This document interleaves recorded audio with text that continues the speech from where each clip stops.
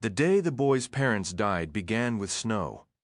Authorities would later call it an accident, but he witnessed it himself and knew better. The snow arrived first, a strange and cold white warning drifting from the ashen sky.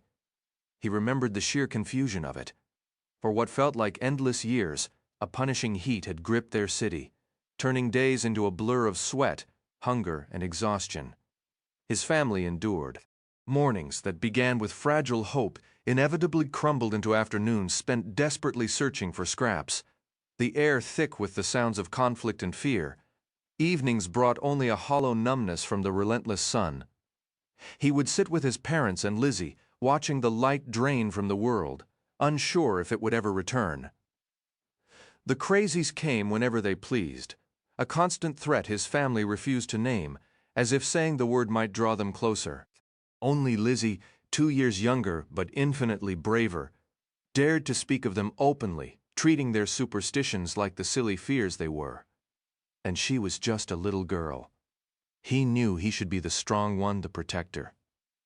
"Don't worry, Lizzie. The door is bolted. The windows are blacked out. They'll never find us here." But the words always died in his throat. Instead, he'd pull her into a fierce hug, clinging to her like a lifeline, and she would pat his back gently. He loved her with an ache that felt physical.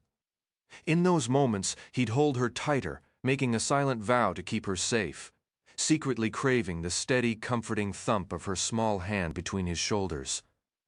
They often fell asleep just like that, tangled together on the old basement mattress, their mother draping a blanket over them.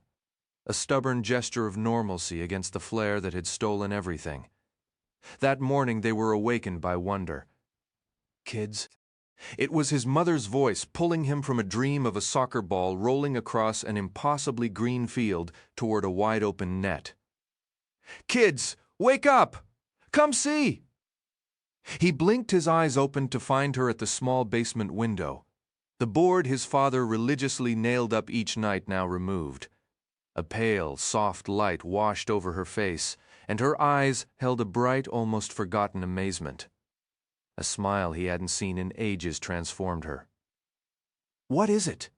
he muttered, stumbling to his feet. Lizzie, rubbing sleep from her eyes, followed him to the window. Several details stuck with him. His father's grizzly bear snores, the eerily empty street free of crazies, the unusual blanket of clouds overhead. Then he saw them, white flecks swirling down from the gray, dancing on unseen currents before settling. Snow. Actual snow. "What in the world?" he whispered, echoing his father's favorite phrase. Lizzie's sleepiness vanished, replaced by a pure delight that squeezed his heart.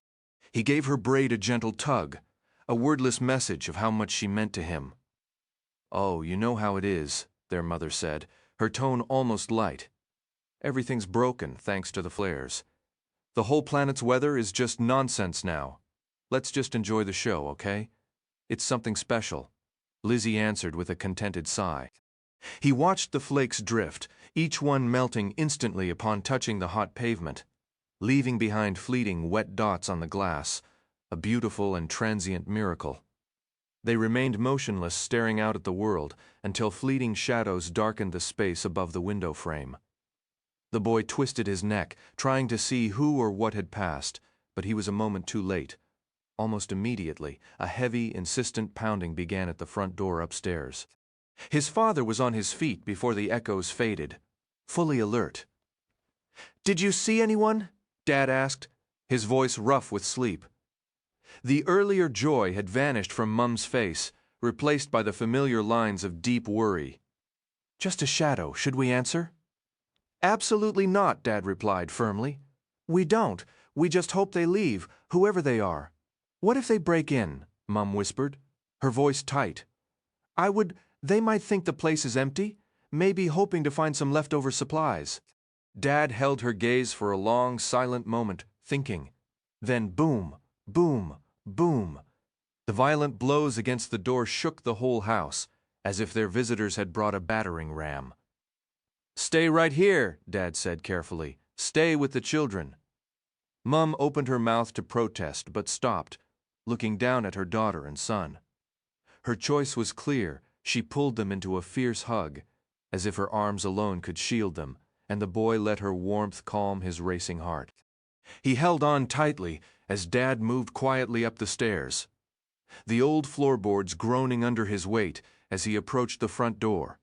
Then, silence. The air grew thick and heavy, pressing down on them. Lizzie reached over and took her brother's hand. He found some words, shaky but meant to comfort. "It's okay," he whispered, his voice barely audible. "They're probably just hungry. Dad will give them something and they'll go. You'll see." He squeezed her fingers with all the love he could muster, not believing a single word he'd just said. Suddenly, a rush of noise erupted.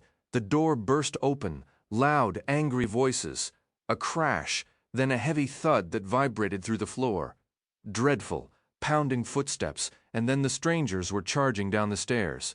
2 men, then a third, a woman, 4 people in total. They were dressed sharply for the difficult times, their expressions neither kind nor threatening, but profoundly solemn. "You ignored every message we sent," one of the men stated flatly, as his eyes scanned the room. "I'm sorry, but we need the girl. Elizabeth, we have no other choice."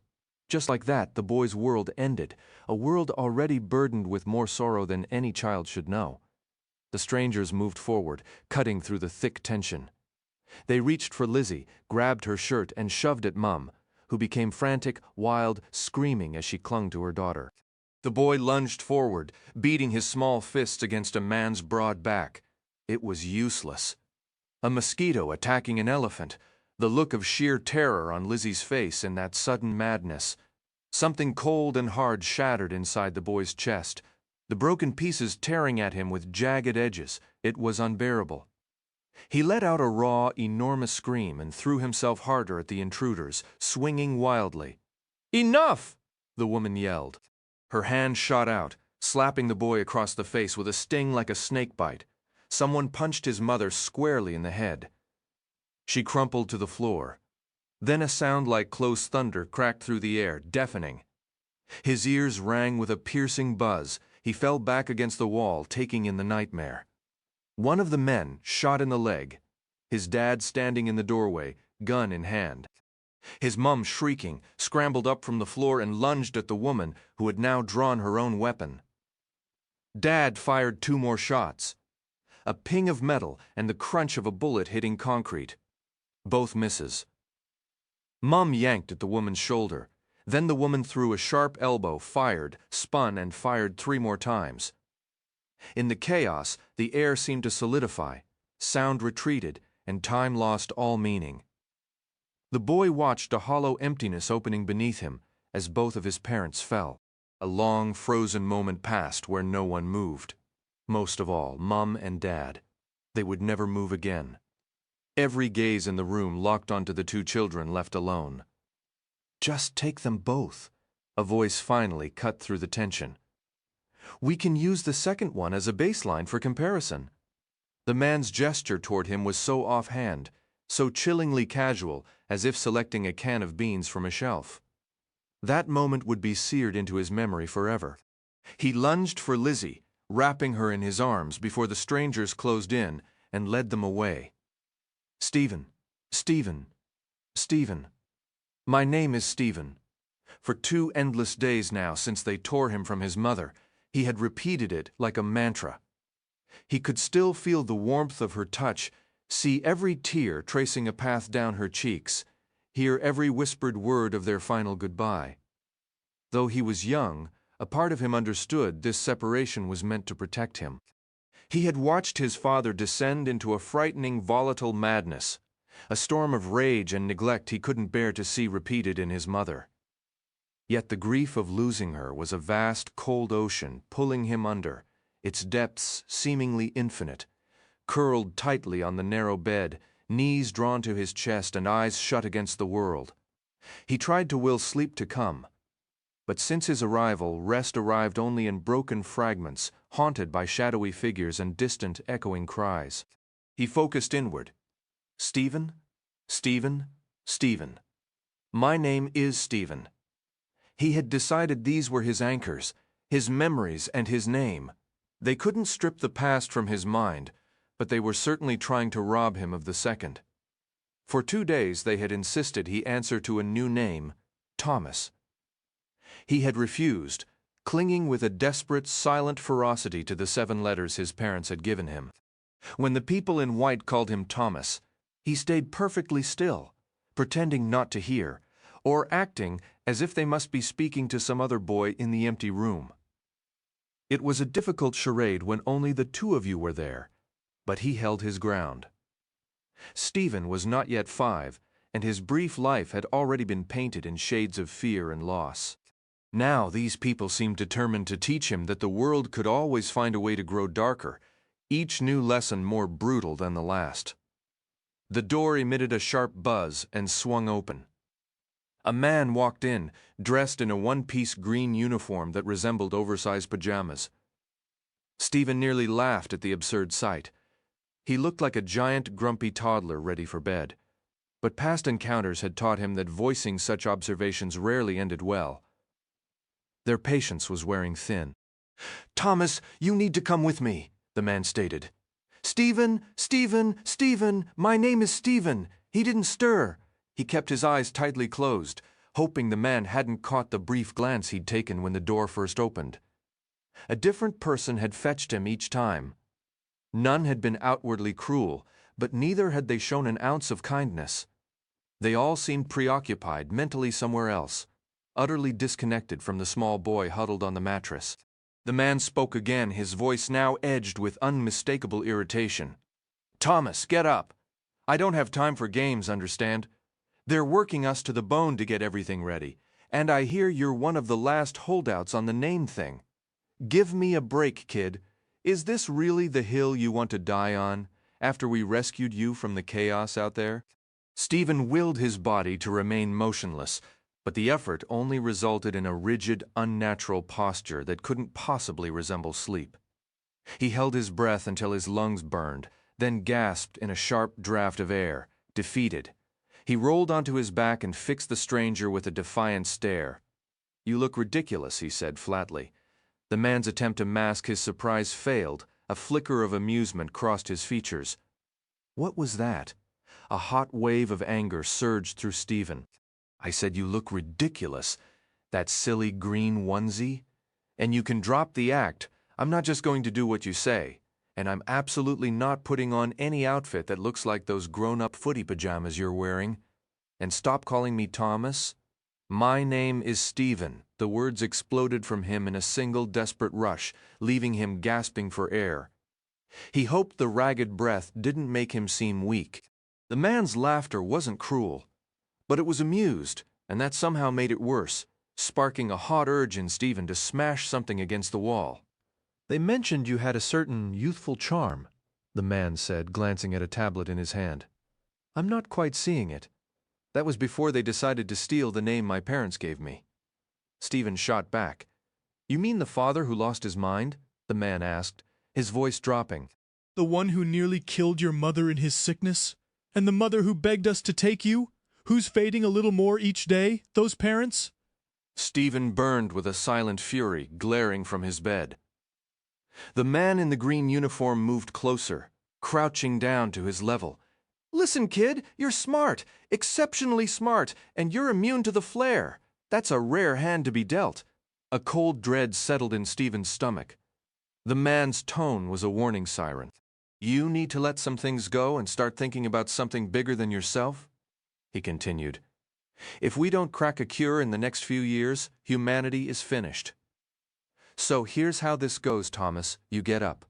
You walk out that door with me, and I won't ask twice." The man held his stare for a long moment, then stood and turned toward the exit. Stephen, his defiance crumbling, swung his legs over the side of the bed and followed. In the hallway, he caught a fleeting glimpse of another kid, a girl with brown hair, maybe a year or 2 older than him. A woman was guiding her into the room next to his, marked with a plaque that read 31K. The door thudded shut as they passed. Teresa adjusted to her new name without any fuss. The man in green remarked as they walked the long, poorly lit corridor. Of course, she was probably eager to leave the old one behind. What was it? Stephen asked, a flicker of genuine curiosity cutting through his resentment. If she had surrendered so easily, maybe he could be the keeper of her real name, a small act of solidarity for a possible ally. "Trust me, forgetting your own will be burden enough," the man replied. "I wouldn't pile another on you." "I'll never forget," Stephen vowed silently. "Never."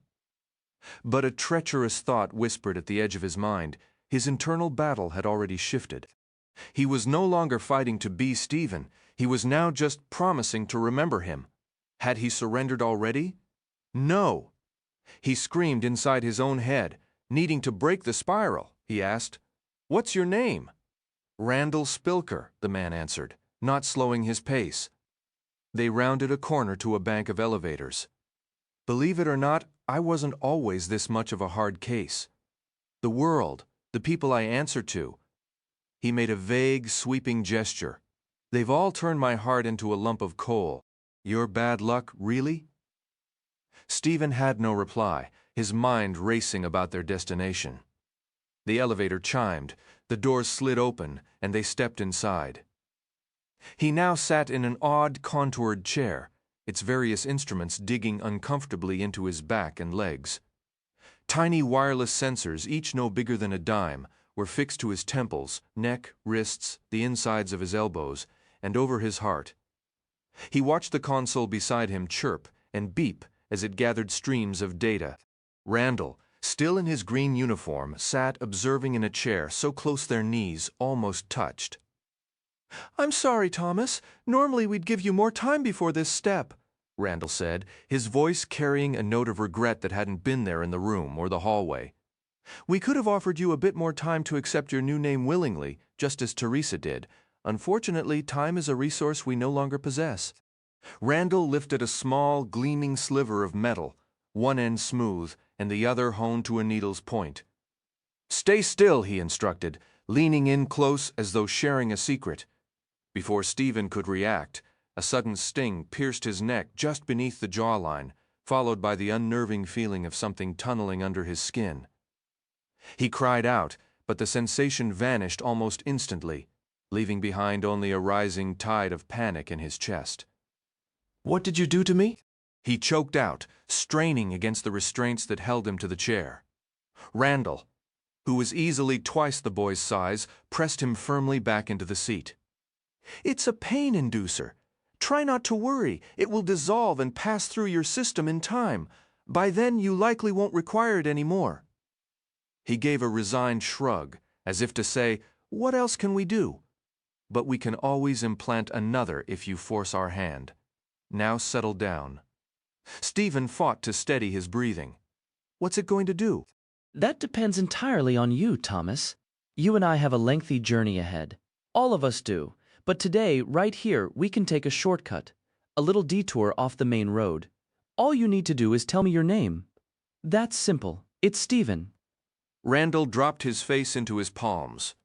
"Do it," he murmured, his voice thin with exhaustion. Up until that moment, Stephen's understanding of pain had been limited to the minor scrapes and bruises of childhood. So when the searing storm erupted inside him, when agony ignited in every muscle and raced along his nerves, he had no vocabulary for it, no way to comprehend. There was only the scream that barely reached his own ears before his consciousness mercifully shut down. He awoke gasping, drenched in cold sweat. He remained in the unfamiliar chair, now secured by supple leather straps. Every fiber of his body hummed with the lingering echo of the pain Randall and the device had unleashed. "Wah!" Stephen rasped, his throat scorched and raw, a testament to how much he must have screamed while he was out. "What?" he repeated, his thoughts scattered and slow to reassemble. "I tried to warn you, Thomas," Randall said, and there might have been a flicker of compassion in his tone. Maybe even regret. "We don't have the luxury to play games. I'm sorry, truly. But we're going to have to try again. I believe you now understand this isn't a bluff. Everyone here needs you to accept your new name." The man turned away, his gaze fixed on the floor for a long, silent moment. "How could you hurt me like this?" Stephen managed through his aching throat. I'm just a kid. Young as he was, he recognized how pitiful he sounded. He also knew adults typically responded to pity in one of two ways. Their hearts might soften and they'd relent, or their guilt would burn so fiercely they'd turn to stone to smother it. Randall chose the latter, his face flushing as he snapped back. All you have to do is accept a name. I'm done playing games. What is your name? Stephen wasn't foolish. He'd play along for now. Thomas. My name is Thomas. I don't believe you, Randall replied, his eyes dark and unreadable again. Stephen opened his mouth to answer, but Randall wasn't speaking to him. The pain returned, more intense and swift than before. He had only a heartbeat to register the torment before blackness swallowed him once more. What's your name? Stephen could scarcely form the word, Thomas. I don't believe you. No, he whimpered. The pain was no longer a surprise, nor was the oblivion that followed. What's your name, Thomas? I don't want you to forget. No, he wept, his small body trembling with uncontrollable sobs. What's your name, Thomas? Any other names you go by? No, just Thomas. Has anyone ever called you something different? No, only Thomas. Will you forget your name? Ever use another one? No. All right. One last reminder then? Later, he lay on his bed, curled tightly into himself. The world beyond his room seemed distant and hushed. He had no tears left to cry. His body felt numb except for that persistent, prickling discomfort. It was as though every part of him had drifted into a heavy, dreamless sleep. In his mind, he saw Randall standing over him. Guilt and fury twisted together into a raw, dangerous kind of anger that contorted Randall's face into something monstrous as he delivered the blows. I won't ever forget, Thomas repeated silently. I can't ever forget. And so, inside his head, he began to whisper a phrase he knew by heart again and again. Something felt off, though he couldn't quite say what. Thomas? Thomas? Thomas, my name is Thomas. Try to hold still, please. The doctor wasn't cruel, but he wasn't warm either. He was simply present, detached and clinical, also entirely unremarkable, middle-aged, average height, and build short dark hair. Thomas shut his eyes and felt the needle slip into his vein after that brief, sharp sting. It was strange how he dreaded it every single week, when the actual pain lasted less than a heartbeat, followed only by that spreading chill inside his limbs. See? The doctor said flatly, that wasn't so bad. Thomas shook his head but didn't reply. Speaking had become difficult since what happened with Randall. Sleeping, eating, moving through the day, everything felt like a struggle. Only in the past few days had he begun to inch forward bit by bit. Whenever a flicker of his old name tried to surface in his thoughts, he shoved it away, determined never to endure that kind of agony again. Thomas would do just fine. It had to be enough. Blood so deep red it looked almost black, traveled up the thin tube from his arm into the small glass vial.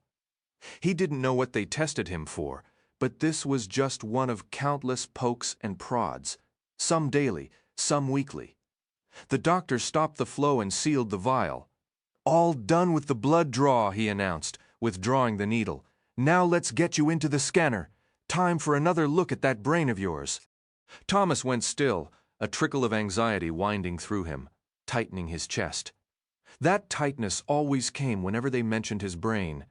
Now, the doctor chided, noticing Thomas stiffen. We do this every week. It's just routine. Nothing to worry about. We need regular pictures of what's going on up there. Understood? Thomas nodded, squeezing his eyes shut for a second. He wanted to cry. He drew a sharp breath and pushed the feeling down. He stood and followed the doctor into an adjoining room, where a hulking machine sat like a sleeping giant, a cylindrical tunnel at its heart, a flat bed extended and waiting to receive him. Up you go. This was around the fourth or fifth time Thomas had gone through this, and resisting was pointless. He climbed onto the bed and lay on his back, staring up at the ceiling's harsh lights. Remember, the doctor said, Don't let the knocking noises bother you. It's all normal. All part of the process.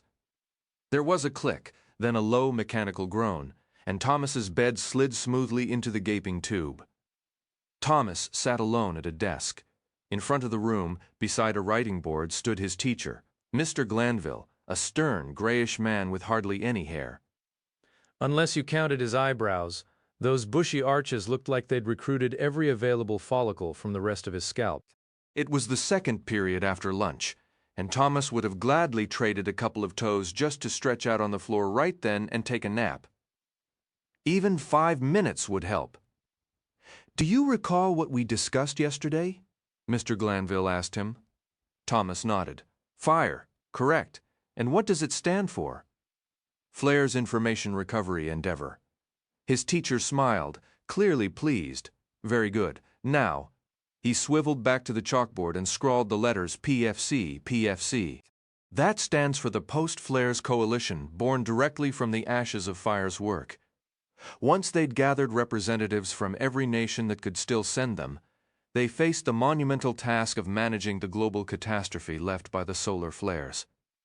While Fire worked to understand the full scope of the disaster, the PFC rolled up its sleeves to begin the long, hard work of rebuilding. "Am I putting you to sleep, son?" Thomas jolted, his chin having dropped to his chest. He might have drifted off for a second.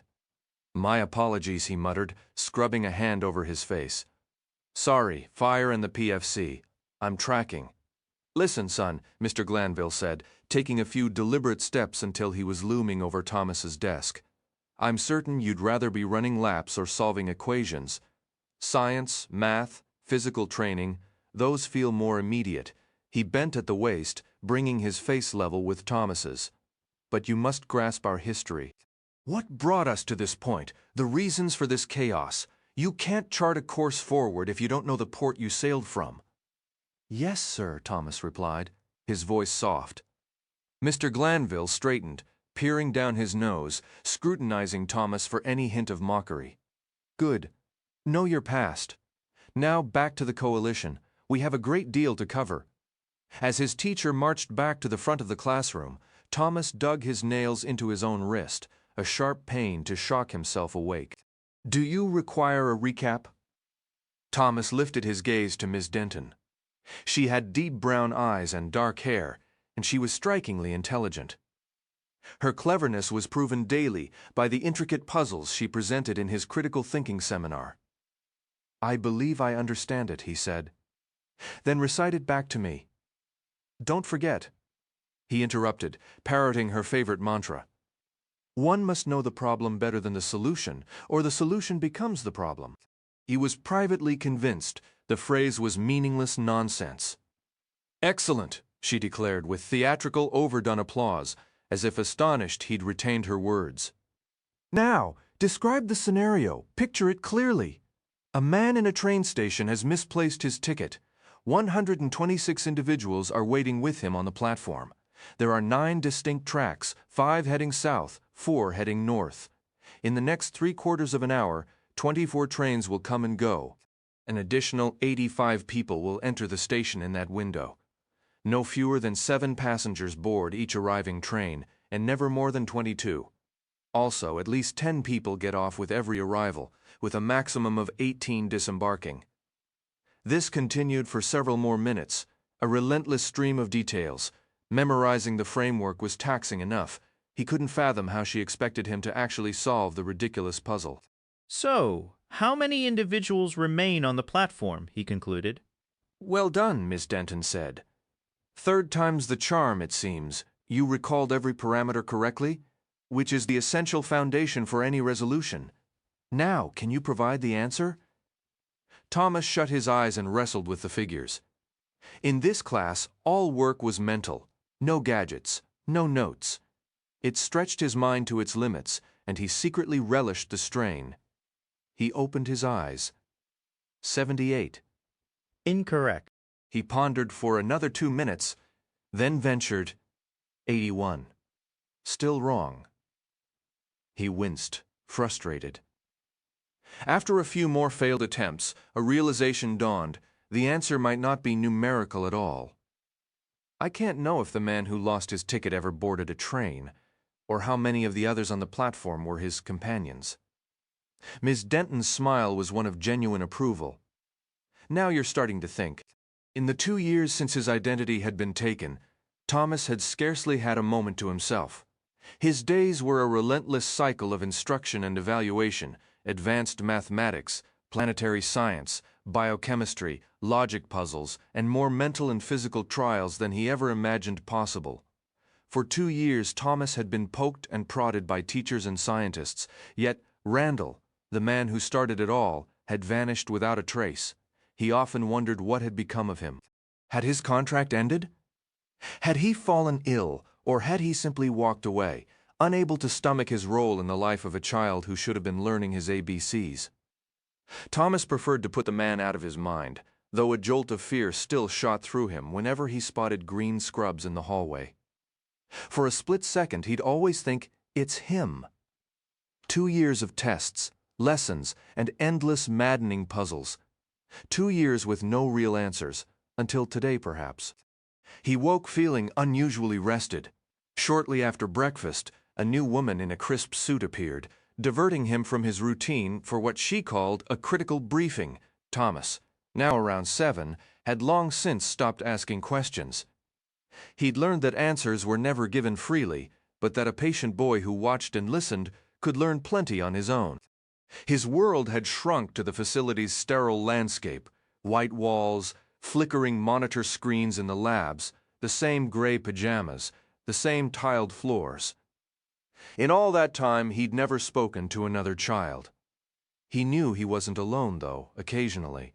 He'd catch a fleeting glimpse of the girl next door, just a flash of eyes before her door sealed shut. The nameplate on her door, Teresa, had become her identity to him, and he ached for a conversation. His life was a desert of boredom, his only oasis, a vast, unrestricted library. Lately, he'd been devouring the epic adventures of Mario di Sanza, losing himself in fictional worlds far removed from his own. His escort led him to a small antechamber guarded by 2 armed men. "Chancellor Anderson will see you shortly," she stated in a flat, synthesized tone before departing. Thomas studied the guards. They were different from the usual security, dressed in severe black uniforms over body armor, cradling massive rifles. Emblazoned across their chests was a single stark word, "Wicked." He'd never seen that before. "What's that for?" Thomas asked. Pointing one guard offered only a cryptic wink and a ghost of a smile before both faces hardened into impassive masks. Thomas, who had grown bolder with adults out of sheer necessity, understood the conversation was over. He took a seat, his mind turning over the word, "Wicked." What could it possibly stand for? Why put such a word on a uniform? It made no sense. The sound of a door opening behind him broke his concentration. He turned to see a weary-looking man with dark hair graying at the temples and the shadowed, tired eyes of someone who carried the weight of storms. There was something in the man's manner that suggested he was younger than his appearance let on. "You must be Thomas," he said, the attempt at cheerfulness falling flat. "Kevin Anderson, Chancellor here." He offered a smile that didn't reach his eyes, which remained dark and watchful. Thomas rose, a familiar awkwardness settling over him. "Nice to meet you," he managed, the words feeling hollow. Despite the relative safety of the past few years, the ghost of Randall and a deep, persistent loneliness lingered in his chest. He wasn't sure why he was here or what this meeting was meant to achieve. "Why don't you come inside?" Anderson said, stepping aside with a theatrical sweep of his arm as though unveiling something grand. "Have a seat. We have quite a bit to discuss." Thomas lowered his head and entered, a small instinctive part of him bracing for a blow as he passed the Chancellor. He went directly to the nearest chair and sat, only then allowing himself a swift survey of the room. He was facing a broad, imposing desk that mimicked wood but was clearly synthetic, its front edge lined with several framed photographs turned away from him. He felt a sharp, desperate curiosity about the frozen moments of Anderson's life displayed there. The space was otherwise sparse, holding only a few devices, some chairs, and a workstation integrated into the desk itself. The Chancellor moved smoothly to his own seat, tapped a few commands on the workstation screen, gave a slight nod, and then leaned back, pressing his fingertips together beneath his chin. A heavy quiet stretched out as the man observed him, amplifying Thomas's discomfort. "Are you aware of the significance of today?" Chancellor Anderson asked at last. Thomas had spent the entire morning fighting that very thought, which only made the memory of his single happy Christmas shine with painful clarity. It brought a sadness so acute it felt like a weight of jagged stone on his lungs. "It's the start of the holiday week," Thomas replied, hoping to mask the ache the admission caused. For a fleeting instant, he caught the phantom scent of pine and the tang of spiced cider. "Exactly," Anderson said, crossing his arms with an air of satisfaction. And today's the highlight, wouldn't you agree? Religious or not, everyone finds a way to mark Christmas. Honestly, who's bothered with religion these past 10 years? The apocalyptics, I suppose, but who else? The Chancellor went quiet, his gaze drifting. Thomas couldn't fathom the man's point, unless it was simply to deepen the misery of the kid sitting across from him. Then Anderson seemed to reanimate, leaning forward over the desk with his hands clasped. "Christmas, Thomas. It's about family, feasts, comfort, and the gifts, of course. We mustn't forget the gifts. Tell me, what's the finest present you ever unwrapped on a Christmas morning?" Thomas had to turn his face away, focusing on a spot on the wall to keep his eyes from welling over. He wouldn't answer such a cruel question, intentional or not. "When I was about your age," Anderson continued, undeterred, "I received a bicycle, a gleaming green one. The tree lights danced on its fresh paint. It was magic, Thomas, pure magic. You spend the rest of your life chasing that feeling, especially once you become a grumpy old relic like me." Thomas gathered himself and met the Chancellor's gaze, pouring every ounce of defiance he had into it. "My parents are likely dead. And yes, I got a bike once, too. I had to leave it behind when your people took me. I'll never have another Christmas, not with the flare out there. So why are we talking about this? Is this your idea of a joke?" The torrent of anger was a relief. Anderson's face lost its color, all traces of festive nostalgia vanishing. He placed his palms flat on the desk, and a shadow seemed to fall across his eyes.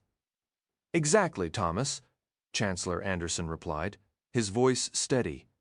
"That is precisely my intention, so you will grasp the absolute necessity of ensuring wicked success.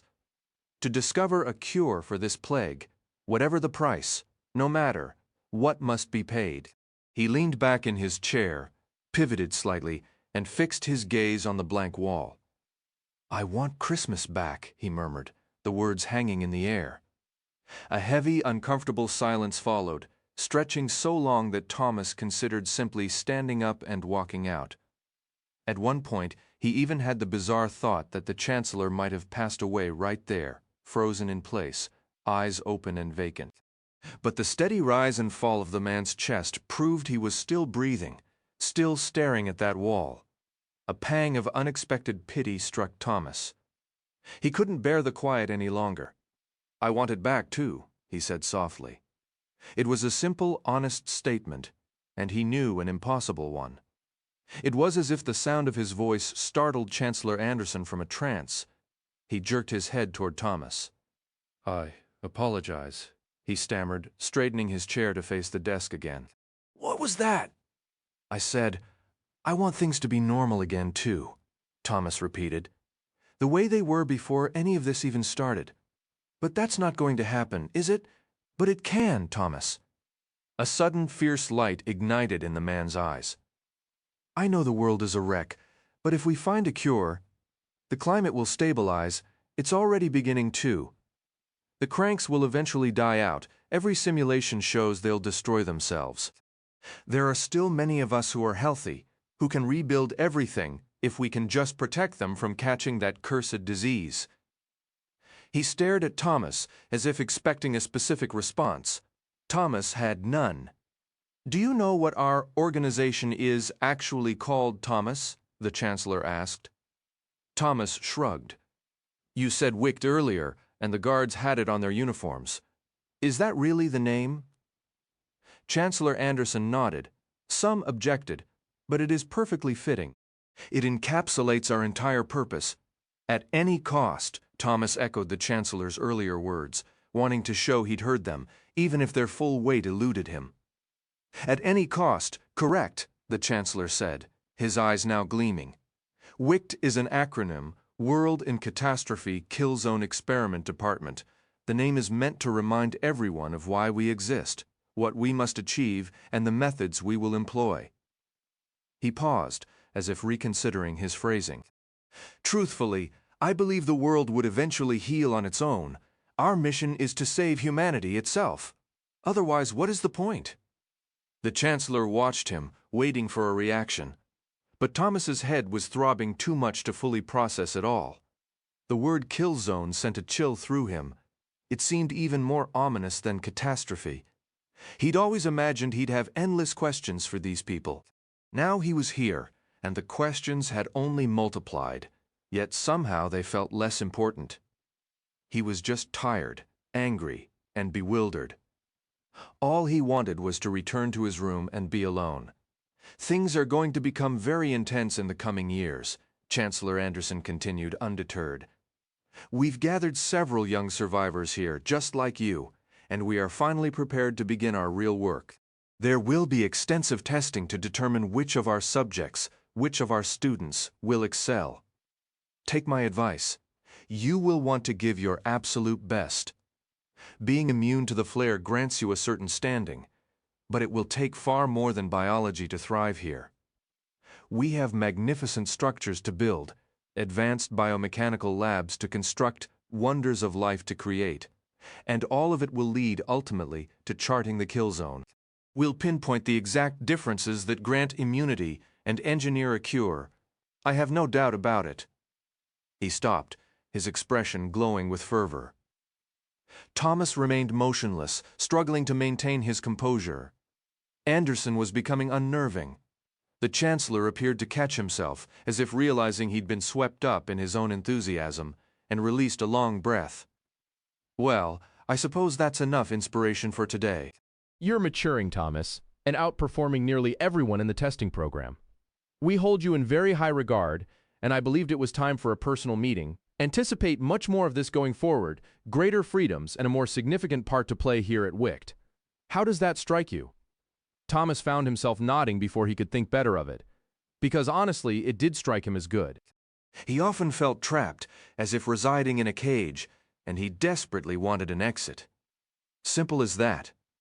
Perhaps the very route had just been unveiled for him. Can I ask one more thing? He said, unable to shake that one dreadful word from his mind. Kill zone, of course. What does kill zone mean? Anderson actually grinned at that. Ah, my apologies, I suppose I took for granted you knew. It's our term for the brain, the primary site where the flare inflicts its worst damage. Where it ultimately, well, concludes the life of the infected. That's what we're fighting against. You could say it's our battlefield here at WICT, the kill zone. Thomas was far from grasping the full picture, yet for some reason this clarification offered a strange comfort. So, are we in agreement then? Chancellor Anderson pressed. Are you prepared to take on a role in the vital work we're doing here? Thomas nodded. The Chancellor tapped a finger on the desk a few times. Excellent. Then head back to your room and get some rest. Significant days are coming. Thomas felt a quick surge of anticipation, instantly shadowed by a confusing wave of guilt he couldn't explain. Later, after the same woman had led him back to his room, Thomas acted on impulse. Just as she began to shut the door, he wedged his hand in the opening to halt it. Sorry, he said in a rush, but can I just ask you one question? A flicker of apprehension passed over her features. That's likely not advisable. This, everything here, it's a highly controlled setting. I'm sorry, her cheeks colored. But, Thomas scrambled for the proper phrasing, the right inquiry. Chancellor Anderson mentioned big times ahead. Are there many others like me? Are they all young? Will I actually get to meet any of them? He despised the swell of hope he felt. Like the girl in the room beside mine. Teresa, will I ever really meet her? The woman exhaled, genuine sympathy in her gaze. She gave a slow nod. There are many others, but what matters now is your excellent performance in the testing. Meeting the others isn't far off? I know you must feel isolated. I truly am sorry, but maybe it helps a little to understand everyone is in the same situation. Things will improve soon, though, I promise. She moved to close the door again, but Thomas blocked it once more. How long? He asked, cringing at the raw need in his own voice. How much longer do I have to be alone? Just... She sighed again, her resolve clearly fraying. As I said, not much longer, perhaps a year. Thomas yanked his hand back just before she shut the door firmly. He stumbled to his bed and collapsed onto it, fighting to contain the tears. A whole year. A knock came at his door early the next morning. It had become as regular as sunrise, the same hour, though not always the same person. Yet he knew exactly who he wished to see, the kindest doctor he'd encountered by a wide margin.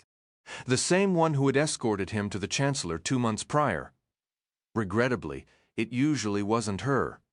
But when he opened the door today, there she was. Dr. Page, he said.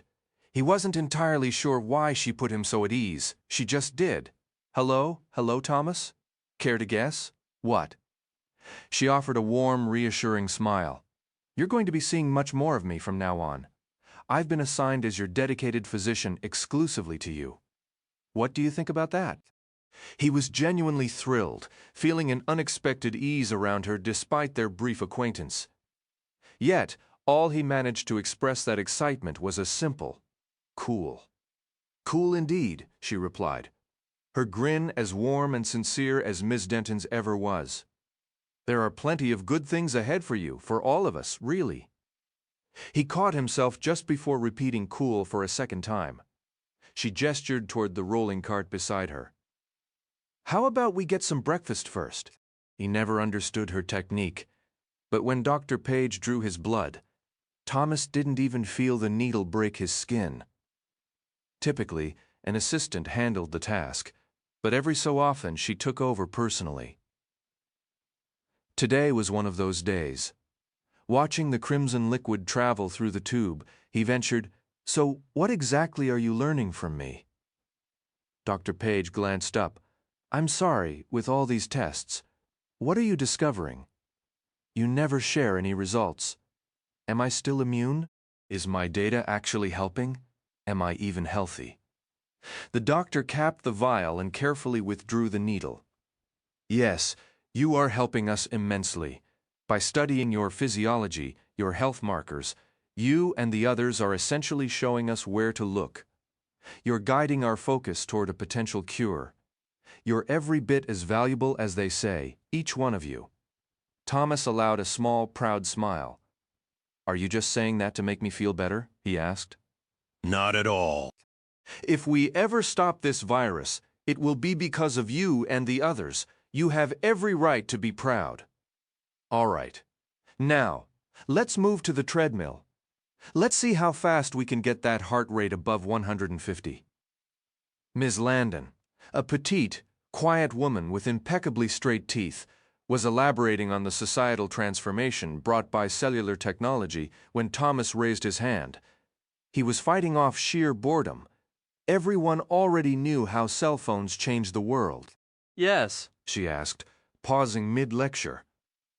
I thought we were going to discuss the invention of the flat trans soon, Thomas said. Did I mention that? I believe you did. It just sounds a lot more interesting than this current topic.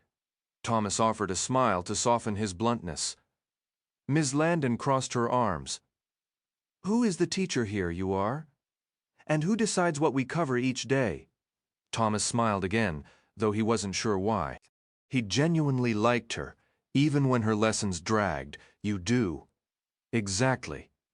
Now, as I was saying, imagine how the world shifted when suddenly every individual could be connected by. Ms. Denton possessed the patience of a glacier.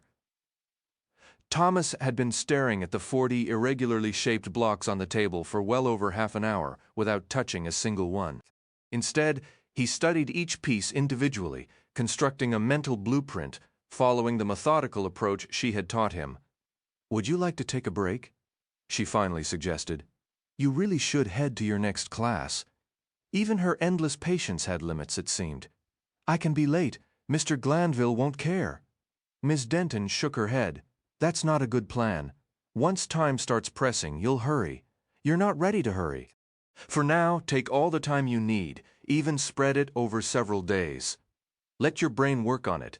Visualize the pieces while you're lying in bed tonight." Thomas reluctantly pulled his gaze from the blocks and leaned back in his chair. "Why do we do so many puzzles anyway? Aren't they just games?" "Is that what you believe?" "Not really, I suppose. It feels like it challenges my brain more than any of my other subjects. Ms. Denton smiled as if he'd just declared her the wisest instructor in the building. "That's precisely the point, Thomas.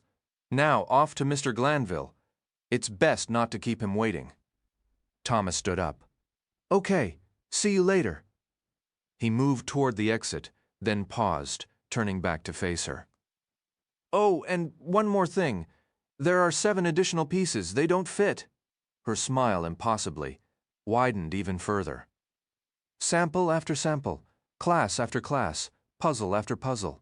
Day in, day out. Month after relentless month, the knock at the door arrived exactly on time. Perhaps a second or two off. Thomas opened it to find an unfamiliar man staring back at him, bald and looking profoundly unhappy to be there. Maybe even unhappy to be alive. His eyes were puffy and red, his frown etched into every sagging line of his weary face. "Where's Dr. Page?" Thomas asked, a sinking feeling in his chest. As much as the routine could grate on him, breaking it left him uneasy. "Is she all right?" "May I come in, please?" the man responded, gesturing toward the meal tray he carried. His voice held none of Dr. Page's gentle warmth. Sure." Thomas stepped back, pulling the door wider. The stranger wheeled the cart past him and up to the small desk. "Be certain you finish everything," the man instructed. "You're going to require considerable strength today." Thomas disliked his tone immediately. "Why? And you didn't answer me. What's happened to Dr. Page?" The man straightened up, as if trying to gain height, and crossed his arms. "Why would anything be wrong with Dr. Page? She's perfectly fine. And remember to address your elders with kindness and respect at all times."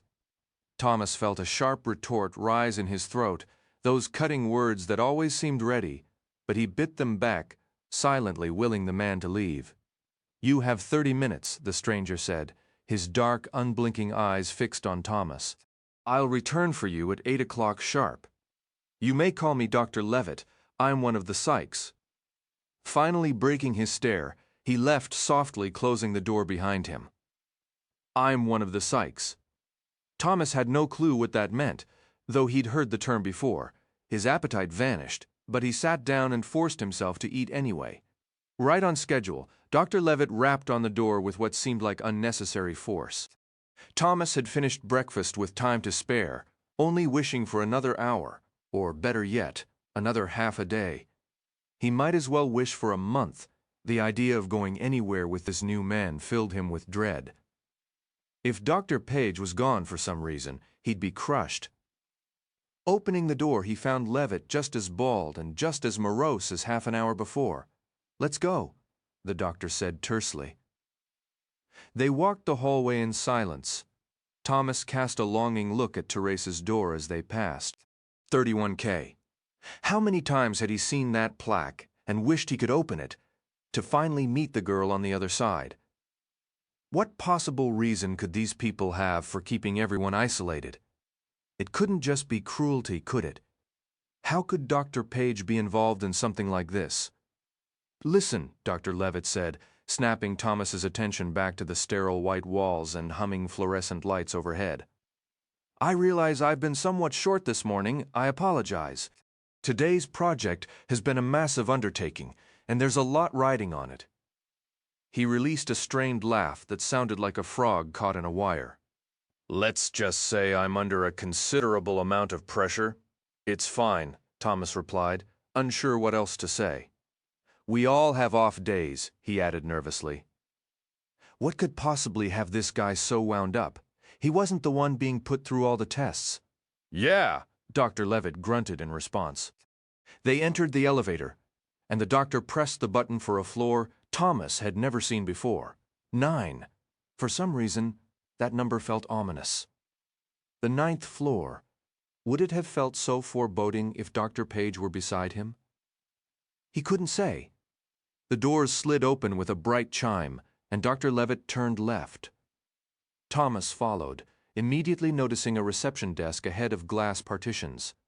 Beyond them, he could see the flickering lights of monitors and equipment. The level had the unmistakable feel of a medical ward. Perhaps something had happened to Dr. Page, Thomas considered. Maybe this was a visit. He worked to keep his tone light and casual. Any chance you can fill me in on today's plan? Afraid not, Levitt answered, tossing in a belated sorry, kid. Thomas trailed him past the reception area and through a glass partition. The corridor stretched ahead, lined with identical numbered doors. Each was sealed shut, the frosted glass windows hidden by thick, floor-to-ceiling drapes. The only signs of life were the silent medical monitors stationed outside. A muffled conversation from behind one door made him tense, and he flinched at a sudden, pained shout. He kept moving until a distant, echoing scream ricocheted down the hall behind them. Thomas halted and whirled around. "Just keep moving," Dr. Levitt instructed, his voice flat. "There's nothing for you to see back there." What is happening here? Thomas pressed, his voice rising. "What's wrong with that person?" Levitt's hand closed around Thomas's forearm. The grip wasn't cruel, but it was firm and left no room for debate. "It's all under control. You need to trust me. We're almost there, so just keep walking." Thomas, his heart hammering, complied. They finally paused before a door indistinguishable from the rest. A digital screen beside it displayed information in type too fine for Thomas to read from his position. Dr. Levitt scrutinized it briefly, then reached for the handle. Just as the knob turned, a burst of noise shattered the quiet. Thomas spun to see a door fly open. A boy in a hospital gown, his head wrapped in bandages, lurched into the hallway, supported by 2 nurses. He moved like someone profoundly sedated, his legs buckling until he collapsed. He fought his way back up, now shoving away the very people trying to steady him. Thomas stood rooted, watching as the boy, who looked to be a year or 2 older, with dark hair and Asian features, fell once more, then hauled himself upright with a drunkard's determination. He began a wobbling, zigzagging sprint directly toward Thomas. "Don't go in there!" The boy's words were thick and slurred, his face was slick with sweat, and a small crimson stain had bloomed on the white bandage above his ear. Thomas could only stare, stunned. In an instant, Dr. Levitt stepped between them. One of the chasing nurses yelled, "Minho, stop! You're not cleared to!" Her voice cut off. "Minho!" So that was his name. The boy crashed into Levitt as if he were invisible, his dazed, terrified eyes locked on Thomas. "Don't let them do it!" Minho shouted, writhing in the doctor's grasp. He was too slight to break free, but he never stopped trying. "What?" Thomas whispered, then found his voice. What is going on? They're putting things in our heads. Minho cried out, his wild gaze piercing Thomas. "They said it wouldn't hurt, but it does. It really does. They're all a bunch of filthy." The final word vanished as a nurse swiftly injected something into Minho's neck. His body went limp, slumping to the floor. Within moments, the 2 nurses were dragging him back down the hall toward his room, his heels scraping along the linoleum. Thomas turned to Levitt, a cold dread settling in his stomach. "What did you do to him?" The doctor, his composure eerily undisturbed, offered a thin, practiced smile. "He's merely experiencing a disorienting reaction to the sedation. It's perfectly normal. Nothing for you to worry about." He certainly seemed fond of that phrase. The thought of bolting seized Thomas. It flashed through his mind as he watched Levitt push the door open, as he mechanically followed him into the room, as he heard the definitive click of the latch behind him. I'm a complete coward, he thought with a surge of self-loathing. That kid Minho has more guts in his little finger. The room was undeniably a hospital suite. 2 beds stood against the wall, each shrouded by its own privacy curtain. The curtain on the left was open, showing a neatly made bed. The one on the right was closed, the thin fabric hiding the person lying behind it, though Thomas could make out the vague shape of a body. The room was packed with medical gear, as advanced as anything he'd seen in the testing labs. Dr. Levitt was already at a monitor, studying a screen full of charts and typing in data. Thomas kept his eyes on the drawn curtain.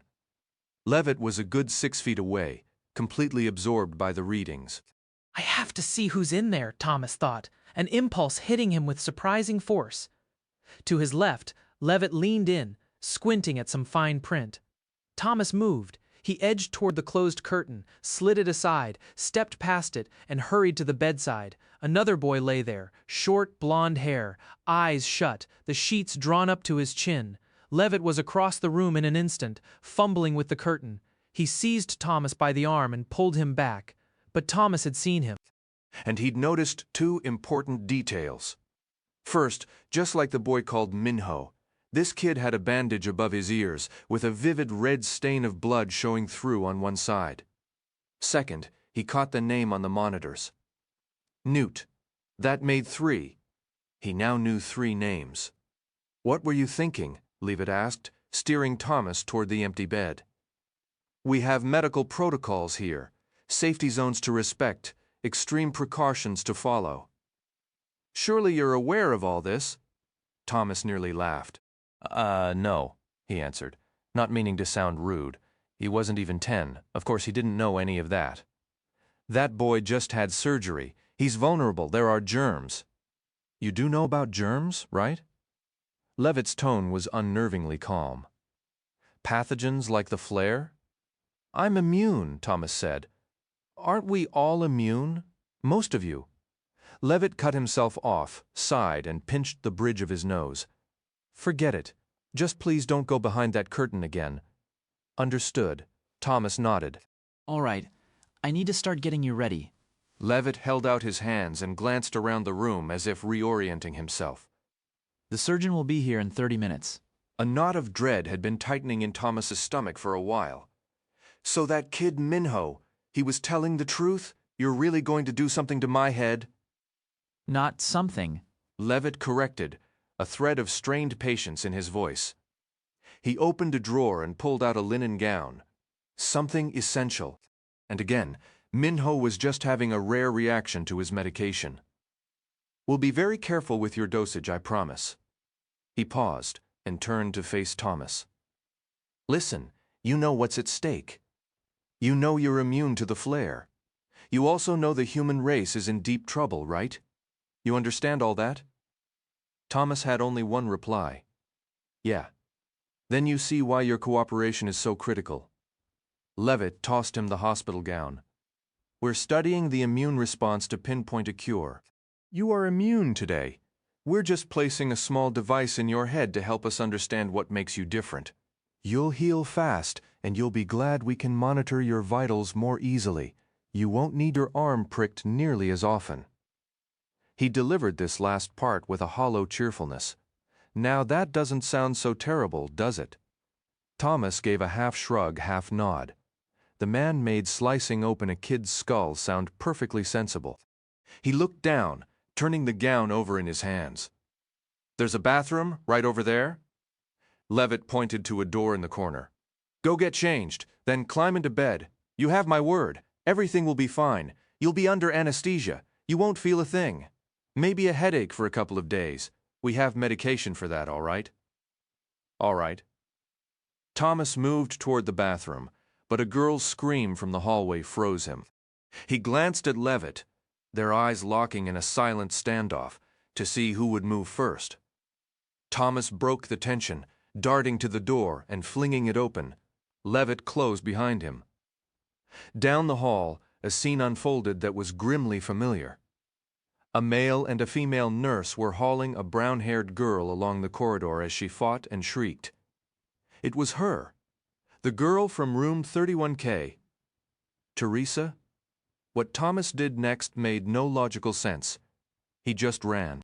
The raw terror on her face finally popped the bubble of dread that had been swelling inside him.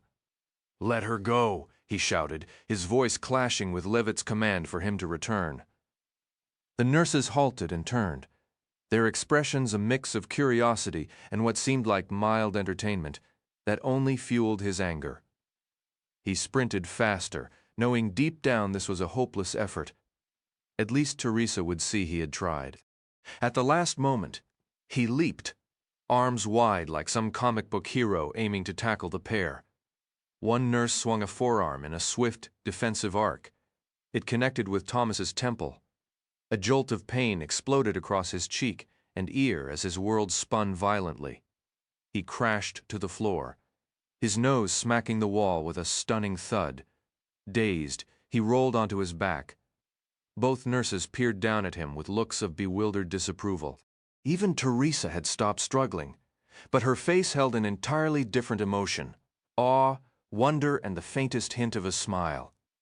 In that instant, Thomas felt invincible. Then Levitt's shadow fell over him, a syringe in hand. "I thought we had an understanding, kid. I really hoped I wouldn't need this." He knelt and pressed the needle into Thomas's neck, depressing the plunger. As the world began to dissolve into haze, Thomas found Teresa's eyes one last time. In the blur of being dragged away, her voice cut through clearly. Someday we'll be bigger. His dreams were a turbulent whirl. He was soaring over a scorched, barren earth, with some contraption on his back, watching tiny figures dash across dunes below. They grew larger, morphing into winged creatures with grotesque faces and grasping claws, a nightmare that mercifully ended before they could reach him. The next dream was a gentle reprieve, Thomas with his parents at a riverside picnic.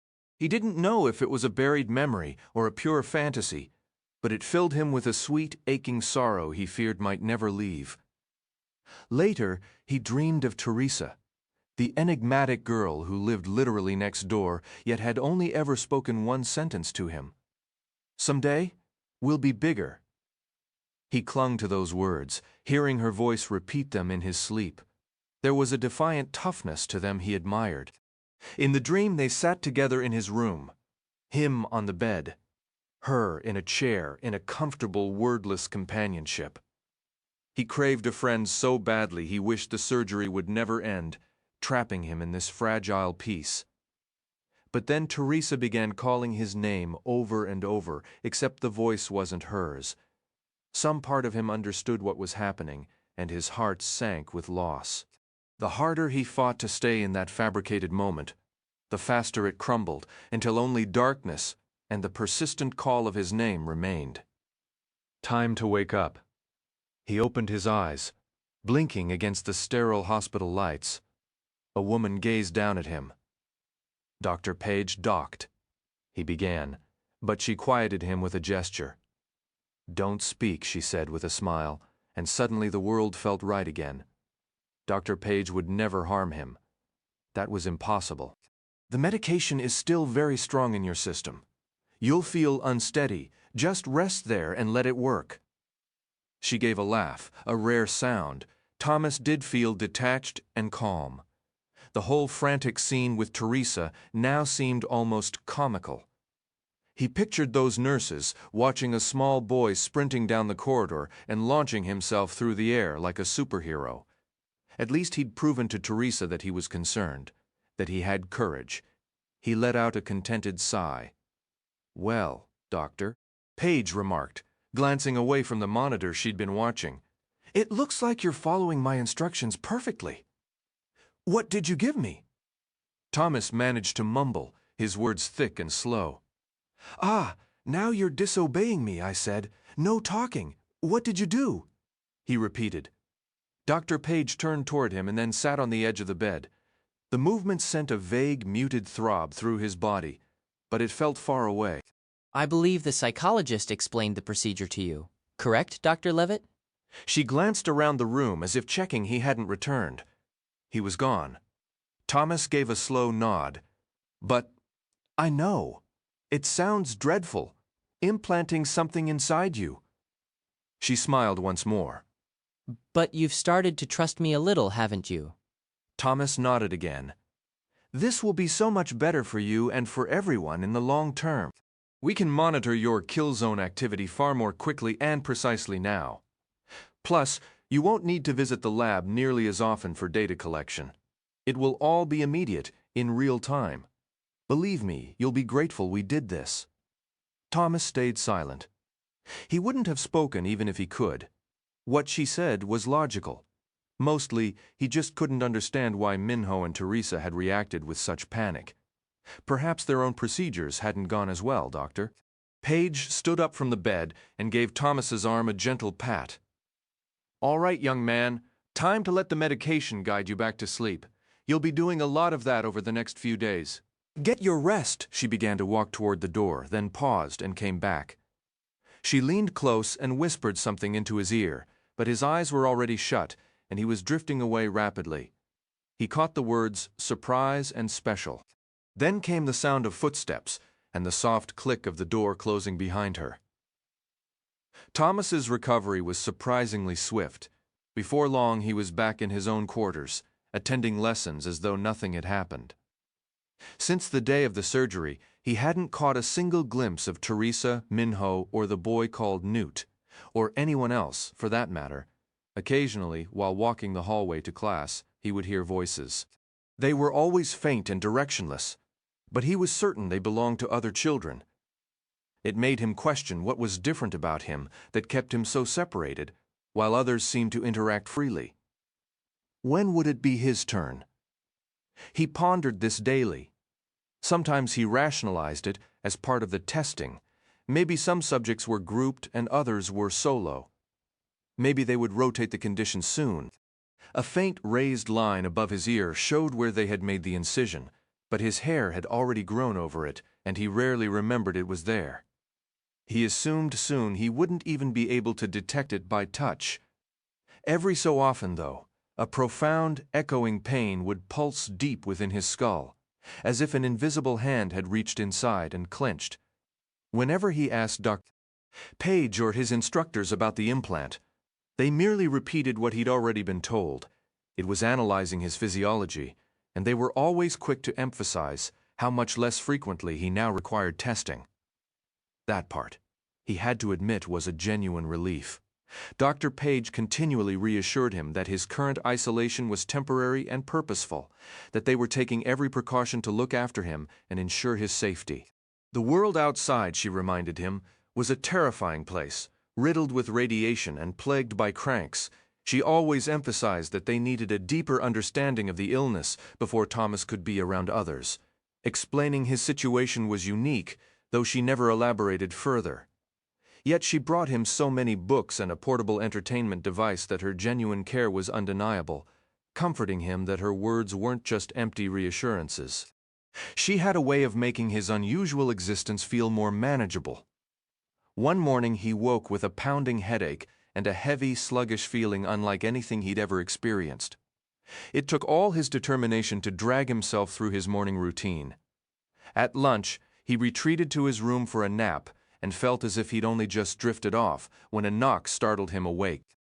He bolted up, worried he'd overslept and missed his afternoon session, the sudden movement sending a fresh surge of pain through his skull. His heart dropped when he saw Dr. Levitt waiting in the hallway, the overhead lights gleaming off his smooth head. "Oh," Thomas blurted out before he could catch himself. "Hey there, son," Levitt answered, sounding as upbeat as ever. "We've got a big surprise lined up for you this afternoon, and I have a feeling you're going to like it." Thomas stared, a sudden wave of dizziness washing over him. Those words sparked such an intense sense of déjà vu that he wondered if he was still dreaming. "Okay," he said, trying to mask his unease. Any break from the usual routine was welcome. "What is it?" Dr. Levitt wore a peculiar, anxious smile. "We, the psychology team," he said, with a somewhat shifty grin. have decided it's time you had some social interaction. We're starting you off with Teresa. How does that sound? Would you like to meet her and spend a little time together?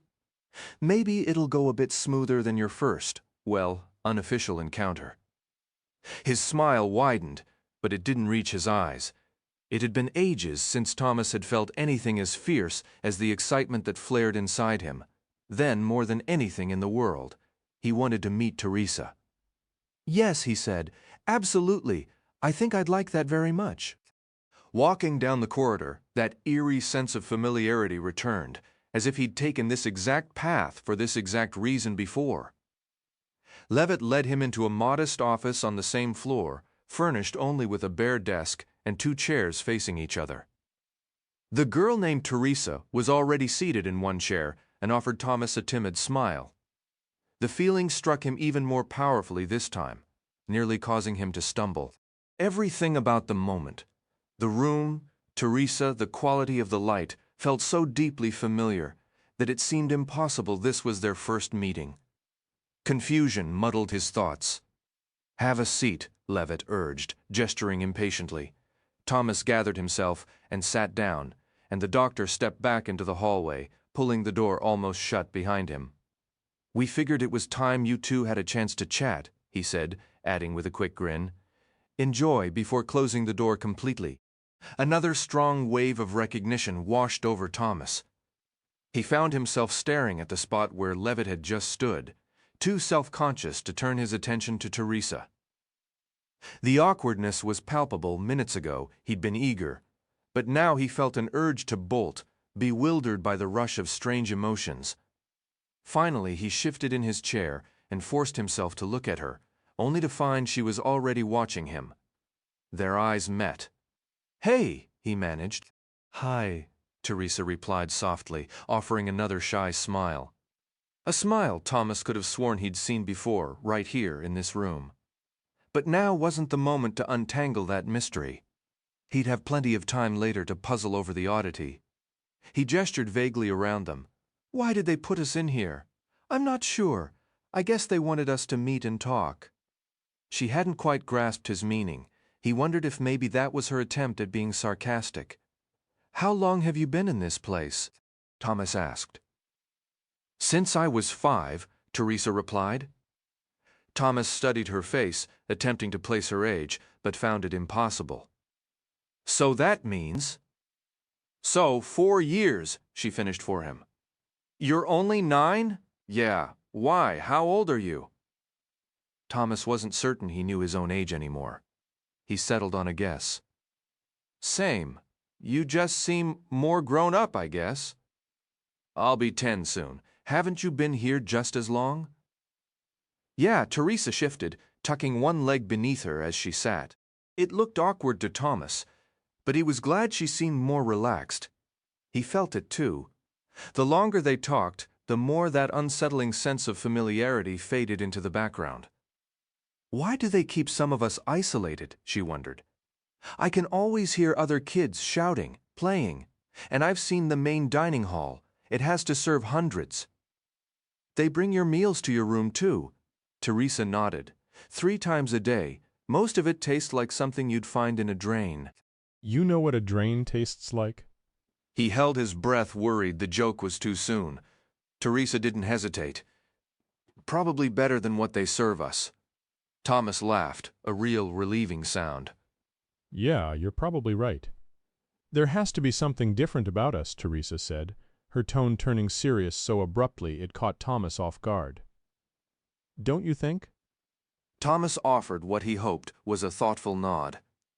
He didn't want to admit the thought had never crossed his mind. "I suppose.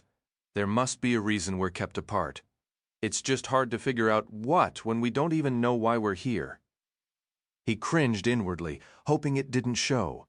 He'd said suppose and reason, and the whole sentence felt clumsy.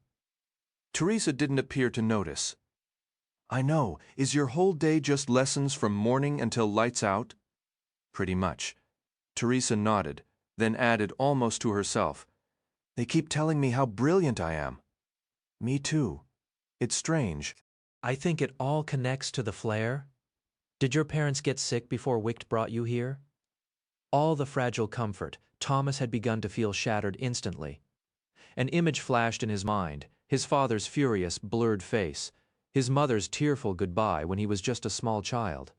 He pushed it away violently. "I don't want to talk about that," he said. "Why not?" "I just don't." "Fine.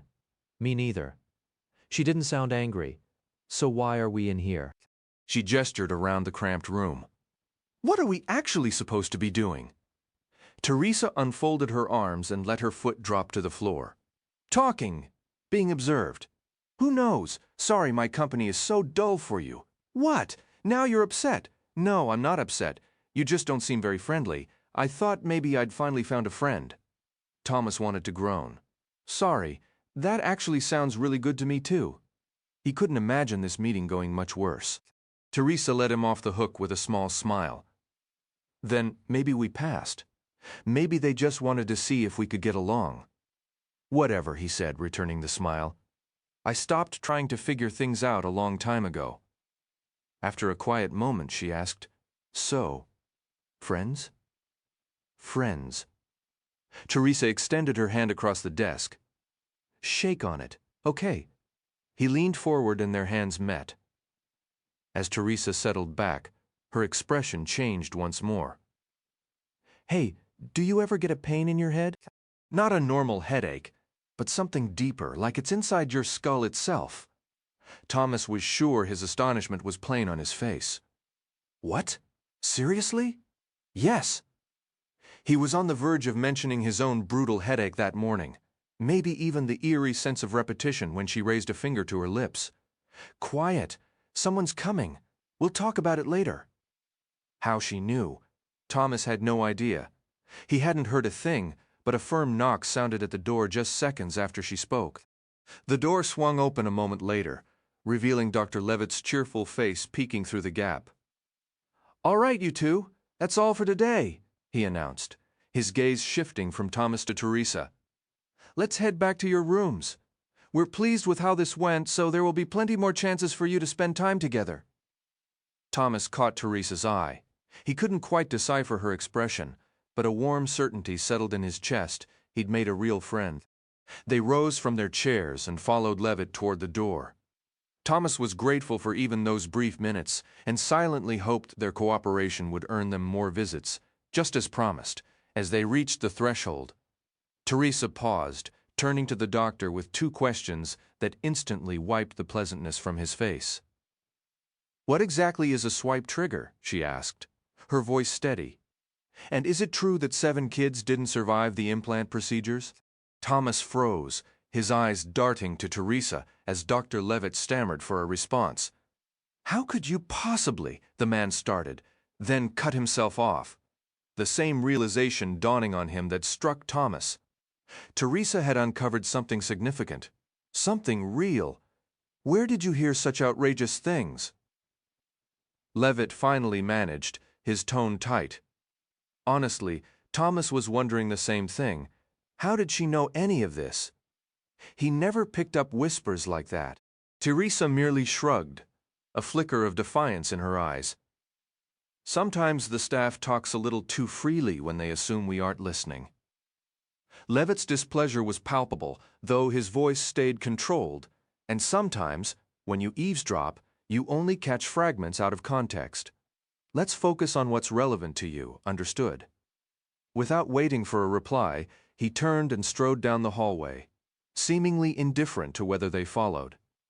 They hurried after him.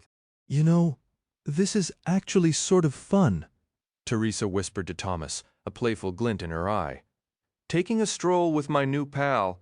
Thomas stared at her in bewildered amusement. Seriously? You drop a bombshell about dead kids, and now you're acting like it's a casual walk in the park. You're seriously strange. He forced a light tone, trying to mask how deeply her second question had shaken him. It had to be just a rumor, right? His tension eased slightly when she suddenly leaned in and kissed his cheek, then darted past Dr. Levitt, sprinting ahead down the corridor.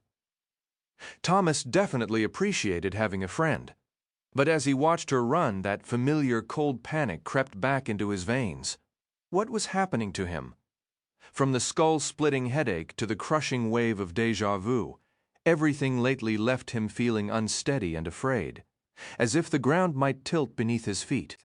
It was like being out of sync with the world's very rotation. He fought hard not to let his mind go to the darkest possibility. He refused to even think the word flare. A week later, following an especially grueling puzzle session with Ms. Denton, Thomas found himself once more in the small room, seated across from Teresa. To his relief, none of the eerie sensations from their last meeting resurfaced. The past 7 days had felt like an eternity, each minute filled with the aching question of whether he'd see his friend again. The only response he ever got from Dr. Page or any of the staff was a vague assurance that they'd meet again soon. Letting an entire week pass felt like the most exquisite form of torture he could imagine. And though he'd considered it repeatedly, he'd never found the courage to ask about the intense déjà vu episode, fearing others might think something was wrong with him. "Hey, it's really good to see you again," Teresa began, breaking the silence. Levitt had just left, pointedly ignoring her question about how much time they'd have. "Yeah, for sure," Thomas agreed, shaking off his scattered thoughts. Asking about his weird feelings from last time felt too awkward, so he steered the conversation elsewhere. "Listen, I've been wanting to ask you about those kids you mentioned, the ones who died. Is that actually true? And sometimes Dr. Page talks like they're doing us some huge favor by keeping us isolated. Honestly, I feel like I have about 1,000,000 other things I want to talk about, too." "Whoa, easy there," Teresa said with a grin, holding up a hand. "One thing at a time." Teresa's gaze drifted upward, scanning each corner of the ceiling with a wary expression. "Maybe we should watch what we say," she murmured. "They're definitely listening. Probably watching, too. Most likely both," Thomas announced, his voice booming with a sarcastic edge. "Hello in there! Good evening, supervisors!" He gave an exaggerated wave to the empty air, a sudden defiant giddiness taking hold. Teresa burst into laughter, which set him off, and for a solid minute they couldn't stop, each snort or chuckle reigniting the other. Deep down, Thomas recognized this hysterical bubble as a flimsy shield against the grim rumors they'd heard. "Let's not stress over it," Teresa finally said, wiping her eyes. "This is our time. They can eavesdrop all they want." "Absolutely." Thomas smacked the desktop, making Teresa jolt before laughing again. "Those stories about kids, it's probably just talk, I hope it is. Honestly, I didn't catch all the details. Could have been about something from before we even got here. I was mostly trying to see how Leavitt would react." Thomas desperately wished that were true. "So, anything thrilling happening in your world lately?" Teresa asked, shifting gears. "Not really," Thomas replied with a shrug. "Let's review. I eat, I attend endless classes, endure countless medical exams. Oh, and I sleep. That pretty much covers the exciting saga of my life." Sounds eerily familiar. No kidding. They shared a smile, then a quiet moment passed. Teresa leaned in, resting her elbows on the desk. "Forget the other kids, or any big secrets for a second. Think about this. Our heads should be fully healed by now, right?" The question caught him off guard. Yeah, you'd think so." His fingers instinctively went to the faint scar concealed by his hair above his left ear. "Feels healed." "I'm sure our magnificent brains are perfectly intact." "You mean what? Wicked labels the kill zone?" Thomas nodded. He'd heard the term, but only knew the rough outline. "Yeah, sounds like something ripped from a video game, but according to Dr. Page, that's the precise area the flare ravages. Isn't it bizarre that we're immune?" Teresa's tone shifted from curious to bitterly ironic. "I mean, on paper, it's the ultimate superpower. A free pass from turning into a raving monster. How fantastic for us, yet here we are, rewarded with a glorified prison. They should call themselves the Dull Corporation, not Wicked. I'm losing my mind staring at these same four walls every single day." Thomas glanced toward the door, considering, is it really that terrible outside? Is that the real reason we're never let out? It has to be horrible. They're always saying the radiation is fading but still spikes in pockets. My last memory of the outside is just a searing white glare from the Berg window that brought me here. Think about it. I've been through a flat trans and flown on a Berg, all before I turned 5. How messed up is that? Thomas had a hazy memory of the large aircraft he'd also traveled in. Despite his fear and sadness at the time, he'd thought it was incredible. Bergs were supposedly for the ultra-wealthy, but a flat trans was on another level. He'd never experienced one, but if Wicht had that tech, their resources were staggering. When did you go through the flat trans? He asked. Her expression clouded, the earlier awe dissolving into sorrow. I hardly remember. I was born out east somewhere. I lost my parents, then got rescued. She trailed off, looking down. Clearly a conversation for another day. Hey, Thomas said, steering away from the painful subject, about that weird pressure in our heads. I get it sometimes too. Teresa's eyes darted back to the ceiling corners. Nothing was visible, but they both understood cameras and microphones could be hidden anywhere in the sterile room. Wicht could plant 100 listening devices in a space that size, and that wasn't even considering what might be embedded in their own skulls. Who knew what those things could track? Abruptly, Teresa stood up, grabbed her chair, and carried it around to sit on the same side of the desk as Thomas. She set the chair down right beside Thomas, their sides almost touching as she settled in. Leaning in, she let her shoulder press firmly against his, then brought her lips close to his ear. Her whisper was so soft it was almost lost in the quiet of the room, but the warmth of her breath on his skin sent a shiver through him. Let's keep talking like this until they make us stop, she murmured. Thomas gave a slight nod, turning his head to speak near her ear. Okay. He found he didn't mind the closeness at all. This pain in my head, she continued, her voice barely audible. It's not really a pain. It's more like an itch deep inside, like there's something in there that needs to be reached. It makes me feel like I'm going to lose my mind sometimes. I just want to claw at my skull to get to it. Thomas wasn't sure he understood. It sounded even stranger than his own flashes of déjà vu. I guess what I feel is a little like that, he offered, though he didn't sound convinced. She let out a quiet laugh, pulling back for just a moment. That's exactly the right thing to say, she said, a bit louder. Then she leaned close again, her tone dropping back to a whisper. I know it sounds insane, but just listen. There's a part of my brain that feels dormant. When I was waking up from the surgery, I heard the words activation sequence. That's what it feels like now. Like there's a sequence waiting to be started, a switch that needs to be flipped. Does that ring any bells? Thomas nodded slowly. Hadn't Dr. Page mentioned something similar? He had a hazy memory of her using the word unique, but it was all so fuzzy it might have been a dream. These neural implants were a total enigma. Teresa went on, her face tense with concentration. I have this feeling that there's something connected to my mind, an extra layer. I've spent hours in bed just focusing on it until my head throbs. What exactly are you focusing on? Thomas asked, his curiosity fully ignited. Trying to use my own thoughts as an instrument, like imagining a physical tool in my mind and attempting to apply it to the implant. Picture a key, trying to turn that lock. Does any of this sound even remotely possible to you? Not at all, Thomas said honestly. She drew back, crossing her arms with a frustrated sigh. He reached out and touched her forearm. But that's exactly why I want to hear more. She looked at him, eyebrows raised. He continued. You seem completely rational to me, she smiled at that. And I'm almost positive Dr. Page hinted at something like this. It's really stuck with me. You've got my full attention. She nodded repeatedly, a visible relief washing over her expression. She sat up straighter and leaned in once more for secrecy.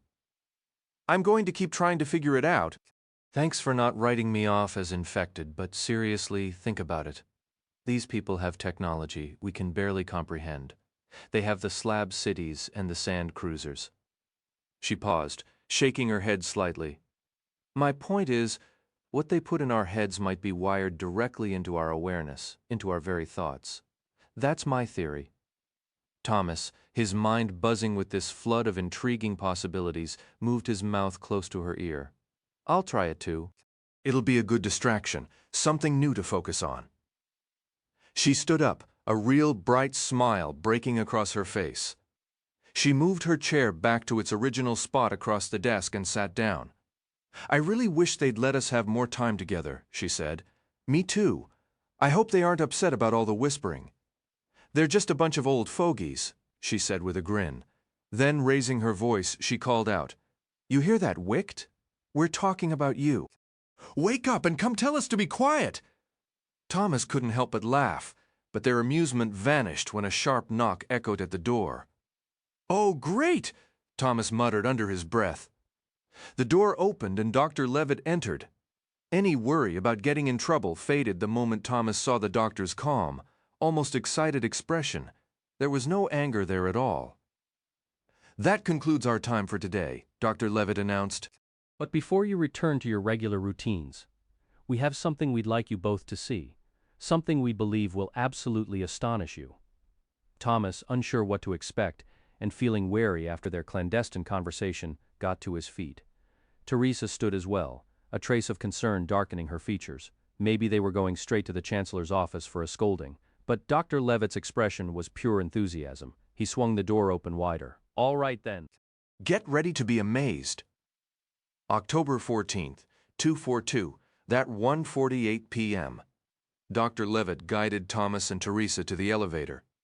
The three of them descended to a basement level, a part of the complex Thomas had never seen, and then walked down a long corridor that terminated at another set of elevators.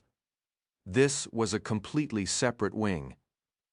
Thomas and Teresa stayed silent the whole way, but their eyes kept meeting, full of unspoken questions. Finally, as the doctor pressed the call button to descend even further, Thomas couldn't keep his curiosity in check. So what's this incredible thing we're about to see? He asked. Ah, now, the man replied, shifting his weight. I'm not the one to spoil the surprise. You could say that's above my clearance level. He let out a sharp laugh that bounced off the walls. Some very senior personnel will be showing you the initiative. I consult, but I'm not part of the operational side. He appeared uneasy discussing it. The elevator's arrival chime spared him from saying more, and the door slid open. 4 people stood inside, and Thomas felt his breath hitch. He immediately recognized Chancellor Anderson and Dr. Page. There were 2 others, a man and a woman, both dressed in sharp professional attire. They're all yours, Levitt said. Then, without another word, he turned and hurried back down the hallway. Dr. Page held out an arm to stop the doors from closing. Step inside, Thomas. Teresa, we're truly thrilled about what you'll experience today. Absolutely, Chancellor Anderson added. He shook Thomas's hand as he entered the car, then Teresa's. We've been patiently waiting for the psychology team to confirm you two were prepared, and the day is finally here. What is this about? Teresa asked. Why all the secrecy? The elevator doors closed, and Dr. Page pressed a button to start their descent. A low hum filled the space. Thomas was puzzled. They were going down again, even though the previous elevator had already taken them to the basement. A thin thread of anxiety wound through him. Chancellor Anderson offered his most reassuring smile. There's nothing to be concerned about, he said. We believe the best way to help you understand our plans is to let you see them firsthand. Everything will become clear very soon. But why us?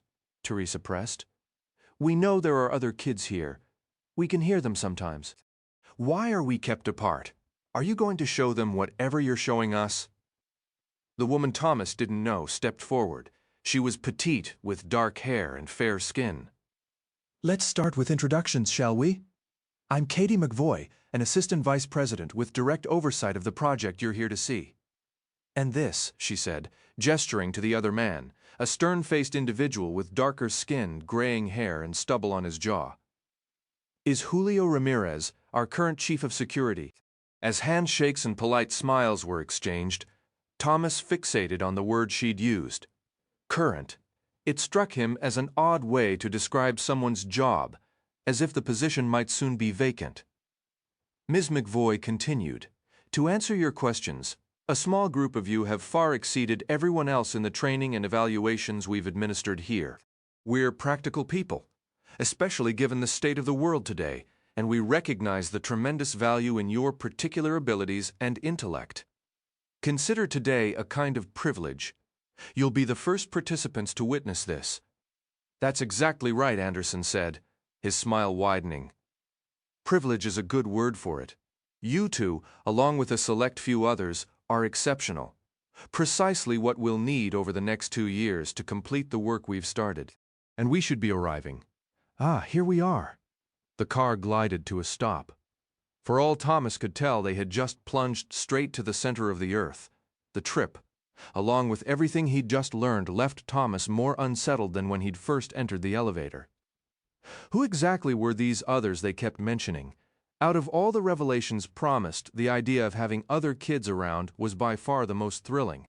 The persistent solitude had started carving a hollow space inside him. Yet it seemed almost impossibly perfect. Could any of it be trusted? The doors slid open while he was still lost in his doubts, and the adults had already moved into the corridor. Teresa waited just outside, waving him forward with an urgent look that suggested the entire tour might vanish if he didn't hurry up. Thomas shared the sentiment. He stepped out into a cavernous chamber the size of a high school gymnasium, its industrial ceiling strung with pipes all bathed in a cool blue glow. The space was mostly empty, save for bundles of cables and hoses coiled on the floor, stacks of unopened crates, and piles of building supplies. In one section, a makeshift office had been assembled, its array of computer monitors and workstations casting a sharp electronic light across the concrete. "Our vision," Chancellor Anderson announced, "is for this to become the nerve center for the initiative we're calling the Maze Trials. It will be as sophisticated as any research facility in the world. We expect this command hub to be operational within a few months, with the 2 full maze structures completed in the next 2 to 3 years, possibly 4.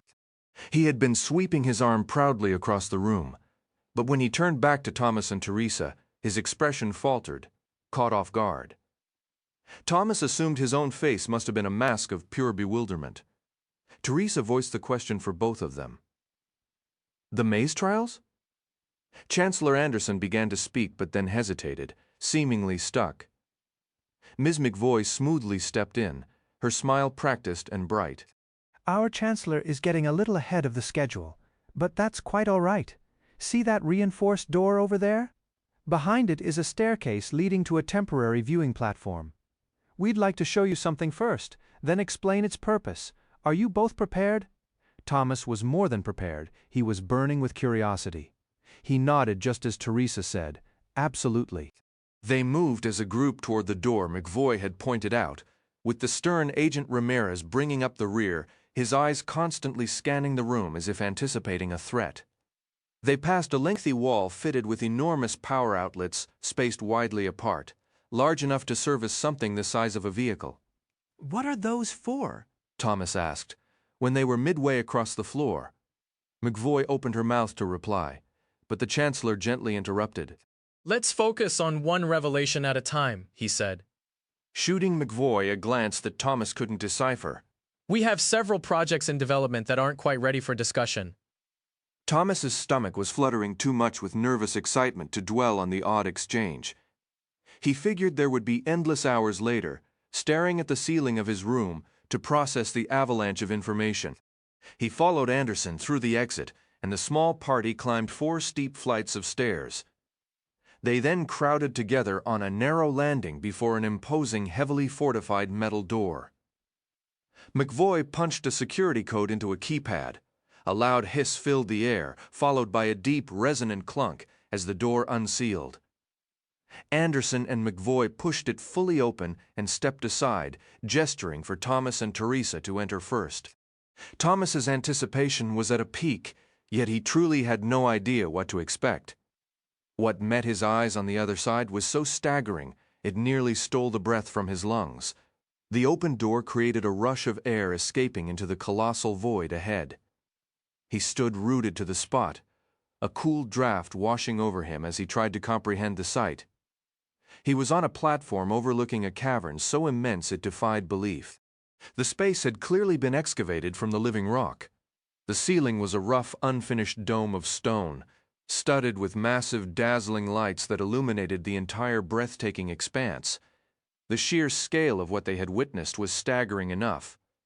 Yet what truly captured Thomas's attention were the massive steel beams encircling the chamber, their surfaces catching the glare of powerful overhead lights. He assumed they were structural, meant to support the impossible breadth of the ceiling far above them. And all of this was buried deep beneath the earth. The concept seemed to defy logic, but there was no denying the reality surrounding them. This subterranean cavity stretched for what felt like several miles in every direction. Its height rivaling that of a city tower. Across the enormous floor, stacks of construction supplies, timber, steel, and cut stone lay in organized heaps.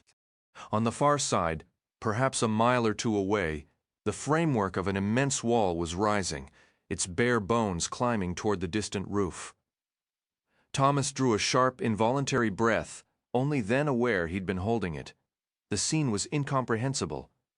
It felt like a gigantic, man-made cavity, so vast it seemed to challenge the very laws of nature. How could that ceiling possibly hold? He glanced at Teresa and saw her own eyes wide, shimmering with stunned disbelief. "I imagine you both have countless questions," McVoy stated. "We can address them, step by step. Life is about to change significantly for you.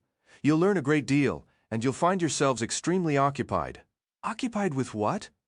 Teresa pressed. Chancellor Anderson fielded that one. "You're going to assist us in building this facility." A short time later, they were seated in a compact meeting room with Ms. McVoy, Dr. Page, and the silent Mr. Ramirez. The Chancellor had departed, but not before expressing his enthusiasm for bringing Thomas and Teresa into this new phase. He'd assured them McVoy would provide thorough answers. The problem was, Thomas felt overwhelmed. After the cavern's immensity, this small room was stifling. Collecting his scattered thoughts seemed a monumental task. "All right," McVoy began, her hands resting calmly on the table. "As you might guess, what you witnessed is the result of many years of work. I can't cover everything now. So let's try this. You ask your questions, and we'll follow that thread? Sound fair?" They both nodded. "Good. Teresa, would you like to start?" "What is that place?" she asked, voicing the most immediate mystery. McVoy nodded, as if she'd anticipated the query. "You saw one of two natural caverns in this region. We've substantially enlarged them to accommodate what we intend to construct inside." "And what is that?" Thomas interjected. "A maze. Actually, two mazes, one for each cavern." "But why?" Teresa's voice held a note of incredulity. "Why would anyone build two mazes underground?" "To serve as a controlled proving ground," McVoy explained. "It's an environment designed to elicit a wide range of physical and emotional responses from test subjects. We couldn't risk an above-ground location, and not only due to the ravaged terrain or the threat of crank incursions. The world is profoundly hazardous right now. Equally important, we require a sealed environment to precisely manage all variables and stimuli." Thomas heard the words, but they felt surreal, too much to absorb at once. It was all so ludicrously grand. "Thomas?" McVoy prompted. "Your turn." It's just insane," he managed. "Two mazes? What exactly are you testing in them, and who are the test subjects?"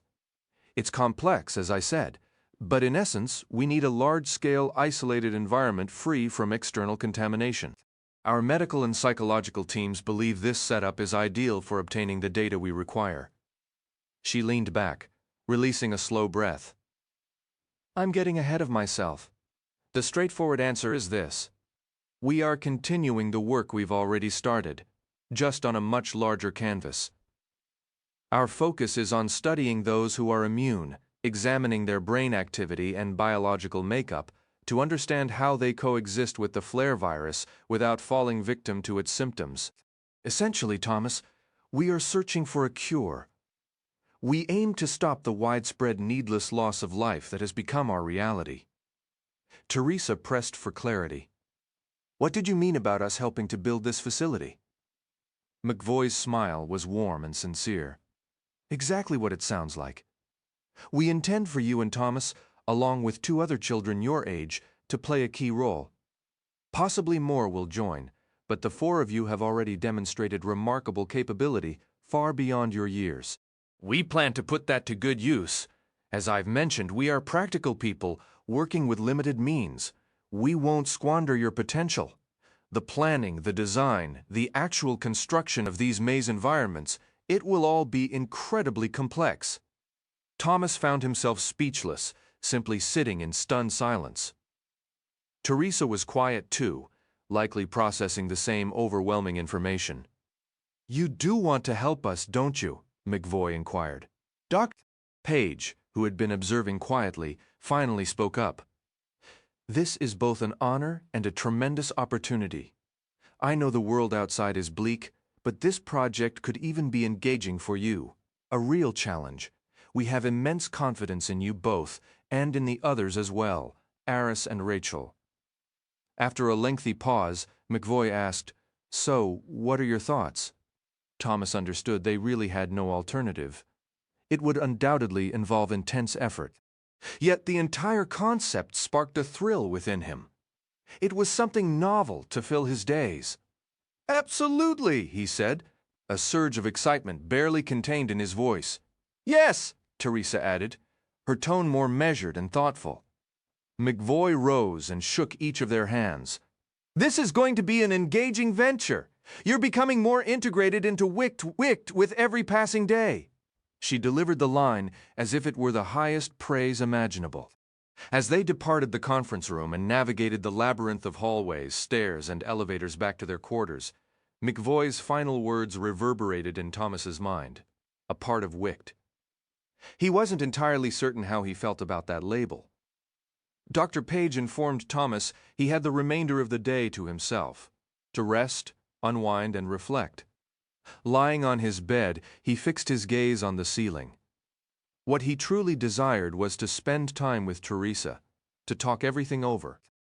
His mind whirled with the life-altering revelations of the day, and he felt he needed her perspective to make sense of it all. He glanced at his door. It was shut, as usual. For as long as he could recall, it locked automatically upon closing, but he couldn't remember the last time he had actually tested it. For months, perhaps even years, he had simply accepted it was locked and never tried. Now he had a reason to check. He slid off the bed and approached the door. Moving slowly, he reached out as if the handle might deliver a shock. He gripped it and turned. The door clicked open. Thomas quickly pushed it shut again and retreated to his bed, his heart pounding loudly in his ears. He scanned the room, contemplating the countless methods they likely used to monitor him. Cameras, microphones, sensors, who knew what else? Some were probably in plain view, others completely hidden. The sudden fear that gripped him felt irrational. All he had done was open the door a crack and close it. WICT had, for the most part, treated him well. He hadn't seen Randall in ages, so why this sudden, icy dread chilling his bones? They were watching his every move. He was sure of it. Perhaps that was precisely why they had ceased locking the doors. For all he knew, they wanted him to attempt to leave, just to observe what he would do. Or maybe his years of compliantly staying put were what had secured his position alongside Teresa and the other 2. Could that be it? It took some time, but eventually his heartbeat steadied and the sweat on his face and arms dried. He stared at the door, almost pretending, even to himself, that his next move was still an open question. It wasn't, and he knew it. The illusion of choice was just that, an illusion. Nothing could have stopped him from exploring, short of being struck dead. But he had to be smart. He would wait for night. The fear had melted into pure, sharp anticipation. The hours crawled by. He desperately wanted to sleep, to be rested for his planned excursion. But sleep was elusive. Dinner came and went, breaking his fitful rest. He ate, rested again, and finally slipped into a deeper sleep. He jolted awake in a pitch-black room. Panicked, he'd slept through the whole night. He checked the time, just a few minutes past midnight. A quick shower washed away the grogginess. Dressed, he stood before his door once more, hesitation and doubt flooding back. Wandering the halls could ruin everything. It could wreck his chance to work on Wicht's insane project. Those colossal underground mazes, it could destroy his chance to stay with Teresa and the others. He sighed, frustrated at the sudden dent in his resolve. Maybe there was a time lock. Oh, well. They wouldn't punish him for opening a door, or even for a quick peek into the hallway. He could always just look and retreat if it felt wrong. A soft click sounded, and the door swung inward a few inches. For a second, he was confused. Had his hands moved on their own? But they hung at his sides, palms damp. No, someone had opened it from the other side. He leaned his head around the frame, and his heart jumped. A complete stranger stared back. A boy about his age. Wait, not a stranger. The kid just looked different. His blonde hair wasn't hidden by a bandage, and he seemed a touch older. "Hey, I'm Newt," the boy whispered, a sly grin playing on his lips. "And I know bloody well who you are. Which is why we've decided to finally snag you. Come on, I want to show you something." Thomas's mind raced faster than ever. 1,000 questions flashed through his head in the few seconds before he answered. Should he go with this boy or slam the door? How had Newt appeared on the very night Thomas discovered his door was unlocked? In a place like Wicht, he didn't believe in coincidences. Everything felt like a potential test. What did this kid want to show him? Was it a trap? Should he drag him inside and interrogate him instead? "Okay," he finally said, stepping into the hallway. He closed the door behind him and checked quickly to ensure it hadn't locked. It hadn't. He turned to Newt. "Can we take Teresa with us? She's right next door." Newt let out a short laugh. "This isn't a slumber party." Then his expression shifted to a mischievous grin. "Actually, I woke her up before coming to you. She's getting dressed. Grab her and let's move. We only have an hour or two." Thomas, still bewildered, stepped over to room 31K and opened the door. None of the doors were locked. Really inside, Teresa was already sitting at her desk fully dressed. She shot to her feet, looking ready for a fight until she recognized Thomas. "What?" she began, then stopped. "Do you know?" That thought trailed off too. "All I know is there's a kid named Newt in the hall," Thomas told her, "and he says he has something to show us. I think we should go." She was at his side and opening the door before he could finish. "Okay then," he said, following her out. "Hello again," Teresa said to Newt, who responded with a friendly nod. "We've heard about the two of you," Newt said, "and about those others, Aris and Rachel." If not for the genuine look on his face, Thomas would have been deeply suspicious of such direct words. "What's going on?" Thomas pressed. "Are you sure this is okay? What if we get caught?" "Don't be such a worrywart," Newt replied, his tone light but firm. "If they catch us, what are they going to do?" Thomas understood exactly what they could do, revoke his new chance with the mazes. He tried to silently convey that to Teresa with a look. Maybe this was a huge mistake.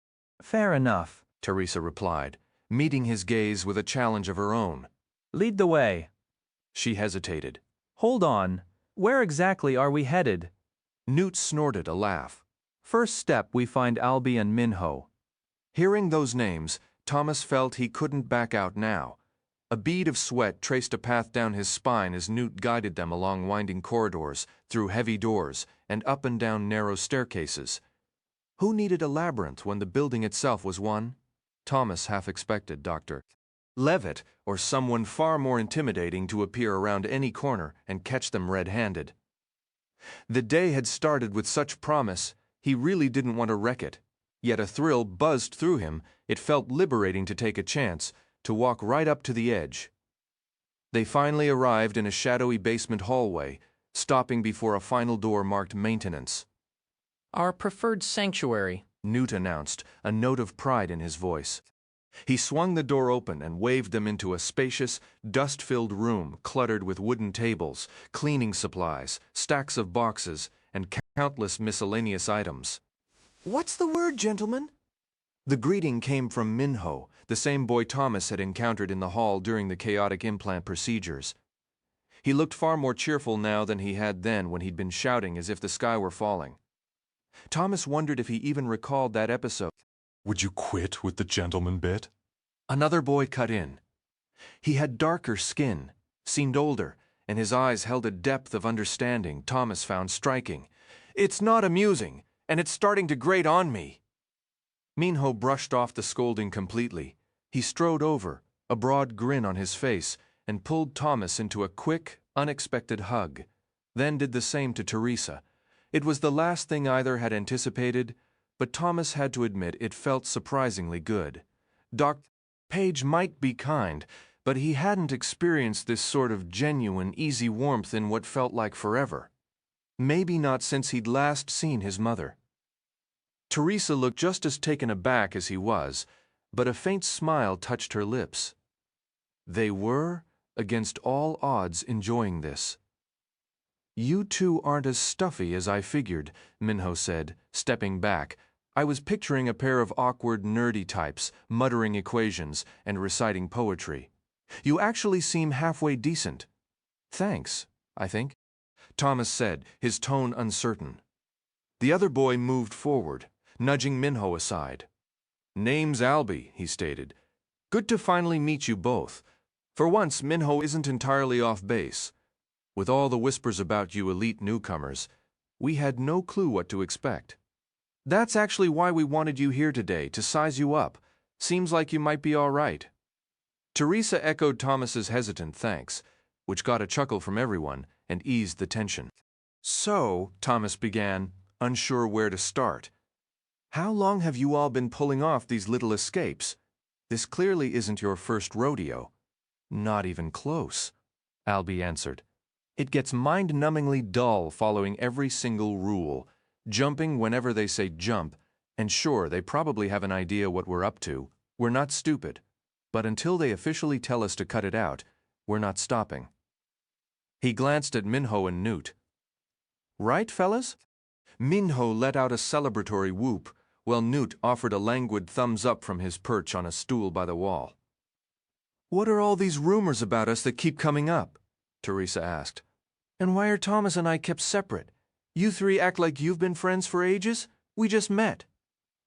She glanced at Thomas, and something in her expression suggested she'd nearly mentioned the mazes but stopped herself in time.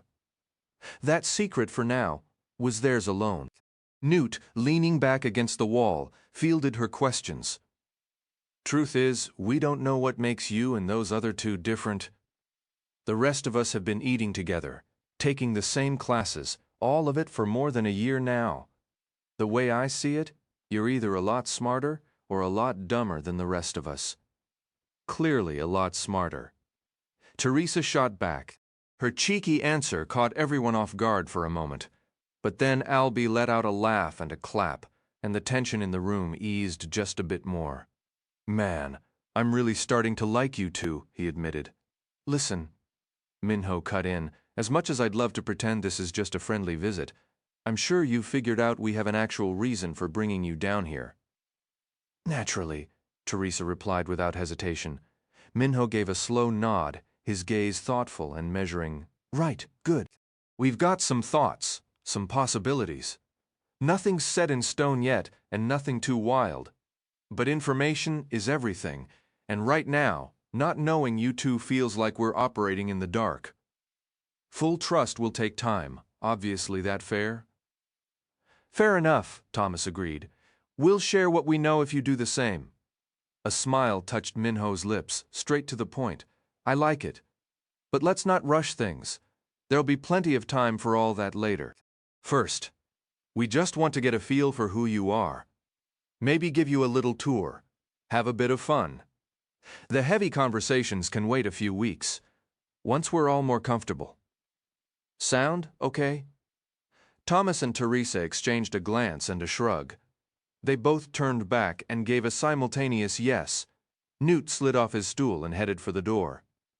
"Let's get moving before these walls start closing in," he said.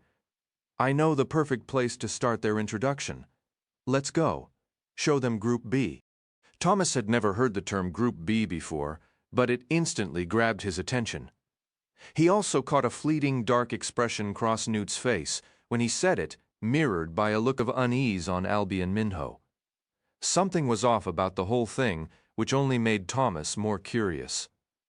Newt led their party of 5 down a dim basement corridor until they reached a small, unmarked door that stood only waist-high. It was fitted with a latch and a padlock. Though the lock had been shattered long ago, its surface now coated in flaky orange rust, this part of the wicked facility was clearly neglected. Newt crouched down, swung the little door open, and crawled inside. Thomas shot Albie a puzzled look, and Albie leaned in close to whisper, "Consider this a bit of a tradition for us." Teresa had moved closer to listen as well. "Newt comes up with excuses to make this trip. See, his little sister is over there, and when he says he wants to visit her, well, we learned a while back that it's easier to just go along with it. Otherwise, he makes life miserable. You get it, family? It's something most of us don't have anymore. Come on." The journey was a cramped and dusty affair, involving narrow ladders and grimy passages so tight Thomas had to turn sideways to squeeze through. Minho mentioned it was supposedly a secret escape route from years past. Nobody really knew what this building had been used for before Wicked moved in. They finally arrived at their destination, a sort of loft area dotted with grimy windows that overlooked a massive barracks filled with rows of bunks. And every bunk was occupied by a sleeping kid. Thomas squinted, scanning the rows. As far as he could tell, judging by hair length and the glimpses of faces in the sparse light, there wasn't a single boy in the entire room. The sight left Thomas speechless. It was a stark contrast to the private quarters he and Teresa had. "They call us Group A," Albie explained quietly. "And this is Group B. We're all guys, they're all girls. How you and Teresa fit into the picture, I don't really get. I suppose it makes sense to keep us separated. Who knows?" "So you all live in a place like this?" Teresa asked, her voice low. "Yep," Minho answered. "Though personally, I think I could handle a transfer to Group B. Somebody remind me to put in a formal request." "Why are we?" Thomas began, then stopped. The question was obvious, and he suddenly felt awkward, as if asking it would sound like he was showing off. "Special," Albie finished for him. "That's exactly what we're hoping you two can help us figure out." "Seems like you might know more than we do," Teresa murmured, her voice distant. Thomas could tell her mind was racing, turning over possibilities. He wished, not for the first time, that he could see what was churning inside her head. Thomas approached Newt, who was staring silently out a window a few feet away. "What do you see?" Thomas asked, though he already had an idea. Newt sniffed, and Thomas realized the boy was crying. "You see her?" Newt whispered, his fingertip pressed to the glass. "Far row, third bed from the left." Thomas spotted a girl curled beneath a blanket, her arms clutching a pillow, dark hair spread around her. "Yeah. Is that your sister?" Newt glanced at him, surprised. "That's right." "Her name was Lizzie." He let his head fall against the window. "At least it used to be. They can try to brainwash us with these new names, but I'll never forget hers." "What did they change it to?" Thomas asked. "Sonia." Newt spat out, his voice thick with bitterness. "Can you believe that? They call her Sonia now." He made a choked sound, a cough or a sob, and his eyes shone in the dim light. "Wict's cruel about it. They won't let me near her, and I have to act like I've forgotten everything, or they make me pay." A sudden, sharp anger surged in Thomas, hotter than anything he'd felt since Randall had hurt him. Here was a boy, just yards from his own sister, forced to pretend she was a stranger. "I did what they wanted. I stopped using my real name," Newt went on. "I think I was one of the last to give in, but I'll never forget hers. They'd have to kill me first." "I'm sorry," Thomas murmured, his own heart aching as he thought of his mother. How could anyone not shatter the glass and run to her? Newt straightened and wiped his eyes, showing no embarrassment at his tears. "That's just how it is, Tommy," he said, his voice unsteady. "The world outside is ruined. Why should it be any better in here? At least I can see her sleeping down there. How many people would give anything to see someone they've lost, even just like this? It's just the way things are." He spoke as if they'd been friends for years. Teresa moved up behind Thomas, leaning gently against his back. "Everything all right?" she asked softly. "Yeah," Thomas replied. "Newt was just showing me his sister."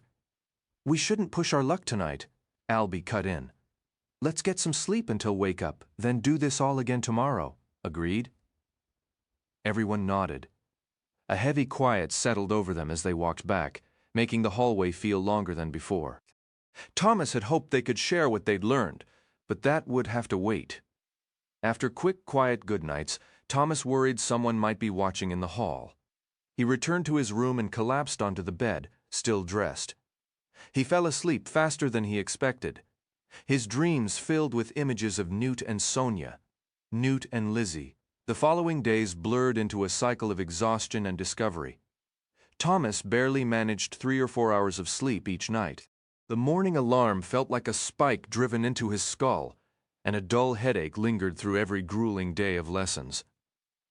He kept waiting for Dr. Page, Dr. Levitt, or one of the instructors to mention their nightly wanderings, or worse, for an armed wick-id guard to drag him away. But no one acted as if anything was amiss.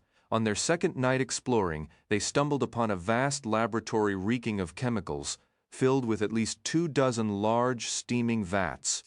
Even in the dead of night, figures in bulky protective gear moved among the strange tanks, conducting a battery of tests. On several occasions, Thomas and the others glimpsed what appeared to be large, shadowy shapes, perhaps fish or something with tentacles, stirring beneath plumes of vapor, briefly breaking the surface of some foul-looking fluid. The entire operation was a mystery, one that even Newt, who had been observing the facility for months, couldn't decipher. On their third night of exploration, they slipped into the administrative offices and stumbled upon a man and a woman who had stayed late, clearly more interested in each other than in paperwork. Albie had to physically restrain Minho from leaping out to give the unsuspecting couple the fright of their lives. Thomas, for a fleeting moment, was almost disappointed he'd been stopped. The fourth and fifth nights brought fresh discoveries, additional laboratories, the main cafeterias, and a massive athletic complex Thomas never knew existed. They even found a medical ward where intricate mask-like apparatuses loomed over each bed, a tangle of tubes and wires spreading from them like the limbs of some grotesque mechanical spider, each line connected to various monitors. Thomas burned with curiosity, desperate to understand their purpose, but Albie hurried them out, visibly unsettled. It was the first time Thomas had seen him truly rattled, a sheen of sweat on his brow. Something in that room had gotten under his skin, and yet it was all thrilling, exhilarating. A shot of pure adrenaline. In all the time since Wicht had taken him, Thomas had never felt more vividly awake. A sense of camaraderie was solidifying among them, though its ultimate purpose remained unclear. Their original, mandated alliance was being quietly swallowed by a genuine growing friendship. Albie, Minho, Newt, Teresa. He had friends. Newt kept teasing them about a special surprise he had saved, responding to any inquiry from Thomas or Teresa with that infuriating zipped lips gesture. Fingers dragged across his sealed mouth, his eyes sparkling with mischievous delight. No matter the night's destination, their journey always began in the dusty basement maintenance room. It had become their unofficial clubhouse. After the third outing, Newt stopped coming to fetch Thomas and Teresa. They knew the route themselves. The simple act of sneaking through Wicht's darkened corridors became a ritual, its illicit joy deepening each time. Thomas would give a soft tap on Teresa's door, and she would open it instantly, peering cautiously up and down the hall before slipping out to join him. "Okay," she whispered on the fourth night, a grin breaking across her face as she closed her door behind her. Any guesses for tonight? As they started down the hallway, Thomas mimicked Newt's zipped lips move, which earned him a sharp, playful jab in the side. Ow, he muttered, without any real pain, and they quickened their pace. They found Minho and Albie in a grappling match when they entered the maintenance room. For a heartbeat, Thomas thought it was a real fight. But then Albie let out a triumphant whoop, executing a move that sent Minho onto his back with a solid thud. Not tonight, pal. Albie crowed, pinning Minho with a forearm to the chest until Newt slapped the concrete floor 3 times. Albie sprang up, arms raised in victory. Minho got to his feet, brushing dust from his clothes, and muttered a few choice phrases Thomas remembered his own father using, followed by a heavily sarcastic, "Real impressive." Albie, of course, took it as the highest praise he'd won. Right, then, Newt said, stretching his arms overhead with an exaggerated yawn. Shall we get on with the show? What's this big mystery you've been hinting at? Thomas pressed. Where are we headed? Newt glanced up at the water-stained ceiling tiles. Well, we've just about covered every corner of this building from top to bottom. He said it casually, but it was all Thomas could do not to exchange a look with Teresa. The ironic truth was, Newt and the others were completely unaware of the vast secret buried directly beneath them. Friendship was one thing, but revealing the existence of the maze cavern was a line Thomas and Teresa could not cross. That secret was theirs alone to keep, for now. Thomas couldn't believe that, after all their time exploring, the others had somehow missed this place entirely. The fact that there were supposed to be 2 mazes made it even more baffling. How had Newt and his crew not found a single one? Tommy! He snapped back to reality, to find Newt looking right at him, eyebrows raised in question. My bad! Thomas muttered, feeling his face grow warm. Spaced out for a minute. What did you say? Newt gave a disapproving shake of his head. Stay with us, Tommy. You ready to finally see what's outside? They made their way up a ladder concealed behind a cinder block wall, its original purpose a complete mystery to Thomas. The structure predated Wict by decades, and the ladder itself felt unnerving, like a secret addition meant for shady business. With each rung, dust filled his throat. Stuck at the back of the line, he had 4 people above him showering down loose dirt, pebbles, and years of grime. At one point, a couple of nails came tumbling down, one nearly grazing his eye. A little caution up there would be nice, he hissed, more than once. The only reply was a stifled laugh. Definitely Minho. After what felt like climbing 10 stories, they reached a cramped steel landing. Set into the cement wall was a heavy, curved metal door, rusted and ugly. The handle, worn shiny from use, was the only part that didn't look ancient. How often have you all come up here? Teresa asked. Maybe 15 times? Albie answered. Hard to keep count. But you've got no idea how good it feels to breathe real air. You're about to find out, and the sound of the ocean in the distance? Nothing beats it. I thought the outside was completely ruined, Thomas said, a fresh wave of nerves swirling in his stomach. Radiation, extreme heat, those sun flares. Not to mention the cranks, Teresa added. How do you know they aren't waiting out there? Hold up, Minho cut in, raising a hand. You think we're idiots? Would we keep coming out here if we were losing fingers to cranks or getting roasted by radiation? Get real. Newt wiggled his fingers in front of Thomas's face. All still attached, and everything else is intact too. Thanks for asking. Thomas burst out laughing, accidentally spraying a bit. Sorry, he said, wiping his mouth on his sleeve. Albie stepped in with a calmer tone. Conditions are improving out there, plus we're far north it wasn't hit as hard. We've even seen snow dusting the trees a couple of times. Snow? Teresa echoed, sounding utterly astonished. You're not joking? Nope. Enough talk, Newt said. Minho, do the honors. Yes, sir. Minho barked. He gripped the handle, shoved it down with a groan, and a loud metallic clunk echoed in the shaft. The door swung outward on squealing hinges, and a rush of pressurized air blew past them, cool and insistent, as if fleeing the complex. It whipped through Thomas's clothes, giving him a chill, and his anticipation surged so powerfully he could hardly stand still. Minho went out first, followed by Albie. Newt motioned for Teresa to go next. She hesitated, throwing one last, unreadable look at Thomas. Her eyes held a whirlwind of messages he couldn't decode before she stepped through. "Your turn, Tommy," Newt said. "Watch your head?" "Yeah." Thomas ducked through the narrow opening and emerged onto a broad concrete platform. The outside air was sharp, clean, and wonderfully cold, every memory from before Wicht, when he could still step outside, flooded back to him, accompanied by the familiar sensations of warmth and sweat. It was strange, yet incredible, to feel that sharp, clean rush of air just as Albie had promised, and to listen to the distant roar of ocean waves breaking against the cliffs. "So what's the verdict?" Minho asked.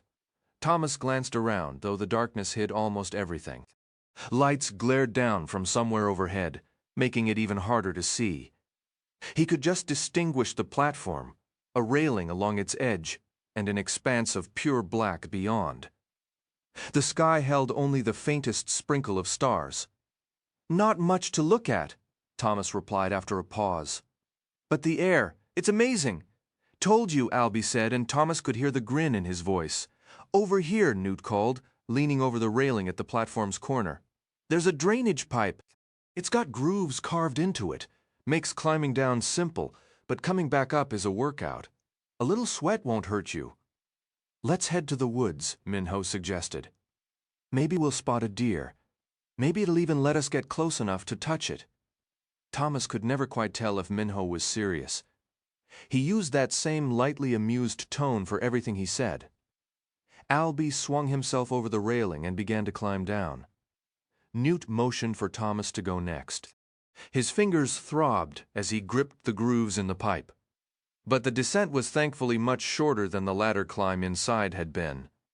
When his feet finally met the soft, damp soil, it felt like landing on another world. He stood beside Albie, waiting for the others. There was no snow, but a crisp, cold edge in the air suggested it might not be far off. "What's really out there?" Thomas asked, nodding toward the open land that faded into the dark line of the forest. "Could we just leave?" "Why would anyone choose to come back?" "Believe me, we've considered it," Albie answered. "We've talked about stockpiling supplies and making a run for it. But the odds are terrible. Who knows how long we'd survive? And honestly, life inside isn't so bad. We're fed, we're warm. There are no cranks. Still, the thought crosses your mind." He seemed to hold something back, leaving more unspoken. Teresa was the last to drop from the pipe. Thomas saw Albie start to speak, but before any words came, blinding lights erupted from every direction, accompanied by heavy mechanical clunks like giant switches being thrown. Thomas threw an arm over his eyes, turning in place, completely blinded. As he squinted, 3 dark shapes gradually became visible through the glare. They moved forward, crouched behind what looked like handheld rifles, dressed in full uniforms and helmets. A 4th man emerged behind them, and as he drew nearer, a sick, toxic feeling pooled in Thomas's gut. It was a man he hadn't seen since his naming day, Randall. And he wasn't wearing green scrubs anymore. "You kids really shouldn't be out here," Randall said, almost sounding regretful. "But I doubt I need to tell you that. You're smart. You probably already knew. Seems we need to give you a reminder about the dangers outside. Help you appreciate what Wicht provides just a little bit more." His words had a rehearsed, rhythmic quality, as if he'd memorized them. He pointed at Newt. "He's not immune. Get him back to his room and call a medic for testing, now." As one guard moved toward Newt, Randall sighed heavily, then gestured toward Thomas and the others. "Take the rest to the crank pits." Somewhere in the chaos, without realizing when it began, Thomas found that he and Teresa were holding hands. They stood huddled together, a shared dread settling over them as they considered the consequences of their actions.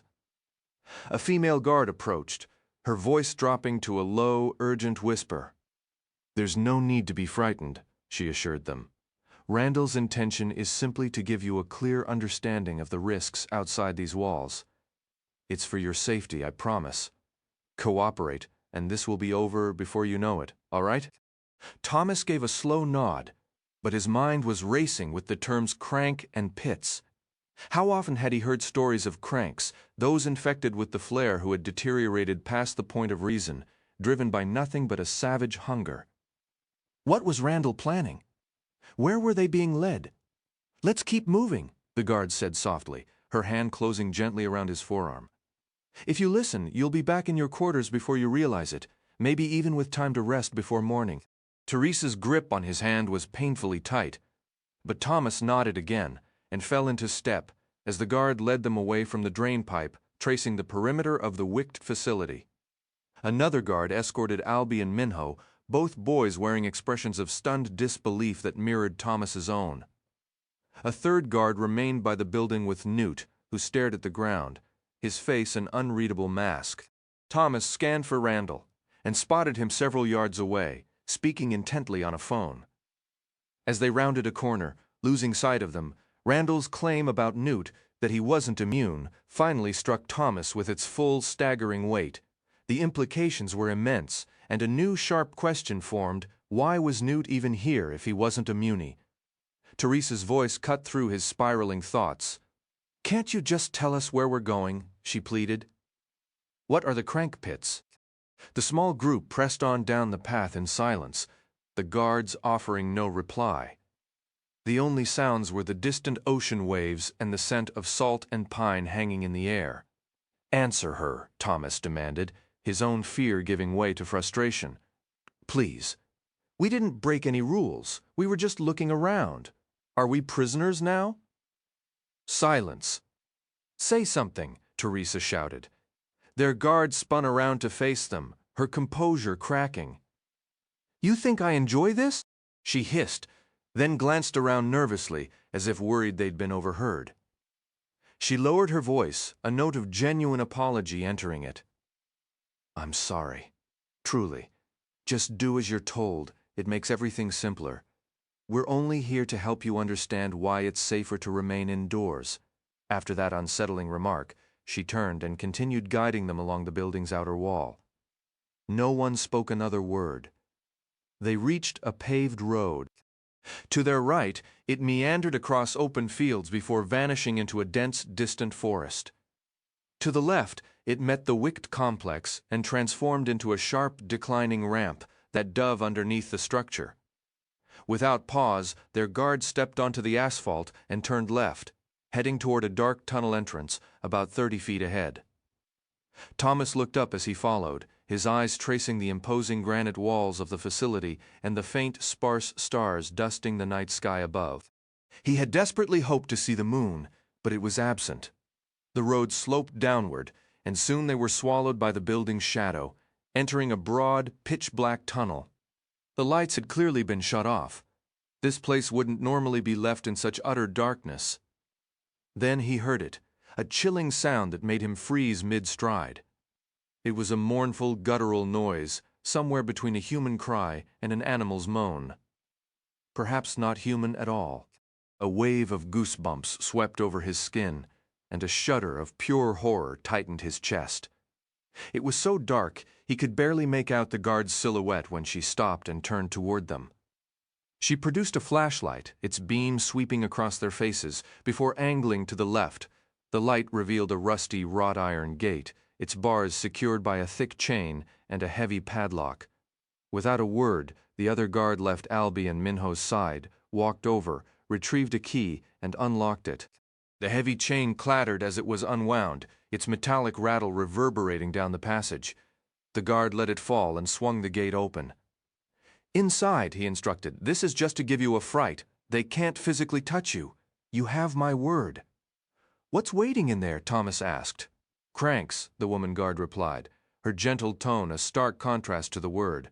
Occasionally, a reminder of the disease's true horror is necessary.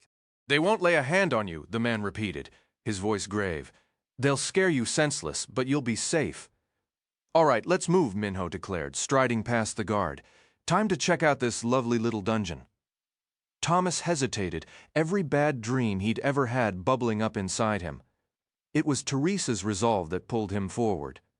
She stepped through, followed by Albie. Thomas went last. The oppressive darkness was the worst part. Even with the guard's light aimed from behind, the beam seemed swallowed by a thick, black mist. They inched forward on a gravel path that crunched underfoot, flanked on both sides by tall iron fencing. The vertical bars rooted in the ground and capped by horizontal rails were set just wide enough to see through. But Thomas couldn't discern anything on the other side. "This is seriously creepy," Minho whispered, the words oddly loud in the quiet. "Albie, I might need you to hold my hand."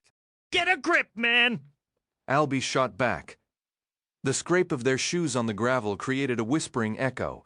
With every step, Thomas felt the walls closing in, fighting the urge to spin and sprint back the way they came. They pressed on until the path ended at a solid brick wall, the fences meeting it on either sides, a dead end. Thomas's panic flared. "Now what?" he asked, cringing at the tremor in his own voice. "We go back?" "Absolutely we go back," Teresa said. "This might just be a test of obedience." Minho cut her off, raising a finger to his lips. He tilted his head, listening in the gloom. In the faint backlight, he looked like a ghost. "Something's coming," he murmured, pointing to the left side of the wall, from back there. Thomas turned and peered into the void beyond the bars, straining to hear. And then he did. Though the four of them were frozen, barely breathing, the distinct scuff of footsteps echoed through the tunnel. Thomas thought he heard it from behind too, and whirled around, but now the sound seemed to come from everywhere at once, growing steadily louder. "Cranks!" Albie hissed. They stashed them in a nightmare prison right under their feet. Classy. Shadows began to solidify into shapes matching the footfalls, human forms. "I don't think they're kept here," Minho reasoned. "They'd have been at the bars already. My guess, they just opened a door and let them loose for our special tour." A chorus of moans and garbled mutterings rose from the approaching crowd, quickly swelling. They'd been seen then. As if a signal was given, the space erupted into a cacophony of deafening noise, shrieks, howls of rage, and the pounding slap of running feet. Thomas trembled, engulfed by a paralyzing fear as cranks slammed against the fencing, a writhing mass of bodies pressing the front ranks into the metal. Arms thrust between the bars, hands clawing desperately at the empty air, trying to reach them. Thomas stood rooted in the middle of the path, Teresa close beside him, while Albie and Minho were a few steps away. Albie had backed against the brick wall, his head snapping back and forth as he tried to watch it all. Minho stood before him, fists raised in a fighter's stance, a futile gesture if the straining bars were to give way. Thomas stared at the cranks, each one so far gone that a mix of dread and sorrow tightened in his chest. Their eyes held a hollow void he'd never encountered, faces and arms marred by deep scratches and torn skin. Filthy, blood-stained clothes hung in tatters from their bodies. Some wailed uncontrollably, tears carving paths through grime, while others muttered in frantic, garbled streams. Every one of them strained forward, arms outstretched, as if Thomas and his friends were a last chance to escape the madness consuming them. Then a woman shoved her way to the front. Her face was oddly clear of grime, and she fixed her gaze on Thomas, lips trembling as she searched for words. When she finally spoke, her voice shook with broken sobs. "My babies, my babies, my babies," she repeated, the phrase tumbling out in a desperate chant. She cried without pause, before suddenly hurling herself at the bars like a wild animal, slamming her body against the metal until she collapsed, unconscious. Other cranks simply stepped over her as they pressed forward. A heavy, dark despair settled over Thomas, so dense it felt hard to breathe. "Lesson learned!" Albie yelled. "Let's move now!" But Thomas couldn't look away. The sheer horror of the scene held him frozen, a numb disbelief rooting him in place. Even after witnessing his own father fade into a bitter, hollow version of himself, even after all the warnings and stories, nothing had truly prepared him for this. He had to see it to believe it, and now that he had, the reality was worse than any tale. "Thomas, move!" Minho shouted. The group had formed up beside him, staying carefully back from the grasping hands behind the bars. Thomas gave a slow nod, fear now dulled by that deepening shadow within him. Had his own mother ended up like this? Had she called out for him in her final moments of clarity? His feet felt glued to the gravel path. He couldn't make them obey. "Thomas," Teresa whispered, her voice close to his ear. "It's all right. This is exactly why we're here. We're going to help them. We're going to find a cure." Her words sparked something, a faint but determined warmth. He turned and began walking back along the tunnel, sensing Teresa right behind him, her hand resting lightly against his back as if guiding him forward. On both sides, cranks packed the corridor, a seething, endless crowd held back only by iron bars. Thomas scanned their faces, left and right, trying to pick out something individual in each. A shade of hair, a particular scar, the shape of a face, because in every other way they had blurred into a single entity. A frantic, mindless horde, utterly lost to the disease. He lifted his eyes forward and froze. A figure stood directly in their path just a few yards ahead. Thomas sucked in a breath and halted, causing Teresa to bump into him from behind. A knot of fear tightened in his throat. It was a man. He didn't look like the cranks behind the bars, but he wasn't well either. His blonde hair was matted and unkempt, clothes wrinkled, eyes rimmed with red, yet he stood calmly, upright, with no visible wounds. Strangest of all, he cradled a small chalkboard in the crook of his arm. Without a word, he pulled it forward and used a piece of chalk to write 3 words. Then he raised the board, the letters seeming to gleam in the dim tunnel light. "Wicked is good." The man pointed at the message and gave a solemn, trembling nod as if fighting back tears. He lowered the board back to his side. Just as Thomas opened his mouth to speak, the stranger turned and began to walk away. With the crank pits at their backs, following felt like the only choice left, the cries of the cranks rose from both sides, a chorus of shrieks and gnashing teeth, their grasping arms stretching through the bars. To Thomas, the noise had faded into a distant hum, his entire attention locked onto the mysterious figure ahead. He trailed the man through the gated passage, the awful sounds gradually dying away until they were gone. The stranger reached the gate to the main tunnel, swung it open, and stepped through, waiting for Thomas and the others to follow before securing it shut. The guards, unmoved from their posts, observed the entire exchange. One finally stepped forward, collected the heavy chain, and fastened the lock back into place. Now the cranks were nothing but faint, indistinguishable echoes. Thomas and his friends instinctively drew into a tight protective circle. Albie and Minho were deathly quiet, while Teresa looked as unsettled as Thomas felt. His eyes remained fixed on the man and his bizarre sign. "Wicked is good." As Thomas turned the words over in his mind, the man closed the distance until he stood just a couple of feet away. He took a moment to look each of them in the eye, his gaze lingering, before he finally spoke. "You're likely curious about my identity," he said, his voice unnervingly bright, almost jovial, given their grim surroundings. "And you've witnessed the burden I carry, the weight of these words upon me. Just 3 words, my young friends, only 3. But I trust this evening has shown you they are the most vital 3 words in existence." "Who are you?" Albie demanded, voicing the question burning in all their minds. "Do you work for this place?" The man gave a slow nod. "My name is John Michael. He paused, coughing into his hand pressed against his chest. "I was indispensable to this organization. Once in another life, it was me. I was the one who rallied the survivors. The leaders brought them here. The concept was mine, my friends. I conceived the idea." The final word exploded from him in a shout, flecks of spittle flying. Thomas recoiled a step, the group shifting with him. "But then you understand," John Michael continued, his eyes growing wilder, his composure fraying.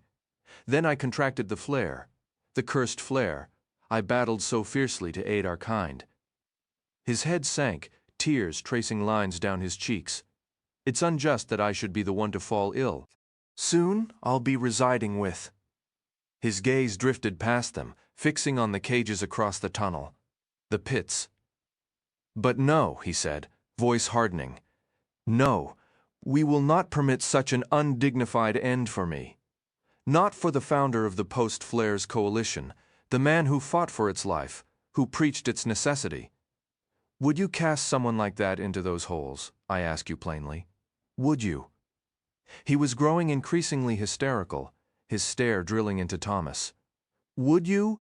Thomas shook his head vigorously, a deeper fear gripping him now than anything the day had offered. John Michael shuffled another half-step closer, his movement unsteady. His entire face shone with tears. "I'm not here to beg favors," he stated. "I'm here to inform you that there is no choice in the matter. It is your solemn duty to assist people like me, to aid future souls like mine. Do you comprehend?" He imbued the last sentence with a profound, heartbreaking sorrow. The nearby guards remained inert, like wax statues, their eyes lost in shadow. "We understand," Teresa said, her voice remarkably steady compared to Thomas's own racing heart. "We're sorry you're sick. Most of our parents fell ill too, so we have some idea of the pain." The man's face contorted instantly into a trembling crimson mask of fury. His eyes seemed to bulge from their sockets as rage erupted from him. "You have no conception of what it's like," he screamed, his voice shredding with the force of his outburst. "How could you even think of running, throwing away our one shot at a cure?" The man's voice was fraying at the edges, his composure crumbling. Thomas felt the tension thickening in the air, unsure how much more of this unraveling he could witness. Minho moved past him, positioning himself directly before John Michael. Surprisingly, the guards made no move to intervene.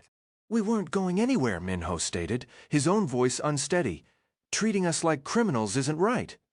"Who do you think?" The man lunged mid-sentence, hands flying toward Minho's throat. He caught him off guard, both hands clamping around his neck as they crashed to the floor. John Michael scrambled on top, driving his full weight down onto Minho's windpipe. Minho thrashed, back arching, fingers clawing at the man's grip, all while a choked, gurgling sound escaped him. Thomas instinctively moved to help, though he was frozen by uncertainty. But Albie shoved him aside and dove in, slamming his shoulder into John Michael and knocking him free. Minho sat up, gasping for air. Thomas watched as Albie and the man tumbled over each other, each fighting for dominance.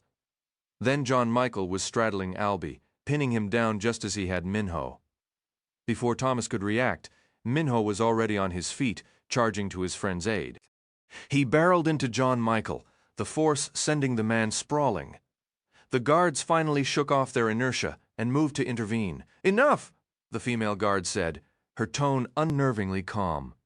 "That's enough! He's clearly not in his right mind." Neither Minho nor Albie showed any sign of having heard her.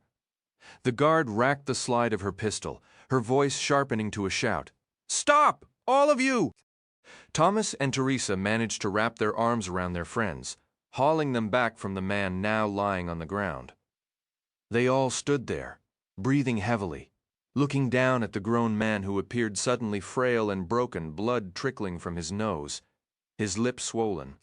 Then, stunning, everyone once more, even the guards seemed taken aback.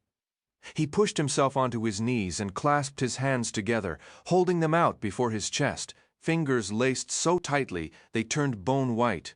"Please," he whispered, his voice trembling, "please don't judge me. Please save me. If not me, then the ones who come after. I'm begging you. Please." Each word was a fragile whimper, tears streaming down his face as if a dam had burst behind his eyes. His shoulders shook, his arms quivered, his chest heaved with ragged sobs.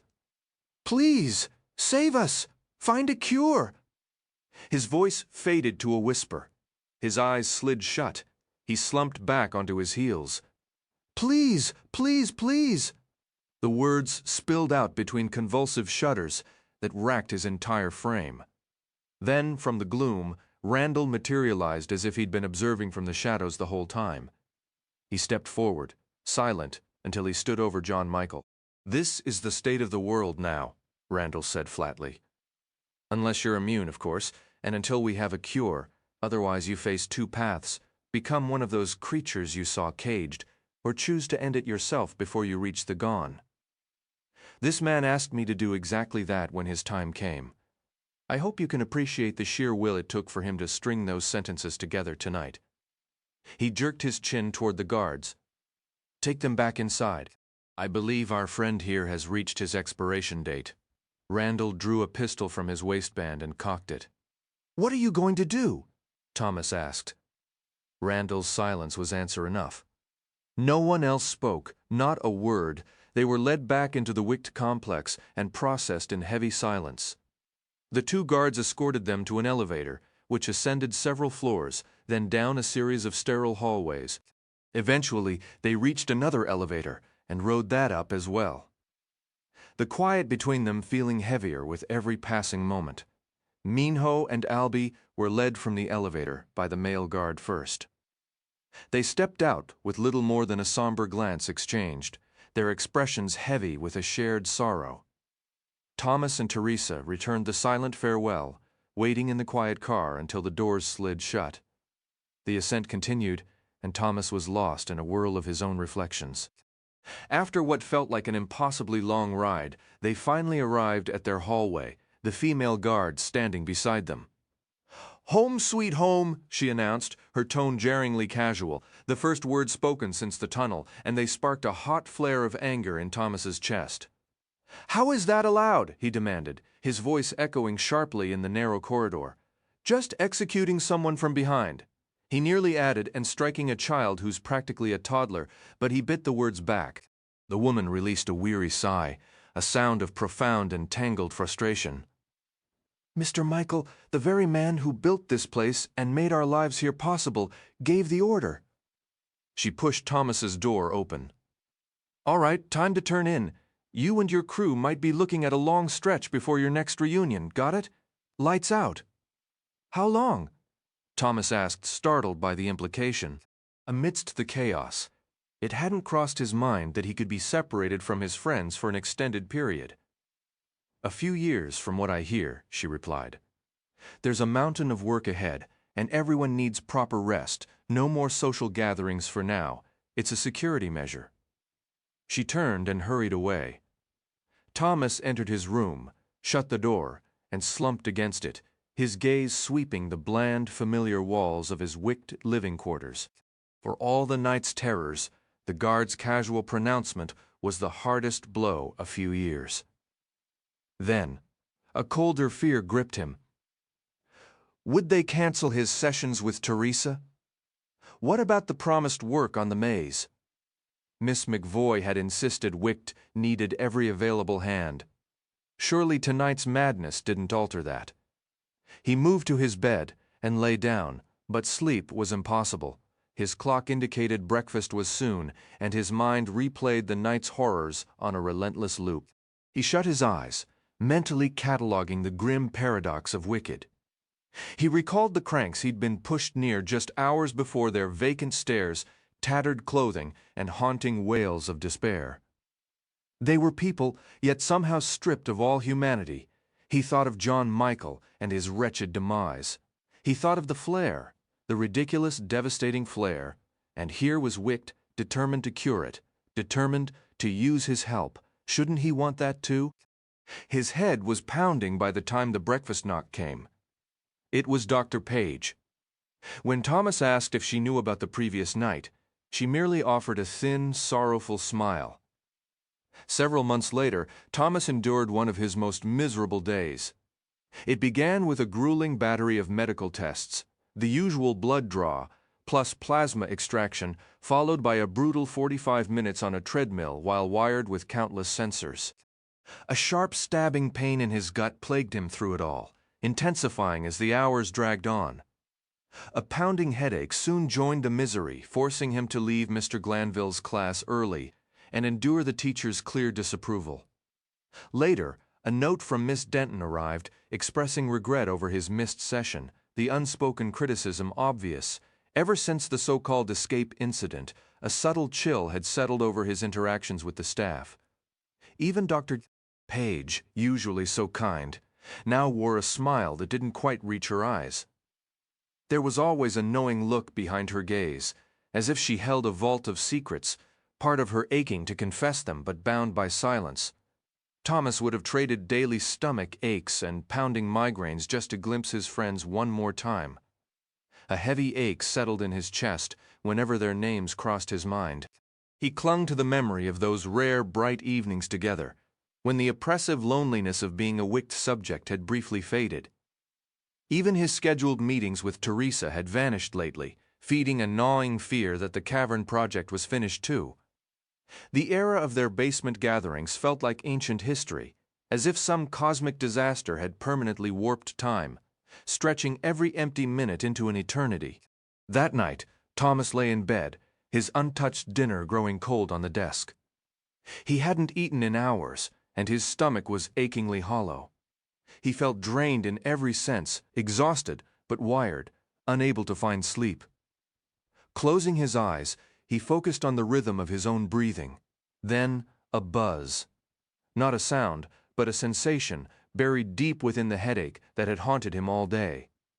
He sat up, scanning the dim room. Shaking his head, he pressed his fingers to his temples. He was about to call Dr. Page for something to force sleep when the buzz returned, stronger.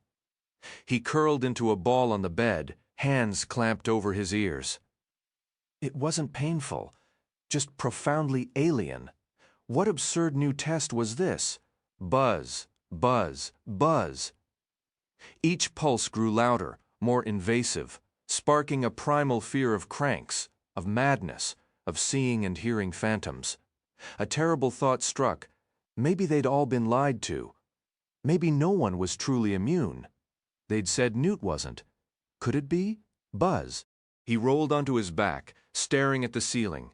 Hands still pressed to his head as if that could possibly help. Dr. Page.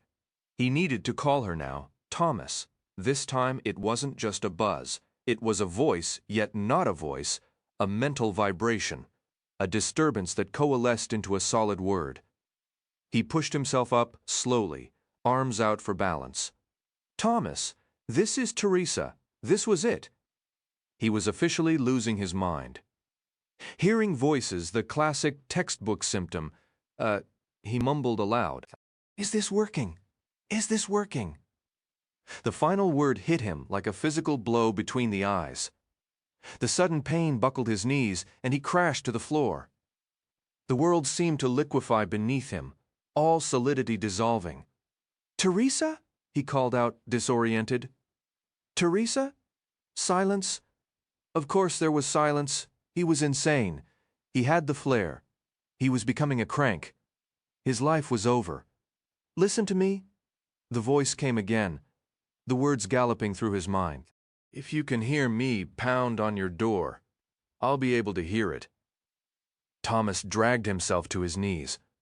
With nothing left to lose, the room tilting around him, he crawled toward the door. Strangely, the voice in his head felt less like a sound and more like a presence, one that inexplicably carried Teresa's essence. He reached the door, which now seemed as vast and imposing as a mountain. Thomas, the voice pleaded.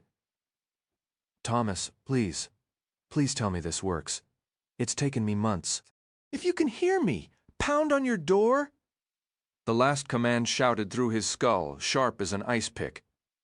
Steadying himself, he placed his hands on the cold surface, then clenched them into fists. What he was about to do, he thought, might be the final proof of his infection. If he was wrong, he'd know the madness was absolute. The voice came once more. Teresa? Thomas?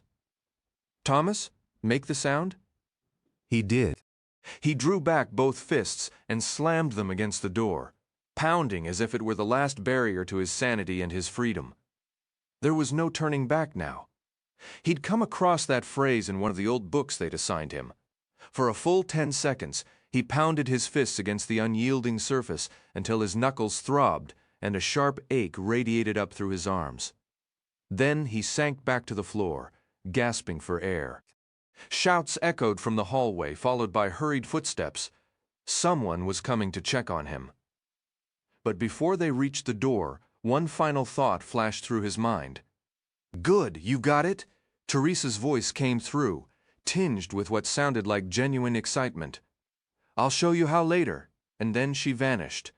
Not only her voice, but the sense of her presence faded completely, like a light switched off in a dark room. The door swung open to reveal Dr. Page standing in the doorway. "What on earth has gotten into you?" she asked. 225-05-112. 7:44 p.m. The following day dragged by in pure misery for Thomas. He could hardly wait to see Teresa in person, even for just 10 minutes. 5 would be enough. All he required was a moment to look directly into her eyes and ask the burning question. Was it you? He was certain he'd recognize the truth in her reaction, and he craved that confirmation desperately.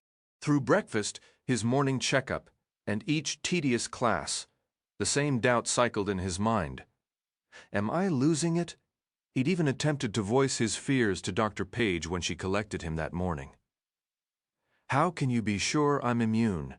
he'd asked, studying her face closely as she responded. "It's quite straightforward," she answered smoothly, keeping pace beside him down the corridor. There are very distinct markers in your blood composition, your DNA, and your cerebrospinal fluid that appear consistently in all immune individuals. Those markers are absent in non-immune subjects. It took extensive research to identify them, but the findings are now definitive. Thomas turned that over. It certainly sounded plausible. Additionally, she continued, it's doubly confirmed in cases like yours and the other immune subjects we've assembled. What do you mean? Well, we can verify through brain imaging that the virus has indeed established itself within your system. It's made a home there, and yet it produces no measurable impact on your physical health, your cognitive functions, or any bodily processes. You've carried the virus for years without any decline, barring some radical mutation of the virus for which our studies show no evidence. We can state with near total scientific and medical certainty that you are immune. He nodded, feeling fairly convinced she was being truthful. "So if I suddenly showed flare symptoms tomorrow, how surprised would you be? On a scale from 1 to 10? She glanced at him. "A 10, Thomas?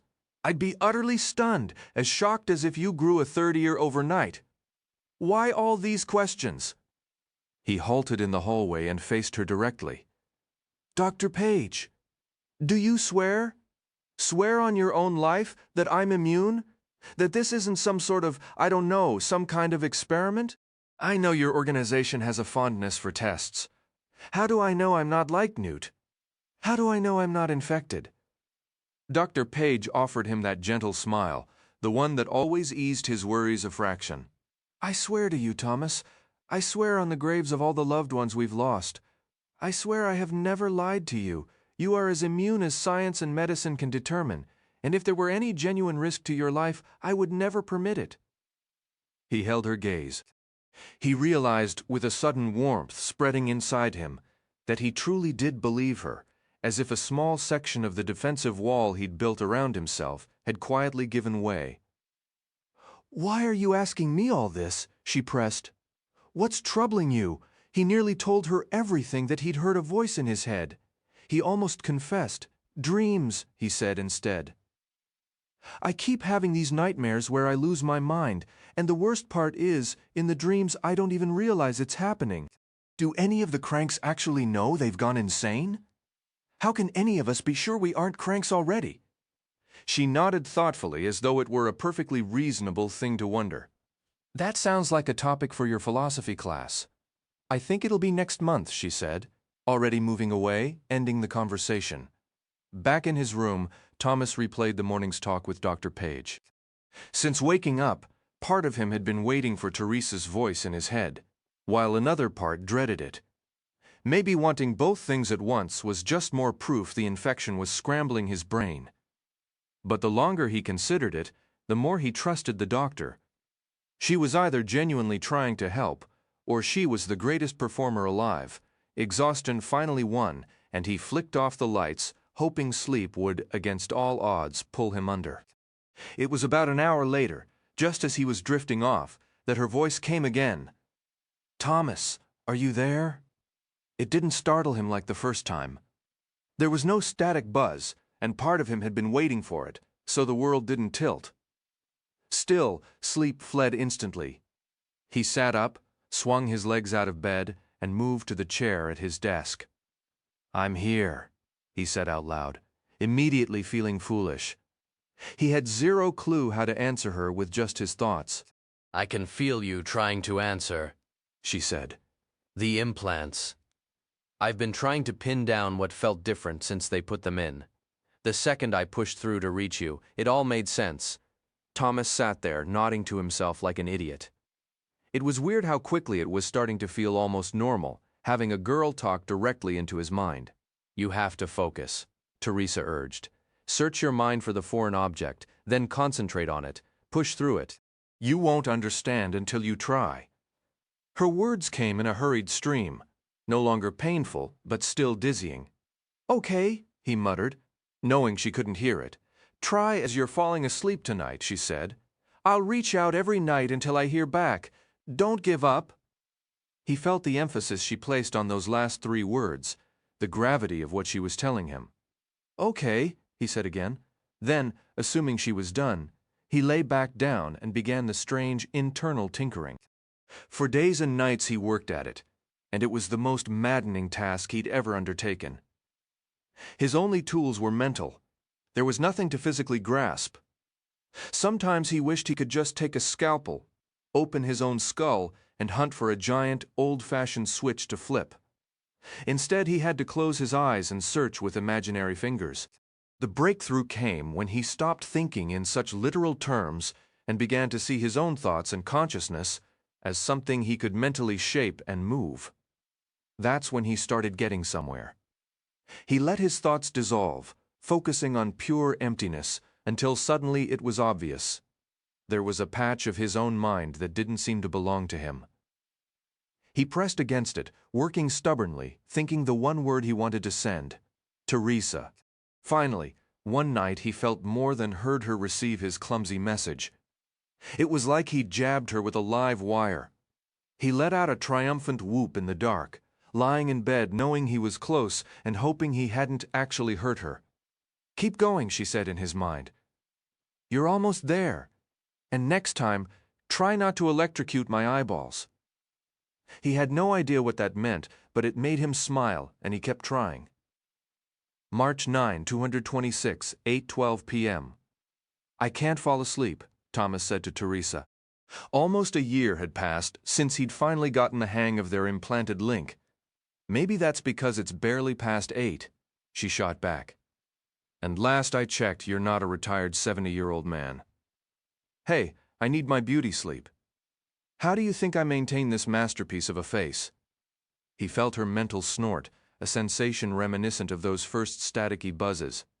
"Yeah, I swoon every time I see you, which is never." Exactly, he thought, a grin spreading in the darkness. A long silence stretched between them.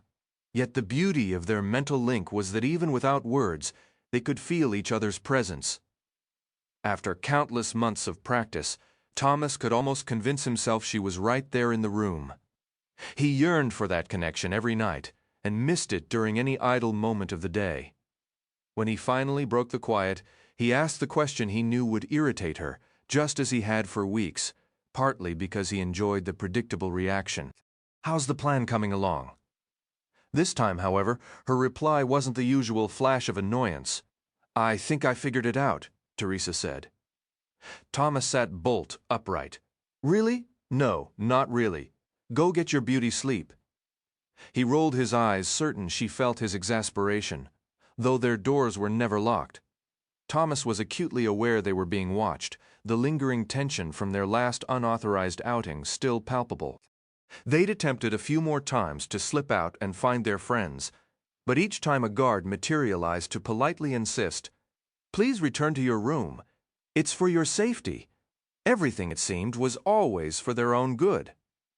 The food wasn't anything to celebrate, but Thomas found himself looking forward to mealtimes anyway. If nothing else, Wicht believed in generous portions, and his constantly growing body was always hungry. Soon, though, he hoped there would be more than bland meals to anticipate.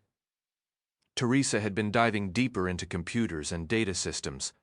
Their training paths were specializing now, and she'd learned the physical construction of the mazes was nearly finished. Wicht would soon need their help with programming the artificial sky and testing illusion-based mechanisms. Two others, Aris and Rachel, whom they still hadn't met, were also slated to join the work.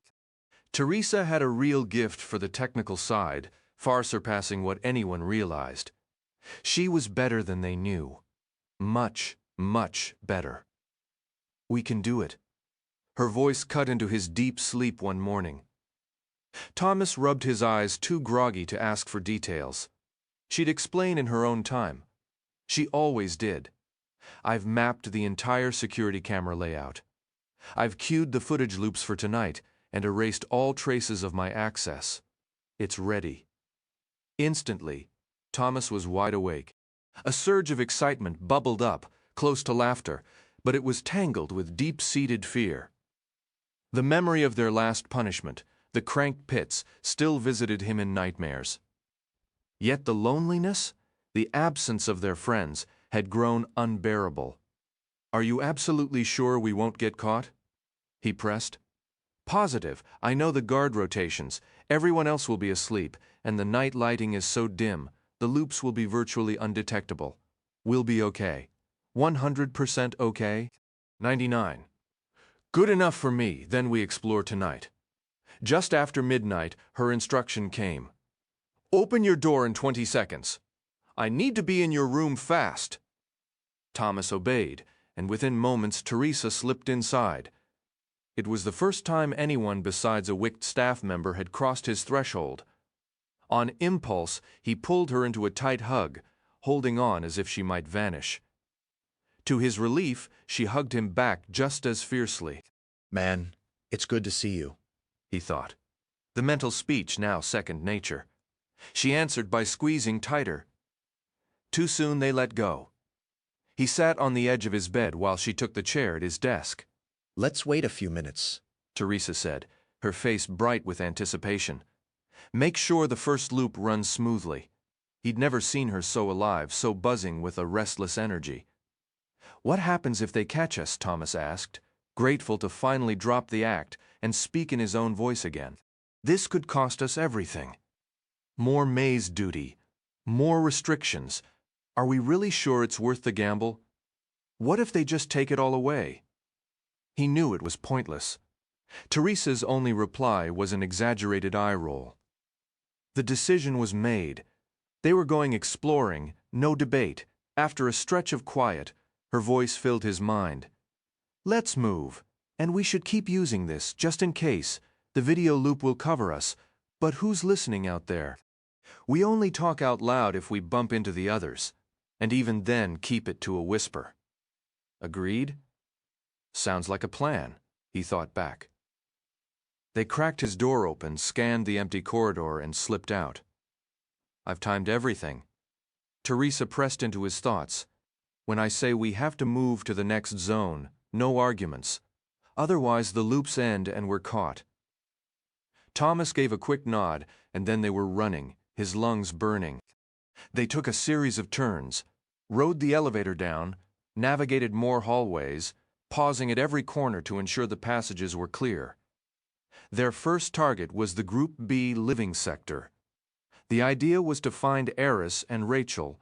Their doors, like Thomas's and Teresa's, were marked with name placards. But a knock on Aris's door yielded silence. Rachel's was the same. Teresa's mental voice was dry. Either they're champion sleepers, painfully rule-abiding, or they're out causing trouble just like us. Thomas shrugged. "Oh well, should we head for Newt and the others now?" With Teresa's nod, he took the lead, weaving through dimly lit halls and stairwells. She mentally relayed the pattern she'd mapped from the camera loops, pointing out the safest path and where to pause. They rounded the final corner before the Group A sector and froze. Thomas drew a sharp breath. A young boy, he couldn't have been more than 7 or 8, with a round, soft face, was huddled against the wall, knees pulled to his chest, tears streaking his cheeks. When he spotted Thomas and Teresa, he went ghostly pale and scrambled to his feet. "I'm sorry," he stammered, his voice trembling. Please don't tell on me." Thomas closed the distance slowly and placed a hand on the boy's shoulder. "It's all right, buddy. We're not any different from you. You're safe with us." "What's your name?" Teresa asked. Their carefully laid plans were now hanging by a thread, but the child looked so young, so terrified, so utterly lost. The boy broke into fresh sobs before choking out an answer. "They make me call myself Charles." Thomas shook his head, a flicker of defiance cutting through the tension. "Well, that's just boring.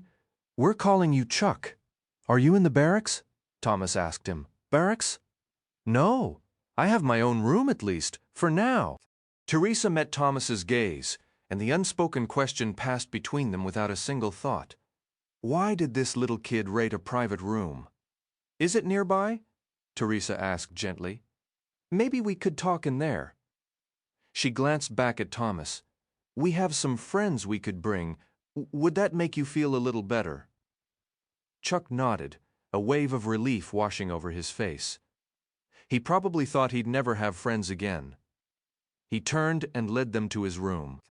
Thomas settled into the chair by the desk while Teresa slipped out to fetch Newt, Albie, and Minho. According to her calculations with the camera loops, they had a few hours before anyone would expect them back. Chuck curled up on his bed, and Thomas pulled the desk chair closer. "How long have you been here?" Thomas asked. "A couple of weeks. I don't know if my parents knew. I don't even know if they had the flair." Fresh sobs shook his small frame, and Thomas felt a pang of helplessness. "It's okay," he said, the words feeling hollow even to him. "Teresa and I have been here for years. You learn to live with it. I know they can be a real pain about giving you a new name, but after that, things usually settle down. It gets a lot easier, as long as you follow the basic rules and do what they ask." Chuck didn't look very comforted. A couple more tears traced paths down his cheeks. "What are they going to do with me?" he asked, trying to stifle a sob. "So far, it's just been needles. I feel like a pincushion. Yeah, that part sticks around for a while. You'll get used to it, honestly." Thomas bit back the urge to mention the surgical implants. "But most of your time will feel like regular school. You'll have classes, learn a ton of new things. It can even be fun. And you'll meet other kids, make friends." He still wondered why Chuck was isolated in a private room instead of being in the shared barracks with the rest of Group A. Chuck scooted to the edge of his mattress. His curiosity piqued and began firing off questions rapid fire. "Why are we immune? Did your parents catch the flare? Did you see them change? Did you have any siblings?" The questions tumbled out one after another, not giving Thomas a moment to breathe, let alone answer. Thankfully, the door swung open, interrupting the interrogation. Albie entered first, followed by Minho, Newt, and Teresa. "Well, look what the cat dragged in," Newt announced, a broad, sincere smile spreading across his face at the unexpected visit. Thomas couldn't pinpoint exactly how long it had been since he'd last seen him. "You're looking remarkably fresh for the middle of the night? Who's the rookie?" Minho asked. Albie, more considerate, stepped forward and offered Chuck his hand. "I'm Albie. What's your name?" "I'm Chuck. I just arrived." Albie gave a firm nod. "Right on. They'll probably shift you over to the barracks with us soon. It's a good time. Don't stress. This place is basically one big adventure camp." Thomas had never heard such a beautifully crafted lie. The next few hours drifted by with easy talk, plenty of laughter, and shared fantasies about a future none of them truly believed they'd see. But for that short while, it felt wonderful to play along, to unwind, to let themselves imagine they had a lifetime of choices ahead. It was the best evening Thomas could recall since meeting everyone. He laughed harder than he had in ages, a deep, genuine laughter that made his sides ache. A rare sense of calm settled over him as they all chatted, sometimes talking on top of each other, often having to repeat themselves when the noise grew too loud. Chuck's whole posture had transformed. The red, puffy eyes and stained face were gone, replaced by the wide-eyed excitement of a child on Christmas morning. Seeing that change warmed Thomas from the inside. This place, he mused, wicked. Honestly, it could be 1,000,000 times more awful. He'd been saved from witnessing his mother deteriorate from the flare, shielded from the brutal chaos of the outside, spared a gruesome end from a crank, avoided so much potential grief and terror. And what was the cost, really? Some monotony? A handful of tests? Putting up with a bunch of awkward adults who weren't exactly experts with kids. And here he was, surrounded by friends, sharing jokes, feeling genuinely happy. And, let's not forget, the possibility of a cure. Why be cynical about that? Tommy? Newt's voice pulled him from his thoughts. I can practically hear the gears grinding in your head. He tapped his own temple. Want to let us in on it? Thomas shrugged. I'm not sure. We always talk about it. I mean, I keep thinking that Wicked must have done something horrible by taking us from our families. Sure, Albie said, though the slight smirk on his face suggested he already knew where Thomas was heading. But I'm not totally convinced that's the whole story. So Wicked isn't bad. Chuck piped up, his voice suddenly bright, with a hope that pinched Thomas's heart. Thomas glanced around at his friends, then back at Chuck. Someone important told us something once that we should always remember, he said. Wicked is good. I think our lives here might have a meaning bigger than we can understand. We have to try to see the whole plan, not just our piece of it. That's surprisingly philosophical. Teresa's voice echoed in his mind. It's a good look on you.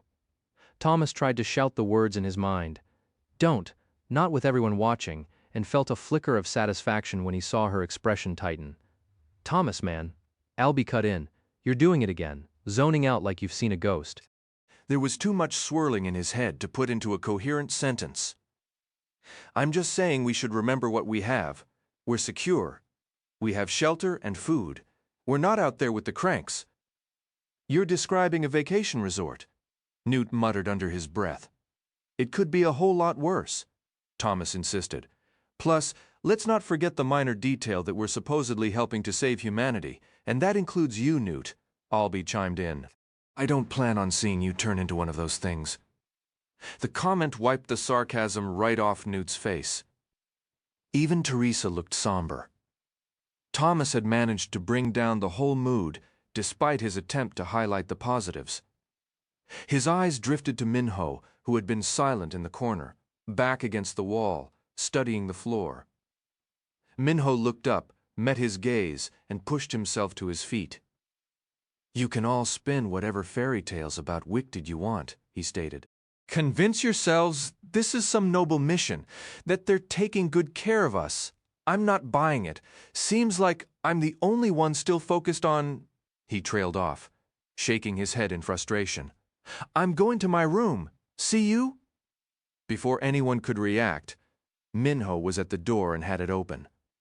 Albie finally found his voice as Minho was stepping out. What's that supposed to mean? Albie called after him. Minho didn't bother turning around. We used to talk about getting out of here before Thomas and Teresa showed up, he said over his shoulder. Well, I never stopped thinking about it or working on it. We should be here because we choose to be. Not because they're keeping us, not like lab rats. I hope you'll all come with me, when the time is right. Then he was gone, the door clicking shut behind him. That was the last Thomas heard about Minho's escape plans for half a year. In the months that followed, life actually became enjoyable. Roughly every week, Teresa would work her technical magic on the security feeds, and their small group would gather in someone's room, or more often, in the forgotten maintenance chamber buried deep underground. It was always the same core: Albie, Minho, Newt, Thomas, Teresa, and sometimes young Chuck. He'd become their mascot, silly, naive, and good-natured, taking their teasing in stride. He was like the little brother they'd all either lost, or in Thomas's case, never known. Sometimes they'd sneak in extra food and share a meal while talking and laughing. After a few months of these secret meetings, the old gnawing fear began to fade. The fear of Randall or Ramirez bursting in. The fear of being thrown back to the cranks. Maybe next time without any protective barrier. They let their guard down and felt, for the first time in a long while, truly safe. It was the happiest period they could remember. "All right, Thomas." Teresa's voice echoed in his thoughts. "Tell me the instant you see a red light flash dead center on the ceiling." "Got it," he replied mentally. "Would you quit saying, 'Roger, that'?" He suppressed a grin. He stood encircled by towering stone walls, erected by construction crews over frameworks of steel and polymer. Nearly half the maze was now finished, and the scale was becoming impressive.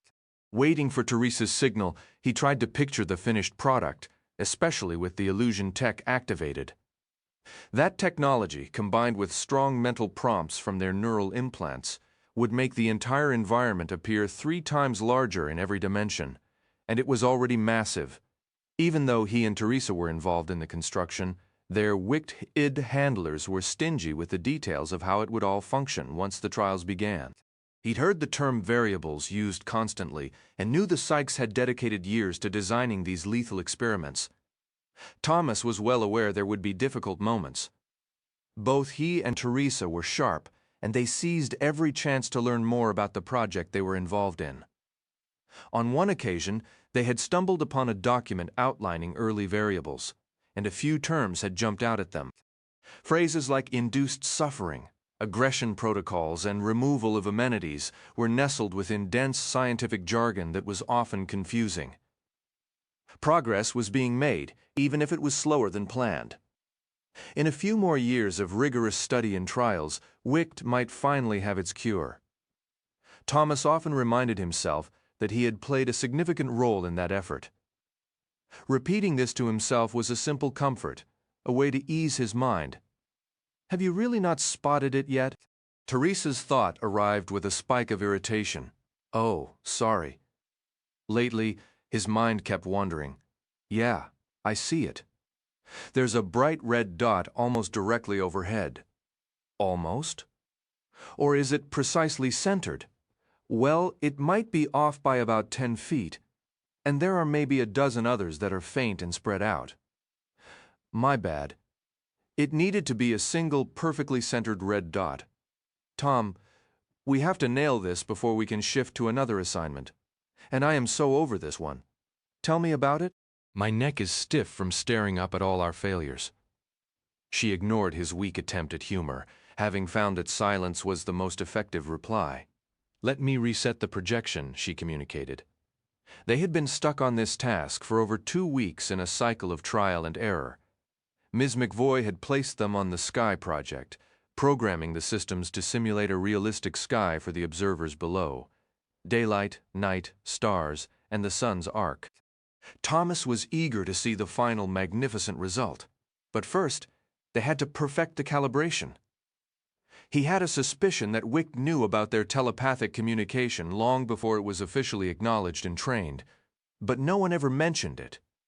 He figured WICT only stood to gain from their proficiency, as their instant mental link made them perfect for these complex, numerous projects. Teresa was projecting a red dot from 1,000 points across the massive interior surface of the maze cavern, until Thomas perceived it as one unified dot in the exact specified location. The technicians couldn't advance the projection software. After another half hour, Teresa tried again. This time, only 6 dots appeared, and the largest was just 4 or 5 feet from the center. They were getting close. Let's call it a night and finish tomorrow, Thomas suggested after the test. I need to grab some sleep before we meet up with the guys later. Deal, her single-word reply, though unspoken, carried a heavy tone of exhaustion. They met in the maintenance room around 1 in the morning.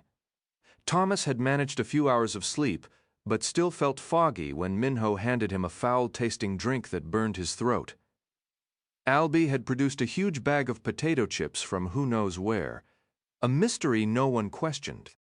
The salty, crunchy taste felt particularly satisfying in the dead of night. Chuck was enthusiastically helping himself to far more than his share. "Got a new guy joining us tonight," Minho announced, not 10 minutes after they'd started eating.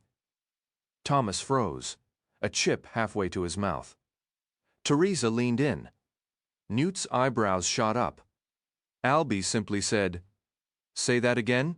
Chuck, utterly unfazed, kept eating as if his life depended on it. Seeing their stunned reactions, Minho stood and waved a hand dismissively. "Relax, everyone. He's a decent guy."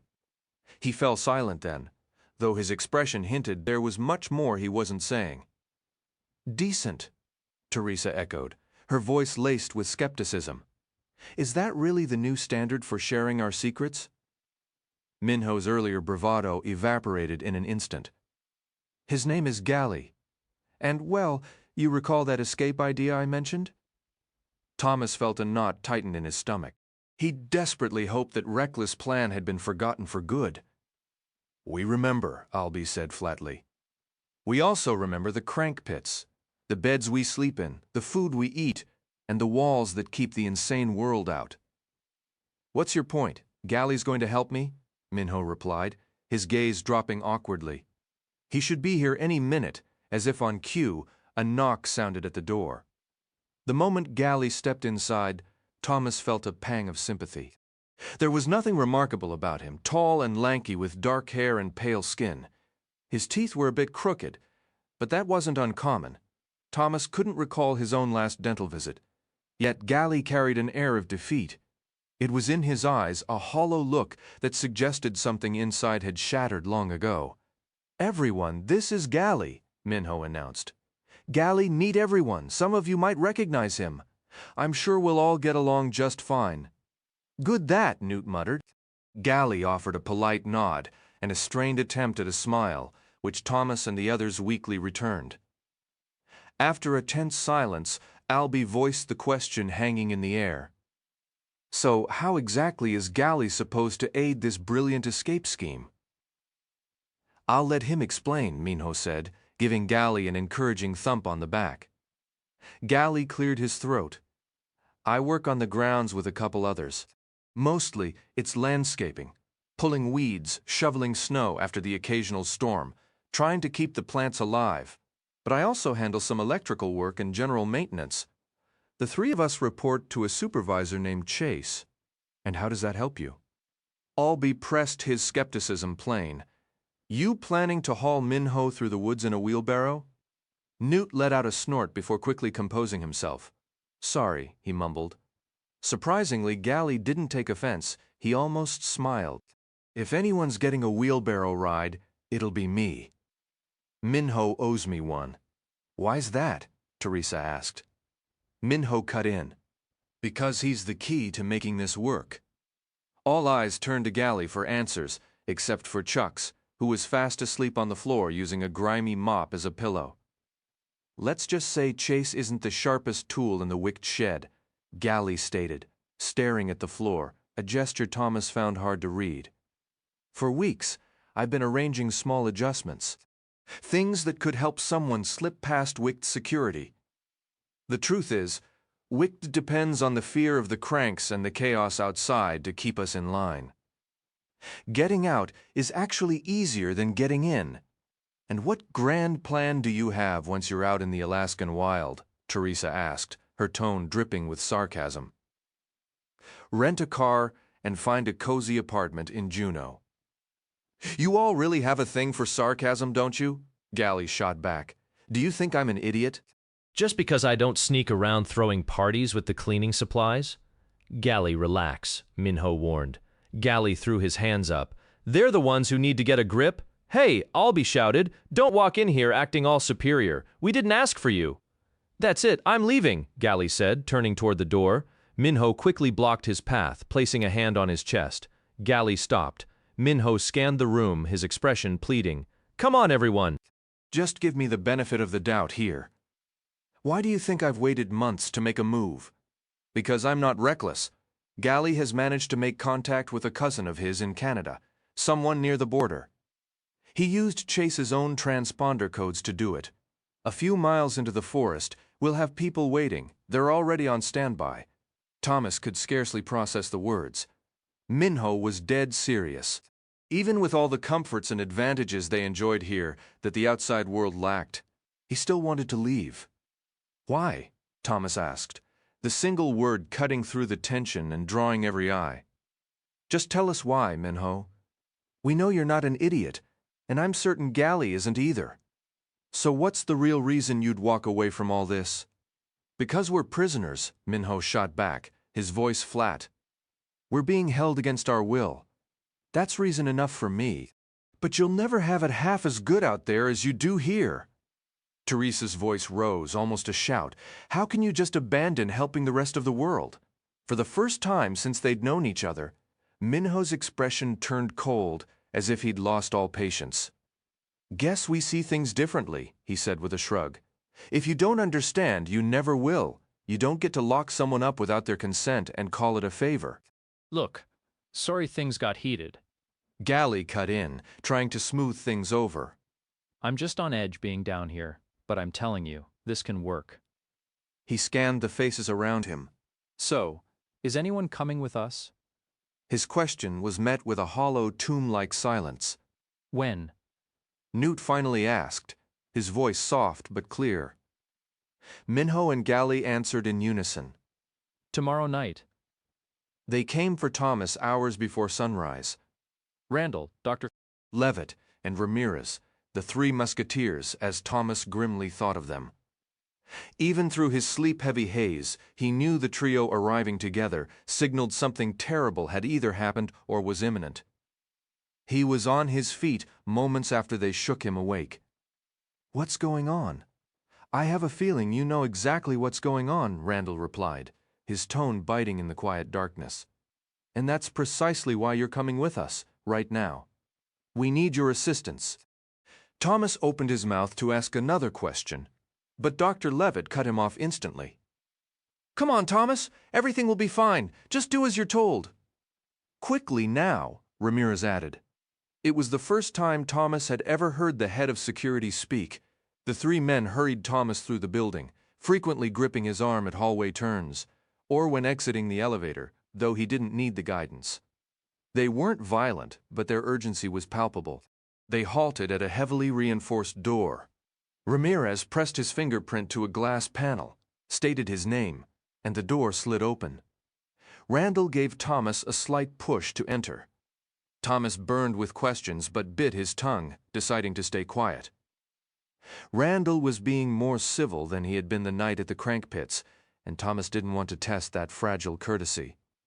The room he entered was unfamiliar, a security control center by the look of it. One entire wall was a bank of monitors displaying feeds from medical bays, dormitories, and the ongoing maze construction. Strangely, the maze camera views jerked and darted erratically, as if mounted on the backs of furious, scrambling animals. In the room's center facing the screens was a console deck outfitted with more displays and several chairs. Two guards sat there, their attention locked on a monitor to the right. Thomas looked closer, and his stomach lurched. The screen showed Minho in a stark room, bound tightly to a chair, the ropes biting into his flesh, his face swollen and marked with dried blood. He was staring directly into the camera, unblinking, and the sheer defiance in his gaze made Thomas feel a flicker of pride, followed immediately by a wave of shame. He doubted Minho would actually go through with the escape, had secretly hoped he wouldn't try. Funny how a little perspective can shift everything, he thought bitterly. One moment, you're judging a friend's choice. The next, you're watching him pay the price for it. Hate to say it, Randall remarked, but it seems your friend didn't learn his lesson from his last attempt to leave. I suppose we were too lenient before with everyone. Now we have no choice but to escalate our response. Don't you agree? Thomas kept his eyes on Minho. Minho stared back, unwavering. Could there be a two-way feed? Thomas suddenly felt exposed, as if his own face were being scrutinized on the other side of that lens. Talking is a much better choice than staying silent right now, Dr. Levitt advised. Take a seat, and we can discuss this. Individuals such as Minho and Galley, those who believe they are exempt from contributing to our efforts here, require a specific response. Observing might provide you with some useful insight. Ramirez guided Thomas by the shoulder, settling him into a chair flanked by the two guards. You're dismissed, Randall stated. For a fleeting moment, Thomas thought the order was for him, which would have been bizarre considering they had just seated him. His confusion cleared as the guards stood and exited the room. Ramirez occupied the chair to Thomas's left, while Dr. Levitt took the one on his right. Randall moved to stand between the control panels and the monitors, clasping his hands behind his back in a posture befitting a professor. Thomas, he started, let's speak plainly. You're aware we've monitored your group's nightly meetings, correct? You're young, but far too intelligent to genuinely believe you were evading our notice. Thomas parted his lips, then shut them again. He had clung to the hope that they were outmaneuvering the adults. He didn't understand why their gatherings were permitted to continue, but as he reflected, he recognized it had been pure, naive optimism. He gave a slow nod. Randall rested his hands on the edge of the control console and leaned in, closing the distance. Pay attention, he said. We aren't here to punish you for Minho's poor judgment. If anything, we noted that many of you attempted to dissuade him. However, there are critical lessons embedded in this incident, and we intend to utilize the circumstance fully. Thomas felt a surge of impatient frustration. He just wanted the man to get to the point. You will remain here with us and witness the lesson we impart to Minho, frankly. We require witnesses. The message must circulate. We cannot allow a repeat of this behavior. Everyone must understand that actions carry weight. What are you going to do to him? Thomas exclaimed, genuine fear for his friend sharpening his voice. Randall recoiled slightly at the outburst, but carried on as if the question had gone unheard. Once this is concluded, we will bring in Teresa for a viewing. The same applies to Eris and Rachel in the Group B control room. But we wanted you isolated for this initial viewing, ensuring your reaction is wholly your own, not shaped by your peers. This also represents a significant procedural milestone, Dr. Levitt interjected. Based on our current timeline, the maze trials are only a year or two away. And this? He made a sweeping gesture around the room. This type of monitoring and response is something you will become very familiar with once the first subjects enter the mazes. Consider this exercise a preparatory drill, understood? Thomas remained silent. Their patronizing tone was sometimes unbearable. Thomas? Do you understand? Levitt pressed. A fierce, smoldering anger swelled within Thomas, threatening to erupt. He didn't know how he managed it, but he clamped down on the emotion. Understood, he mumbled. Randall directed his attention to a different monitor, not the one displaying Minho. This new screen showed an oval-shaped container, with a seam along one side and hinges on the other. It resembled an ornate coffin designed for a portly, affluent extraterrestrial. What is that? Thomas asked, his curiosity instinctively overriding his caution. Those are pods, Randall answered. Pods for a biomechanical entity designed with military assistance. We are currently referring to them as grievers. They are still in the early phases of development, but the latest iteration shows substantial progress.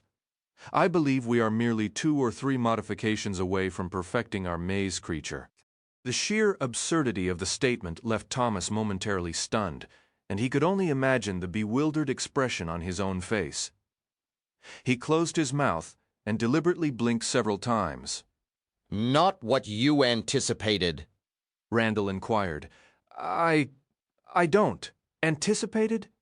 Thomas stammered, utterly lost. What are you even discussing? Biomechanical entities, monsters in the maze. What did you name them? The Grievers? Ramirez leaned forward. You'll be fully briefed in due time. Honestly, we hadn't planned to reveal this phase to you for a while longer, but circumstances have shifted.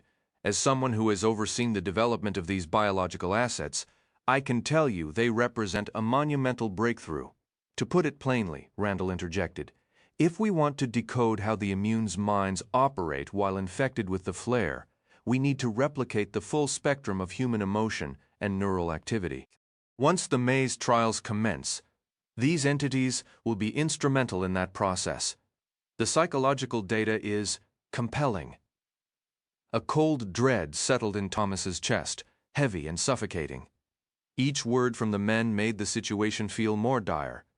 "Let's proceed," Randall stated flatly. He reached out and activated a control. "Alice, initiate the pod sequence on the screen." The sealed seam of the oval pod hissed open, releasing plumes of vapor that swirled and obscured the interior. The room on the monitor filled with a churning, ghostly mist. Thomas's eyes darted to the feed showing Minho, and the grim reality crashed over him. Minho had finally looked away, his head turned sharply to the right, his expression taut with fear. Wisps of that same fog were already creeping across the floor toward him. Thomas shot to his feet, a chill spreading over his skin. Minho was in there with that thing. "Shut it down!" Thomas shouted. "Stop the sequence! I understand the point." Sit down! Ramirez barked, his hands clamping onto Thomas's shoulders from behind and forcing him back into the chair. Thomas hadn't even seen him move. Randall turned from the misty screen, his face impassive. If we don't follow through on our directives, what authority do we have? If a subject attempts escape without consequence, what message does that send to the others? Minho made his decision. Now the protocol must run its course. "Please," Thomas whispered, all resistance leaving him. The sight of Minho, usually so defiant and quick with a joke now paralyzed by raw terror, was too much to bear. He forced his gaze back to the pod. The steam had thinned, revealing the two halves of the container lying open on the floor. Something was heaving itself out. Nothing in his imagination could have prepared him for the sight. It was a glistening, wet mass, impossible to define, mottled with patches of coarse hair and studded with metallic protrusions, bladed discs and articulated steel limbs emerging from a quivering core. With a sickening lurch, the horror pushed itself over the pod's edge and slumped to the floor, revealing a slug-like body the size of a young steer. A shudder racked Thomas as he watched the abomination writhe. He looked back at Minho, who was now straining violently against his restraints. His mouth opened in a silent scream as the fog began to envelop him. Thomas's control shattered. "Stop it!" he yelled, surging up again. Ramirez was there instantly, shoving him back down. "You can't do this." Randall glanced over, his attention briefly pulled from his intense study of Minho's feed, and offered Thomas a look of weary resignation. "We have no alternative," he said simply. "Teresa!" Thomas screamed inwardly. "You have to help. Minho's tied up, and this monster is going for him." But the thought felt dead and empty this time, as if it hit an invisible wall and echoed back into silence. Of course, Wicht could switch the connection off whenever they pleased. They could do absolutely anything they wanted. Minho kept fighting, his shouts echoing in the confined space. He managed to shove his chair backward, scraping across the floor until his back hit the far wall. On the left side of the monitor, a spiked, pulsing mass lurched into view, scraping along the ground. It halted just before reaching Minho. The metallic spikes retracted into its fleshy exterior, and the entire creature seemed to flatten and spread. Thomas felt a surge of desperation, watching one of his closest friends teetering on the edge of horrific injury. Or worse, Randall, he pleaded, his voice cracking. "Just listen. Stop it, please. Just stop the thing." Let me say something. If you still disagree afterward, you can start it again, please. A section of the creature's body began to rise, and several rigid metal appendages extended where the spikes had been. They were fitted with an array of lethal instruments, whirring blades, spinning saws, and snapping claws. Thomas watched, his eyes stinging, as those weapons slowly, deliberately aimed toward Minho's trapped form. Forcing himself to sound steadier, Thomas drew a sharp breath. "Randall, listen. Minho is worth too much to lose like this. If you don't stop that thing right now, I'm done helping you. Completely. I don't care what you do to me after that." The creature reared up on its hind section, now towering several feet above Minho's head. Those metal arms reached out and coiled around him, pinning him firmly against the wall. "Randall," Thomas said, straining to sound calm. "Go get Dr. Page. Get the Sykes. Get the Chancellor. Get all of them. They need me, and they need Minho. His potential for your trials is too great to throw away here." One of the creature's saw-equipped limbs lifted, the blade whirring to life as it edged closer to Minho's forehead. Minho had already pressed his head back as far as he could. Thomas saw his friend's face twist into raw, undiluted terror. "Last chance!" Thomas shouted. "If he dies, I swear I'll—" He was cut off as Randall urgently pressed the communication button. "Pause," he commanded, a note of haste in his voice, as if he'd let things slide too far. The creature froze instantly. Thomas released a huge, shuddering breath, slumping back into his seat and burying his face in his hands. It took every ounce of his will not to break down right there. "Look at him, please," Randall said quietly. "Look at the screen." Thomas lifted his head and focused on Minho's display. "You see that?" Randall asked, his own gaze fixed on the monitor. The creature was draped over the boy almost like a grotesque blanket. "Didn't I tell you we're nearly there? We're this close to perfecting the ultimate soldier." All Thomas could see was his friend, mere inches from a spinning blade, and a man who seemed utterly detached from reality, if he'd ever been grounded in it to begin with. "This should be obvious," Randall continued, his voice still filled with a strange reverence. "I need you to remember what you witnessed today. You need to understand the power and the peril these beings represent. Your pattern of empathy might turn out to be one of the most critical pieces of our entire puzzle." Thomas struggled to concentrate on Randall's words. His attention was locked on Minho's sweat-streaked face. The saw blade, though motionless in its advance, still spun furiously. Each breath felt difficult, knowing that a single word from Randall could end Minho's life. The man pressed his control button again. All right, recall it. Within seconds, the Griever's metal arms unwound from Minho and retracted into its damp, fleshy body. The creature seemed to liquefy into a flat puddle on the floor, then curled into a rounded ball, traction spikes extending. It rolled end over end until it vanished from the screen. Thomas shifted his focus to the other monitor just in time to see the creature reappear, spin toward its containment pod, retract its spikes, and seep back inside. The hatch sealed shut with a sharp hiss of steam, leaving the chamber silent and still. Thomas glanced back at Minho, desperately hoping to see a flicker of defiance in his friend's eyes. Instead, Minho's head was bowed, his shoulders trembling with quiet sobs. Thomas could only lower his own gaze, his mind reeling, unable to process the spectacle he had just been forced to witness. "Let's get you back to your quarters," Randall stated flatly. "We have 3 other subjects scheduled to view this same demonstration. My advice? Write down anything useful you think you learned today." Thomas blinked, confusion cutting through his shock. "Hold on, what did you say?" Randall continued, as if he hadn't spoken.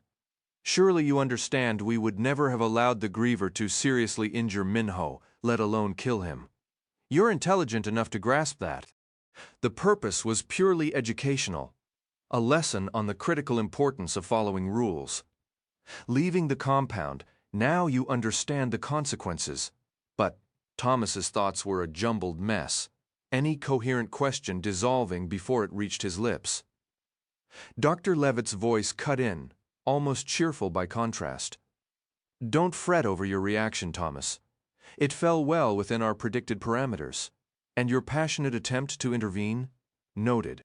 The psychology team will be absolutely thrilled with the data from this session." The implication finally clicked into place, sending a cold dread through Thomas. "What do you mean 3 others to see this?" He gestured wildly at the bank of screens, the control console, the sterile ceiling. "You're going to show them a recording, right?" The following moment seemed to hang in the air, endless and heavy. Please, he begged, silently. Just say it was recorded. I'm afraid the answer is no, Randall replied, his tone devoid of apology. The lesson is far more impactful when experienced live. Minho will be going through it again. He let out a weary sigh.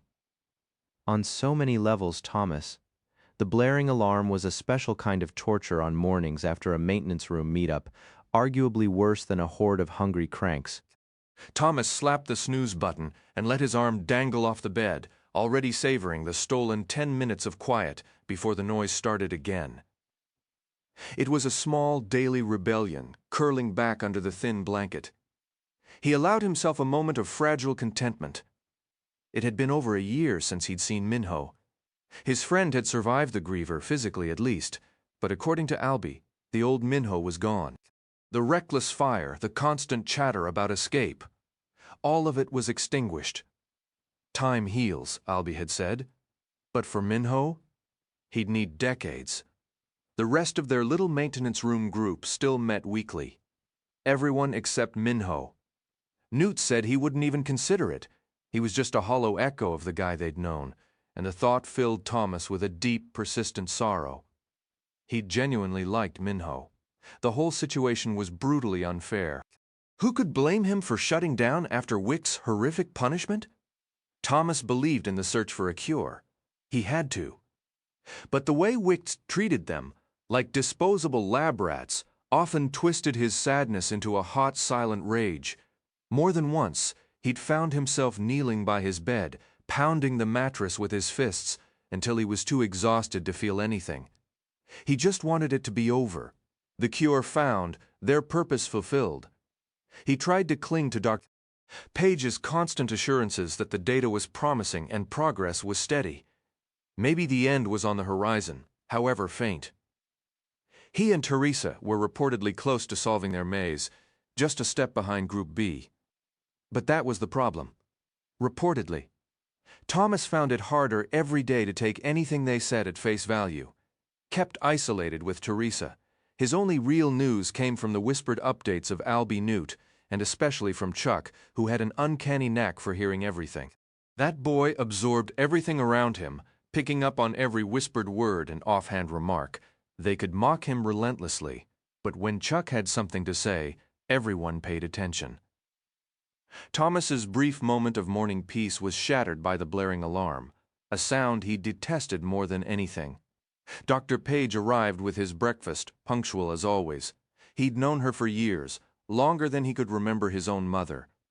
Today, however, he noticed a shift in her demeanor.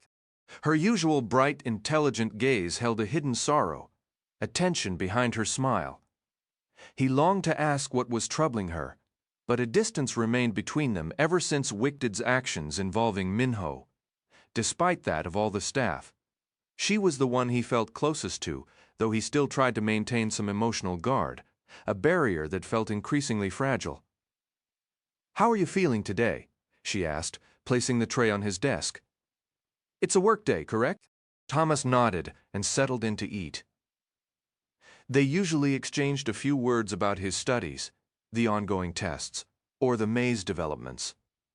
But before he could even take a bite of his scrambled eggs, Dr. Page was already turning toward the door. Just as she stepped into the hallway, Thomas called out, "Wait, could you come back for a minute?" She hesitated, releasing a tired sigh, but closed the door and returned, taking the seat across from him. Her eyes were filled with a deep sadness. Thomas's curiosity overpowered his hesitation. "I wasn't going to say anything," he began. "But is something wrong?" A sudden fear gripped him. Had something happened to one of his friends? Not Teresa? He was certain he would have sensed her absence, or any final moment. He would have known. "Thomas," Dr. Page started, her gaze drifting around the room as if searching for the right words. "We're nearing the point of placing subjects into the mazes." She offered a faint, humorless laugh and met his eyes. "But you probably know that better than anyone. How is everything progressing in there?" She was referring to his work with Teresa in the maze cavern. "It's going all right. It's interesting, I guess. You don't sound very excited about it. It's just hard to move past certain things." There are secrets things being kept from us. Some of it doesn't feel right, and some people here could be kinder, like Randall or Ramirez. Dr. Levitt. It was a relief to voice some of his frustrations. She crossed her legs, her expression one of genuine concern. You might not believe this, Thomas, but I've wrestled with these same issues. I could make excuses, but I suspect that's not what you need to hear. Thomas shook his head. Even calling us subjects, we're people, not lab mice. His voice grew steadier, yet Dr. Page remained composed, nodding as if she truly understood. I think it comes down to two realities, she said. First, although our current focus is the maze trials, the psychs are constantly analyzing for any sign of kill zone patterns. Every single moment counts, as I'm sure you realize, even in the short time we've been talking. How many hundreds more have contracted the flare out in the world? How many have been lost? So the answer is to take it out on us. Thomas asked, immediately regretting the harshness of his words. These were the same people who had rescued them from a grim fate. A flash of anger crossed Dr. Page's face. This is a vicious, relentless virus, Thomas. Fighting it requires a certain relentless will. If you could try to see beyond your own struggles, you have no concept.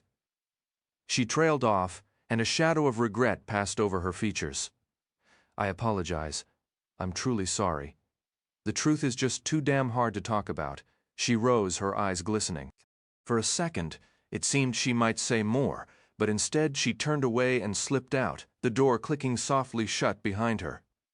Thomas had hit a raw nerve. He'd finally gotten her to speak with a shred of honesty, and he wasn't about to let that slip away, even if her sudden vulnerability threw him. He pushed up from his chair and followed. She was moving fast down the hallway, almost at a jog, forcing him into a quick sprint to close the distance. He caught her arm to stop her. She jerked free, stumbling back until her shoulders met the wall. Breathing hard, she stared at him with something close to revulsion, a flash of real anger in her gaze. Then, just like that, it dissolved, and she was Dr. Page again, the composed, gentle figure he knew. Yet the sorrow etched on her face was so stark, it nearly made him apologize and retreat. What's really happening? He pressed. What are you keeping from me? When she only shook her head, he pushed on. Every single day, I'm out there, getting your massive maze closer to ready. I don't complain. I just work. Teresa and I both do. We know exactly what's at stake. Dr. Page gave a slow nod. You're right, I'm sorry. But that's my whole point, Thomas continued, his voice tightening. We've had to grow up fast. We deserve to be treated like adults, not lab rats, not ignorant kids. We all want the same cure. Why can't we be partners instead of subjects? Minho, Albie, Newt, everyone in here would work with you better if you just showed a little respect. Whatever had shaken her was gone now. Dr. Page stood tall again, arms folded, her gaze steady and sharp. Listen, back in your room, I told you, it comes down to two things. First, some of what you call harsh treatment was planned by the psychology team. They're stimuli, ways to provoke specific brain activity before the major maze trials begin. Understand? No, he didn't understand. Not really. But it was an answer. Fine. What's the second thing? These are survivors, Thomas. I know you were young, terribly young, but you must remember how the world fell apart after the virus reached us here. Things were never supposed to. She halted, and something in her eyes shifted, as if she'd said too much. My point is, the world became a nightmare, death and madness everywhere. By nature, anyone who lived through those first waves of terror had to harden. They had to be tougher than normal. That's what kept them alive. The weak, they didn't make it, or they won't for long. Thomas was stunned into silence by the torrent of words. So yes, she went on, her tone firming, most people here aren't going to win any kindness awards. They don't have the time or the patience to coddle feelings. They've seen hell out there, and they're willing to do whatever it takes to find a cure and end it. You're going to have to accept that. Okay, Thomas said. the fight draining out of him under the weight of her speech. "Now buck up and get back to work," Dr. Page said, the ghost of a smile touching the corner of her mouth, the closest thing to warmth he'd get that morning. "Will do," he muttered, layering the words with as much sullenness as he could muster. Later, walking the maze corridors, Thomas felt a flicker of pride at how much ground they'd covered in recent months. He couldn't take credit for the imposing walls themselves, the weathered gray stone, the ivy snaking like dark veins across the surface. The sheer scale of it all, but the progress was tangible. The sheer complexity of the shifting walls and the ever-changing layout of the maze was a marvel of engineering. Observing the mechanisms in motion was fascinating, though Thomas had little grasp of the actual science behind it. The engineers were a notoriously brusque and preoccupied bunch, rarely available for questions. Yet so many of the immersive details that breathed life into this place, the subtle touches that made it feel tangible, were the direct result of his and Teresa's relentless work. He was reflecting on their contributions as he rounded a bend into a lengthy corridor of the labyrinth. Even the wicked doctors, Sykes and Tex, had been taken aback by how indispensable the telepathic link had proven. Beyond enabling instant communication, it had sharpened their ability to perceive each other's emotions, predict thoughts, and grasp concepts that defied simple explanation. He'd long since given up trying to convince anyone of its depth. No one ever truly believed him. "You close yet?" Teresa's voice arrived from the control room, almost he sent back. "Just taking a moment to appreciate our masterpiece." He tilted his head up to the vivid blue expanse, where the sun was beginning to crest the high stone wall to his left. Perfecting that sky alone had demanded endless, meticulous labor, but the final effect, that breathtaking, convincingly real azure, made the struggle feel worth it. The sudden skittering of tiny metal feet from behind announced a beetle blade, one of the countless cameras now deployed throughout the complex to document every moment of the trials. He intended to ignore it until the device sprang onto his calf and began scrambling up his back. "Hey!" he shouted, jumping and twisting, hands slapping at his shirt to dislodge the creature. It skittered over his shoulders, its needle-like legs pricking his skin, before latching firmly onto his neck with a painful grip. "You were saying?" Teresa inquired, and he could feel every ounce of her mischievous delight. "That was quite a performance. Don't worry, I've got it saved to show Newt and the others later." "Not funny," he yelled aloud as the beetle blade butted its head against his ear, hitting a spot that sent a jolt of pain through him. Finally, he managed to grab the metallic body and hurl it away. It landed on its feet and darted off, vanishing into the ivy covering the wall to his right. "You win," he conceded. "I'm on my way."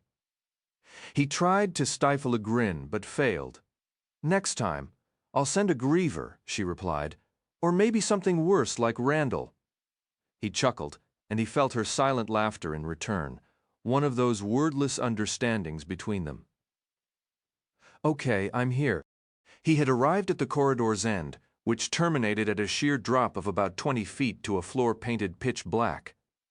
This was one of those disorienting zones within the maze, where the optical illusion tech was still glitchy, capable of making you question your own sanity. Above him was the flawless sky. Peering over the ledge revealed the black floor meeting a black wall, the boundary of the massive maze cavern.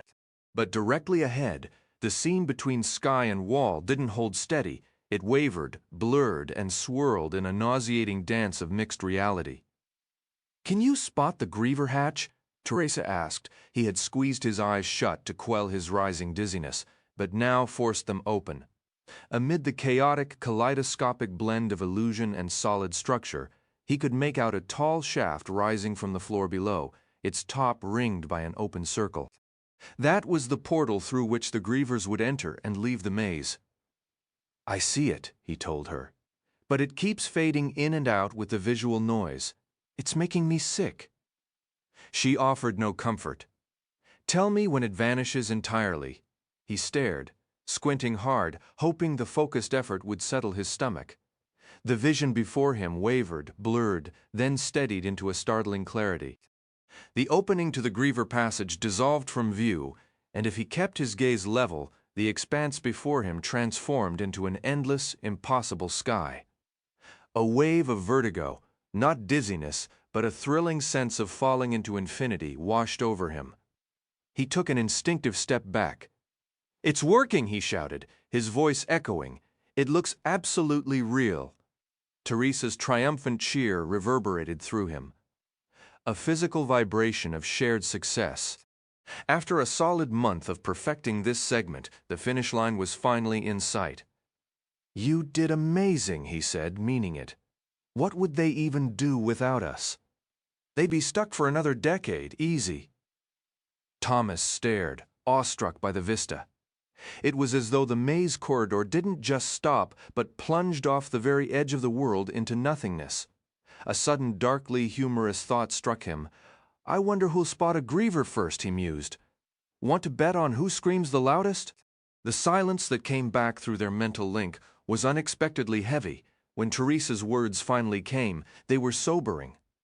"And who will be the first to die out there?" Thomas shook his head, though she couldn't see it. "They won't let it get that far. No way." Her end of the connection went quiet, leaving him alone with his thoughts. He could scarcely believe the gathering in the conference room. Seated around the polished table was practically every significant person he'd ever heard of within the organization. Psychologists, physicians, engineers. He recognized Randall, Ramirez, and Levitt. Dr. Page had taken a seat beside him and Teresa, while Chancellor Kevin Anderson presided at the table's head, Katie McVoy at his elbow. The only other teenagers present were Eris and Rachel. Even without a formal introduction, Thomas knew exactly who they were. "Do you think they'll ever let us actually talk to them?" Teresa wondered silently. Thomas pictured himself giving a non-committal shrug. "Maybe it's some kind of competition. They probably think we'll work harder if we're trying to, I don't know, outdo each other.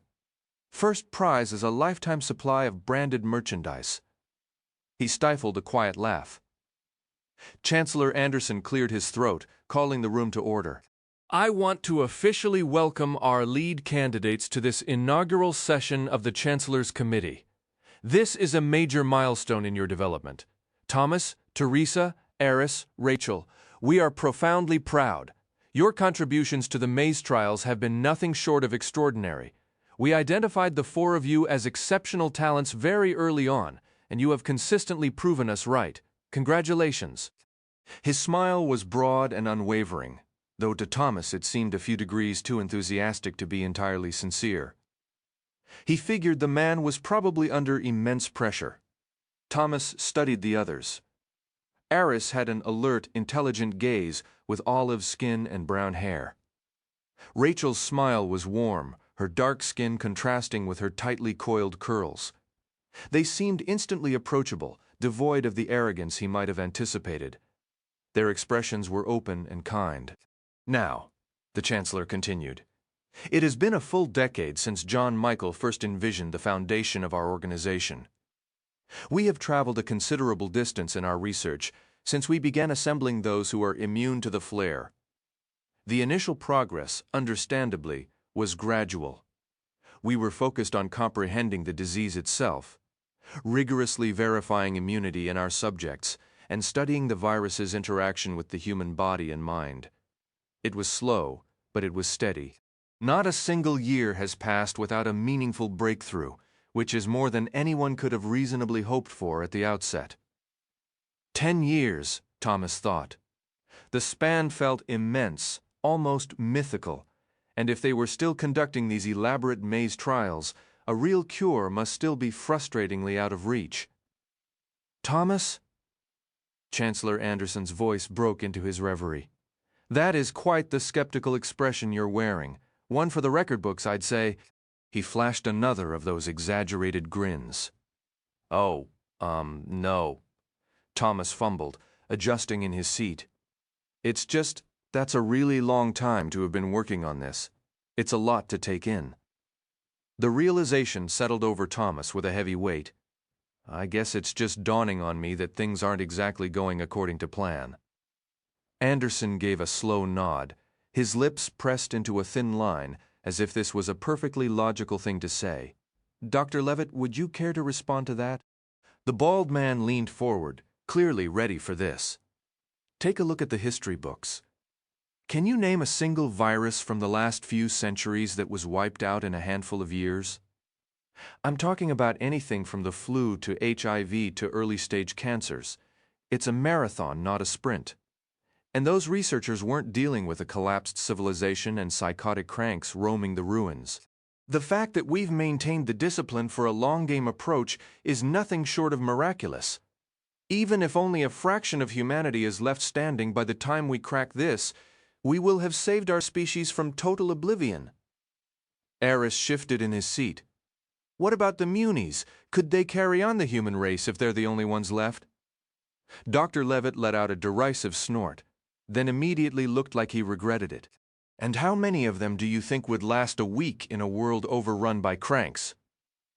I really can't stand that man. Teresa's voice whispered in Thomas's mind. Tell me about it, he thought back. Dr. Levitt makes valid points, Anderson interjected, smoothly taking back control. We've assembled the finest minds, secured the most advanced technology, and selected the most promising candidates, all while safeguarding our operations from the chaos outside. We committed to a long-term strategy from the very beginning, and we will not relent until we have a cure ready for the world. And it should come as no surprise to those gathered here that we have been conducting tests and trials relentlessly since this initiative launched. Wouldn't you agree? Thomas nodded, though the question struck him as bizarre, asking the very people they were experimenting on. Honestly, the whole setup of having them in this meeting felt off. For all he knew, this awkwardness was part of the test. Another one of those variables they were always mentioning? The maze trials are nearly upon us, Anderson continued, his voice gaining a rehearsed momentum. We've been preparing for this phase for quite some time. But the strides we've made in recent years toward our final objective, the kill zone blueprint, he trailed off, searching for the right phrase. I believe the foundational work from our earlier smaller-scale trials has been strong. The odds are long, but perhaps the maze trials will give us the final piece. Who knows? Maybe we can skip phases 2 and 3 altogether. I'm choosing to be hopeful today. He fell silent, his eyes losing focus as if he were watching a future, years away, where his life's work reached a perfect conclusion. Next to Thomas, Dr. Page began to applaud. It started softly, then others joined in until the entire room was filled with the sound, a wave of approval that, despite himself, sent a jolt of adrenaline through Thomas. He felt a little foolish for it. Chancellor Anderson raised his hands, and the applause gradually died down. All right. That applause belongs to every person in this room. And to every subject in groups A and B, I genuinely believe we are on the correct path. I truly do. He smiled, collected himself, and released a long breath. Okay, let's get down to business. We are 1 month, maybe 2, 4 at the absolute most from deploying our first team into the mazes. He took another of his dramatic pauses. Thomas figured the man had earned a moment in the sun after a decade of labor before diving into the meeting's agenda. The trials are here, people. Let's get to work. That evening marked the most significant shift in Thomas's life up to that point. From then on, he and Teresa would be fully immersed with the other Group A subjects, sharing meals, attending classes, and even having designated recreation periods together. It seemed their days of sneaking around in shadows were over.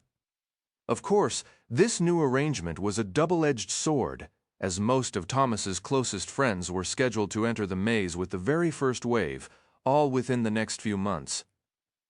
The integration felt less like a gift and more like a bittersweet countdown. Ramirez, of all people, was the one who led Thomas and Teresa into the cafeteria for their first official meal, a space where every other kid had been eating for years. As they stepped into the vast room, a sterile landscape of gleaming metal serving stations, endless plastic tables, and rows of identical chairs, a heavy silence fell. Every single gaze locked onto the newcomers. Listen up, Ramirez announced, his voice cutting through the quiet. Most of you have heard the names Thomas and Teresa.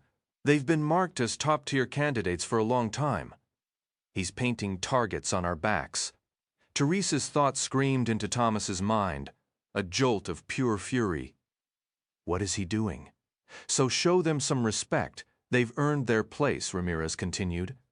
The maze trials are approaching, as you all know, and there's a mountain of work ahead. These two will serve as the official links between you subjects and the WICT staff coordinating the trial preparations. We'll be announcing the maze entry rotation very shortly. Until then, take this opportunity to get acquainted with Thomas and Teresa. Get your minds and bodies ready, and maybe try to feel a little excitement about the interesting developments coming your way. Now, back to your food. With a curt nod, he turned and strode from the cafeteria without another glance at either of them. That guy just oozes warmth and friendliness, doesn't he?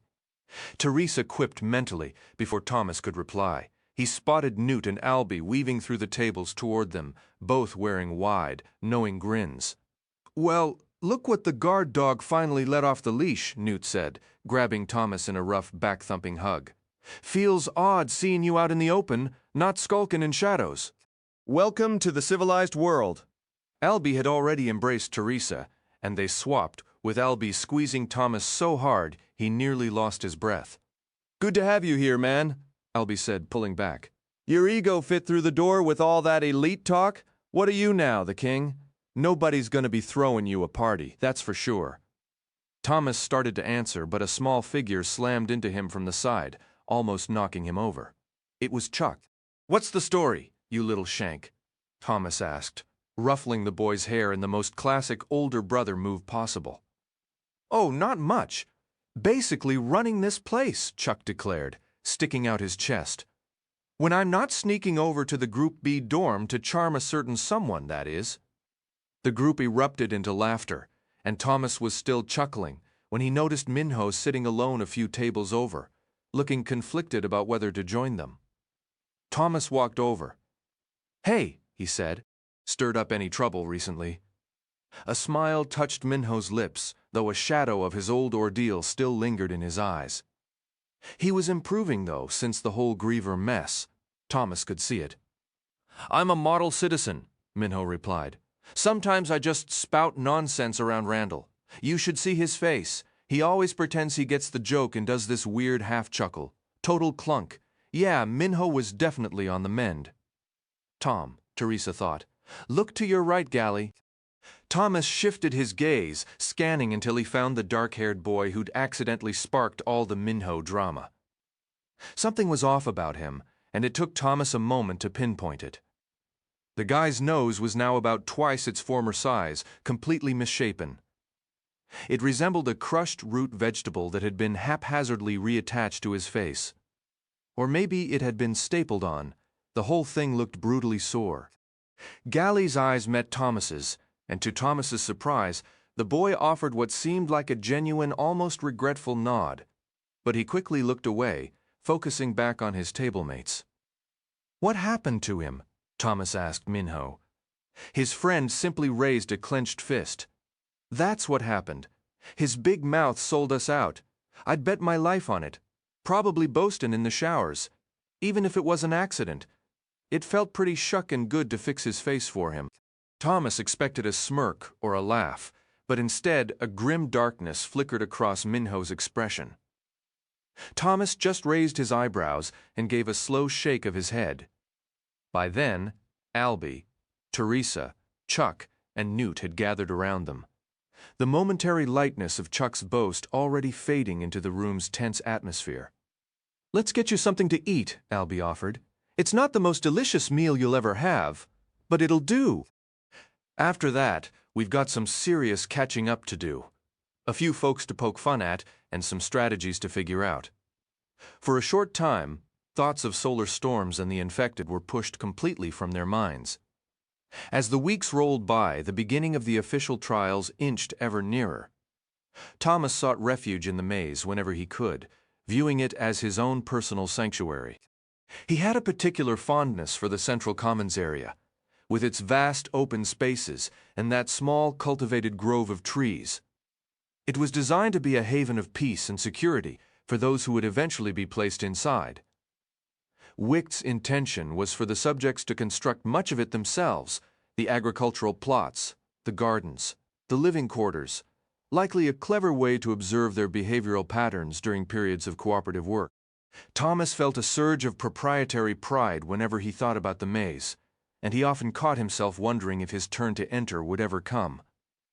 His curiosity about the experience burned fiercely, and with each passing day, his anticipation for the trials to truly begin grew a little stronger. Their daily routine desperately needed a jolt of something new. But as the insertion date approached, he couldn't shake the memory of a promise he'd made. One evening, he decided the time had come to fulfill it. Even with his increased security clearance, a thrill of rebellion accompanied him as he navigated the corridors toward the Group A dormitory. He hadn't breathed a word of his plans to anyone, reasoning it was easier to apologize for a minor trespass later than to beg for approval up front. Everyone was so preoccupied, even after hours, that he doubted they'd be spotted. Newt was leaning against the doorframe, waiting. "You actually showed up, Tommy?" Newt said, his tone a mix of genuine surprise and gentle teasing. Thomas often worried that others viewed him and Teresa with suspicion due to their perceived privileged standing. "Of course," Thomas replied. "I keep my promises." They exchanged a quick handshake before venturing deeper into the labyrinthine heart of the Wichted facility. "You probably know this layout better than I do," Thomas remarked as they rounded a corner and started down another seemingly endless hallway. "With all the unauthorized exploring your group has managed." "True enough," Newt conceded. "Anyway, I believe I've mapped out a faster route to the Group B barracks. Less chance of running into a patrol, too." "Is everything still clear on your end?" Thomas thought to Teresa. She was acting as their remote guide, steering them through areas with the lowest security traffic. She'd reviewed surveillance footage earlier and had made it abundantly clear that Thomas would be in her debt for this. "Yes," came her mental reply. "Head through that R&D lab I mentioned, and you should be completely in the clear. There's an emergency exit tunnel at the back that runs right past the dormitory." "Understood," he responded. After a few more turns, they arrived at a secured door labeled Research and Development, one of the many areas that had always been off-limits to him. "It should be unlocked now," Teresa informed him, as if she were watching a live feed. "Your return trip should be straightforward. I'm heading to my room to sleep. If you get arrested or shot, that's your problem." She severed the connection before he could retort, but not before projecting one final teasing mental image, a quick kiss on the cheek, which she knew would make him flush. "Tommy!" Newt whispered urgently. He had crouched down beside the R&D door. "Lose that dopey expression and let's get a move on." Thomas pushed the thought aside, eased the door open, and slipped inside, gesturing for Newt to follow. Once the door clicked shut behind them, they began picking their way across the laboratory. It was a cavernous room, dominated by long counters strewn with strange devices and desks outfitted with computers and monitors. The space was crowded with glass vessels and bizarre machines entangled in a web of tubes and cables. The walls were lined with an array of tools that looked like they'd been stolen from some medieval dungeon, implements of polished, sharp-edged metal that gleamed under the sterile lights. Thomas and Newt crept along the aisle bisecting the massive chamber. "What could they possibly be doing in a place like this?" Newt whispered the words unnaturally loud in the quiet. Thomas flinched at the sound, his foot catching on the floor. Newt tumbled over him, and suddenly they were a heap of limbs on the ground, stifling nervous laughter. The stress was either getting to them or they were losing their minds. "Are you certain Wicht has any idea what they're doing with you?" Newt quipped as they untangled and stood, dusting themselves off. "You're giving off more of a clumsy jester vibe than a top-tier recruit." Thomas was scrambling for a clever retort when something in the room's deep shadows seized his attention. A strange, luminous green glow pulsed in the darkness, captivating and utterly alien. He found himself frozen, unable to look elsewhere. Newt's grin faded into a thin line. "What is that?" he murmured, following Thomas's stare. A hazy vapor clung to the sickly lime light. Every logical part of Thomas screamed to walk away, to focus on finding the passage to Group B. That notion was instantly discarded. "We have to see," Thomas whispered, as if speaking too loudly might disturb whatever lurked within that radiant sludge. Side by side, they edged past cluttered desks and silent workstations, each step drawing them nearer to the unearthly radiance. As they closed in, Thomas saw the light emanated from a vast square of green glass, easily 10 feet across, sealing a container that rose to their chests. Tendrils of white mist escaped its seams, coiling into the gloom. Thomas peered over the beaded, damp surface of the glass and glanced at Newt. His friend's features were washed in the eerie green light, giving him a momentarily ghastly pallor. Thomas dismissed the image. "We really shouldn't tamper with this," Newt said, pulling his gaze from the vat. "Looks downright radioactive. We might sprout a third arm or lose an eyebrow by sunrise." Thomas offered a faint smile, only half listening, his focus locked on the bizarre tank below. The mist beneath the surface swirled in hypnotic eddies, but there was something else, a darker shape just beyond clarity. He felt a bizarre certainty that if he stared long enough, it would show itself. "Tommy?" Newt's voice was tight. "Let's go, all right? This is seriously creeping me out." Thomas couldn't leave. A desperate, clawing curiosity held him fast. A shapeless mass shifted inside the container, thudding dully against the glass. Thomas jerked backward. The object scraped along the interior for a few seconds before melting back into the fog. It had been a pale, fleshy color, threaded with dark lines like veins. An arm. It had looked unmistakably like an arm. A cold shiver raced down Thomas's spine, every hair on his body standing alert. He looked to Newt, whose expression mirrored pure dread. "Why are we still here?" Newt breathed out. "Excellent question," Thomas managed to reply. He turned to leave just as another lump of flesh pressed against the pane. This appeared to be a torso, slick with a mucus-like sheen and webbed with more of those dark veins. Thomas fought back a wave of nausea. "Look, Tommy," Newt said, leaning in and pointing with a trembling finger. "It's got things protruding from its skin." He recoiled, shaking his head as he looked away. Thomas forced himself to look until he saw it. Summoning a burst of courage, he braced himself on the tank's edge and wiped away a patch of condensation. The fleshy mass pressed against the window was studded with large bulbous protrusions, several of them. They resembled grotesque tumors or massive blisters, and unless his vision was failing him, Thomas was certain the faint, pulsing glow originated from within those very growths. He finally stepped back, rubbing his eyes as if to erase the sight. He'd witnessed plenty of weirdness in his life, but this was in a league of its own. A sudden sharp memory flashed unbidden of a childhood nightmare about something growing in the dark, a detail that made the current horror feel bizarrely personal. "What in the world?" he said, the words slow and heavy. "Is that thing?" "Not a clue," Newt answered, keeping his eyes forward. "Seen enough yet?" Wisps of fog curled up around his collar and drifted past his face. "More than enough," Thomas said. "Let's get out of here." He'd caught another glimpse behind Wicted's secretive veil and it left a cold knot in his stomach.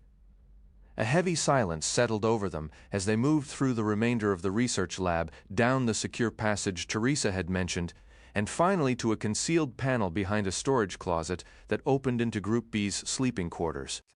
Just when Thomas started to feel like he was getting a handle on the bizarre reality of this place, he'd stumble upon something like a transparent tank holding a grotesque creature, its body studded with luminous growths, suspended like some unborn nightmare. They were clearly keeping major secrets from him. He wasn't foolish enough to believe otherwise. But sometimes it felt like they told him absolutely nothing, like he was just another piece on their game board, manipulated as easily as all the rest. What other terrors were waiting for the kids sent into the mazes? Between the grievers and this thing incubating in the lab, the possibilities were horrifying. He let out a quiet breath as Newt leaned on the wall, dislodging a wide section of paneling. It opened into a cramped, nearly pitch-black storage space with a door just a few paces ahead leading into the main barracks. The door was slightly open, and through the gap, Thomas could make out rows of bunk beds.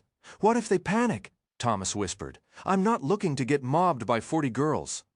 "I figured you'd be into that sort of attention," Newt whispered back. Thomas couldn't see his face in the dark, but he could hear the smirk in his voice. Thomas shook his head and gave Newt a light shove toward the opening, then followed him through to the other side of the closet. They both peered into Group B's room. The gentle rhythm of sleep was punctuated by an occasional snore or the groan of a mattress spring as someone shifted. Thomas waited for his vision to adjust to the gloom. He was slowly scanning the rows of beds when a shape materialized right in front of him. He choked back a shout and staggered back. The girl stepped into the closet shadows after him.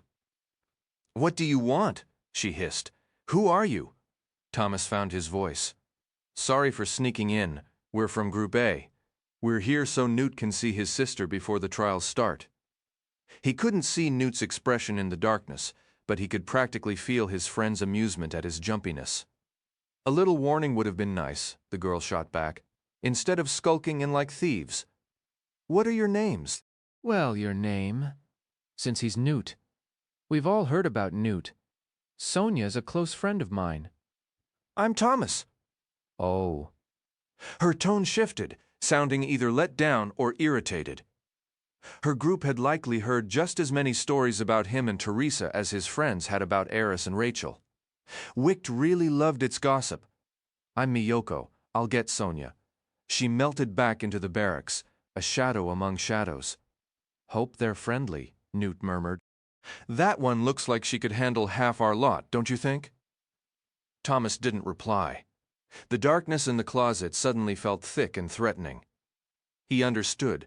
Wicht had had reasons for splitting subjects into separate gender groups. Something about managing the variables later in the trials, but he sensed deeper, uglier machinations at work, and it made his skin crawl. Miyoko returned, another girl at her side. This one was a blur of motion, rushing past Thomas through the doorway and straight into Newt. They collided in a tight, unsteady hug, wobbling in the confined space. "Here," Miyoko said, quietly nudging Thomas aside so she could push the closet door shut. Then she flicked on a light that felt blindingly intense. Thomas winced, throwing a hand over his eyes as spots danced in his vision. Newt was crying. Thomas didn't need to see to know it. The muffled, ragged sounds of sobs were pressed into his sister's shoulder. As Thomas's vision cleared, he found both of them weeping openly, locked in a fierce embrace. He couldn't guess how long they'd been apart, or whether they'd found any way to stay in touch, but the sight of it made his own chest ache. "Come on," Miyoko murmured, taking Thomas's arm. "Let's give them a little." "I hate them," Newt announced, his voice thick and raw. He drew back from his sister, scrubbing angrily at his wet cheeks. "Every last one of them! How can they do this? Snatching us from our homes, keeping us split up like we're animals. It's wrong." He nearly shouted the final word, and Miyoko flinched, her eyes darting toward the door. "No, no," Sonia said softly. She cupped her brother's face, holding his gaze. "Don't talk like that. You're seeing it backwards. We're luckier than almost any other kids out there. They rescued us, Newt." What were the chances we'd even be alive if they'd left us where we were? She drew him into another hug. "Then why keep us separated?" he asked. And the despair in his tone pierced Thomas straight through. "Why all the tests, the games, the coldness? I hate them. I don't care what you say." "It won't last forever," the younger girl whispered. "Remember, you're not immune. One day they'll make you safe, and then we'll be together again. Come on, you're my big brother. You're supposed to be the strong one." "I love you, Lizzie," he answered, crushing her in his arms. "So much." He leaned back to study her face. She offered a fragile smile, and Newt shook his head before pulling her close once more. Thomas sensed that this moment, raw and tender, was as good as things were likely to get for a long while. Insertion was only days away now. Mere days. Sleep had become a stranger to Thomas. Each night he and Teresa linked minds out of habit, but often they just lingered in quiet connection, with little left to say. Still, the simple awareness of the other, a steady presence in the dark, was its own kind of solace. Aside from his mother, whom he would always hold dear, Teresa had become the nearest thing to family he could imagine, the closest bond he had, much like what Newt shared with Lizzie. The last memory before the morning's urgent knock was Teresa humming absently to herself. She did it without thinking, and the gentle vibration, the tone and warmth of it, traveled through their link, lulling him into the deepest sleep he'd known in ages. He stumbled from bed and opened the door. Dr. Page stood there, her expression tight with worry. "Sorry," Thomas mumbled, rubbing his eyes. "Overslept, but honestly, I needed it." They'd all been pushing themselves relentlessly to prepare for the May's trials. "It's fine," she replied, though her attention seemed elsewhere. "Chancellor Anderson needs to see you and Teresa right away. Eris and Rachel will be there too. It's urgent. Get dressed quickly. You can eat after the meeting." Thomas noticed then that she looked unusually rumpled, her face pale. He hesitated, but before he could speak, she cut in sharply. "I mean it, Thomas. Move." All right. 5 minutes. Make it 3. It was the same conference room where he'd first met Eris and Rachel months earlier. Last time it had been crowded. Today only 3 others joined Thomas and the 3 fellow elite candidates. Chancellor Anderson, Security Officer Ramirez, and Dr. Page sat on one side of the table. Thomas, Teresa, Eris, and Rachel faced them from the other. No one in the room looked pleased. "Thank you for coming," Anderson began. They always opened with such polite formalities, as if any of them actually had a choice. "I'm afraid I have some serious news, and I won't dance around it. I'll give it to you straight." Then, ironically, he did the exact opposite. He fell silent, exchanging weighted glances with Ramirez and Page. Thomas observed the exchange until it bordered on absurdity. Yet the genuine weighty fear in Anderson's voice was unmistakable. "Then just tell us," Eris pressed. Anderson gave a tense nod. "We suspect we believe an outbreak may be underway." He leaned back, releasing a tired sigh, his eyes drifting again toward Dr. Page. "An outbreak?" Teresa echoed. "Of the flare? Page, contribute something?" Anderson muttered. Dr. Page folded her hands on the table, her gaze settling on the teenagers. "Yes, the flare. As you know, none of the adults here are immune, so we've maintained extreme precautions to avoid exposure. Several months back, however, we grew concerned about a potential breach, even though no staff member showed symptoms or tested positive." "What made you suspect a breach?" Rachel asked. Thomas felt a familiar frustration. He wished, not for the first time, that Wicked would let the 4 of them collaborate more freely. "You're familiar with the crank pits," Anderson stated more than asked. "It's the most hazardous section of our facility, but also essential. It functions as both a trap and a holding area for cranks that stray onto the grounds, and it supplies biological material for our viral research." "So what went wrong?" Thomas asked. "We maintain rigorous logs," Ramirez answered. His rough voice always took Thomas by surprise. "The setup is almost like an old insect trap. They enter but can't find their way out. The holding area is under constant surveillance, cameras covering every angle." He paused, clearing his throat with a thick, unpleasant sound. "There's a strict no-contact protocol without a containment suit. In fact, a mandatory 20-foot distance, unless you're immune like all of you." He sniffed, as if irritated by his own explanation. "You still haven't said what actually happened." Teresa cut in, not masking her disdain. Thomas knew she linked this man, just as he did with everything related to Randall. "One of the cranks disappeared," Ramirez said flatly. 3 times daily, we account for every individual new arrivals from the surrounding woods, minus those taken for lab purposes. In all my years, there has never been a discrepancy. Not once. Until a few months ago, one just vanished." A heavy silence followed. Despite his immunity, a cold dread crept through Thomas. It wasn't the virus itself that scared him, it was the cranks. The idea that one could be hiding somewhere inside the Wicht complex turned his stomach to liquid. "We don't want to cause unnecessary alarm," Chancellor Anderson said, "but we've called you here to inform you of some difficult decisions we've made. To begin, we've decided to shorten the maze trials from 5 years down to 2. For all our talk about this being a gradual process, the possibility of an outbreak has forced us to reconsider our timeline. We may need to be more aggressive with the variables." A deep unease settled over Thomas. Anderson was circling something, but Thomas couldn't pinpoint what. Teresa didn't send him specific words, but she opened her emotions to him, a wave of shared foreboding. "We've been developing contingencies for a Phase 2, even a Phase 3 if necessary," Anderson went on. "Once we move past the initial maze insertions, we'll assess our progress." Immediately, Thomas recalled what he and Newt had glimpsed in the R&D lab. The glass container, the skin mapped with dark veins, the swollen growths. Anderson sighed heavily, dropping his face into his hands before looking up again. Thomas had never seen him so worn down. "Sometimes it feels like the tasks ahead are endless," Anderson admitted. He slapped the table with an open palm.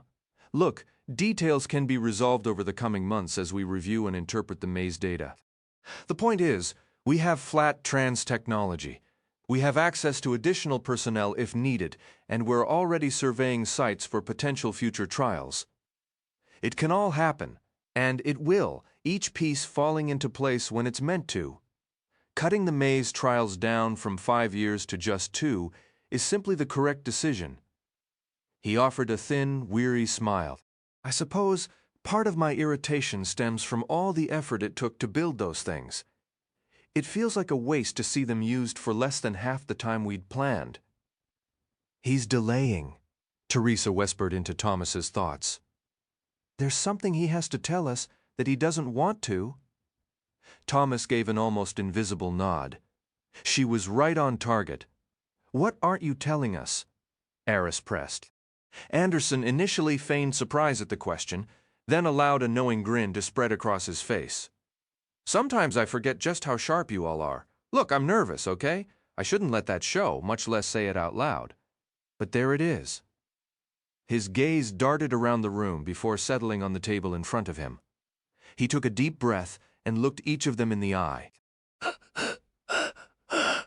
"I guess what I'm trying to say is that this is going to be difficult, but I have every confidence that you're all ready for it." The meeting continued with more discussion and information exchanged, but Thomas barely registered any of it. It all felt like background noise. Something had shifted, or someone had gotten cold feet. He felt certain that, for reasons unknown, Chancellor Anderson and his 2 colleagues had decided at the last moment to hold something back. "What's he hiding?" Thomas asked Teresa as they finally rose to leave. But then he caught sight of Dr. Page, and the strange, unreadable look on her face made him realize his question was aimed at the wrong person. "Look at Minho," Teresa said to Thomas. It was the morning before the big day, the first insertion into the maze. 40 boys from Group A stood lined against the hallway walls, awaiting their final medical checks. Newt, Minho, Albie, Gally. Every boy Thomas had come to know over the last few years was there. Orderlies moved up and down the line, preparing them to enter the examination rooms, checking temperatures and blood pressure, peering into eyes and mouths. "Yeah, I see him," Thomas replied. He and Teresa were present at Chancellor Anderson's request, there to observe and offer moral support. But all Thomas felt was a profound, sinking sadness at this goodbye, and he'd remained quiet since arriving. Minho stood about 10 boys down from where they were, and he'd been restless all morning. Now, however, his agitation had sharpened into something more dangerous. His body was taut, like a spring wound too tight, every muscle coiled as if ready to explode into motion. Seriously, Thomas thought, there's no way he'd try something again, right? Not that their friend lacked for reasons to be upset. Inside the medical rooms, clearly visible from the hall, ominous devices loomed over each cot. They resembled robotic masks, all gleaming metal, wires, and tubes. Thomas assumed they were designed to record every possible kill zone measurement, creating a baseline to study progress throughout the maze trials. "Follow my lead," Teresa said. She pushed off from the wall and strode toward Minho. Thomas close behind. She carried herself with such natural authority that the medical staff hardly glanced their way. She stopped in front of Minho and placed a hand on his shoulder. He flinched, and for a heartbeat, Thomas thought he might actually lash out. But then Minho's eyes met Teresa's, and a visible wave of calm seemed to pass through him, loosening his clenched fists and easing the tension from his frame. To Thomas's astonishment, the boy's eyes welled with tears. "It's okay," Teresa told him softly. "Don't make it harder by fighting them. Everything will be all right inside the maze. You'll see. Aren't you going in with us?" Minho asked. The question caught both Thomas and Teresa off guard. Well... Teresa faltered. "Not yet." Thomas cut in quickly, leaving it at that and hoping his friends wouldn't press for more. A flash of anger colored Minho's face again, but this time it hardened into a mask of resolve. "Seriously? So you're saying we shouldn't fight back? Or maybe you mean we shouldn't, but you can. What are you really doing here, Thomas? I don't see anyone treating you like a lab animal." Just down the corridor, Albie turned toward the group. "He's right," Albie stated flatly. "You plan to shove us into some giant test, then head back to your comfortable quarters? Were you ever going to tell us the truth, or just let us believe you were going in too?" Surprise. Thomas was speechless. He had managed to convince himself that he was no different from the others, that his separate duties didn't matter to them. How could he have been so naive? Of course it mattered. Of course it would backfire. "What's wrong?" Albie pressed. "Forget your lines? Or are you just scared of disappointing your new friends?" He jerked his chin toward the medical staff, who carried on with their tasks, ignoring the confrontation. "Everyone, please," Teresa said, finding her voice at last. "We're in the same situation. We just follow instructions." "Tell yourself whatever helps you sleep," Albie retorted. He crossed his arms and leaned against the wall, looking away. The tension was palpable, and the reality became painfully obvious. Thomas's friends were being sent into the maze, and he was not. He didn't know if he ever would be. He was separate from them, and that fact could no longer be ignored. They stood lined up along the wall, some glaring at him as if he had known this all along, as if every word had been a lie. Even Newt, at the far end of the line, stared at Thomas with a face twisted by fury. Thomas felt utterly shattered. Minho had remained silent, but that coiled, dangerous look had returned to his eyes, a mix of rage, fear, and dread about what this new development meant. Thomas understood it completely, and he was the easiest target. Minho shrugged Teresa's hand off his shoulder. "Albie's right," he said, his voice low and strained. "I kept trying to give you both the benefit of the doubt. I thought you were here to help us. But now it's clear you've been helping them this whole time. This was always about preparing to do this to us, wasn't it?" He struck his own chest twice for emphasis. "Minho, just listen." Teresa started. "Back off!" Minho shouted. Everything was unraveling, and Thomas could think of nothing to say. Albie, Minho, Newt. Only minutes ago he had counted them as his closest friends, believing they understood his intentions. Now it had all crumbled, leaving him standing before them like a fool. Anything he might say sounded like a falsehood, even in his own ears. From the corner of his eye, he noticed movement down the hall. It was Gally. He had broken from the line, his face flushed, not with anger, Thomas realized as he drew nearer, but with raw terror. 2 nurses hurried after him, trying to intercept him before he reached Thomas. "Thomas!" Gally cried, quickening his pace. "You have to help us! Can't you do something?" 2 orderlies seized him before he could get closer, pulling him back. "We know you have some sway with them. Help us!" His voice was desperate. His eyes locked on Thomas's as the orderlies forcibly turned him around and hauled him into an examination room. Thomas felt completely powerless. He looked down the row of boys who had been his friends, and his heart broke again and again. Minho, Albie, Newt, their eyes burned with betrayal. How had everything fallen apart so fast? He had to speak, and quickly. His opportunity was slipping away. He had to mend this. They had to understand that he and Teresa were not truly aligned with Wicht, that they would help, even enter the maze themselves if necessary. He had to speak now. Thomas opened his mouth, ready to pour out his words, his appeals, his regrets. But then something shifted. A sudden, jarring shift occurred deep within his mind, a sensation like an unseen hand reaching inside his physical self to twist his nerves and command his thoughts. Control vanished, surrendered to some external force, and words he did not choose spilled from his lips. "I'm sorry," he heard himself say, the voice unfamiliar and hollow. "There's nothing I can do." Paralyzed, he could only watch in silent internal screaming as his friends were led away. Dr. Page appeared the following morning, precisely on time. Thomas had spent the night seething, his anger building with every recalled moment, ready to confront her the instant she arrived. Yet when he opened the door and met her calm gaze, his resolve crumbled. The experience had left him feeling unhinged, and fear kept him silent. "Not a word, Thomas," she said preemptively. "There are reasons at play here beyond your current understanding. And remember, I don't have the final authority on these matters. However, I did secure one concession for you today. How would you like a day off? You could spend it observing your friends in the maze. I believe you've earned that much." A flicker of hope was instantly smothered by suspicion. "The only reason you're offering this is so you can watch me while I watch them." She let out a tired breath. "Do you want to go or not?" He swallowed his pride. Yes. She escorted him to the observation room where he had once witnessed Minho's ordeal with a griever. Now, the monitors displayed various angles of the vast green courtyard at the maze's heart, where most of his friends were now confined. Dr. Page gestured to a chair at the control console, and he sat, his attention immediately captured by the scenes unfolding across the screens. Without another word she left, the door clicking softly shut behind her. Thomas leaned forward, utterly absorbed. His friends had endured one night in this new place.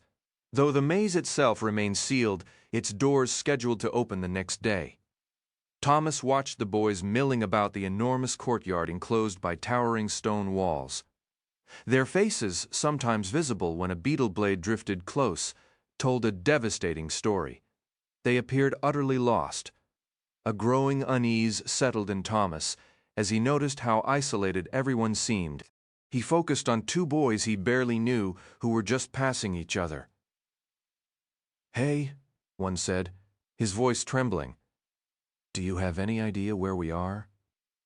How we got here?" The other boy shook his head, eyes glistening. I don't even know." He trailed off and hurried away. Similar encounters played out elsewhere. Most boys avoided contact, but when they did interact, it was with the tentative awkwardness of complete strangers. It was as if they didn't recognize each other, or even themselves. A few names were uttered, but with palpable uncertainty. The masks, Thomas realized with a chill. That's what the masks had been for. Wicht had done something unspeakable to their memories, likely through those implants. If this damage was permanent, Thomas could conceive of nothing more cruel. Memories were all a person had.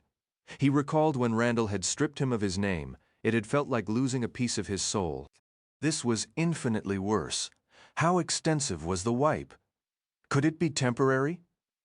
His eyes found Minho pacing briskly along the walls, scrutinizing every seam and stone. He might have been doing it for hours.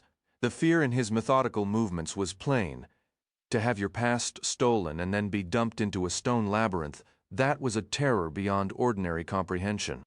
Minho just kept walking, tracing the immense walls, one after another, a solitary figure mapping the edges of his own oblivion. He couldn't possibly miss the fact that his thoughts were looping back on themselves.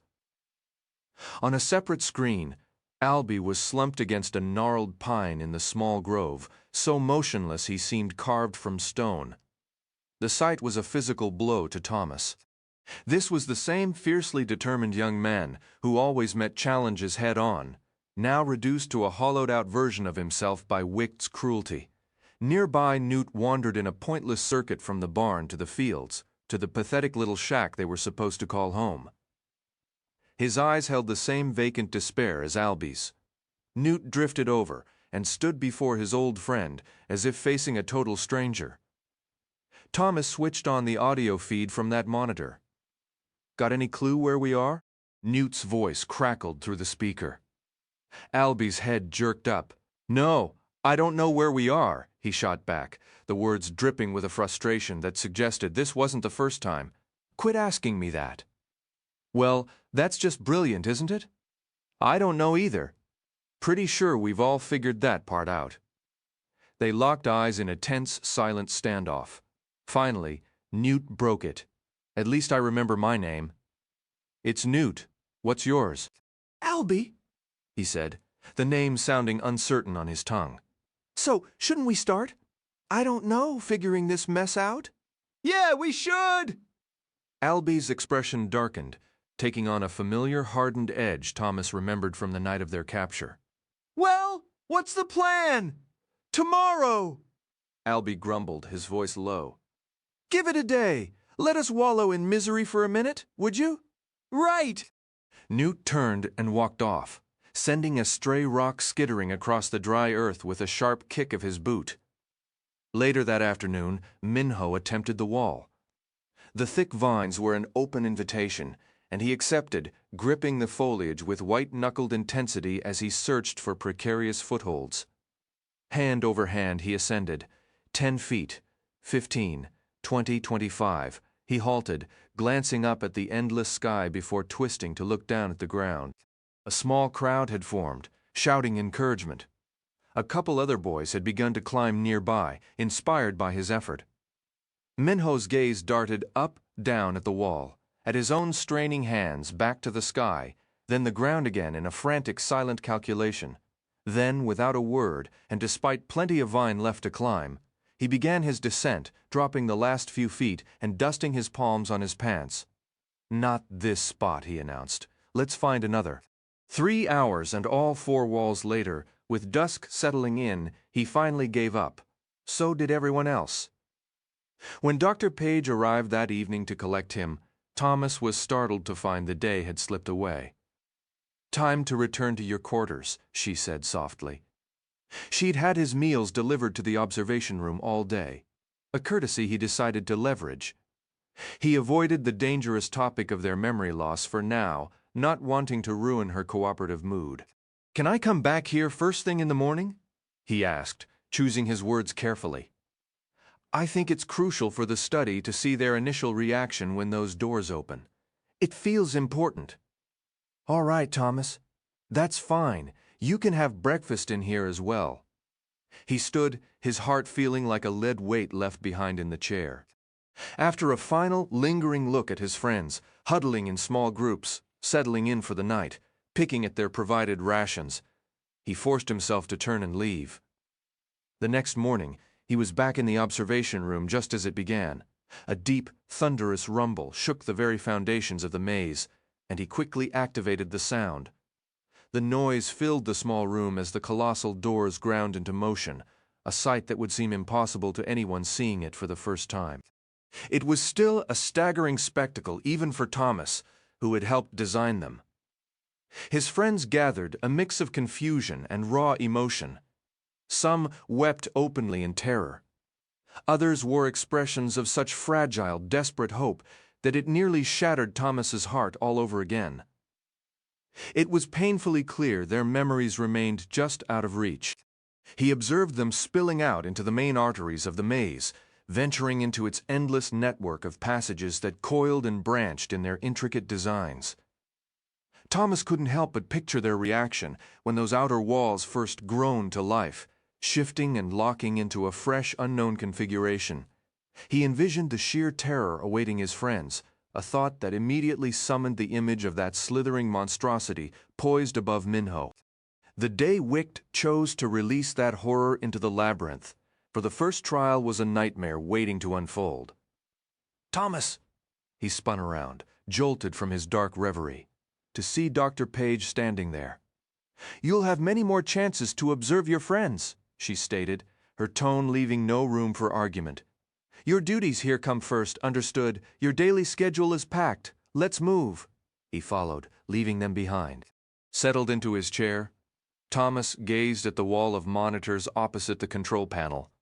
For the first time in months, he felt a faint glimmer of something resembling peace, which, honestly, wasn't saying a whole lot.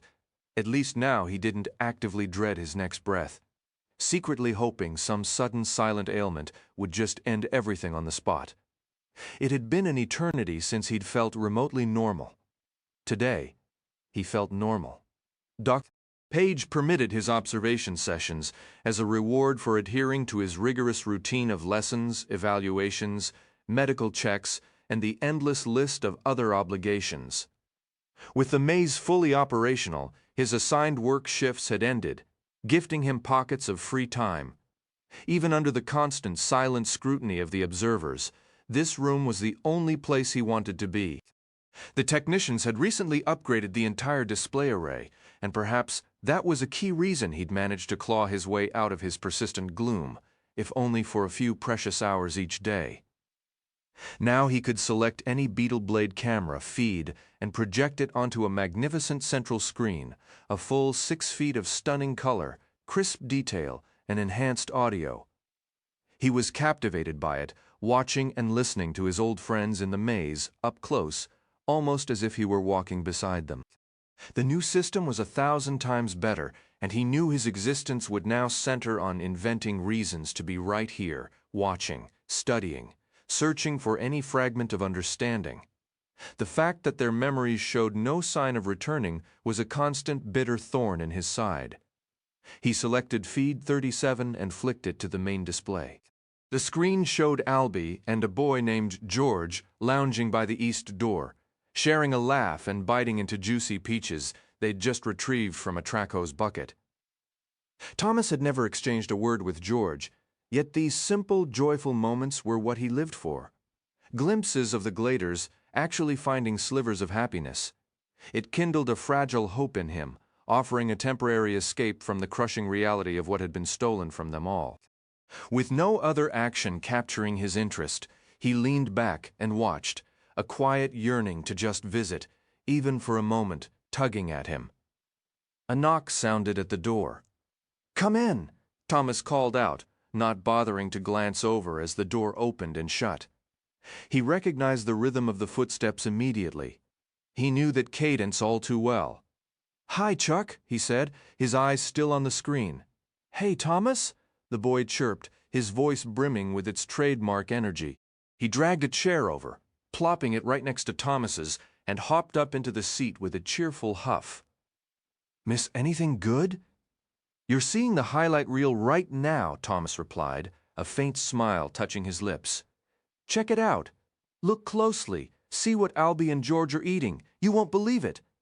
Chuck leaned in, his perpetually unruly hair a chaotic halo, and scrunched his face at the monitor with intense, comical focus.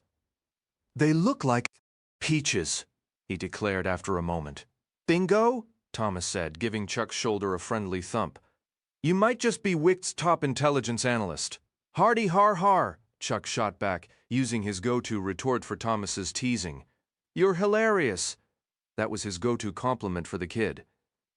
Thomas had pleaded with Dr. Page to allow Chuck to join him as an assistant for a few hours daily. Wicht valued the perspectives Thomas offered, and he argued he needed a sounding board during these sessions. Teresa was usually swamped, mastering complex computer systems on top of her regular duties, leaving little time to collaborate. He told everyone he was mentoring Chuck for future greatness, but the reality was simpler. Thomas needed him.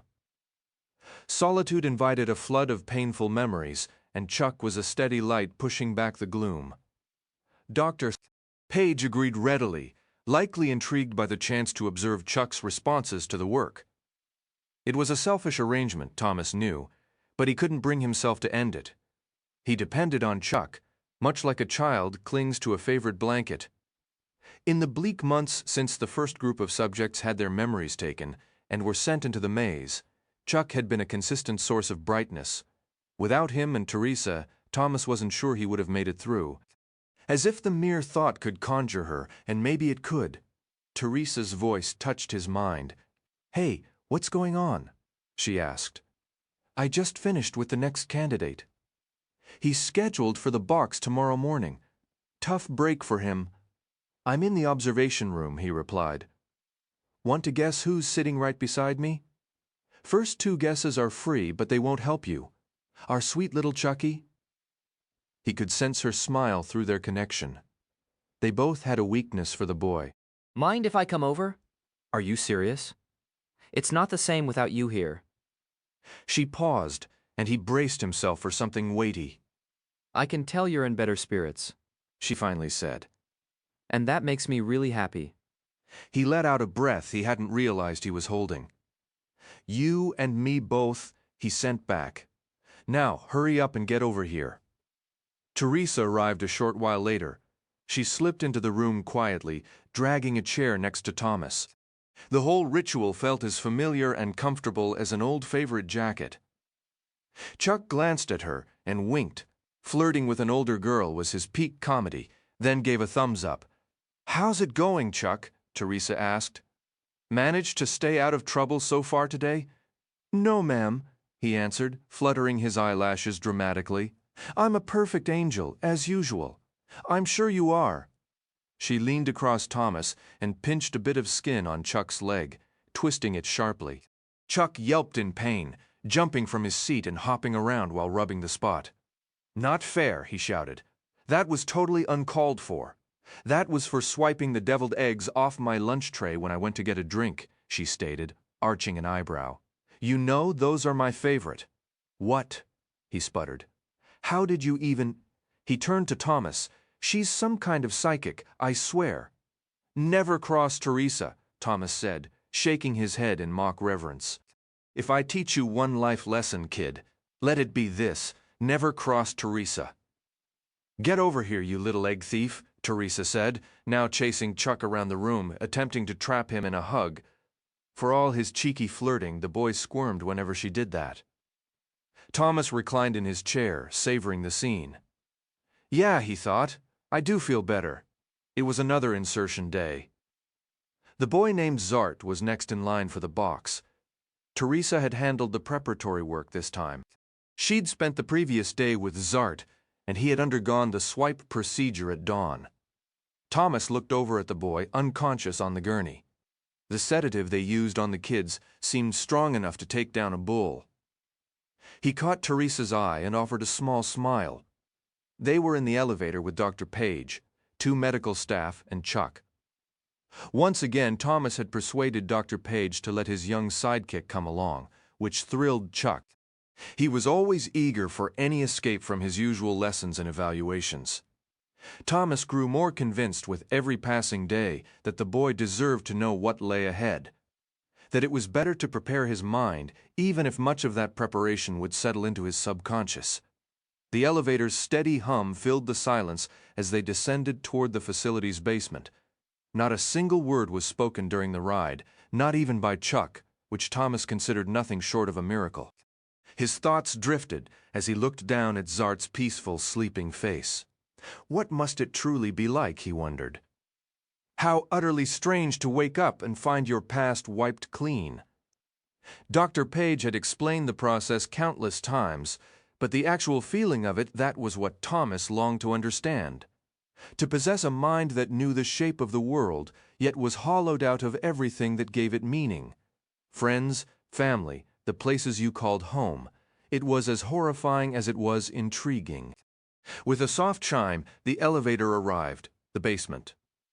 A pang of nostalgia struck Thomas's heart. This was where he and his friends had gathered every week for so long, where he'd shed his lonely, miserable shell and found something like happiness among companions. The doors slid open, and the nurses guided the gurney into the corridor. Thomas caught Teresa's eye, and together they followed Dr. Page out, with Chuck trailing close behind, his expression wide with eager curiosity. If the uncertainty of his own future troubled him, he never let it show. The gurney's wheels clicked rhythmically against the tiled floor as the group moved down the long hall toward the waiting box. "How come everyone's so quiet?" Chuck piped up, having to jog a step every few seconds to match the other's pace. "Because it's the middle of the night," Teresa answered flatly. "Way before normal people are awake, and none of us have eaten or had coffee," Dr. Page added, revealing a rare flicker of personality. "I'd wrestle a griever bare-handed for a decent cup right now." Thomas and Teresa shared a look of stunned surprise, then quiet amusement. The doctor had actually made a joke. Maybe the sky really was falling. "It terrifies me," Teresa said abruptly into his thoughts. "What does?" he asked. "The whole concept of the maze, being inserted into it. But if I'm honest, it thrills me a little too. Sometimes I almost envy the Gladers. Sure, they have it rough, but they also have a kind of freedom we don't." Thomas shrugged, pretending he'd never considered it. Lately, though, it was all he could think about. "I don't know," Thomas replied. "You realize the Sykes aren't planning on letting the fun and games last forever in there." Teresa was silent for a moment as they continued down the hall. The real trouble will start soon enough, she finally conceded. At last, they reached the broad double doors leading to the chamber that housed the box. For all of Wicht's sophistication, their trials, their experiments, their technological marvels, the box itself was a surprisingly plain affair. It sat in a vast, dusty room at the bottom of a shaft that stretched up to the glade, linked to massive surface gears by a network of chains and pulleys. A rickety elevator to an alien world. Thomas shuddered, imagining what it must feel like to awaken in that dark metal crate. Your history erased. It had to be pure terror. "We're here," Dr. Page announced as the nurses steered the gurney toward the towering wall of dull steel. "I know we've spent the last few weeks inserting more subjects as the Sykes tweak the program, but after Zart we're shifting to a stricter schedule. We'll be sending one boy into the glade each month, same day, same time, like clockwork. Unless, of course, plans change." "They always leave themselves a back door, don't they?" Thomas thought to Teresa. "Absolutely," she replied. In his mind, he could almost see her sticking out her tongue and crossing her eyes, a nonsensical yet perfectly fitting response. The nurses halted beside the box, which stood about 10 feet tall. One of them disappeared around the corner and returned, pulling a large wheeled stepladder. "So where's the door on this thing?" Chuck asked, scrutinizing the seamless wall nearest to them before wandering to inspect the other sides. No one responded until he circled the entire container and returned to his starting point. "Just observe," Teresa remarked, her contempt for the procedure evident. "It's hardly a glamorous affair," Thomas noted. "Can't wait," Chuck exclaimed with an excess of cheer. Thomas sometimes wondered if the kid possessed a drier wit than anyone realized. "All right," Dr. Page announced. "Let's get him up the stairs." All systems are prepared. The command room is standing by. The nurses moved to lift Zart, one taking his legs, the other sliding her arms beneath his chest, and hoisted him from the gurney. They then began a slow, cautious ascent up the wobbly, rolling stepladder, which swayed alarmingly under their combined weight. Reaching the top, the maneuver turned clumsy as the nurse supporting Zart's torso strained to heave him onto the box's upper edge, finally draping the boy's arms over the metal lip to secure him. After a tense pause to ensure he wouldn't slip, she bent down to help the second nurse lift Zart's legs. "This is beyond ridiculous," Thomas thought to Teresa. "They can plant devices in our brains, engineer teleportation tech, deploy microscopic surveillance drones, and this is their brilliant solution?" His internal complaint cut short when the nurses fumbled and released Zart too soon. The boy tumbled over the edge and disappeared from view, landing with a deafening crash that reverberated off the cavernous ceiling. Chuck let out a stifled laugh, then flushed with guilt under Dr. Page's sharp glare. Sorry, he mumbled. Is he intact? Dr. Page asked, irritation sharp in her voice. Both nurses stretched on their toes, peering down into the box. Seems fine, one called. He curled up, sleeping like a newborn. Why not just install a door on the side? Chuck inquired, his tone dripping with a false sweetness that screamed. How could you all be so inept? Every design choice serves a purpose, Page replied, though the explanation rang hollow. Was she actually joking? Come along, let's go monitor his insertion. What happens next? Chuck asked as they retraced their steps down the endless corridor. When does he wake up? To their surprise, Dr. Page indulged his curiosity this time. Roughly an hour, she said. Once he's conscious, we'll simulate the ascent and begin our observations. We expect to document some fascinating new behavioral patterns within the next 48 hours.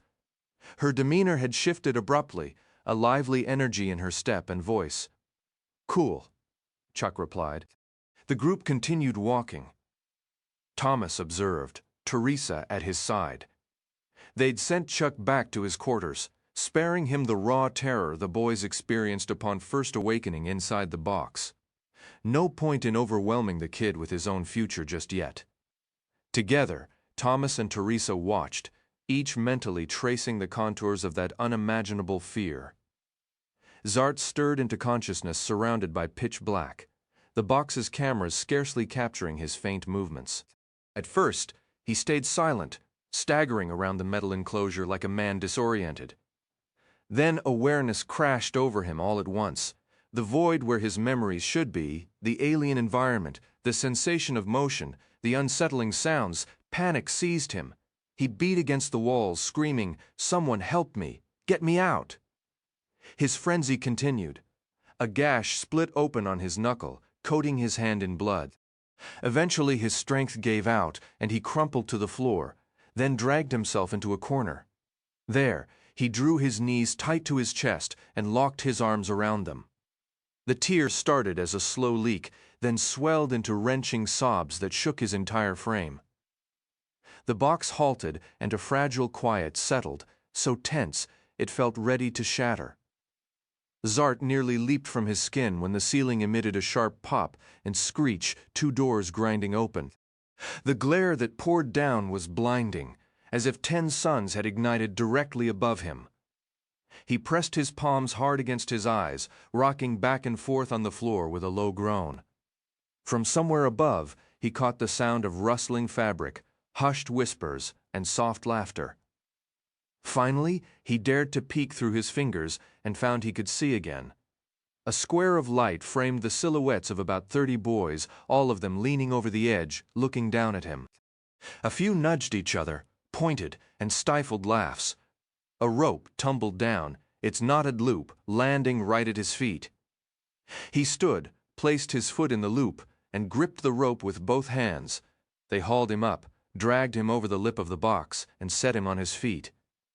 Several boys brushed him off, their pats a little too rough, but their cheerful whoops and laughter made it feel almost friendly, like a rowdy welcome for someone who'd been gone too long. A tall kid with brown hair stepped forward and offered a hand. Zart took it and shook. "Name's George," the boy said. "Welcome to the Glade." March 15th, 2303, 15 p.m. The day unfolded in a familiar rhythm. Breakfast, a few classes, more hours in the observation room, lunch, then back to the monitors. Teresa stayed by his side the whole time. Chuck joined them once his afternoon classes ended, taking a seat on Thomas's left while Teresa remained on his right. Thomas still wasn't sure what his evolving role with Wicked really was. They gave him surprising freedom to go where he pleased and do what he wanted. He often ate in the cafeteria with the subjects who hadn't yet entered the maze. He didn't bond with them the way he had with Newt, Albie, and Minho, but they were decent enough. 2 guys named Jeff and Leo were particularly friendly, though it was clear their minds were elsewhere, preoccupied with rumors about what the maze was really like and what might be waiting for them inside. For the most part, everyone kept to themselves. As Thomas watched the screens, he felt a strange sense of acceptance. He was okay with how things were, at least until something better came along. "What's happening over there?" Teresa asked, pulling Thomas from his thoughts. She pointed to one of the monitors on the right. Thomas threw the feed onto the large central display for a closer look. A group of boys led by Albie and Newt had gathered suspiciously around a makeshift lean-to propped against the stone wall in the glade's northwest corner. Wicht had provided a basic shelter to start with, hoping the boys would expand it as supplies arrived, showing some initiative to improve their living conditions. Over the past couple of weeks, they'd begun tinkering with the idea, collecting spare wood and stacking it against the wall. A few had even slept under it recently. But now the cluster of boys near the opening looked uneasy. They stood too close together, as if trying to block the beetle blade's view of whatever was inside. Their heads swiveled nervously, scanning the area like thieves waiting for a clean escape. Albie and Newt were whispering intensely, either arguing or sharing the same deep concern. "What are they up to?" Thomas murmured, leaning forward as if that might help him see into the shadows. From that angle, he couldn't make out a thing. Teresa was quicker. She pressed the comm button, linking them to the command room where the higher-ups worked. "Any chance we can get a beetle blade inside that lean-to?" she asked. "Nope," a man's voice replied, likely one of the psychs. They rarely interacted with the subjects, even with Thomas and Teresa. "We want to see how this plays out before we tip them off, that we're watching closely." That only made Thomas more curious. "Can we at least zoom in from the current camera position?" "We'll do what we can," the man answered tersely. Command room out. A loud, deliberate click followed, a clear sign to leave them alone. Sometimes they just got like that. Thomas's focus shifted to movement on the display. Albie was hunched inside the triangular shelter, straining against something, his muscles tight with effort. Newt moved to help, and together they hauled a shape from the shadows into the dull gray light. The false sun had already slipped behind the massive western wall, plunging that corner of the glade into deep shade. "What?" Teresa whispered. "What is that?" "It's a person!" Chuck shouted, startling Thomas so badly he nearly leaped from his seat. But the kid was right. Albie and Newt each gripped a leg, dragging a body toward the meeting point of the north and west walls. Once there, Albie dropped to his knees beside the boy and drove a fist into his face. Teresa gasped. Thomas instinctively pushed himself back several feet. Albie hit him again, then a third time before Newt caught his arm and yanked him away. "Can you tell who it is?" Teresa asked. Chuck had circled the control deck until his nose was almost touching the screen. "I recognize him," he murmured. "That's George." "The one who welcomed Zart yesterday?" Thomas said.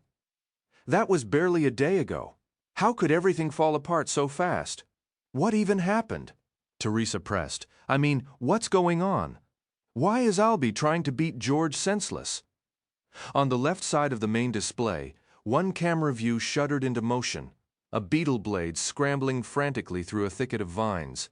"Chuck, get back over here," Thomas ordered. "You're blocking the views." Chuck obeyed, his expression caught between dread and a strange excitement. Thomas quickly selected the feed he wanted and swiped it to the center screen. Just as it settled, the angle cleared the vines and showed an overhead look at Albie, Newt, and George. Despite the racket the beetle blade must have made, none of the boys below seemed to notice. Now Thomas could see everything in perfect, awful detail, could even hear their ragged breaths. George was a wreck. He twisted on the ground, every muscle locked in a rigid, painful cramp. His eyes bulged, his lips were pressed into a bloodless seam. The skin of his face looked boiled and hastily stitched back on. Thomas blinked and rubbed his eyes. George seemed almost unreal, like some grotesque special effect. As he writhed in obvious agony, sharp, animal-like moans escaped through his clenched teeth. "What the bloody hell is wrong with him?" Newt yelled. Another boy had joined them, someone Thomas didn't recognize. That kid spoke up, voice trembling with anger. I already told you we were mapping the maze. He was ahead of me. I heard all these mechanical noises, then George screamed. I barely got him back here. He looked furious, practically shaking.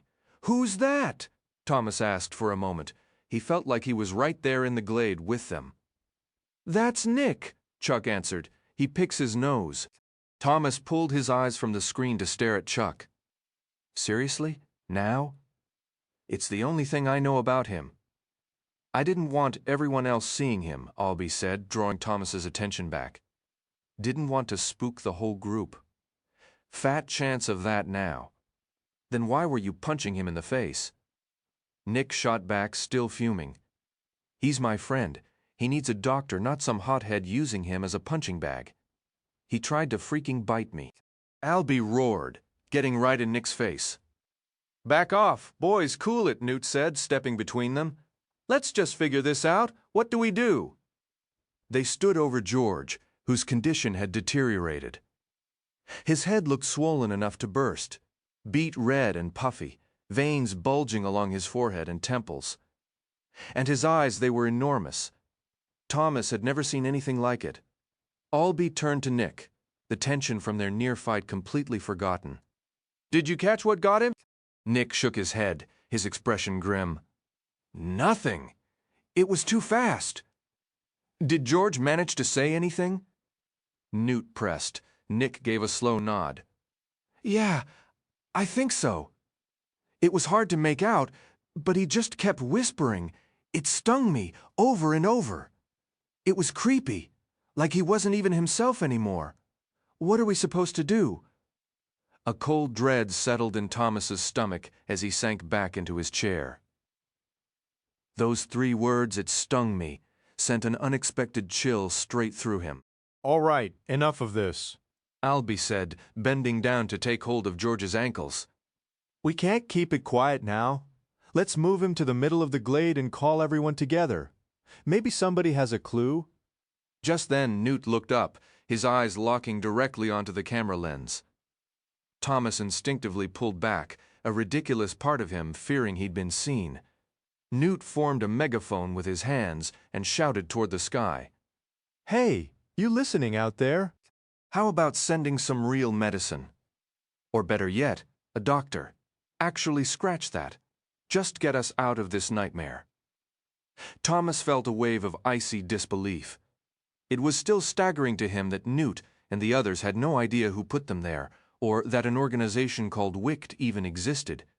Their entire world was this glade, the surrounding maze, and the tiny robotic cameras skittering around now. It seemed they were about to get a brutal introduction to the Grievers as well. It stung me. No one had ever mentioned a sting to Thomas. It had to be connected to one of those metallic limbs the creatures possessed. The boys lifted George. It took 4 of them to manage his violent thrashing, and the awful guttural moans he made were so unsettling. Thomas fought the urge to block his ears. The group moved past the small building they dubbed the homestead and toward the open center of the glade near the box entrance. Other gladers, whether tending gardens, caring for animals, or just lounging around, immediately noticed the commotion. A crowd quickly formed around George, who was half lowered, half dropped onto the grass by his exhausted carriers. Since they were clearly spotted anyway, WICT abandoned all subtlety. A swarm of beetle blade cameras converged, and multiple angles of the scene flashed across Thomas's monitors. He selected the clearest feed, wishing for the lost overhead view, and enlarged it front and center. Listen up, Nick yelled, taking charge where Thomas expected Albie to step in. George and I were running the maze corridors. He got ahead of me, and something attacked him. He keeps saying he was stung. Does anyone know anything about this? Minho's talked about seeing some kind of creature out there, Albie interjected. Where is Minho? Still running, a voice called from the crowd. Probably catching a nap in one of the dead ends. Whatever it was, it matches what Minho described, Albie insisted. Knowing what it was doesn't help us right now, Nick snapped, pointing at George, who was now curled into a tight ball, rocking side to side on the ground. What do we do with him? We've got aspirin and bandages. That's it. A voice rose from the back of the crowd. There was something strange in the last cooking supply delivery. Thomas hadn't seen who spoke, but then a tall boy with dark skin stepped forward to stand beside Nick. "What are you talking about, Siggy?" Nick asked. "His name's Frypan," someone shouted. "You're the only one who doesn't call him that." A few stifled laughs broke out, a jarring sound with a boy suffering at their feet. Nick ignored it, though Thomas noticed Albie shooting sharp glares around the group. "It was at the bottom of a cardboard box," Frypan continued. "A syringe. It had the word serum printed on the side. I assumed it was just a mistake. Maybe someone had dropped it in there by accident, or something like that. I tossed it out this morning with the leftover sausage scraps." Albie moved right up to the boy and grabbed his shirt, yanking him close. "You threw it out? Didn't think to tell anyone? No wonder you're stuck on cooking duty, not enough brains for anything else." Siggy just smiled. "If that helps you feel better about yourself. Anyway, I'm telling you now, so relax." "Where did you toss it?" Nick cut in. "It might still work. We should at least check. Back in a sec." Siggy took off, jogging toward the homestead. It only took a few minutes, but by the time the lanky kid returned with a slim metal cylinder in his hand, George had gone from bad to completely gone. He lay still except for his chest, which rose and fell in shallow, frantic gasps. His jaw hung slack. His limbs were limp, all the earlier tension gone from his muscles. He didn't have long. "Wicht won't just let him die, will they?" Chuck asked, his voice thin. "This has to be another test. They're watching how we handle it." Teresa reached past Thomas and gave Chuck's shoulder a pat. "That's what the syringe is for. I'm sure of it, but they need to hurry." She caught Thomas's eye, her thoughts brushing against his. This is bad, really bad. He gave a slight shake of his head and turned back to watch. Siggy handed the syringe to Nick, who knelt beside George. The stung boy was barely moving now, his breaths faint and far apart. His eyes looked vacant, empty. "Does anyone know how to do this?" Nick called out. "Where do I inject it?" "Anywhere!" Albie shouted. "Just do it now! Look at him!" No one else answered, so Nick positioned the syringe, braced his thumb, and drove it into George's arm. George didn't react at all. Nick pushed the plunger down until it was empty, then dropped the syringe and stumbled back a few steps. Everyone gave George space, but crowded close enough to watch, blocking Thomas's view. "Come on, George," Nick murmured, almost too quiet to hear that whisper, and the soft rustle of the wind were the only sounds in the glade. A long, tense moment dragged by. Teresa's hand found Thomas's knee, her grip tight through the denim. She was just as wired as he was. Then the boys scattered backward, and an unearthly roar tore through the air. George was on his feet, his mouth wide open, face twisted in agony. "Griever!" he screamed, the words raw and explosive. "It was a griever! They're going to kill us all!" He suddenly charged the nearest boy, tackling him to the ground and pounding on him wildly.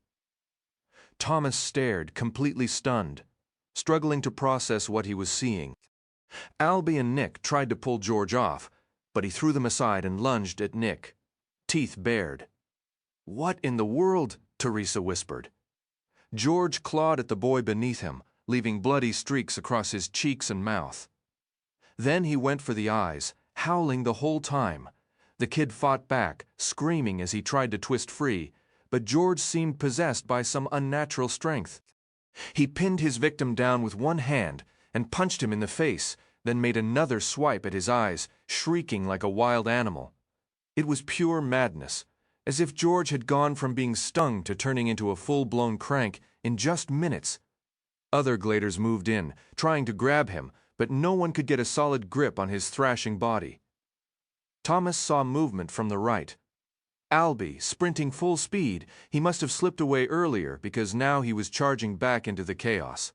Held up near his shoulders, like some ancient warrior ready for battle, was a long, slender piece of wood.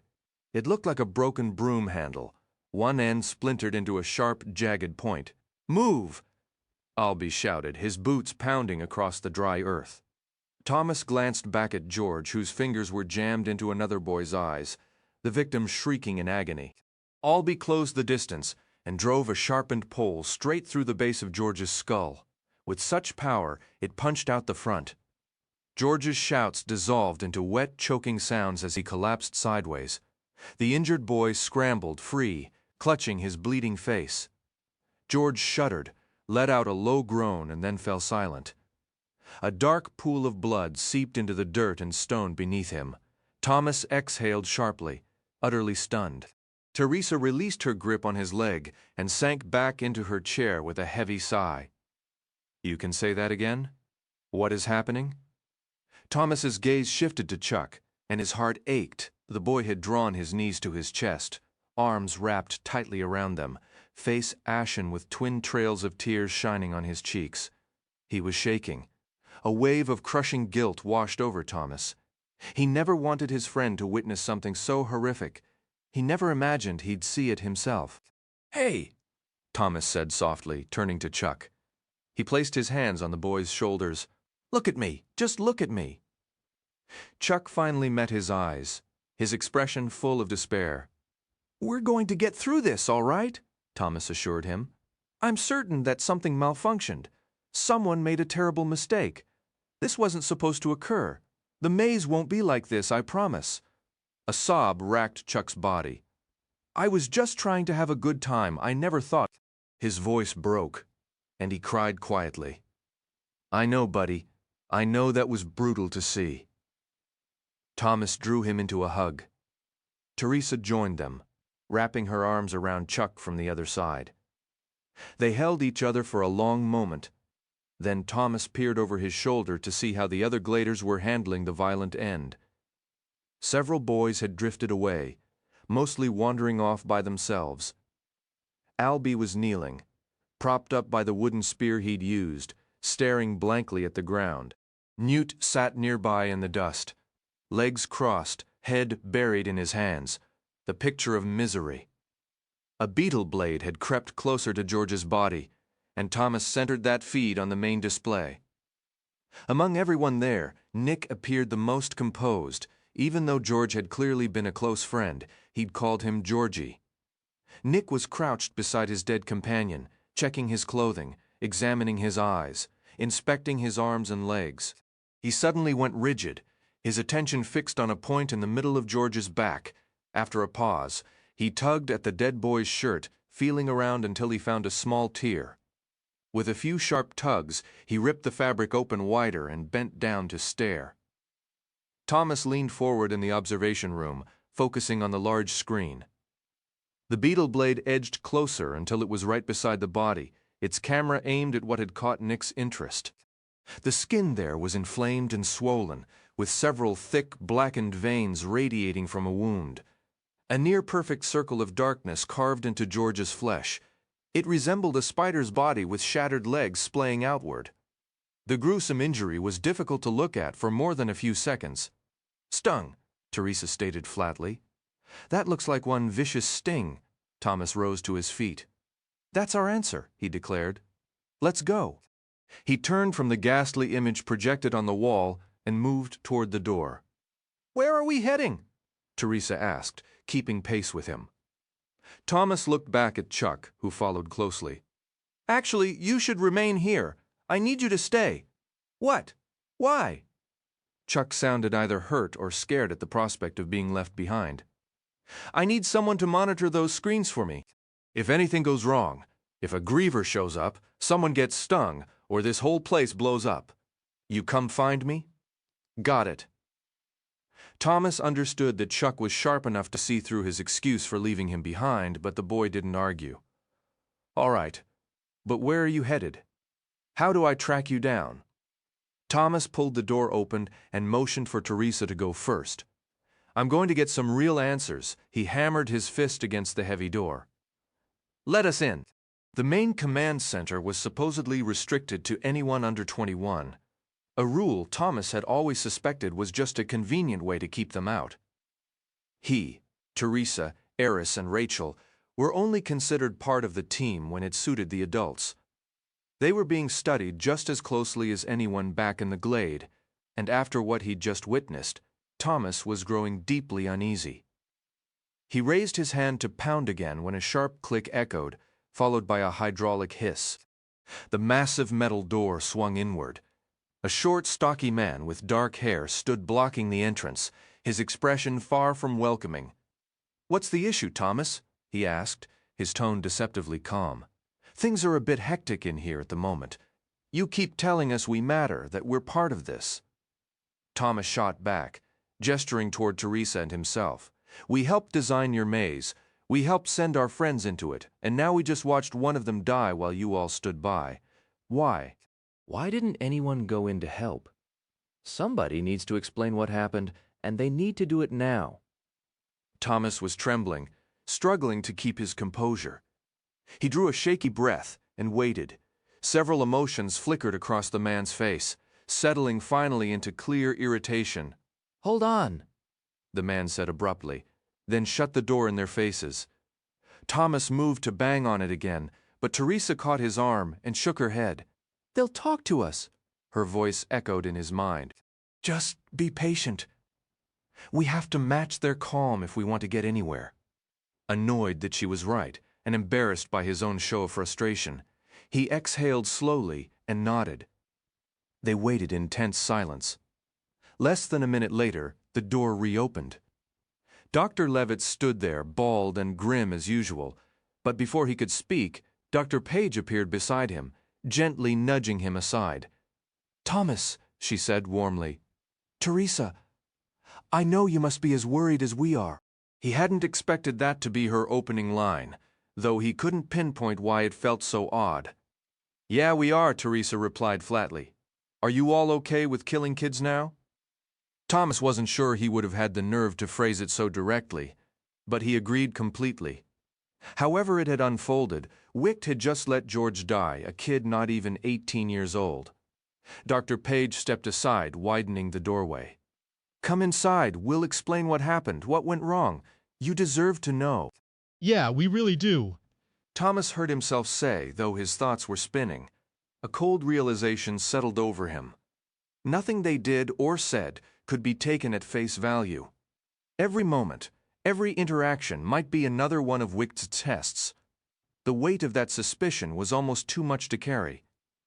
He followed Teresa into the command center, suddenly hyper-aware of his surroundings. "This way," Dr. Page instructed, letting the door seal shut behind them. Levitt remained off to the side, watching Thomas and Teresa pass as if they were trespassers. After a brief walk down a narrow corridor, they entered an expansive room that stretched out in both directions. To Thomas's right lay a sprawling bank of monitors, control stations, and work desks, like their own observation room amplified to an overwhelming scale. About 20 people moved purposefully through the space. To his left stood several isolated desks, a glass-walled meeting room, and a handful of closed doors hiding whatever secrets lay beyond. The sight of so many people bustling around the lab drove home a point for Thomas. He'd only ever glimpsed a fraction of Wicht's sprawling work. "I need to speak with you alone before anyone else does," Dr. Page called back, weaving through the busy corridor. "Let's find somewhere quiet, and I'll tell you exactly what occurred. I truly wish you had a bit more faith in us, in me. A little trust would go a long way right now." "Trust?" Thomas echoed, caught off guard. How could she possibly ask for that after what they'd witnessed? The doctor led them to a small glass-walled room containing a table and 4 chairs. She held the door open, motioning for them to enter and take a seat. Thomas felt his frustration spike. He'd wanted to storm in and demand the truth. Yet here they were, once again playing by Wicht's rules. "We didn't come here for a polite chat," he stated flatly. "No more lies. We need real answers now." "You killed someone," Teresa added, her tone eerily calm. "We never agreed to this. We never agreed to you executing our friends. Are we on the list next?" Dr. Page didn't appear angry or ashamed. Instead, she looked genuinely weary and troubled. "Are you done?" she asked, her voice drained. "May I please speak? You're tired of lies and half-truths, so am I." But if you want answers, you need to stop shouting accusations. Let me explain. Thomas let out a frustrated breath. It was the same old routine. They treated him like a kid, and no matter what he did, that never seemed to change. The most irritating part was that, to them, he probably still was a child, even though he felt anything but. "All right," Teresa said, cutting through his simmering thoughts. "Then talk." Dr. Page gave a slow, acknowledging nod. "Thank you. Here is the truth. We engineered a variant of the flare virus designed to infect even those with immunity in specific controlled ways. This modified strain is what the griever injected into George, and the serum was meant to counteract it. Regrettably, the serum is not yet fully effective, and you witnessed the tragic outcome." She paused, studying Thomas's face for a reaction. He was too stunned by her blunt honesty to form a coherent thought. Teresa remained equally silent. Dr. Page folded her arms. "We will continue refining the serum. We never intended for George to die. That is the absolute truth. We will correct it." She took a steadying breath before continuing. "But I can tell you this. In the hours after he was stung, we recorded vital data we desperately need and will keep needing. Not just from George, but from every person who witnessed the event and reacted to it." She stood, placing her hands on the table and leaning in. "That is what truly matters." Walking to the door, she opened it and glanced back at them. "I've come to care for both of you, deeply, as if you were my own. I swear nothing could be more true." Her voice wavered, thick with emotion. "And I will do whatever it takes, anything to ensure that one day you have a world to return to." She looked down, a single tear glistening at the corner of her eye, then stepped out and shut the door. Later that evening, Thomas hurried through dinner. He had reserved the observation room for the whole night, and didn't want to waste a second of it. This was the closest he could get to being with the friends he missed so terribly. He shoveled down the last of his meal, then sprinted to the room. Sinking into the chair, he checked that all the monitors were active, quickly scanning the controls and the various camera angles on the screens. Then Thomas leaned forward, his focus narrowing to the displays. Minho and Newt had been paired as runners that day, navigating the maze. He watched them return through the east entrance, heading toward the massive turtle-shaped structure they had repurposed into a makeshift map room. They had asked for paper and pencils the old-fashioned way, leaving a note in the box after it brought the weekly supplies, and their wish was granted. They kept running until they stood before the intimidating door of the concrete building. It was secured with a locking wheel handle, the kind you might find on a submarine, which was exactly why they'd picked it, to store the maps they were drawing. Minho slid a key into the lock, turned the wheel until a solid click echoed, and pulled the heavy door open. They stepped inside, the first runners to make it back. A beetle blade scurried in after them, and Thomas quickly switched that feed and audio to the main screen. As Minho gathered sheets of paper, both boys were muttering phrases under their breath. It came out in a steady stream. Left, left, right, left, right, right, right, then. Two-fisted rock, then three rights, and rainbow crack. Left bald ivy spot, left, right, right. They scribbled frantically onto their papers, desperate to record the coded directions before the memory faded. "Whew!" Minho finally said, dropping his pencil and stretching his arms high above his head with a tired yawn. "That was a solid run today." "Could have been worse," Newt murmured, a faint grin touching his lips. Then they each took a fresh sheet and began translating those muttered words into a detailed visual map. Albie was seated alone on a bench near the flagpole. Night had settled in, and the doors had been shut for hours. An empty plate rested beside him. A few crumbs speckled his shirt. His eyes were closed, his body completely still. "Albie?" A voice called, footsteps approaching. "Shh!" Albie snapped. "Just let me be." I'm trying to listen. All right. But the other boy didn't leave, instead closing his own eyes in imitation. Beyond the vast enclosure of the glade, the walls of the maze began grinding into new positions. The ground shuddered faintly, and a low, distant roar of stone scraping stone drifted through the air. A trace of a smile appeared on Albie's face. "Thunder," he whispered. "What?" his visitor asked. "Thunder. I remember thunder." A single tear traced a path down his cheek. He let it fall. Thomas sat in silence, brooding, while Dr. Page checked his vitals. He faced a full schedule of classes that day, and the thought filled him with a dread so heavy it threatened to pull tears from his eyes. "You're unusually quiet this morning," the doctor observed. "I have to be," he replied softly. "Please, just for today, I need the quiet," she answered in a whisper. "Okay." Thomas let his mind drift to his friends moving through their daily routines in the glade. He tried to picture what each of them might be doing at that exact moment. And he returned to a thought that had been circling for weeks. Maybe one day he ought to go there himself. It might be the only decent thing to do. Dr. Page inserted a needle into his arm, and this time he felt every bit of the sting. Life moved forward in its strange, tedious, occasionally heartbreaking, occasionally hopeful rhythm. He watched his friends endure the harsh reality of the glade and the maze. But he also saw them thrive, laboring to build something better. Rules were set, jobs handed out, routines solidified. The homestead had grown to 3 times its original size, and Minho had been officially named Keeper of the Runners. All of this and more unfolded as days bled into weeks and then months. Teresa and Chuck were always with him, and he cherished their company.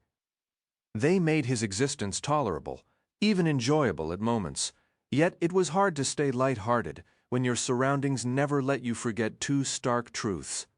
Your friends were trapped in an experiment, and that experiment existed because a terrible ravaging disease was tearing through the world outside.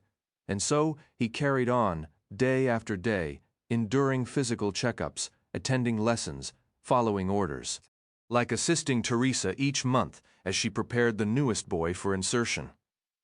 The basement, once filled with so many good memories, was now a place he only visited once a month.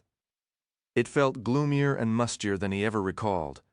He snatched whatever moments he could to slip into the observation room, jotting down his own notes on everything he witnessed, and sometimes sharing those observations with Dr. Page.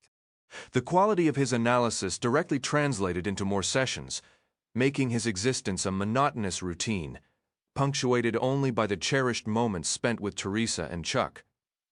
This tedium was made bearable by the growing compassion of Dr. Page, who appeared to be the sole individual within Wicked possessing any genuine empathy, the only one who hadn't forgotten the vulnerability of childhood. She never hesitated to reaffirm her feelings, often stating she cared for them as if they were her own. Yet these declarations were perpetually shadowed by an unspoken peril, as if she understood that such attachment could be her most profound mistake. It was a bizarre reality, but Thomas was surviving, even living through it. His ordinary day was shattered by a knock during his morning break. Answering the door, he found a stranger, a boy with blonde hair and eyes wide with innocent curiosity, standing beside the rarely seen Randall. Randall himself looked worse for wear, thinner and pale, as if he hadn't slept in weeks. "This is Ben," Randall stated abruptly. "A recent acquisition. Ideal for insertion. Dr. Page wants you to brief him before your daily evaluations." Without another word, Randall hurried off, leaving a visibly anxious Ben shifting from foot to foot. Ignore him, Thomas offered, stepping aside. "He's always been odd. Come in. I haven't forgotten how overwhelming it feels to be the new guy." Grateful. Ben entered and took a seat at the desk when Thomas gestured. "They took me from Denver," he murmured, and then, as if a dam had broken, he dissolved into tears, his frame shaking with sobs. "Denver!" Thomas's mind raced. That was supposed to be a secure enclave, a sanctuary for those free of the flare, protected by immense walls. If Ben was from there, it meant his parents were likely healthy. So why was he here? The implications chilled Thomas. "What happened?" he asked gently, inwardly cringing at his own clumsy phrasing. "We had a home," Ben choked out, his sorrow quickly morphing into fury. "A good one. My parents were clean, I know it. They said no to Wicked's study, and these people just took me. They shoved my mom and threatened my dad. Who are they? Why am I here?" Thomas sat stunned on his bed, utterly speechless. His long-held suspicions about their origins felt confirmed. Wicked's narrative about collecting children from terminally ill families was crumbling before him. Was Ben an exception? Or was it all a fabrication? As Ben buried his head again, Thomas felt a hollow ache. "They're desperate for a cure," he managed, the excuse sounding feeble even to his own ears. "But honestly, it's not all terrible here." Ben looked up, wiping his eyes with a shaky nod. "Let me show you around," Thomas said, leading him out into the hallway while silently branding himself a complete fraud. Following the tour, Thomas brought Ben to the observation room to begin explaining the daunting reality of the maze. He couldn't bring himself to state plainly that the boy would be sent into the maze soon, not after the earlier emotional breakdown. He was certain, however, that the kid was sharp enough to figure it out. Thomas aimed for an encouraging tone. "Plenty of the guys really take to it. It's like a never-ending camping trip with your buddies." It struck Thomas then how smoothly the untruth had come, almost as effortlessly as the lies spun by Wicked. The similarity unsettled him, but he saw no other way to offer comfort. His focus shattered when movement flickered on the right side of the main console.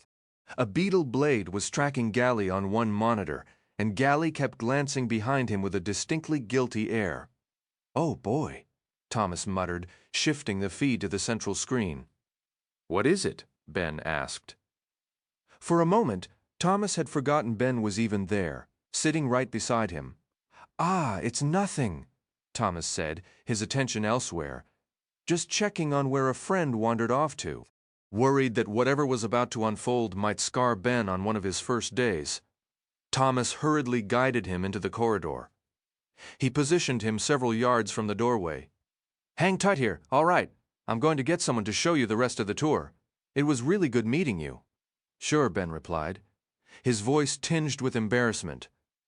Thomas felt a pang of guilt, but dashed back to the observation room, leaving the door slightly ajar to listen for Teresa. He dropped back into his chair.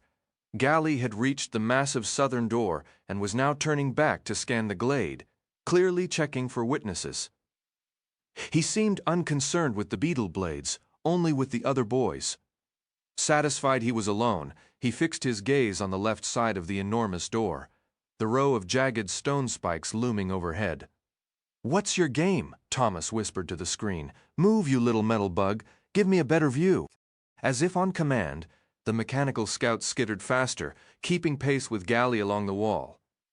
It then rotated and backtracked, framing Gally's face perfectly for the camera. He was weeping, his cheeks slick with tears that had been falling for some time. This confused Thomas utterly. Why sneak around a restricted area? Gally wasn't a runner, he had no business in the maze, yet he looked determined to enter it. Thomas abruptly remembered Ben, still waiting in the hall. "Hey, are you there?" He reached out to Teresa mentally. He then muted the audio so Ben wouldn't overhear. "Come collect the newbie. His name's Ben. He's right outside the observation room. Gally's acting strange." Her reply was a simple, "On my way." Gally had just broken the rules, slipping around the edge of the door. He was now officially outside the glade. He closed his eyes, drawing in deep, deliberate breaths. A peculiar, almost serene smile touched his lips. He raised his arms out to his sides, as if pretending to take flight, and in that instant, Thomas understood. Gally had stepped out just to feel the terrifying thrill of it. Then the screen exploded into a chaotic blur. Thomas gasped as a griver materialized from the shadows, its slick, grotesque hide abruptly dominating the view, completely obscuring Galley. A mechanical whir and a deep alien groan filled the speakers. The beetle blade jolted away. Its camera showed only a frantic shaking shot of ivy and stone. But Thomas heard Galley's scream, a raw, agonized shriek, not of fright, but of sheer pain. When the camera steadied, the griever was gone. Galley was on the ground, one hand clamped to his side, the other dragging himself painfully forward. After several torturous seconds, he managed to haul himself back across the threshold into the glade. Boys were already sprinting toward him. Clint led the charge, a white first aid kit gripped in his hand. Wick had at last perfected the serum's formula, and Clint sprinted down the corridor, a filled syringe gripped tightly. The echoes of Galley's agonized cries were seared into Thomas's memory, a sound he feared would haunt him forever. A sharp intake of breath made him whirl around. Ben was there, his face pressed to the narrow slit of the open doorway, his eyes wide with terror. "What was that?" Ben whispered, his voice trembling. Thomas scrambled for a plausible lie. "Oh, that? It's just a drill. They're testing emergency protocols. Standard procedure." He caught himself, realizing he'd just parroted one of Dr. Leavitt's go-to phrases. Teresa appeared moments later to usher a shaken Ben away. Poor kid, Thomas thought, 230.17,096 p.m. Alone in the examination room for once, without even an assistant present, Thomas waited for Dr. Page to return from the lab with his blood work. The silence felt heavy, and curiosity got the better of him. Rising from his chair, he moved to the counter and began quietly opening cabinets and drawers. Most contained the expected medical supplies, vials, syringes, sterile packages. But the final drawer on the right held a startling prize, a sleek research tablet. The device, about a foot long with a glossy gray screen, promised a trove of secrets. He knew access would likely be locked, but the chance was too rare to ignore. Without another thought, he slipped the tablet into the back of his pants, covering the bulge with his shirt, and was back in his seat well before Dr. Page's return. That night, claiming a headache to skip his usual observation session, Thomas retreated to his room with his stolen treasure and a handful of snacks pilfered from the cafeteria. Settled at his desk with a bag of chips, he powered on the tablet. He hadn't breathed a word to Teresa. He couldn't risk anyone confiscating it before he had a look. As expected, most portals demanded passwords, and hacking into Wicted's main servers was impossible. Yet, an open-access tab labeled History offered plenty to absorb. He devoured the files, committing details to memory. He discovered the original names of his friends. Frypan's given name was Toby, which struck Thomas as absurdly funny for reasons he couldn't explain. The archives held schematics of the Wicked complex, early military reports on Griever prototypes, and climate data tracing back to the catastrophic sun flares. There were extensive notes on the flare, symptoms, stages, failed treatments. Then a casual memo stopped him cold. 2 staffers joking about having to tinker with poor A2's memories after that disastrous first meeting with Teresa. Thomas set the tablet down, his mind reeling. He recalled his own first official meeting with Teresa. The overwhelming sense of déjà vu. Had Wicht been manipulating their memories through implants that far back? It fit with their later preparations for the maze, but the implication was staggering. An entire encounter with Teresa, wiped clean from his mind. What else had they stolen from him? The more he pondered, the more a cold, furious clarity settled over him. This wasn't just unsettling. It was a profound violation, and the anger felt sharper, more focused than any confusion before. He wasn't just a subject anymore. He was a ledger of erased moments, and he was starting to want them back. He went back to the tablet, scrolling through its files in search of answers. After hitting several walls, his eyes landed on a folder marked Deleted Com. He tapped it open. Inside was a cache of memos and letters that seemed to have been misplaced, left outside the usual secure partitions. The correspondence was between senior Wicht officials and what he could only assume were earlier, foundational groups. The text was dense with acronyms, some familiar from history lessons, like FIRE, Flares Information Recovery Endeavor, PFC, Post-Flares Coalition, and AMRID, Army Medical Research Institute for Infectious Diseases, and many others he didn't recognize. He pored over them, his imagination painting a bleak picture of what life must have been like in those crumbling days. Hours slipped by, his vision blurring from the strain. Eventually, he began to skim, moving too quickly to absorb much detail, until one entry made him pause. Two unfamiliar acronyms were paired with the words "Top Secret," stamped in glaring red. This felt different. He read one memo, then another, his pulse quickening with each line. The claims were staggering: a virus, engineered deliberately, released intentionally, motivated by a global population deemed unsustainable. No way, he breathed out, reading the final document a second time, hardly able to process the words. Post-Flares Coalition Memorandum. Date 2/19/212, time 1932. All board members. From Chancellor John Michael. EO draft. Please review the attached draft. Distribution is scheduled for tomorrow. Executive Order Number 13 of the Post-Flares Coalition, submitted by the Population Control Committee, is to be classified top secret, highest priority, under penalty of death. The Coalition hereby authorizes the PCC to execute their Population Control Initiative Number 1 in full, as detailed in the attachment. The Coalition assumes complete responsibility for this action and will oversee developments, providing all necessary resources. The virus will be deployed at PCC recommended locations, as approved by the Coalition. Military personnel will be deployed to maintain order throughout the process. EO Number 13, PCI Number 1 is ratified. Commence operations immediately. For a long moment, he just sat there, the tablet heavy in his hands. The sheer cold calculation of it was staggering. They had viewed people as a math problem, a number to be reduced. He thought of the crowded, crumbling cities he'd seen in old footage, the frantic energy of a world on the edge, and felt a sudden, sharp pang for a history he never lived. This wasn't some natural disaster. It was a choice made in a boardroom. Finally, he reached out to Teresa, pouring out everything he'd discovered. Her only response after a long silence was a single, flat word. Wow, yeah. He sent back, his mental voice tight. Wow is right. They thought they were just trimming the edges, making things manageable. They never dreamed it would twist into the flare and wipe out most of civilization. I can't even wrap my head around it.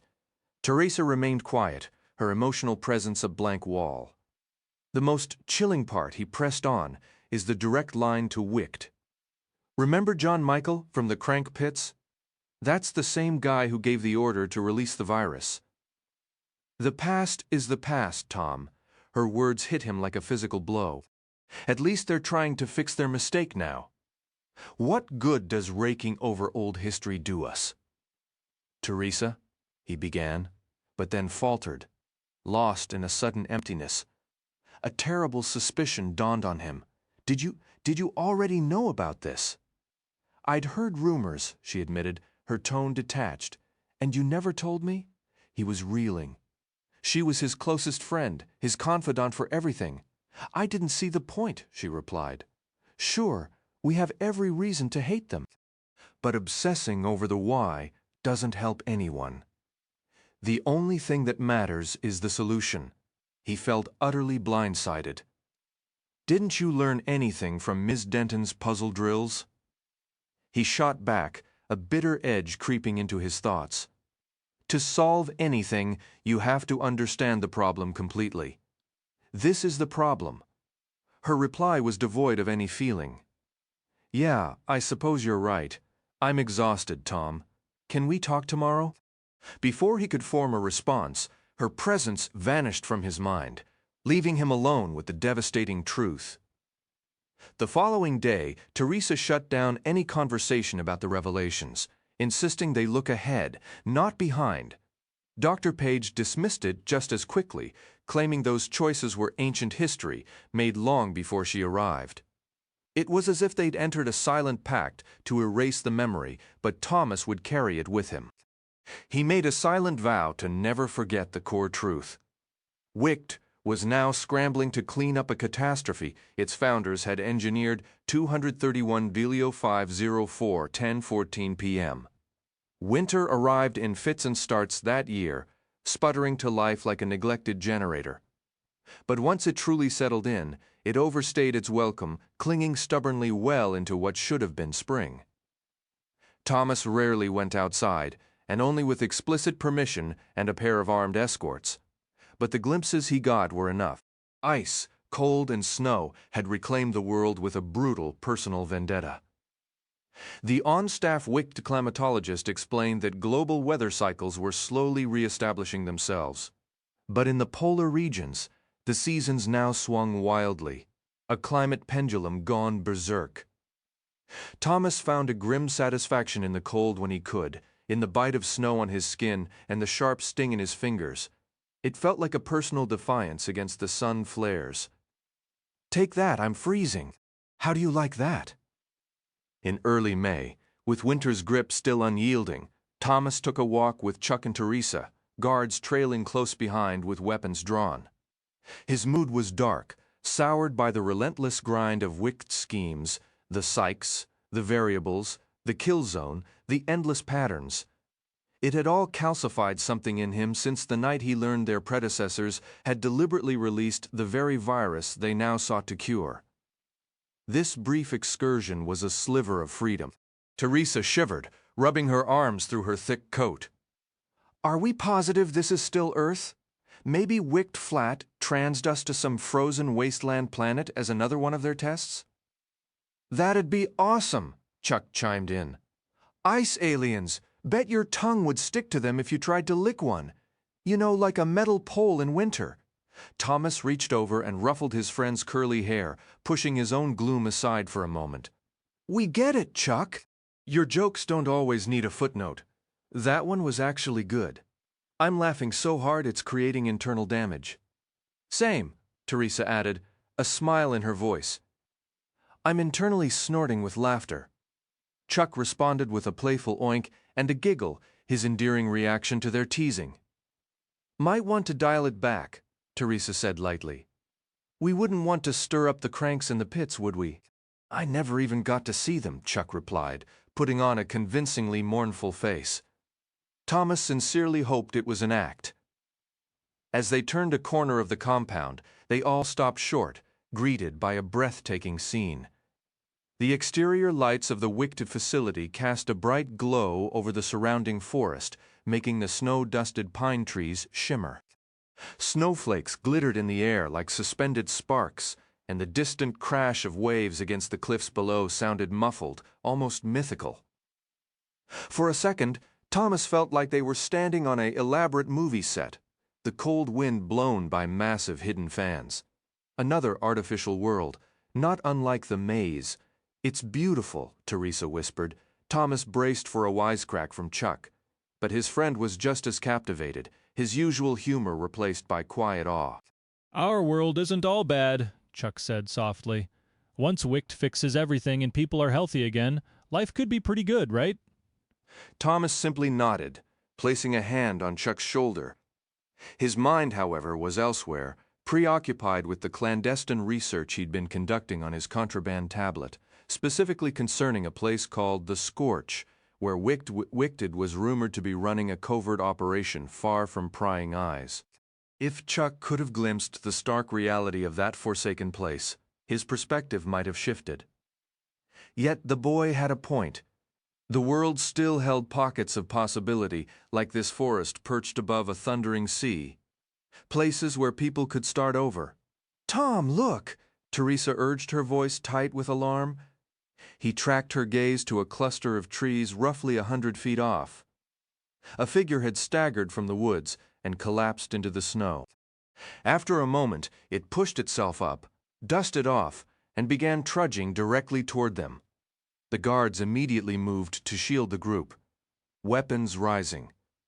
We should head back, one stated. Is that a crank? Chuck asked. He said it with a steadiness that made Thomas's chest swell with a fierce, almost painful pride. Got it in one, kid, the other guard answered. You're safe. Let's move inside. Hold on, Teresa interrupted. That's not. I think that's Randall. Thomas narrowed his eyes against Wicted's harsh lights. She was correct. It was Randall, weaving through the snow as if searching for something he'd dropped. The first guard lowered her weapon. Well, I'll be. It is him. What's he doing out here? Thomas breathed. What do we do? Chuck blurted, his voice echoing in the cold air. Thomas tried to quiet him, but the damage was done. Randall halted, his head jerking up. He spotted them, and a tense silence hung in the frozen air before Randall surged forward, fighting through the deep snow. Sorry, Chuck mumbled. Back now, the guard commanded more sharply. Ramirez needs to know. They turned and broke into a brisk jog toward the nearest entrance of the imposing complex. They were just steps from the door when Randall's shout pierced the air behind them. Wait, Marion. Moreau. Just let me say one thing. Hearing their names, the guards spun again, positioning themselves as a barrier and raising their guns. Randall stumbled from the snowy field onto the cleared pavement, now only 20 feet away. He looked terrible, eyes bloodshot, nose bleeding, cheeks sunken. A fresh cut split the skin near his right eyebrow, a crimson trail streaking down his face. Thomas stared, bewildered. What could possibly bring him out here? Talk fast, Randall, the woman said. You need medical attention. Can't keep up the act, can I? Randall wheezed, bent double with his hands on his knees. It's the craziest thing, he straightened, swaying dangerously before finding his footing. The craziest thing, trying to fool your bosses about the flare. Thomas seized Chuck's hand. The very snowflakes seemed to hang suspended in the air, their dance abruptly stilled. That's enough, the female guard declared. Open the door, Moreau. Get them inside and call a medic now. You think you're exceptions? Randall yelled, his voice cracking. You really believe they won't do to you exactly what they'll do to everyone else? Moreau keyed in the security code. A loud beep sounded, the display flashing from red to green, followed by a solid click. The door swung inward. The guard hauled it open and stepped aside. Thomas all but pushed Chuck through the doorway, then grabbed Teresa's arm, pulling her inside as they hurried through. He couldn't bear another moment outside with Randall, whose shouts still chased them. You listening? The sick man cried. You're running from the wrong enemy. I'm not the one you should fear, you hear me? The guard slammed the door shut, cutting off Randall's ravings. Thomas peered through the small security window, watching the man turn and stumble back toward the dark line of trees. You can crash on my floor tonight, Thomas said to Chuck as they stood in the hallway outside his room. The offer was simple, a small anchor in the unsettling quiet that had followed them inside. I don't mind if we get in trouble, Teresa said, though her expression was tight. She had just returned from the bathroom, and her troubled look made Thomas uneasy. You want to stay in here too? I'm pretty freaked out myself. Actually, what is it? Thomas pressed. She glanced at Chuck, who was staring blankly at the floor. Then her voice slipped directly into Thomas's mind. We need to get him to sleep in your room, then we have to leave. Right now. Thomas blinked. Leave? Go where? Her mental reply was sharp. It's worse than you realize. Just get him settled. Tell him a story. Sing a lullaby. I don't care. Do whatever works. Knock on my door once you're sure he's asleep. Aloud, Teresa suddenly said, You know what? She ignored Thomas's questioning look and gently pushed a lock of hair from Chuck's forehead. He lifted his gaze to hers, his eyes heavy with everything they'd witnessed.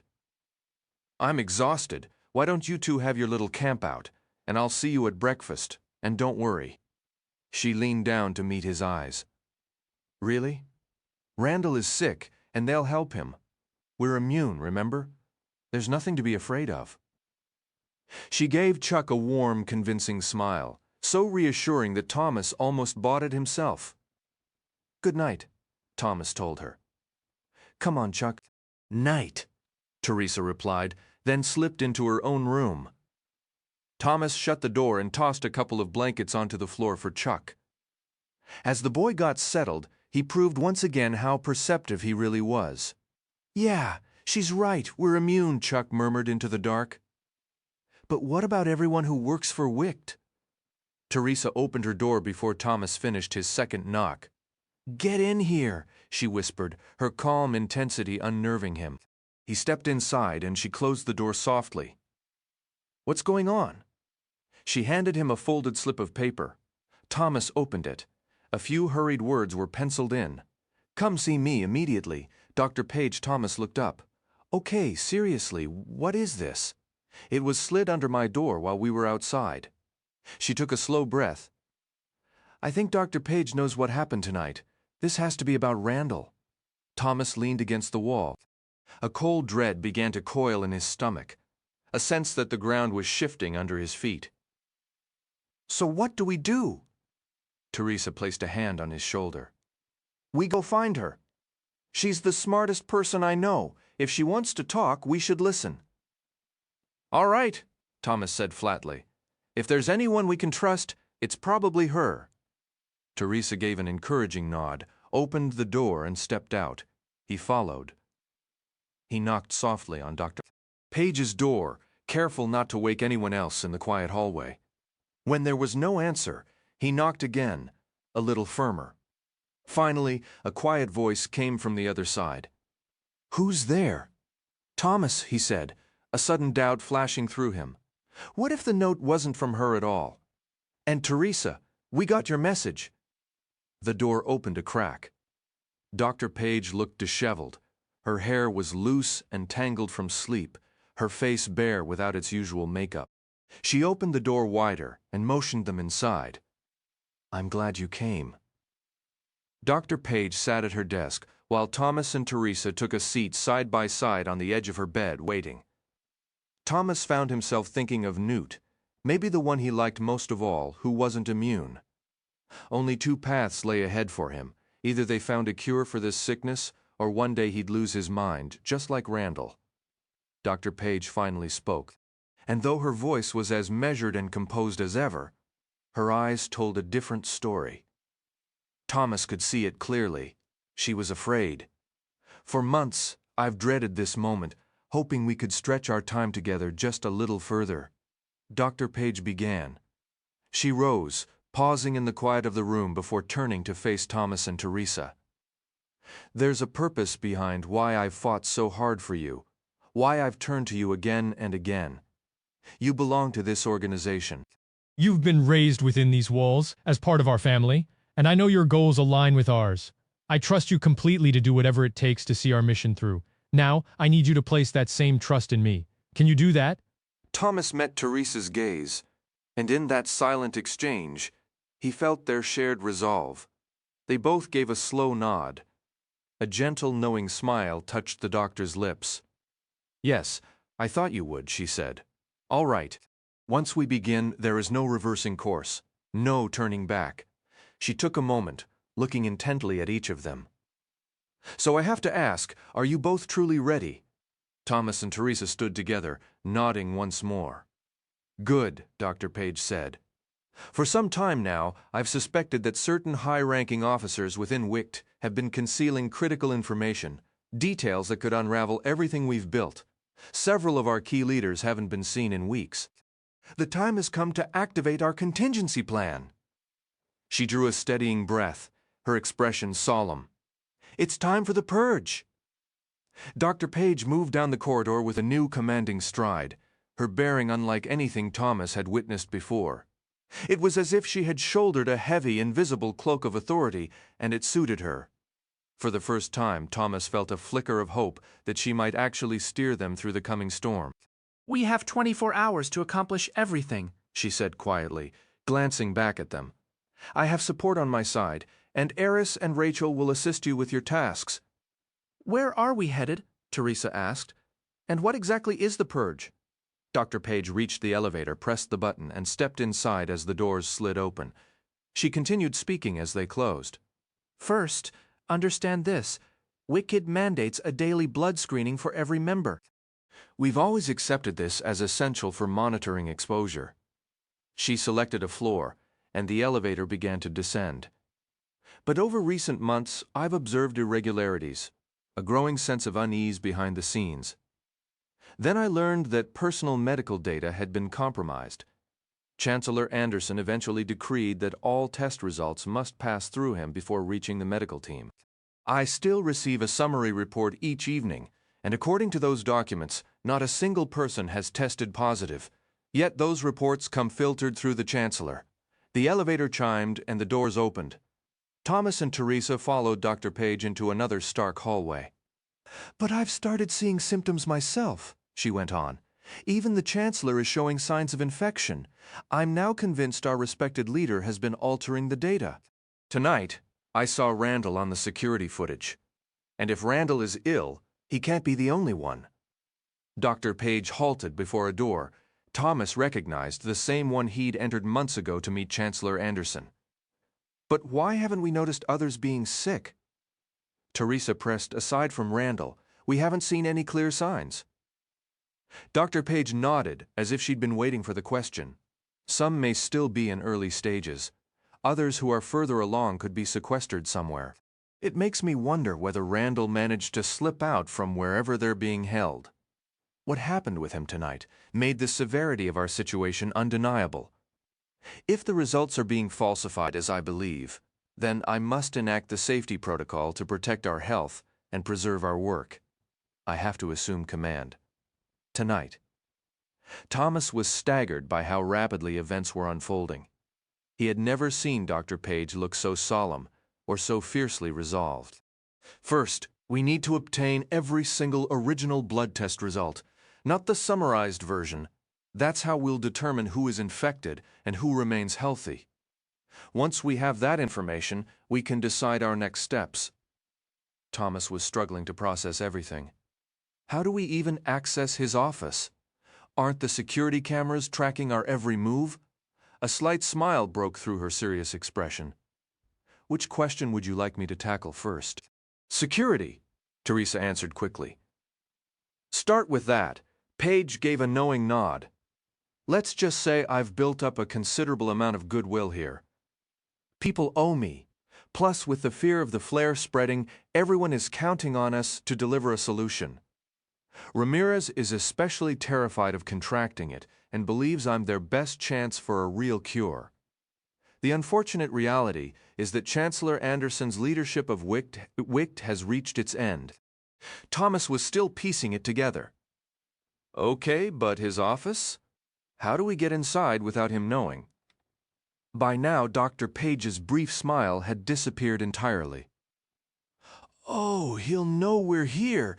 He's inside at this very moment, ready to go in?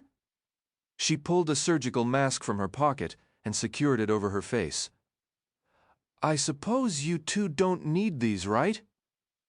Her eyes crinkled, the only hint of her smile returning.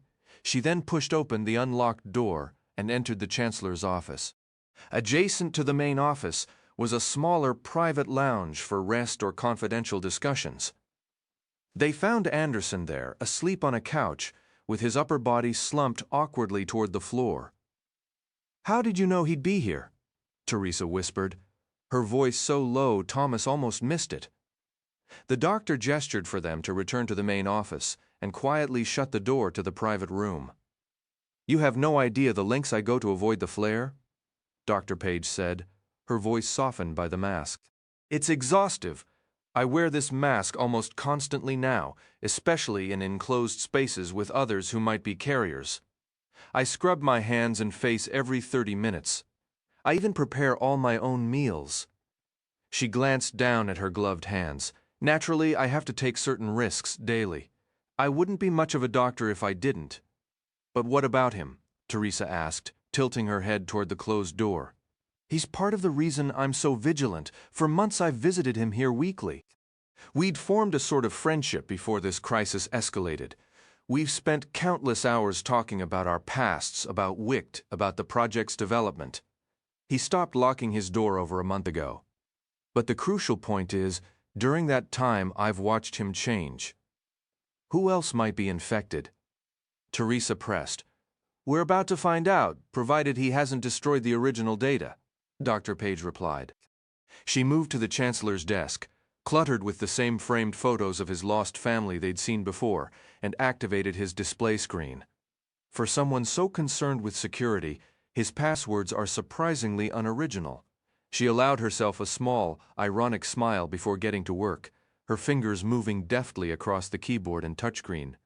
A cool blue light washed over the room, casting long shadows. This shouldn't take very long, she murmured, focused on the task. A sudden cold worry gripped Thomas. What if he wasn't truly immune, as he'd always been told? The doubt surfaced occasionally, though he reasoned he would have shown symptoms by now.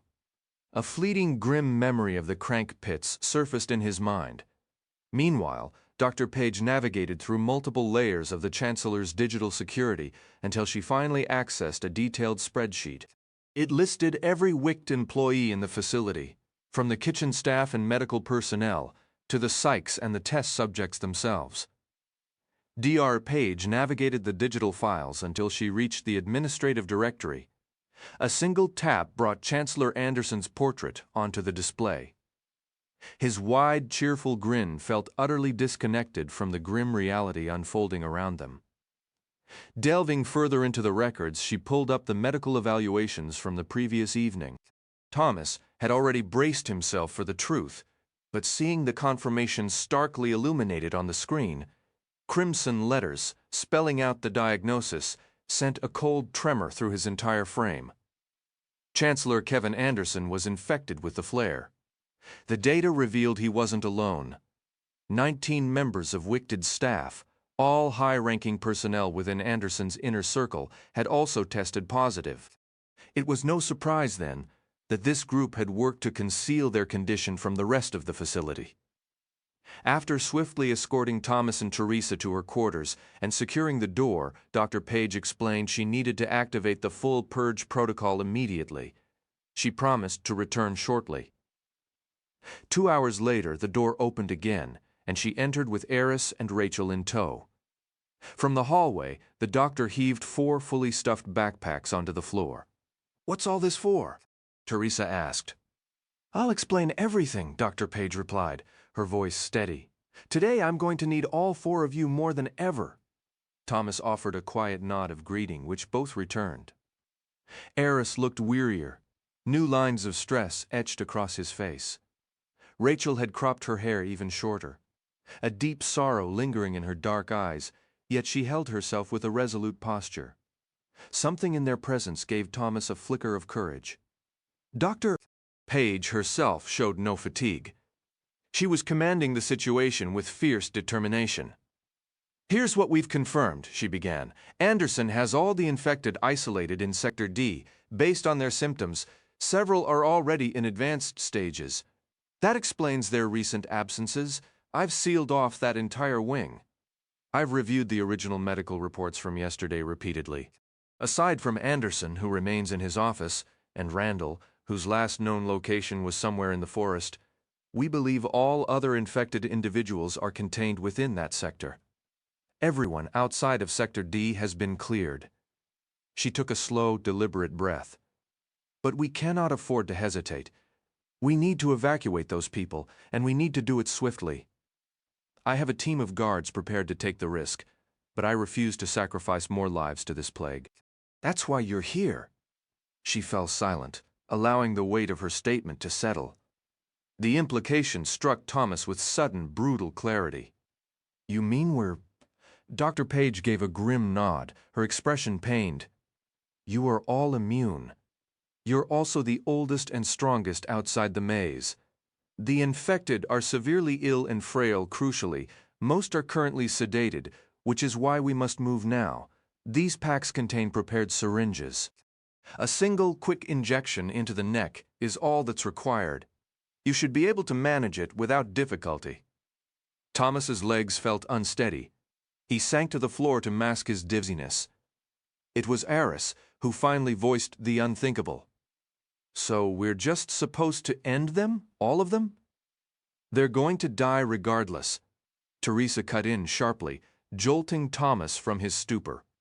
Hold on, just hold on, he said, pushing himself back to his feet. He searched his friend's face, unsure whether this was a twisted attempt to absolve her own guilt, or if she had truly armored her heart for survival. We can't just rush into this. No, Tom, Teresa fired back, her tone leaving no room for debate. It's either we make the hard choice now, or we all die later. Overwhelmed, Thomas slumped back down, his vision swimming slightly. He had no words left. She had even shut down their mental link, leaving him utterly alone with his thoughts. All he could do was stare at her, searching for any trace of the person he once knew. I'm sorry, she said, the anger fading from her voice. I'm sorry, Tom, truly. It's just, I know this entire situation is terrible, but it will be less terrible if we accept it and see it through. She's correct, Dr. Page stated. The four of you will be adults very soon. You are capable of handling this. We have precise locations for the infected. Your task is simply to move from room to room and administer the injections. She motioned toward the waiting backpacks.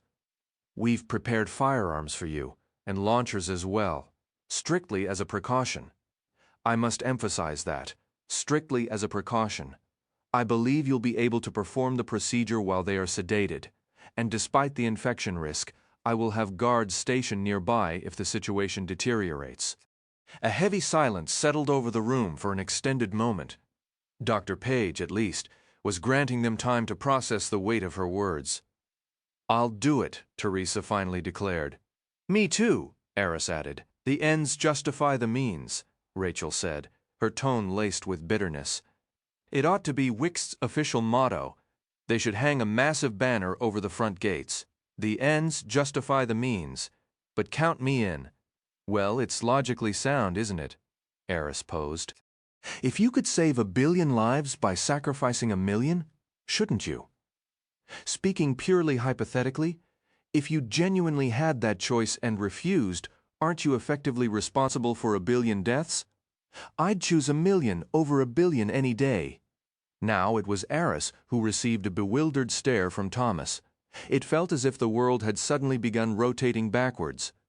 Dr. Page gave a nod of acknowledgement to the three who had accepted her grim proposition. Thomas, she prompted. He remained silent, his gaze fixed on the floor. Tom, Teresa urged, I need you with me on this, with us, please. A profound sickness churned within him. He felt utterly unwell. Pushing himself to his feet, his mind scrambled for the right thing to say. He understood they would carry out Dr. Page's directive. They had journeyed too far to retreat now. He had friends out in the maze. He had Chuck to consider, an entire world to think about. He would do it. The purge. It was a necessary horror. Now he needed to utter something meaningful, something profound to unite them and commence this awful task. This is the worst, he said. Once all four had consented to the mission, Dr. Page left to summon several security guards. They would receive instructions on operating the syringes and weapons and review the coordinated attack plan. As they waited, Teresa reopened their mental link. You okay? She asked. I don't know what I'm feeling right now. She paused for what felt like an eternity, and he could perceive the frantic whirl of her thoughts. He waited, though he longed to speak. Look, she finally sent. That word always signaled she was preparing to bare her soul. Remember when I told you everything about my past? When I was called Dee Dee? A jolt of acute pain accompanied that name, so intense it made Thomas shift uncomfortably. Yeah, I remember. It was a monstrous place, Tom, she continued. I can't even. It was monstrous. I saw countless people contract the flare. I remember fleeing from cranks. The point is, I keep reminding myself that so much of the world is like that now.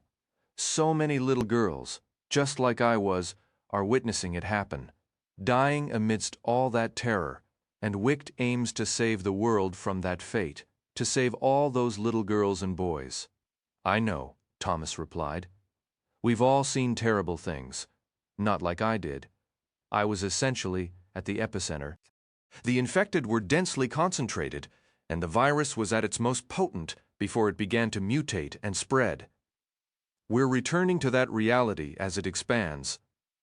One day, the entire world, every single town and city could be like it was in North Carolina, and then everyone will be gone. Thomas stood up, wishing he could physically flee from the bleakness of this conversation. I understand, Teresa. I do. We need to find a cure. Do you really think I haven't heard this argument endlessly? He could sense her frustration with him. Tom, the argument isn't hollow. We must find a cure, and we can no longer afford a short-term perspective. We are talking about the extinction of the human race. The only thing that matters is the outcome. The path we take to get there, we simply take it. Understood? By any means necessary, so we kill them? Thomas questioned. Is that what you're saying? The four of us are going to sweep through these buildings and eliminate every single person infected with the flare? Yes, that is exactly what we are going to do. Thomas attempted to propose an alternative. What if we just relocate them to the crank enclosures? Are you serious? Do you honestly believe they want to be tossed into a pen with those creatures? Tom, you're not thinking clearly. A surge of irritation flooded their mental link, so intense it made Thomas flinch. So we kill them. It felt like surrendering a fundamental piece of his own humanity. We ensure Dr. Page can secure these facilities and maintain both mazes. This isn't about murder. It's about preservation. Thomas let out a weary breath. I'll do what I can. What other choice did he have? She moved closer, leaning in until her whisper was a warm brush against his ear. This is crucial, she murmured.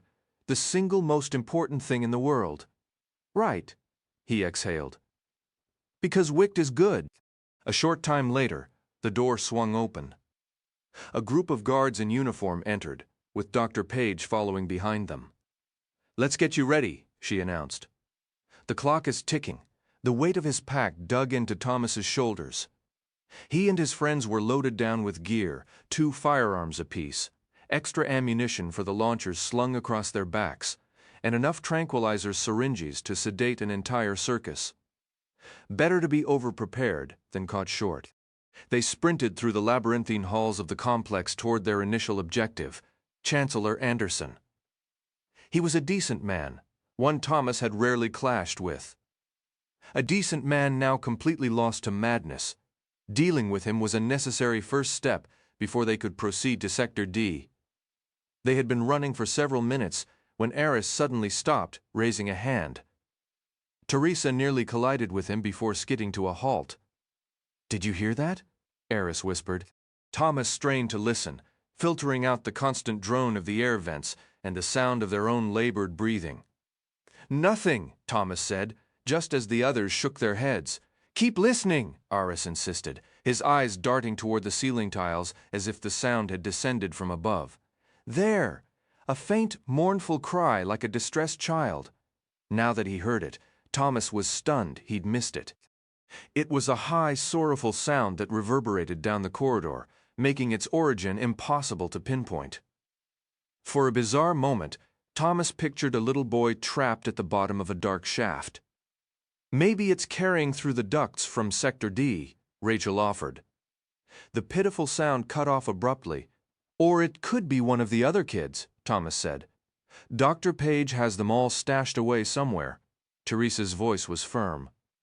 We deal with Anderson first. Everything else can wait. Let's move. Eris offered no argument. The 4 of them resumed their hurried pace.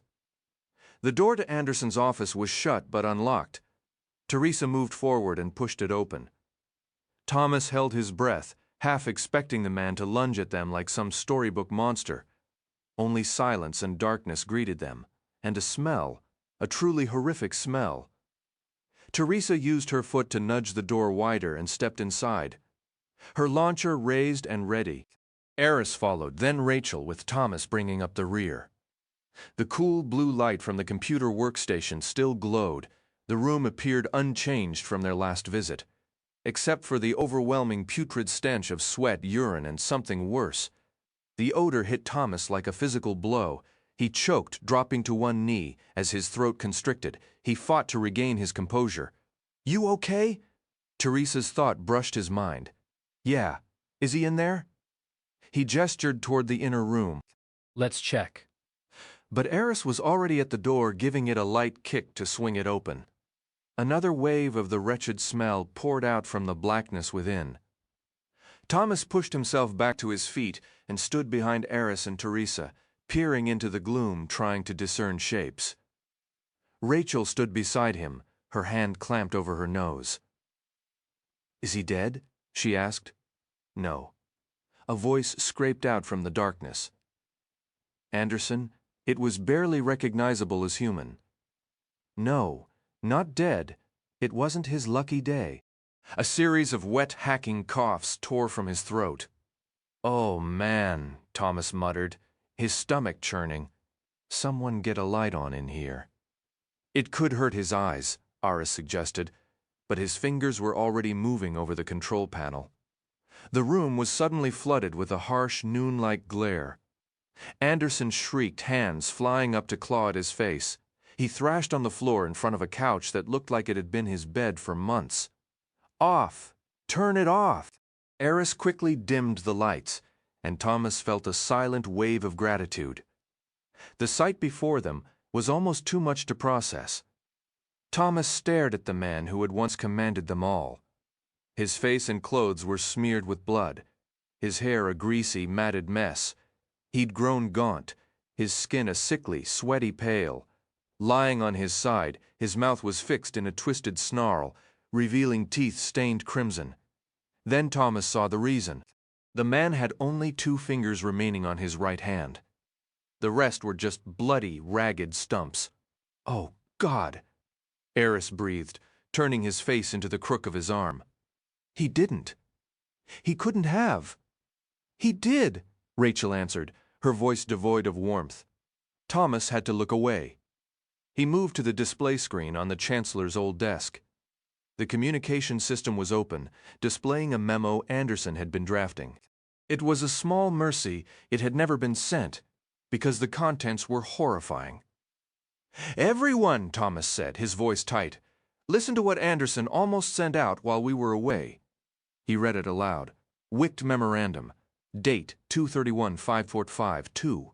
All from Chancellor Anderson. Final transmission.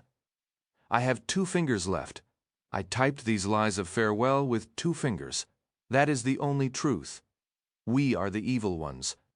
They are just children. We are evil. We should stop. Let the immunes have the world.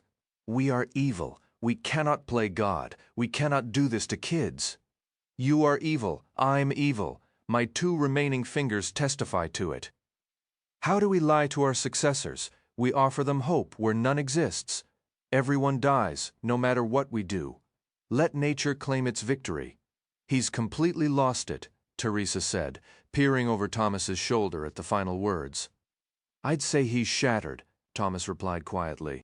"My fingers," Anderson moaned from the other room, his voice a raw thread of sound. "Why did you eat my fingers?" A profound, crushing sorrow settled in Thomas's chest as he followed Teresa back to Anderson's side. The man had curled into a tight ball, rocking slowly. "Only 2 left," he whispered, the words drifting on a tide of delirium. "I bet the other 8 were delicious. I always imagined I'd be the one to taste them, but no, it had to be you. Of course it had to be you." Thomas exchanged a weary look with each of his friends. After everything they'd witnessed, was this the most tragic sight?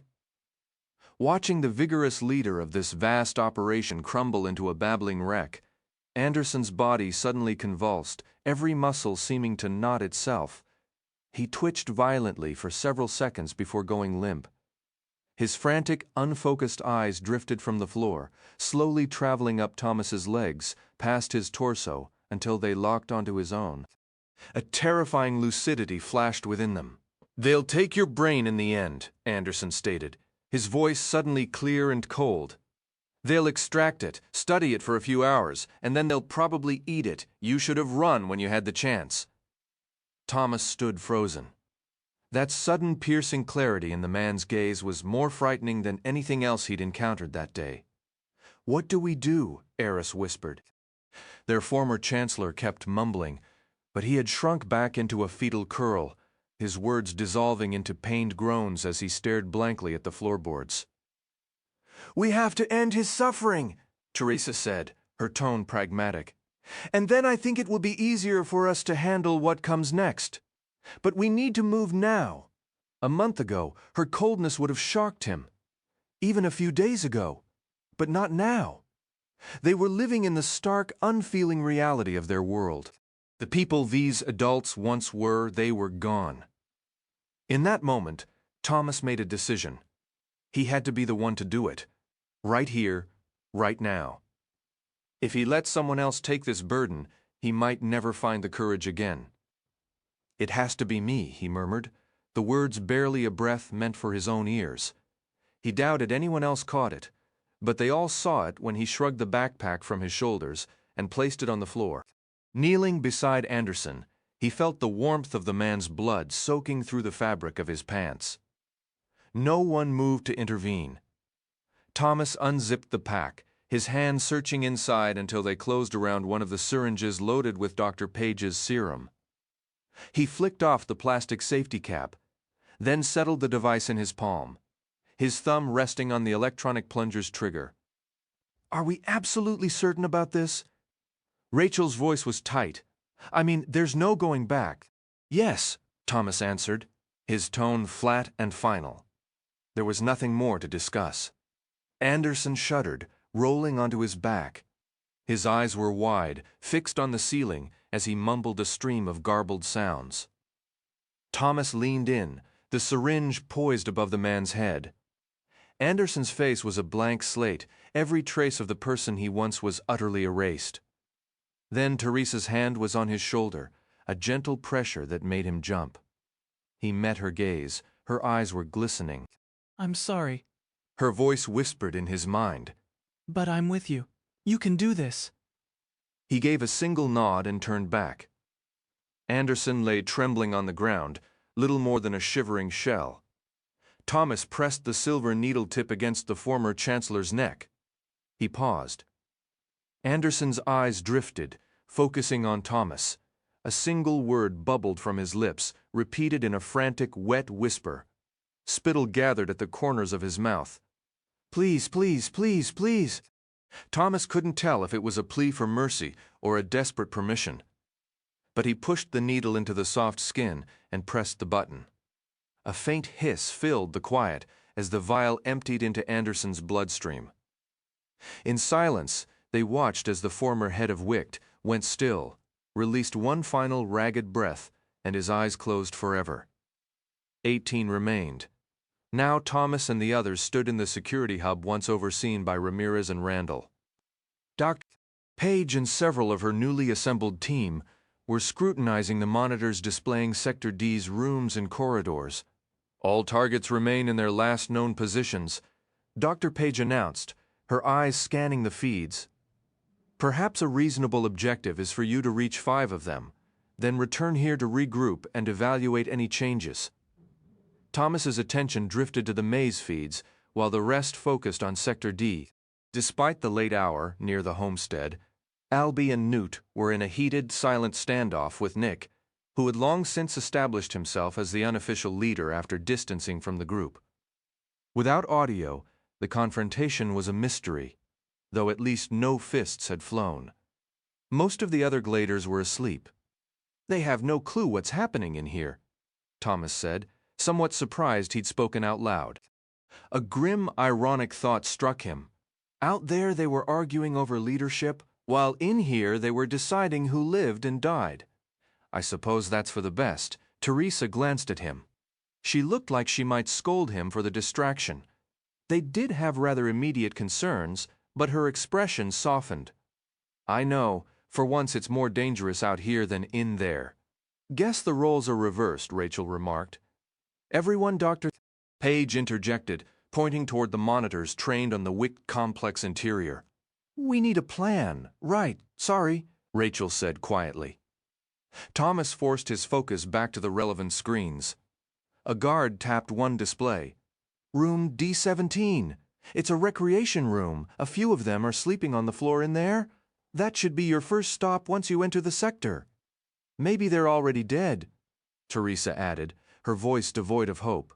Doc! Paige leaned in, her lips moving silently as she counted figures on the screen. And that makes 5. It's a sound strategy. Go and handle them, then come back. We'll direct you to the next location. Handle them, Thomas thought. What a polite, sterile way to phrase it. They shouldered their packs, each one heavy with instruments of death, and moved out the door toward Sector D. Once a guard had unlocked the secured entry, Thomas and his companions moved toward their designated room. They were nearly there when a sudden stir in the corridor ahead froze them in place. Aris, who was in front, abruptly leaped backward, shoving everyone around the nearest corner. 2 people up ahead, he breathed, his back pressed to the wall, chest heaving. I spotted them as well, Teresa added quietly, which means they've likely seen us too. Right on cue, a shout echoed down the hall. Hey, you kids! It was a man's voice, frayed with hysteria. Come here, my little subjects. A wave of pure dread washed over Thomas, chilling him to the bone. Sweat beaded on his arms and forehead, a sudden flush of heat making his skin prickle. How many? He managed to ask. Aris risked a quick glance around the corner before snapping back to face the group. 2 men. One's crawling on the floor, the other's stumbling and using the wall for support. They're getting close, and wow, they look completely gone. Thomas appreciated the specifics, but it only deepened his unease. Should we fall back and rethink this? No, we charge them, Teresa stated flatly. Why wait? The 4 of us can handle these 2 without a problem. Rachel was already nodding in agreement, and a glance at Aris confirmed he felt the same. Thomas sighed, giving in. What do you mean by gone? The guy crawling is completely naked, Aris reported. Covered in scratches, the one stumbling looks like he's thrown up all over his shirt and his hair. I think he's torn chunks of it out. It's bad? You think everyone left is like this? Thomas asked, daunted by what lay ahead. I didn't realize they were this far gone. A long, mournful wail drifted down the hallway, trailing off into something like choked laughter. They were closing in. You saw what happened to Anderson, Teresa whispered. Anyone still here is either as far gone as him or just a few steps behind. Thomas nodded, trying to muster his courage. All right, what's the plan? Teresa slid her backpack off one shoulder, unzipped it, and peered inside. She pulled out a pistol, followed by 2 syringes, which she handed to Thomas. I'll be the last resort, she said, hefting the gun in her right hand, her finger already resting beside the trigger. Aris, Rachel, you hit them first with the launcher. Once they're down, Thomas, you run up and inject the serum. I'll be right behind you. If they try anything, I'll handle it. Thomas stared at her, a mix of awe and fear tightening in his chest. This was his closest friend, after all. But mostly he was grateful she'd taken command. Okay, he said, knowing better than to argue. None of this was going to be easy, and the faster they moved, the sooner it would be over. Sounds good, Aris replied. Everyone ready. Thomas, a lethal syringe gripped tightly in each hand, gave a firm nod. Rachel raised her launcher in response. Teresa simply said, Go. With a grunt, Aris pushed off from the wall and sprinted around the corner, a yell tearing from his throat. Rachel went next, weapon poised, then Thomas, with Teresa bringing up the rear, her gun their final safeguard. The whine of the launcher charging pierced the air, followed by the crackling burst as a grenade shot toward the man clinging to the wall. Patches of his scalp were raw and bleeding where hair had been ripped out. The grenade struck him squarely in the chest. He howled as tendrils of electricity spiderwebbed across his body, dropping him to the floor where he convulsed violently. Your turn, Thomas! Aris shouted, already stepping forward to cover the other man in case Rachel's shot missed. Thomas dashed toward the fallen figure, then slid across the tiles, stopping just a foot from the man's head. He tightened his grip on the syringe, holding it inches above the man's face, waiting for the last flickers of energy to fade. The sharp crack of a second launcher shot echoed, then a third, followed by the heavy thuds of bodies hitting the floor. A raw, guttural roar tore through the hallway. Seeing the arcs of blue energy begin to fade below him, Thomas seized his moment. He drove the syringe into the crank's neck and depressed the plunger, then scrambled backward, heels skidding until his shoulders hit the far wall. The man's eyes went white before he collapsed. The empty syringe wobbled absurdly where it remained embedded, a macabre metronome ticking in the flesh. 17. Thomas counted silently. Only 17 left in this entire nightmare complex. "Thomas? Now?" Rachel shouted. She was standing over the second crank, who twitched violently on the tiles, his body a dark mass crackling with dying electrical surges. Thomas sprinted over, the air buzzing with static, and dropped to his knees. He leaned in and jammed the second needle home, emptying its lethal dose. Teresa was already there, pistol held in a white-knuckled two-handed grip, trained on the man's skull. Rachel and Aris hovered just behind her, breathing hard. "That's 2 down," Thomas said, rising. 2 kills, and we're all still clean." "They're cranks," Teresa corrected, her voice flat as she finally lowered the gun. "Not people remember the difference." Thomas met her gaze. "Honestly, I'm starting to wonder if there is one." Her resulting stare was so cold it sent a chill straight through him. "Room D17," Aris panted, cutting the tension. "The plan. We stick to it." Teresa turned sharply and took the lead. They moved at a jog down the corridor, Aris reading the placards. "D16, D17, here." Feeling a sudden need to contribute, to shake off his passive role, Thomas stepped forward and pressed his ear to the cold metal door. He listened, hoping for silence, for the peace of the dead, or deeply unconscious. "Well," Teresa whispered.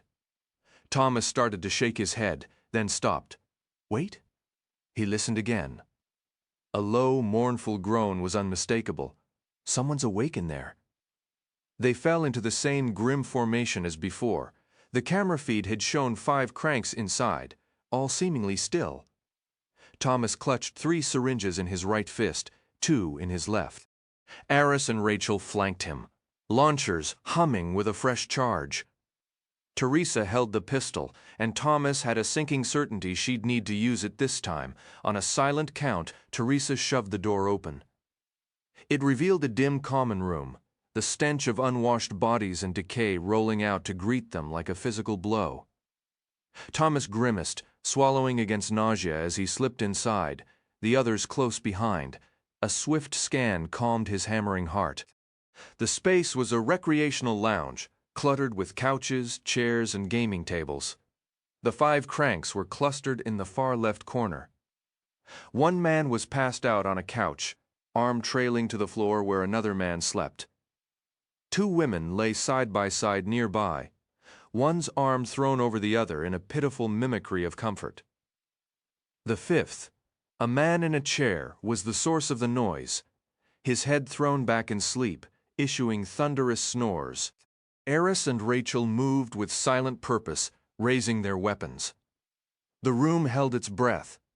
Then the high-pitched whine of the launchers built and released in a rapid crack, crack, crack. 5 solid thumps confirmed the hits. The corner erupted in a storm of blue lightning, bodies jerking violently under the current. "Go!" Aris yelled. "Let me give you a hand." He moved closer, took the syringes, and handed one to Rachel. Teresa kept her weapon aimed at the 5 twitching figures as the 3 of them advanced. Thomas hurried over to the 2 men, collapsed near the sofa, their convulsions easing as the faint threads of electricity flickered into occasional sparks. Clutching a syringe in each hand, his thumb ready on the plunger, he knelt and drove the needles into the cranks' necks, releasing the toxin. He scrambled back and stood up, surprised by how seamlessly it had unfolded. Rachel had dealt with the man in the chair, and Eris was just finishing with the women on the floor. That left only 11 more in the entire sector. Some part of him registered the grim reality they were ending actual lives, but he shoved the thought aside, clinging to the brutal necessity. A surge of hope warmed his chest. They might actually pull this off. Then the hallway doors slammed open, 4 cranks charged into the room, all looking alert and ready for a fight. They fanned out instantly. One leaped onto Eris before he could fire his launcher. He crashed onto his back as the woman pinned him, her hands clawing for his throat. Rachel abandoned trying to get a clear shot and rushed in, using the launcher like a club, smashing its hardened end into the side of the woman's skull. The crank screamed and rolled off Eris. Rachel fired a grenade point blank into her chest. Eris, visibly shaken by the assault, seemed to snap. From somewhere in his pockets, he yanked a knife and, roaring with fury, heaved himself up and plunged the blade into the chest of the still electrified crank beside him. The charge hadn't fully faded. A violent jolt made him cry out and hurtle backward, knocking Rachel down. Everything was happening in a blur. Thomas could only spot 2 of the remaining cranks now, darting erratically around the room. His own hands were empty. Teresa swung her gun nervously without firing, likely afraid of hitting Eris or Rachel by mistake. Someone barreled into Thomas from behind, arms locked around him as he smashed face first into the floor, his nose exploding with pain. The air blasted from his lungs. Panic seized him. He writhed, trying to break free. Teresa shouted his name. He saw her boots right beside him. Help! Thomas tried to say, but it came out a choked gasp. The crank behind him shifted his grip, then pressed a hand against the back of Thomas's head, mashing his mouth into the carpet to smother him. Thomas's world narrowed to a single desperate need. His next breath, he couldn't draw the slightest sip of air. Knees dug into his spine, pressing so hard he was sure his ribs would crack. A gunshot boomed through the room. The weight on top of Thomas lightened, then vanished. He lifted his head just as the crank slumped off him and collapsed to the floor. A bloody hole marked his temple, the life already gone from his eyes. Thomas looked up at Teresa. She was trembling, the gun still aimed where she had fired. "There's 2 more," Thomas said, his own voice sounding distant and detached. Teresa steadied herself, drew a deep breath, and shifted into a defensive stance, sweeping her weapon across the room. Thomas, aching everywhere, forced himself to his feet, scanning the area to avoid another ambush. There was no sign of the last 2 cranks. They must have ducked behind one of the many sofas or chairs cluttering the recreation area. Thomas shrugged off his backpack to search for more syringes, while his friends moved cautiously from piece to piece of furniture, peering behind each one. So far they found nothing. Teresa's scream tore through the air, and Thomas spun just in time to see her vanish behind a bulky couch, the heavy thud of her body hitting the floor jolting him into motion. His heart hammered against his ribs as he sprinted toward her, having abandoned his pack and its deadly tools. The atmosphere seemed to thicken, dragging at his limbs. No further sound came from Teresa, and Eris and Rachel were distant, useless. Reaching the wall, he crashed his shoulder against it and peered behind the sofa. Teresa lay pinned, a man's thick arm locked around her throat. She clawed at the grip with both hands, helpless. The pressure was relentless, her eyes bulging, awful choking noises escaping her lips. "Get off her!" Thomas yelled, though he knew words were wasted. The crank bald, drenched in sweat, a deep gash splitting his forehead, was Dr. Leavitt. Blood mingled with sweat streaming into his red-veined wild eyes. Teresa strained, fingers stretching toward an object just out of reach on the floor. The gun! Thomas snatched it up, feeling Teresa's life slipping away as if the very air were stealing it. He'd never fired a handgun, doubts about his aim swirling in his mind. Resting his finger lightly on the trigger, he refocused on Teresa and the man who had once been Leavitt. The crank's arm was an unyielding vice, Teresa's skin now a terrifying shade of violet. Aim be damned. Thomas launched himself on top of them, landing across Teresa, their faces inches apart. In that instant, their eyes locked, a silent exchange of terror and agony. Levitt's free arm swung, a meaty palm cracking against Thomas's temple. Gritting his teeth, Thomas dragged the gun along the floor, past Teresa's ear, until the cold barrel pressed against the crank's temple. Suddenly, the malice drained from Levitt's face, replaced by a pitiful, childlike fear. His grip slackened. "Please," he whimpered. "Don't." Thomas pulled the trigger. The gunshot was a thunderclap, a sound that seemed to fracture the world. Ears ringing, he hauled Teresa away from the lifeless body. He'd never liked Leavitt much anyway. She shook violently in his embrace, a raw vulnerability he rarely saw. He held her close, shielding her. Eris approached, a hand on his shoulder, but Thomas didn't turn. "Where's the other one?" he managed, voice ragged. "There should be another." "Rachel took care of it?" Eris said quietly. "It's done. They're all gone." Thomas clung to Teresa, as if letting go would send him plummeting into an abyss. "I can't keep doing this." Rachel's voice floated from nearby. "6," she stated flatly. "Only 6 left now." By midday, they had eliminated the remaining cranks. After the rec room nightmare, dispatching the others felt disturbingly simple. All were asleep. Their lives ended with a needle's prick and a flow of poison. Just like that, the purge was over. 231-0607, 3012:45 p.m. What a world this was. Disease, death, betrayal. His friends endured brutal trials that might ultimately prove meaningless. A world scorched and lying in ruins. Just a month ago, he had helped end more than a dozen lives in a handful of hours. Every day since had been spent in a pit of guilt and self-hatred, avoiding those he cared about at every turn. Even surrounded by so-called psychs in the overcrowded complex, no therapy could touch the horror of the purge. Nothing ever would. He was altered fundamentally, and he knew it. Lately, he'd even avoided the observation room, too burdened by despair to watch the maze. But today, he'd pushed himself to return to try and catch up.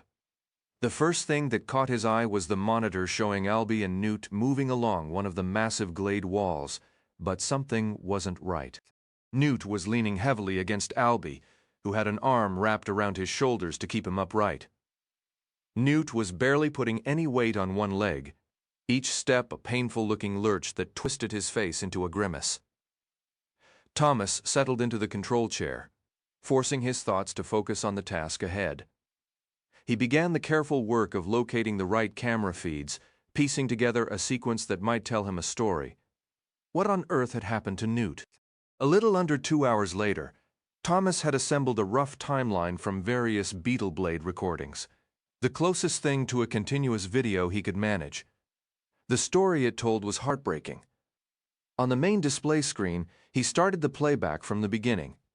Early the previous morning, Newt had seemed completely fine. He waved off Minho and the other runners.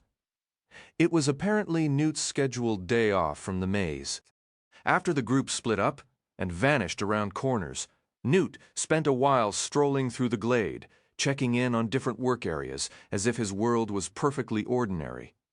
As ordinary as life could be when you're trapped inside a giant, shifting labyrinth. He had a brief conversation with Winston near the bloodhouse, then shared a laugh with Zart by the small corn patch in the gardens. Newt even gave Zart a friendly slap on the back like he'd just heard a good joke. From there, Newt drifted toward the Deadheads, that grim grove of skeletal trees in the southwest corner, that always felt to Thomas like an omen of worse things to come. Newt dropped onto a bench there and sat perfectly still for what looked like half an hour. Thomas fast-forwarded until Newt finally stood and walked into the sparse woods. The view switched to a Beetle Blade's low, skittering perspective as it trailed a few feet behind him. Newt went straight to the small cemetery, where simple wooden posts marked the graves of gladers who hadn't survived the maze. He knelt in the dirt, staring blankly ahead, his eyes glazed, and his expression sinking deeper into despair by the second. He stayed like that for a long time, and Thomas felt he could almost read his friend's mind, the crushing guilt over every life lost, the tormenting thought that he might have saved them, the sheer sadness of their entire situation, the constant danger, the mind-numbing routine, the fury of not knowing why they were there, the frustration of having no past, and maybe somewhere buried deep, a ghost of a memory, a sister wiped clean from his mind. Then Newt stood. He turned his back on the graveyard and strode out of the deadheads, moving so fast the beetle blade's feet jolted as it scrambled to follow. He didn't slow as he left the woods, making a beeline for the nearest door on the west wall. A couple of gladers called out or waved, but he ignored them, his eyes fixed ahead with a hard, desperate focus. Thomas leaned forward, already knowing how this ended and yet aching to see how it unfolded. Newt passed out of the glade and into the maze corridors. His pace didn't falter, hurried but steady. Left, then right, then left again. Several more turns. Finally he reached a long passage where thick ivy smothered the walls on both sides. He stopped beside the left wall and faced it, leaning forward and pressing his hands into the green tangle. He hung his head for a brief moment, then looked up, tilting his neck back as if searching for the top of the wall far above. Then Newt reached out, gripped the ivy, and began to climb. His muscular arms made it look effortless. He'd seize one vine, haul himself up, find a foothold in the stone, then grab another vine and another, driving himself upward with every ounce of his strength. Thomas scaled the stone wall, his hands gripping the thick ivy as he climbed. Within minutes, he was halfway up, suspended between the solid ground below and the artificial sky above. This was the point, he knew, where his own mind would betray him. Optical illusions woven into the environment and inhibitors programmed into his neural implant would conspire to convince him the summit was unreachable. He pushed a few feet higher, then halted, gazing upward in a posture of defeat. From his vantage point, Thomas observed and waited. Newt was nearly swallowed by the wall's greenery, his form a shadow against the vines. A beetle blade, one of the small mechanical scouts, scuttled up the stone beside him and paused, its lens-like eyes hovering inches from the boy's face. Thomas often pondered the autonomous software guiding these creatures, how they decided their actions without a constant stream of commands. Newt's eyes found the camera, and for the first time in this recorded feed, his voice came through clearly to Thomas. "I don't know who you are, but I hope you're satisfied. I hope you get a real thrill out of watching us break. Then you can all drop dead. This is on your heads." With that, Newt released his hold and pushed away from the wall, falling out of the frame. The beetle blade scrambled to adjust its angle, the audio filling with the rustle of its movement, followed by a distant, heavy impact. The view lurched downward until it settled on Newt, now on the ground.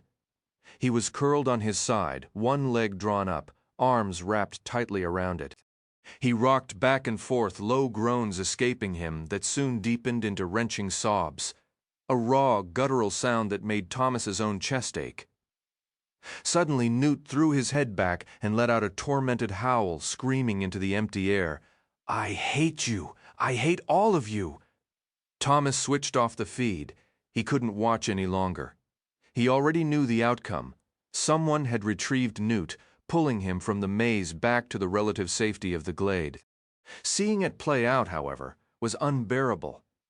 Newt! Newt! Newt, Thomas thought, the very atmosphere around him seeming to darken. You weren't even immune, man. You never stood a chance. A soft knock sounded at his door. He opened it to find Teresa standing there.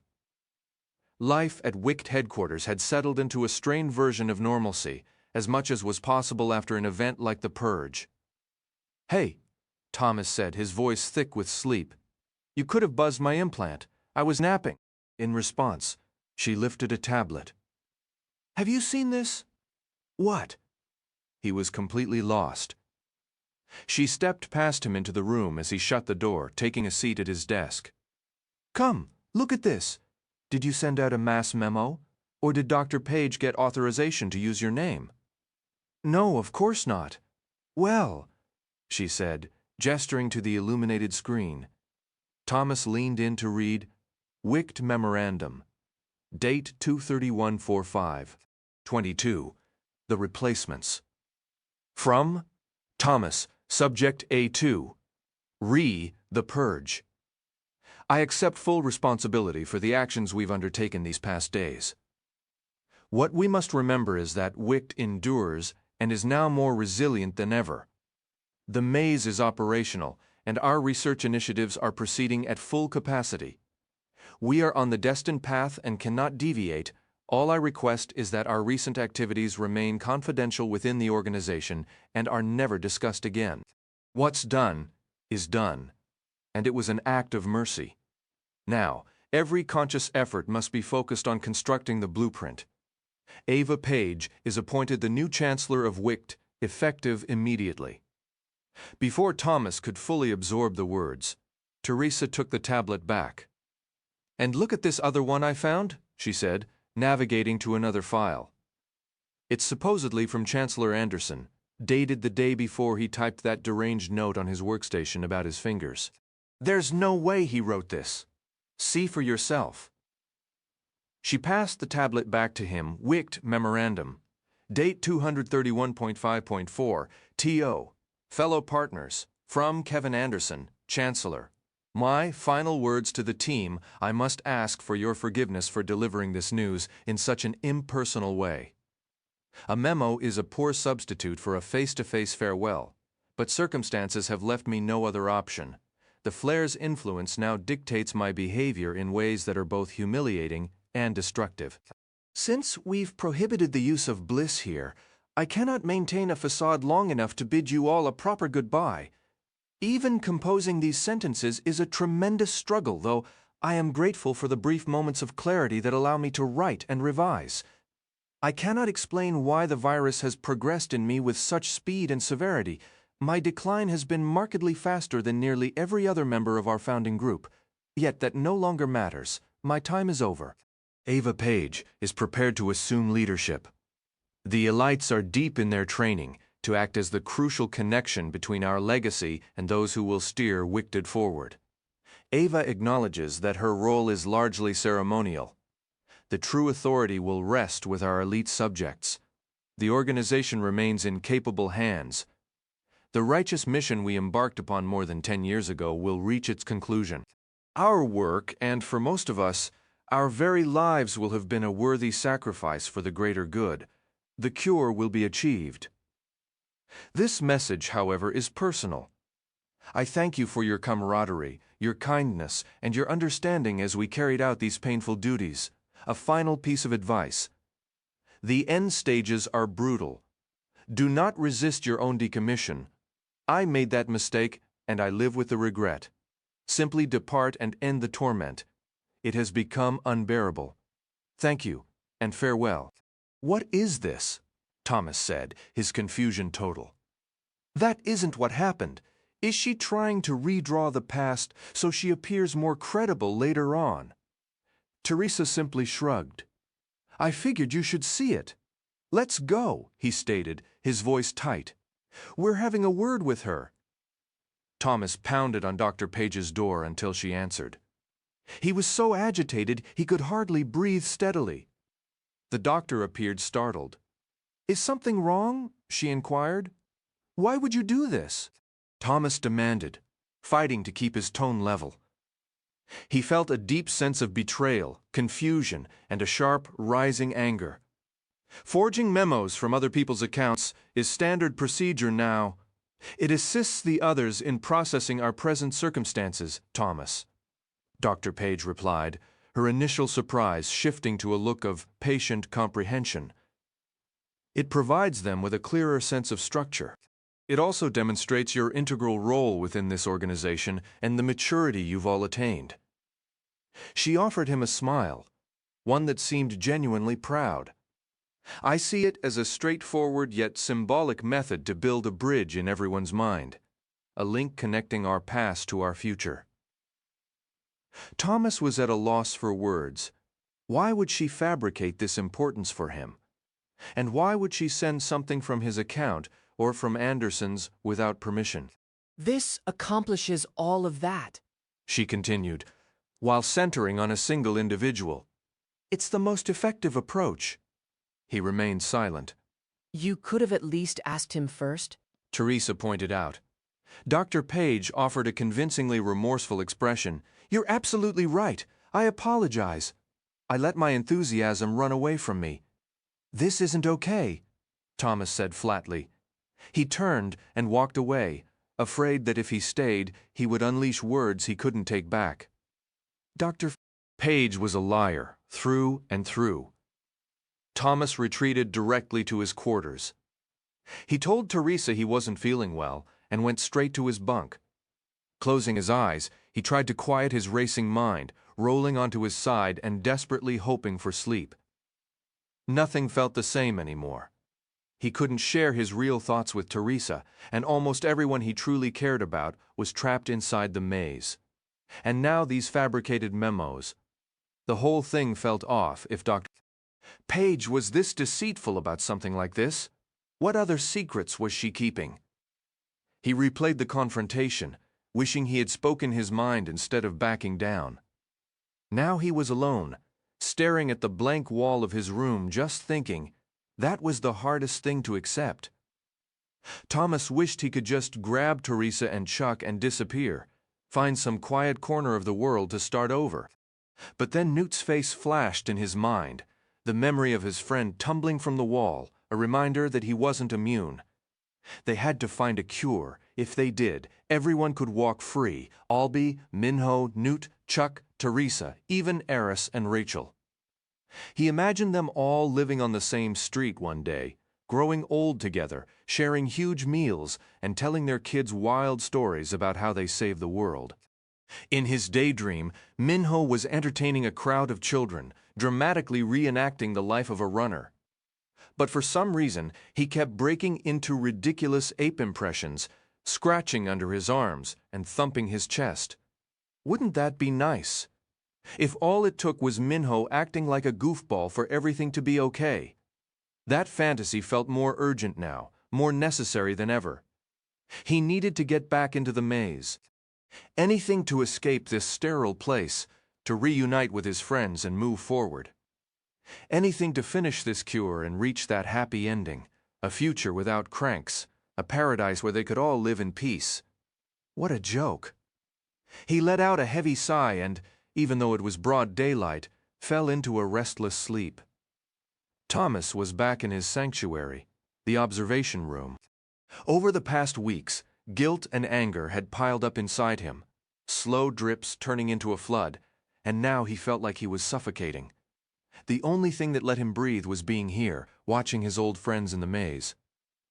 He and Teresa had drifted apart lately. She seemed to handle the aftermath of the purge by burying herself in work, and more work. But Thomas didn't mind. They still touched base telepathically often enough to stay updated.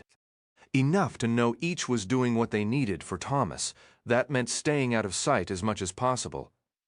He attended the required tests, checkups, and lessons, but otherwise made himself scarce. Unless Chuck or Teresa were free, Thomas spent most of his time alone in his room, reading, sleeping, or here, observing every move his friends made in the glade. Their lives had settled into a steady rhythm, building a surprisingly organized little society. Rules, routines, safety. No one had died or been stung in a good while. Thomas still loved to listen in whenever he could, tuning into the conversations when Albie, Minho, and Newt sat down to eat. It made him feel connected, almost like he was right there with them. That's exactly what he'd been doing all afternoon. Cycling through camera feeds and audio channels whenever one view grew stale. Right now, by the east door, Newt was talking to Minho, who had just come back from patrolling the maze. "Find anything exciting out there?" Newt asked, his tone dripping with sarcasm. "Did a griever roll up and ask for a kiss?" Minho slumped against the stone wall, still panting.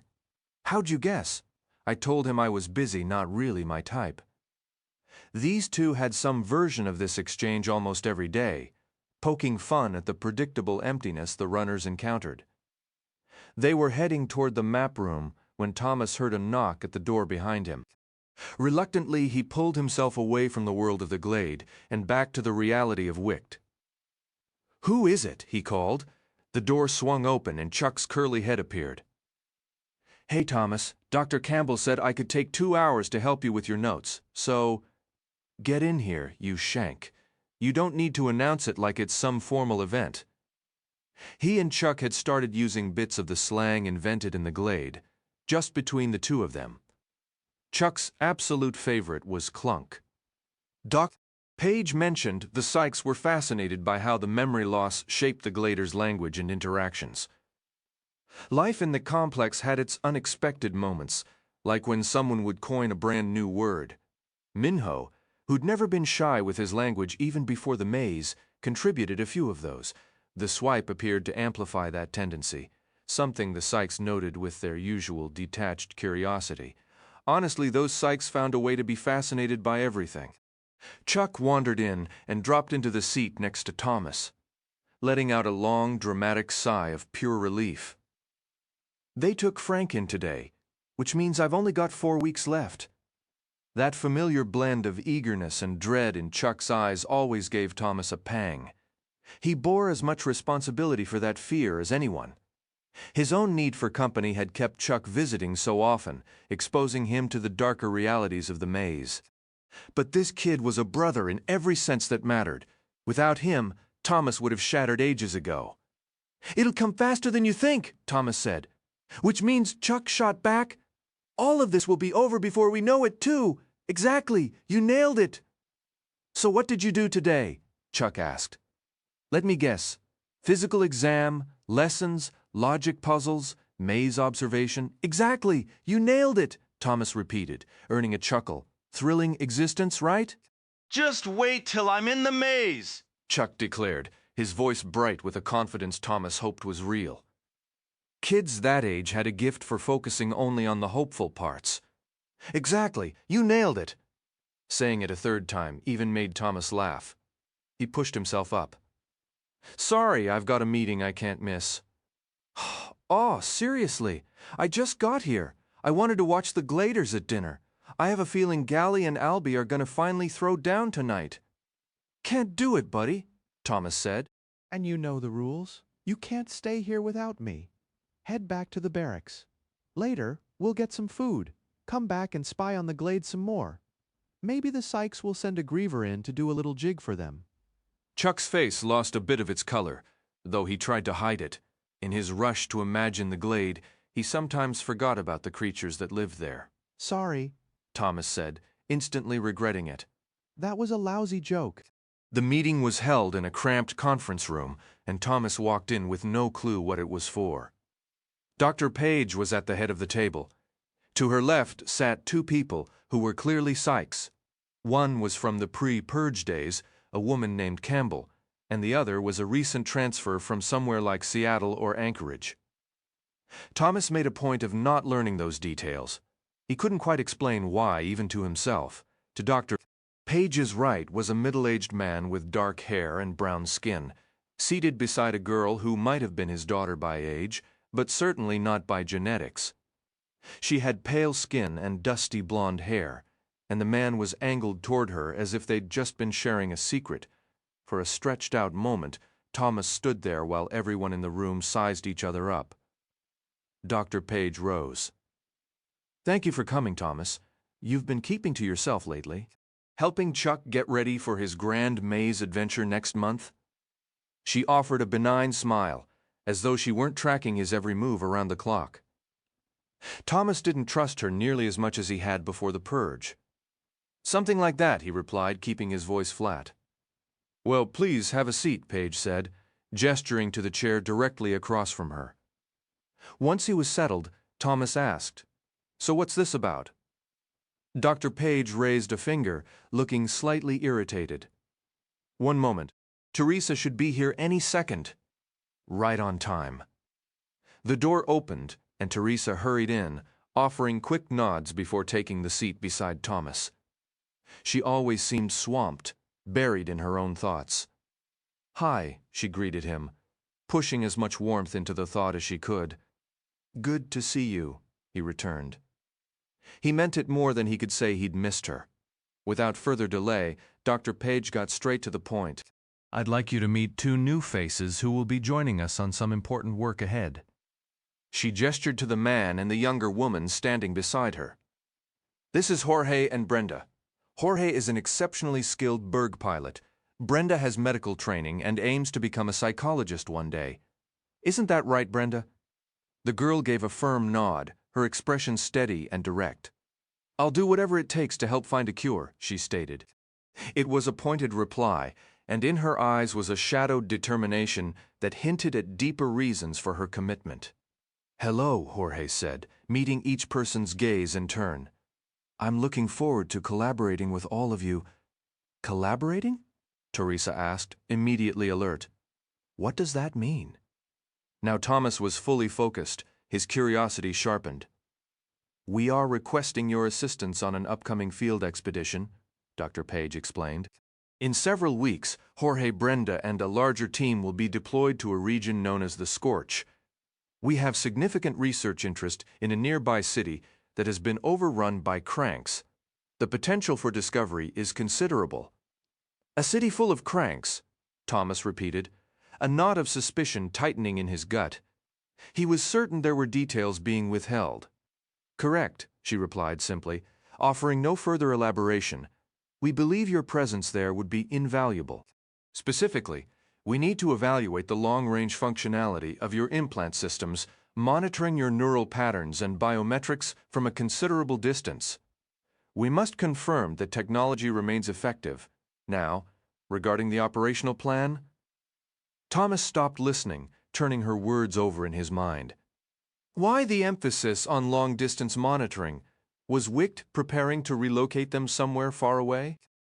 There was undoubtedly more to this mission than they were sharing, and a deep, familiar dread settled in his stomach. He had felt it building for some time, but only now allowed himself to fully acknowledge it. The sensation was nauseating. Wicht would never cease. Their work, their experiments would continue without end. Later that evening, Thomas walked alongside Chuck through a corridor that felt impossibly long, mirroring the endless weight of the day. He was steeped in a heavy sadness. The inevitable moment had arrived. Chuck was being prepared for insertion into the maze. Thomas had requested this final hour together, a last meal, and a chance to talk things through, their own private farewell. Afterward, Thomas intended to leave Chuck with the technicians and remove himself entirely. He didn't believe he could bear witnessing the memory wipe, seeing Chuck treated like an object or watching him be placed into the box. They would say their goodbyes, and then Thomas would retreat to his room until morning. The cafeteria was quiet in the gap between breakfast and lunch. After collecting plates of reheated breakfast items, they sat near a window overlooking the dense Alaskan wilderness. They had spoken very little since Thomas collected Chuck from his room, and now both merely pushed food around their plates. Neither had taken a bite. "I guess I'll start with the obvious question," Thomas finally said, breaking the silence. "Are you scared?" Chuck held up a soggy strip of bacon, examining it. "You said it, obvious question. I'll take that as a yes." Chuck took a bite of the bacon and grimaced. "Tastes terrible. Of course it does. It was cooked hours ago, but you wanted to sleep in today, so they let you. Maybe you should have wished for fresh bacon instead. Or, I don't know, a direct flight to somewhere far away from all this." Chuck offered a thin, resigned smile, a strangely mature expression for him. "Seriously, man," Thomas pressed, his tone softening. "Talk to me. What's going on in your head? I'm worried about you." The boy shrugged. "Do we have to make a big emotional thing out of this? They're sending me into the maze. I don't have a choice. I'll miss this place. I'll miss everyone. But there's no point in complaining about it now. You're going to have to survive a while without seeing this handsome face every single day. You better be upset. I'm talking red, swollen eyes, cheeks soaked with tears, even a runny nose, the whole dramatic scene. If I don't see that level of misery in the next 3 minutes, I'll be seriously offended." What comes next after I arrive? Chuck asked, completely ignoring everything Thomas had just said.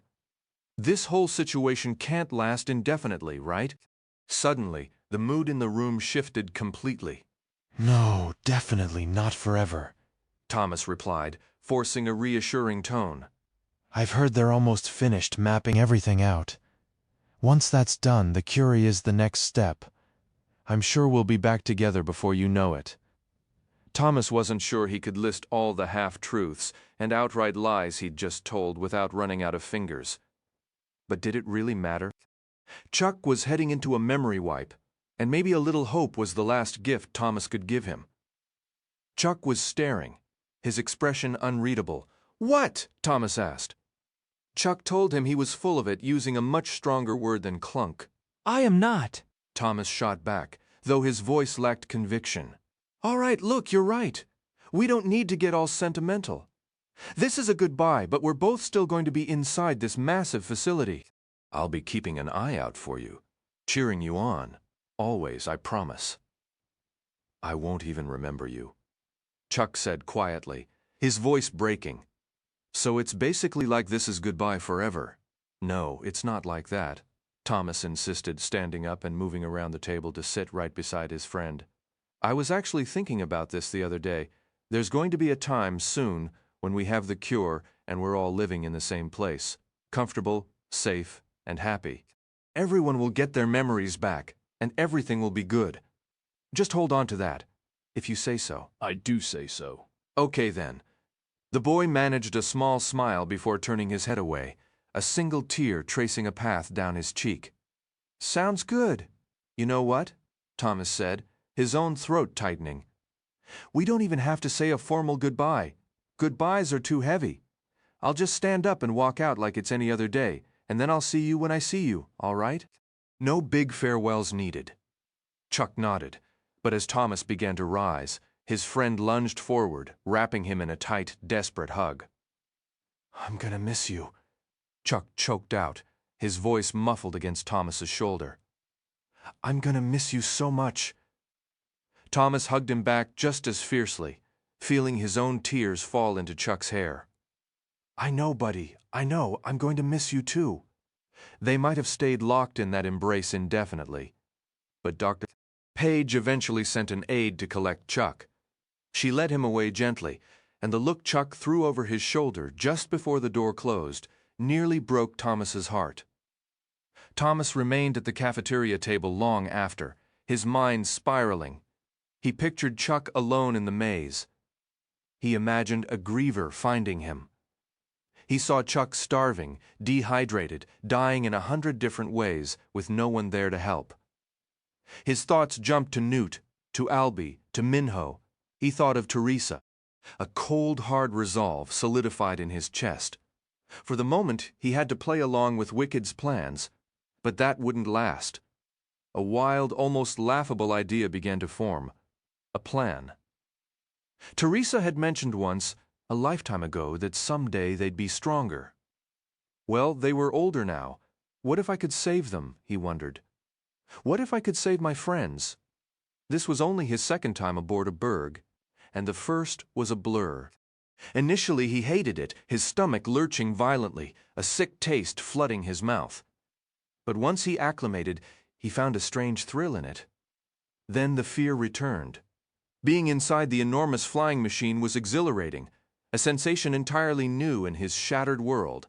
Living in such ruin made you appreciate anything powerful enough to defy gravity itself. Teresa hadn't come on this trip, staying behind to test the long-range functions of their implants. They were drifting further apart every day. She was consumed by Wicht and their mission, and Thomas had started hesitating before sharing his thoughts with her. They needed to talk, a real serious conversation. Thomas gazed through the floor viewport of the berg, mesmerized as a tapestry of ravaged earth unfurled beneath him. The world, for all its scars, still held a stark, haunting beauty from this altitude. Vast swaths of faded green and dusty blue bled into stretches of pale, sun-bleached brown and rust. Up here, the grim details were mercifully blurred. The desperation of the cranks, the hollow-eyed hunger, the pervasive fear, all invisible. No wonder, he mused, kids from the old world dreamed of being astronauts. The horror was hidden by the grandeur. A voice pulled him from his thoughts. Hey. He looked up to see Brenda. She and Jorge had been meticulously organizing their gear for the expedition into the Crank City, a task that also involved delivering a fresh shipment of wicked equipment to the Scorch. A purpose no one had bothered to explain to Thomas. Hey, he replied. Everything's set. She settled onto the floor beside him. As set as it's going to be. Jorge had me triple-check every last ration pack and battery. The man doesn't believe in surprises. When do we land? Thomas asked. The terrain below was already shifting, the muted colors giving way to a searing canvas of reds, oranges, and burnt yellows. It was a barren, lifeless expanse, as if the desert had erased all memory of what came before. About 30 minutes, Brenda said, rubbing her palms together nervously. Her usual confidence seemed frayed. Funny how a grand adventure starts feeling like a terrible idea the closer you get. What's to worry about? Thomas asked, a playful glint in his eye. Just a lawless, crumbling city in the middle of a desert, absolutely teeming with insane, infected people. Sounds like a vacation spot. He offered a quick grin to show he was kidding. Brenda just shook her head with a sigh. Or, he conceded, his tone dripping with mock dread, it could be a complete nightmare. They fell into a silence, watching the wastelands scroll by, the steady drone of the engines almost lulling Thomas to sleep. After a long moment, Brenda spoke again, her voice softer. You should be kinder to Teresa. Thomas blinked. What do you mean? It's pretty obvious. She cares about you, a lot. And lately it seems like you've been distant with her. Sorry, maybe it's not my place. Thomas considered this, touching on a subject he typically avoided. No, it's okay. She is my best friend. We've known each other most of our lives. We can talk about anything sometimes without saying a word at all. Maybe that closeness is why it seems like I take her for granted. Brenda nodded slowly, as if this logic tracked for her. But just friends? After everything? I've never even seen you two hold hands. You're either the most patient guy on the planet or completely oblivious. She let out a light laugh. It's complicated, Thomas said, surprised by the directness and the feelings it stirred. She means everything to me. That will never change. But try kindling a romance when the world is dying outside your door and all your friends are trapped in a maze or a lab. It has a way of killing the mood. Brenda's expression turned wistful, almost frustrated. Thomas, people fall in love, in good times and in catastrophes. They just do. You should at least make sure she knows how you feel. That's all I'm saying. A sudden, overwhelming wave of emotion crashed over Thomas. He thought of his parents lost to the flares. He thought of Chuck, of Albie, of all the Gladers. The sheer weight of it all, the loss, the loyalty, the terrifying responsibility welled up inside him until hot tears escaped, tracing paths down his cheeks. In that moment, his purpose crystallized. His friends were his anchor, his only family. He had to find a way to protect them. Brenda noticed his tears. Her face softened, radiating a compassion so profound it made Thomas's breath catch.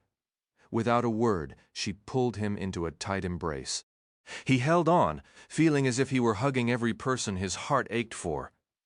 They stayed like that, a small island of comfort, until the berg banked sharply to the right and began its shuddering descent. They had arrived at the Scorch, a team of wicked guards, their faces set in grim masks, disembarked first, fanning out onto the blistering, dust-choked ground below the open ramp. When the signal came, Thomas descended with Brenda and Jorge, all three shielding their eyes from the sun's harsh glare. Good grief, Brenda breathed. Can you picture what it must have been like when the flares first struck? You positive you won't join us, hermano? Jorge pressed. We're about to throw one unforgettable party. He and Brenda shared a laugh, but Thomas couldn't muster even a smile. This landscape was pure misery. The berg had touched down much farther from the Crank City than he'd expected, and the Wicked technicians he was assigned to were packing up their gear as though they meant to head the other way. In that direction lay nothing but barren wasteland, which sent a ripple of unease straight through him. He was already itching to return to Alaska, praying the tests wouldn't drag on for hours. Squinting toward the distant city, he guessed it was several miles off. Half of it seemed built from dust, rust, and shattered glass. Crumbling skyscrapers clawed at the sky like fractured bones. It was almost impossible to believe anyone, even cranks, could survive there. Beyond the ruins, mountains jutted upward defiantly. The solar flares might have stripped away the greenery, but the rock and earth seemed to taunt. "We're still standing. What else you got?" Thomas pulled his gaze back and found Brenda studying her future home. "You're really sure about this?" he asked. "You truly want to walk into that?" He'd meant it to sound casual, but the words came out heavy with dread. "If we'd had a cure, so many people I loved would still be here," she said, her eyes fixed on the horizon. My parents. My brother. "I know," he murmured. "Believe me, I do." That's why Jorge and I volunteered, she went on, not just in some general way for this. She gestured toward the broken city. I have to do my part. "Yeah," Thomas replied. Before he could say more, Jorge shouted that his group had to move out. He wanted to reach the city long before sundown. "Be careful," Thomas said, trying to convey with his eyes how sorry he was that no one should have to sacrifice their life for this disease. "I mean it. Be careful." "I will," she promised. "Hard to believe they're bringing your friends out here next, right? Poor guys. Well, see you later, alligator." She offered a weak wave and hurried after Jorge. "Wait! What did you just say?" he called out. She didn't answer, already moving farther away. He watched her for a long moment, noticing how the sand shifted under her boots. "What did you mean?" he whispered under his breath. "Phase 2. That was the only reply he could pry out of the wicked technicians assigned to him. Phase 2. He asked every one of them about Brenda's comment, and those 2 words were all he got aside from variations of, "Go ask Dr. Page. It's not my place to discuss it, or I'm just following orders." But none of that mattered, because Thomas understood perfectly now. He should have figured it out long before Brenda's slip. Wicht intended to send the Gladers into this wretched place for another round of trials. That was the real reason they wanted to test the long-range monitoring of his implant tech. So they'd know how well they could track the others once they arrived. The lies were piling up higher and deeper. The situation was even more dire than he'd feared. If there had been the slightest shred of doubt before, it was utterly gone now. No matter what it cost him, Thomas was going into the maze to save his friends. The scorch only grew more hostile with each step. He trudged alongside the wicked technicians across the parched, lifeless ground, clutching a towel beneath his chin. He'd wrapped the rest around his head for shade, but the sun hammered down, pouring relentless heat over them. The sole relief came from a faint breeze, though it only coated him in a fresh layer of grit and sand. The group was moving toward an underground passage, a place where they claimed to need to run experiments and install gear. Now Thomas understood the purpose.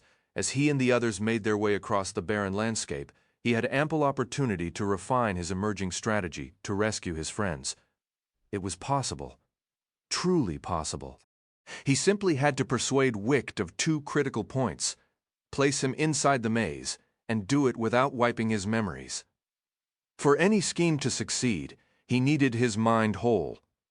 Only with his memories intact would he understand how to lead them to freedom. There were specifics to iron out: the method, timing, and location for securing weapons, how to disable the grievers, where to flee if they actually managed to break out of the Wicht facility. But time was on his side. This could actually work. He fought to hold on to that optimism as he trudged onward through the desert, one step after another, drenched in sweat. They pressed forward until finally the man guiding them shouted, "Over here!" The others gathered around as he knelt and brushed away a shallow coating of sand, uncovering a metal hatch with a basic handle. It wasn't even locked, What were the chances anyone would find this entrance in the middle of a desolate wasteland? A woman stepped up, gripped the handle alongside the man, and together they hauled the heavy cover open. Thomas rose onto his toes, peering over a shoulder to see a long staircase vanishing into shadow below. "Believe it or not," the woman called out over the howling wind, "there was a prison near here once. The cartels built this as an escape route. We just repurposed it. It's about another hour's walk down there." Without another word, she started down the steps. One by one, the group followed, with Thomas bringing up the rear. The descent was lengthy, oddly cool, and, no surprise, thoroughly unsettling as they ventured deep into the endless tunnel Wicht had taken over. The walk was mostly silent, but when anyone spoke, it was in hushed tones that echoed like spectral whispers along the walls. "Nearly there," a man named David announced, abruptly, startling Thomas. He'd grown used to the quiet, and the sudden voice ripped him from his thoughts. "Nearly where?" Thomas asked, his own words reverberating back at him. "There's a flat trans up ahead we set up last time. It's finally ready to power on." "A flat trans?" Thomas repeated. Was this how they intended to move the gliders to the Scorch? "Yeah," David answered. "Let's hope it functions, because that's our ticket home tonight." Thomas nearly tripped hearing that. "You have no clue what these things used to cost," the man went on. "Before the flares, only billionaires could swing it. Some governments didn't even have the budget." "Wicht's that wealthy?" Thomas asked. David chuckled. "They don't buy this tech. They just take it from billionaires who are too dead to complain, or too far gone as cranks. Anyway, no worries. Once it's running, there's nothing to fear. It's a wild way to travel, I'll give it that." "Here it is," a woman called back. She directed her light toward a tall, rectangular frame that resembled a doorway leading to nothing. A control panel, currently dark, was fixed to its right side. David moved to stand beside her. "We've done every test we could think of. All that's left is to fire this thing up?" Thomas drifted away from the Wicht personnel as they unpacked tools and got to work. He didn't know these people well, and he felt completely out of place. He retreated to the tunnel wall, just at the edge of the circle of light, and leaned back against the packed earth and stone. Crossing his arms, he watched the team busy themselves with their tasks. A low, resonant hum vibrated through the room, making his very skeleton feel loose. The control panel for the flat trans flickered to life with an eerie green light.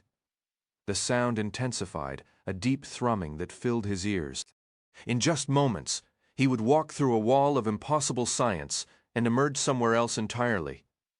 Thousands of miles from this spot, the thought sent a jolt of primal fear through him, a ridiculous, vivid image of his body dissolving into a cloud of disconnected particles, lost forever in some void. A sharp electrical buzz snapped him to attention. Between the rectangular frame, the air shimmered and solidified into a rippling curtain of static gray. It flickered uncertainly for a heartbeat, then stabilized, emitting a soft, persistent pulse of energy that raised the hairs on Thomas's arms. This was it. He was actually going to do this. "All readings are stable," David called out, his eyes fixed on a monitor. "Sending a test object now." With a casual, almost playful motion, he lobbed his flashlight toward the shimmering field. It vanished, and a second later reappeared, tumbling back into his waiting hand. He chuckled. "Looks like we're in business." "Who's volunteering to be first?" a woman's voice chimed in. Her eyes landed on Thomas with a teasing glint. "How about you, Thomas?" "Sure, why not?" he heard himself say, a surge of unexpected boldness squashing his nerves. He straightened his back and marched toward the flat trans, his steps deliberate, fighting to betray no trace of the anxiety churning inside him.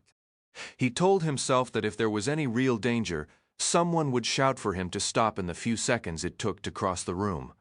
But no one did. Instead, a couple of whoops and a single clap followed him. Without pausing, Thomas stepped into the wavering gray wall. An instant shocking cold enveloped him, like plunging into a mountain lake. Then it was gone, as simple as walking from one room to another. He was somewhere new. Several people stood waiting in an unfamiliar space of brick walls and wooden doors.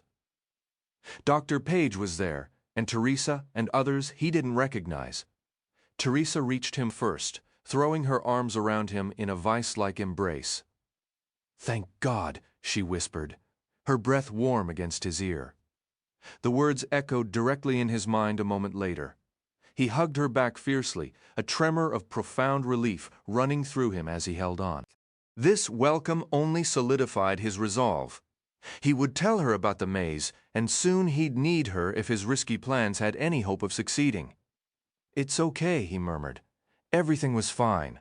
Totally safe." I know," she said, but her grip didn't loosen. "Hey," he said softly. "What's wrong?" She finally leaned back, though her hands stayed on his arms. "Nothing. It's just, having you so far away, it made me a little crazy." "I missed you too," he said, knowing the words were inadequate, but hoping his expression said more. "We need to talk." He pushed the thought into her mind. Soon. Before he could say anything else, Dr. Page stepped forward. "The data from your remote monitoring was excellent," she announced, her smile bright but somehow strained. "In fact, progress is being made on all fronts. Every day brings us closer." Thomas nodded, his thoughts racing. "If you only knew what I'm planning." He took in the strange surroundings. It looked like a massive dormitory, but nothing as sterile as the Wicked barracks. "Where are we?" he asked. "A secondary facility, away from the main headquarters," Dr. Page replied smoothly. "We've been recruiting additional volunteers for the trials and required more space to accommodate them." Thomas didn't buy it for a second. Why would a flat trans linked directly to the scorch lead to a simple volunteer dorm? Could this place be connected to Phase 2 and the other gladers? Whatever the truth, it only made him more determined to stop whatever was coming. "A transport is waiting to take you back to the primary complex," Page continued, her gaze shifting pointedly to Teresa. "There's still a great deal of work ahead of us." Thomas glanced toward the woods. "How far is it from here?" he asked. "Just a few miles if you stick to the road," Page replied. "Less than 2 if you cut straight through the forest." A wave of relief washed over him. "Good. After everything in the scorch, I could use a walk where the air doesn't feel like it's trying to cook me from the inside out. You all go ahead. I'll meet you there." Truthfully, his legs were already protesting from the day's trek, but the pull of solitude was stronger. He also needed to figure out exactly what he was going to say to Teresa. "Well, we haven't had many crank reports in this area recently," Page said after a moment's thought. "But it's pitch black out there. Tell you what, take a launcher and I'll allow it. And one of our guards actually make that too." Thomas started to object, but the look on her face told him it was pointless. Hoping she'd let him wander off alone was asking too much. A short while later, equipped with a launcher and flanked by 2 silent guards, he stepped out of the building. "We should probably pick up the pace," one of the guards suggested. To his credit, both men seemed to sense Thomas's desire for quiet, but their duty was clear. "It's getting late." "Is it true there haven't been many cranks around?" Thomas asked, turning his back on the new structure to face the dark wall of trees. "Seems that way," the guard answered. "Most around here have either died off or stumbled into the pits, but with it being this dark and cold, I just think we ought to keep moving." Thomas appreciated that the man wasn't playing the part of an overbearing tough guy, at least not yet. His partner hadn't said a word. "All right, fair enough. Who's leading you guys? Or am I?" "I'll be right behind you," the more talkative guard said, hefting his launcher and gesturing toward the dense woods where the Wicked complex lay hidden. Thomas adjusted the strap of his own launcher, which was already digging into his shoulder. "That way I can keep an eye on you and scan the trees at the same time. Xavier here will scout ahead. Sound like a plan? Like he had a choice." "Sure, let's go."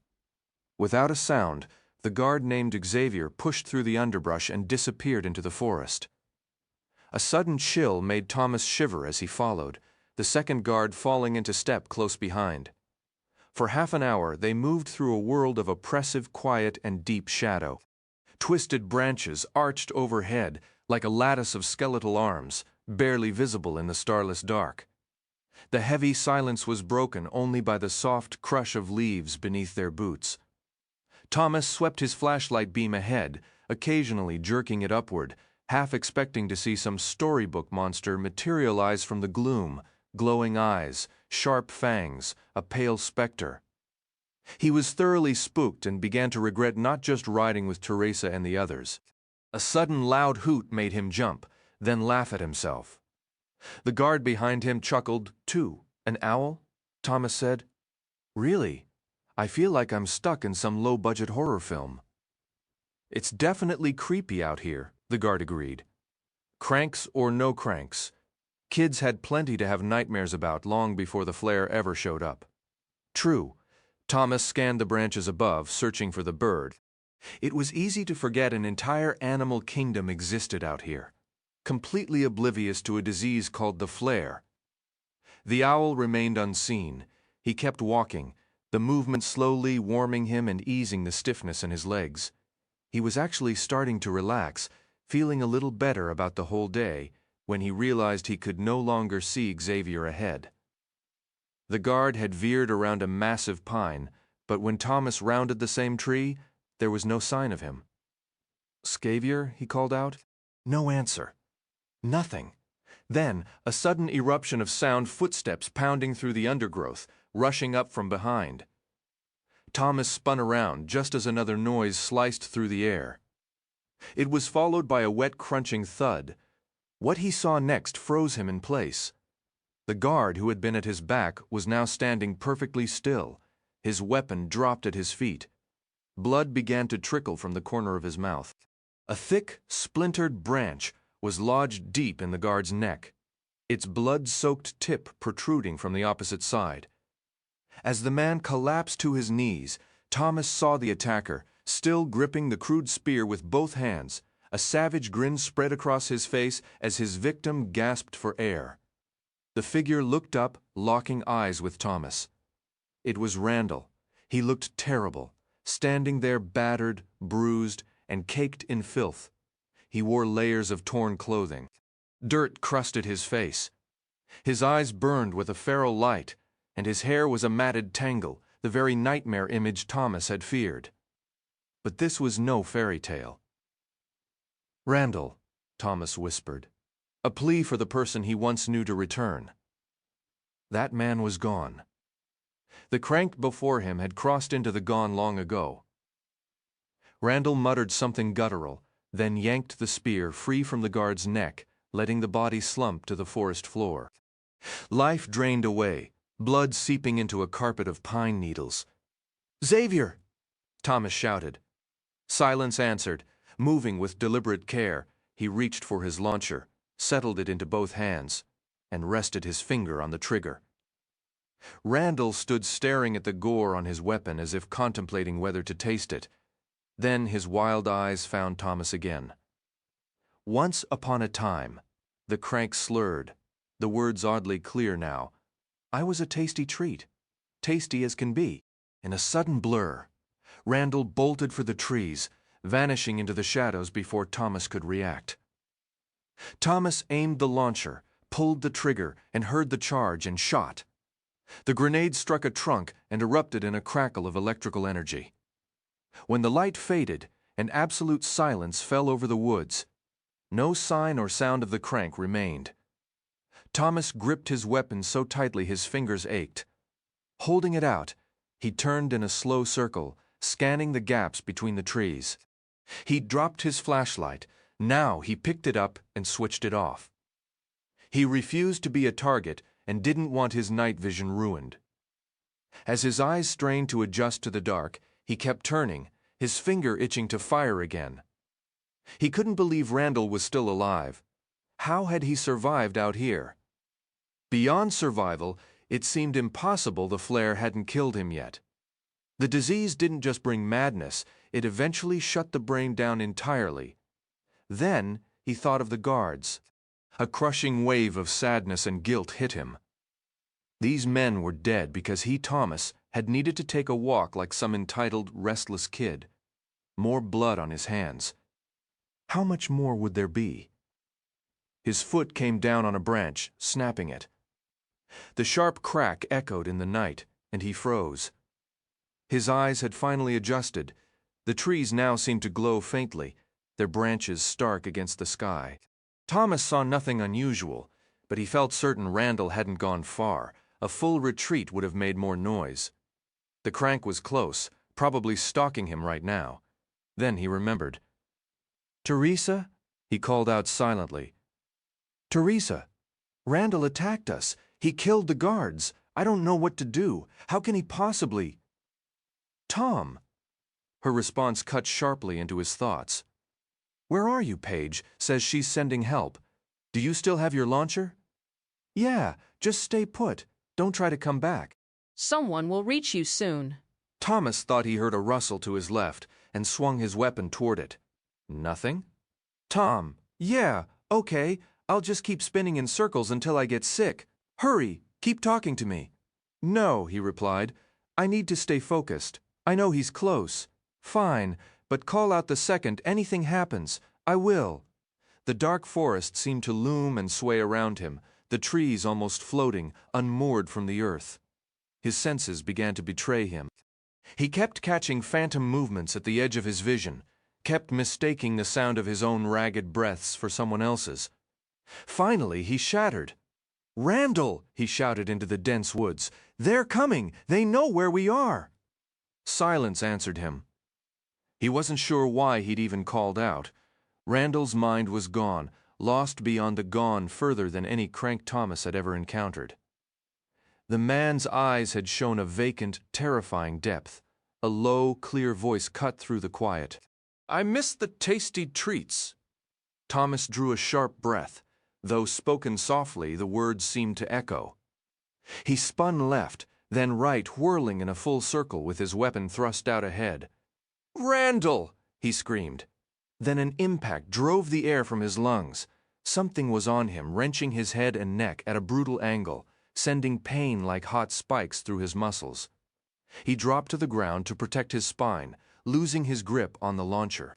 The strap choked his neck as he clawed at his attacker, his fingers finding slick skin and matted hair. "Tasty!" Randall's voice hissed directly into his ear. Thomas screamed, thrashing beneath the weight, pinning him, an arm clamped over his face, an elbow sealing his mouth. The stench of sweat and decay filled his nostrils. He gagged. Randall squeezed, cutting off his air. With a desperate surge, Thomas opened his jaws and bit down hard. A bitter, metallic taste flooded his mouth. Randall howled, a guttural alien sound, and his grip faltered just enough for Thomas to wrench an elbow free, connecting with a solid crack. The crank stumbled back as Thomas scrambled to his feet, panic burning into pure adrenaline. He groped for his launcher, which had twisted behind his back. He hauled it around, fumbling to aim, but the crank was already charging, skittering across the leaf litter like some grotesque insect before launching itself at Thomas's chest. The collision drove the launcher's hard edge into his sternum, blasting the wind from him again, and he crashed down with the creature on top of him. Randall began hammering at him with both fists, a frenzied, shrieking barrage. Thomas couldn't mount a defense against this wild thing. In that blur of pain, he thought of Chuck, Teresa, Albie, Minho, Newt. If he died here, he'd never get to save any of them. He forced his body to go still, forced his mind to focus. He closed his eyes and gathered every shred of strength. As he quieted, the blows slowed. Seizing the opening, he shot his right hand up, grabbed Randall by the ear, twisted, and yanked the crank's head sideways. Randall teetered, off balance, and Thomas heaved his chest up, kicking out to throw him clear. He leaped up, backpedaling, as he finally wrestled the launcher into position, found the trigger and pressed. The electric whine of its charge hummed in the forest air as Randall charged again. A grenade struck the crank's chest, hurling him to the ground. Tendrils of white-hot energy danced over his convulsing body as he screeched in agony. Thomas ran to him, raised the launcher like a club, and brought it down on the face of the man who had once been Randall. A sickening crunch silenced the inhuman cries. The body twitched erratically as if its wiring had short-circuited. Gasping for breath, Thomas lifted the launcher one last time and drove it down with all his remaining force. This time the crank lay completely still. Teresa found him kneeling beside the corpse, staring, transfixed. A man he'd once known, a man he'd never really liked. Never liked at all, truth be told, but nobody deserved an end like that.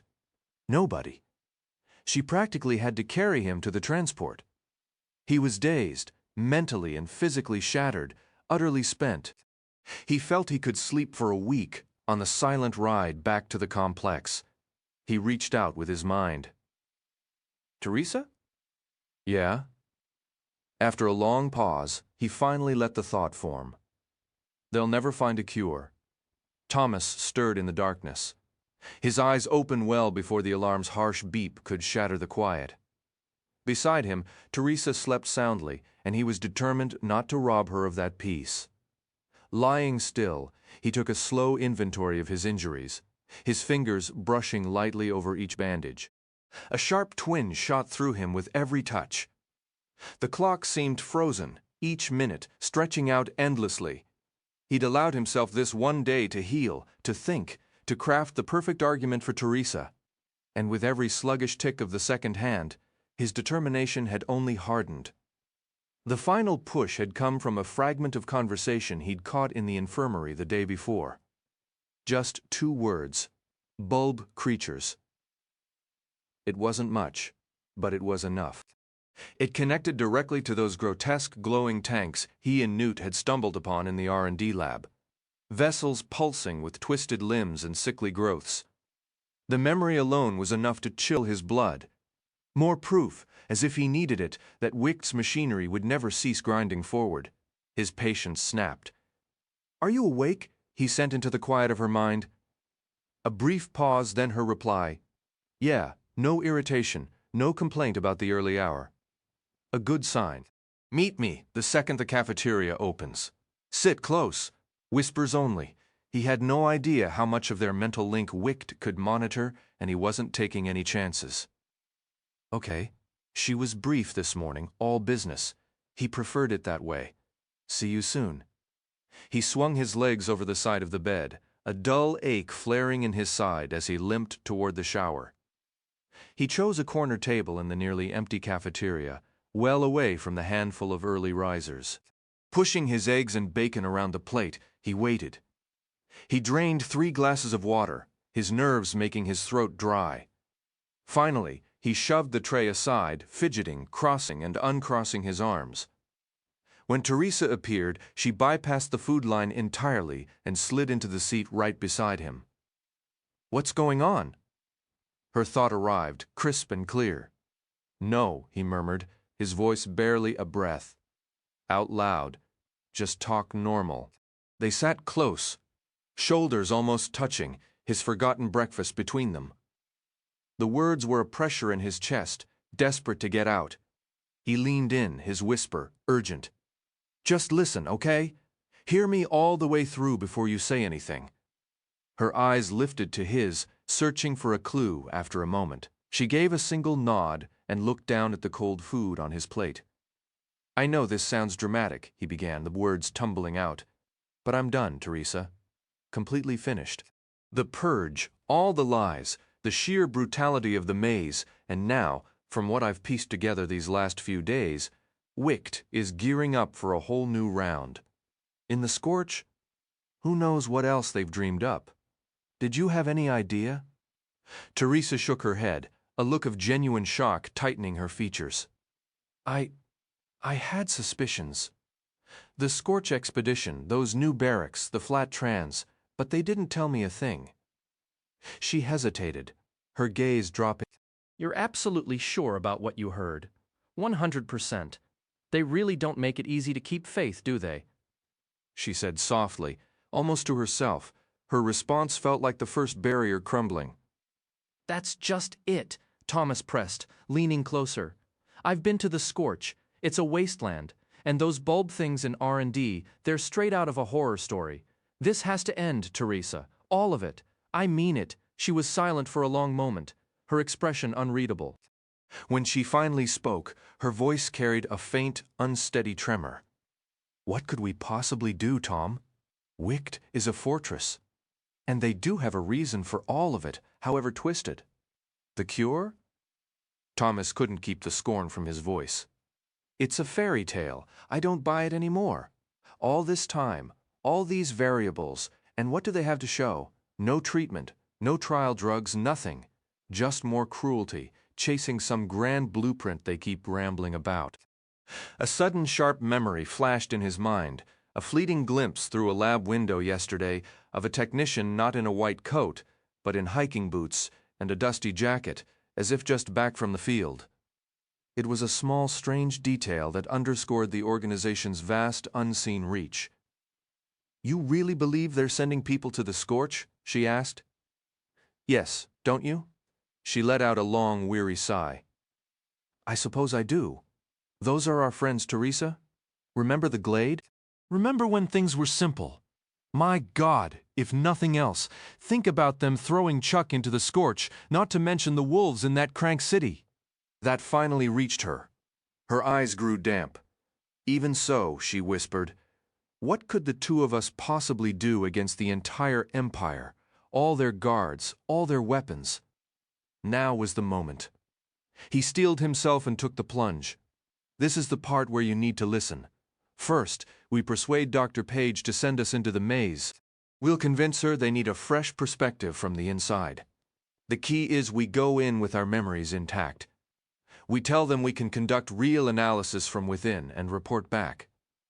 The psychs would think all their dreams had come true, imagine the data. We sell it with everything we have.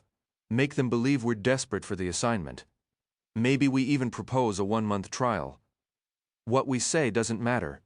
We just need to get inside." "And then?" she asked. At least she hadn't shut him down completely. "We prepare before insertion. We secure access to a weapons locker or stash gear near the maze exit. We research everything we can about the grievers, find a way to disable them when it counts. We map the nearest settlement for after we get everyone out. Once we're in, we spend a few days bringing the gladers up to speed, make a solid plan, and execute." "You make it sound simple," she countered. "For starters, they'll be watching our every move and listening to every word. Then, we'll do a lot of whispering. Talk in the dark. Avoid the beetle blades. Whatever it takes. They trust us. That's our biggest advantage right now." Teresa leaned in, her breath warm against his ear. "You honestly believe we can just walk into the maze, gather the gladers and march them out, without getting a bunch of people killed? Without getting killed ourselves?" He let out a long breath. "I know how insane it sounds. But it's worse to do nothing and let this keep happening." She sighed, falling silent. "Teresa, I'm laying everything out here. It's probably Chuck who's pushed me to this point. I love that kid. I just can't let Wicht keep hurting him, or any of the others. I can't. Please tell me you're with me." He'd never spoken to her like this before, so completely exposed. She studied him, her eyes tired. "You're really serious, aren't you? Completely. Saying it out loud only makes me more certain." She grew quiet then. Quiet for what felt like an eternity. Finally she stood. "Give me a day to think it over, okay?" Then she walked away, leaving behind one very anxious friend. In the end, she only needed about 14 hours. Thomas had used his free time that day, between checkups and observation sessions, scouring his research tablet for any unsecured files on grievers. Stopping those creatures would be critical for any escape. He didn't find much, but buried in a years-old archive of miscellaneous data he located a schematic of their biomechanical design. He was in bed studying the diagram for weak points, when Teresa's voice reached him in his mind. "All right," she said. "I'm in." He nearly leaped from the mattress. "Really? You're on board? For you, for Chuck? For our friends? I'll help you." "That's incredible. Now we just have to convince Dr. Page. Don't worry about her." I actually think she'll love the idea of inserting us into Group A and Eris and Rachel into Group B.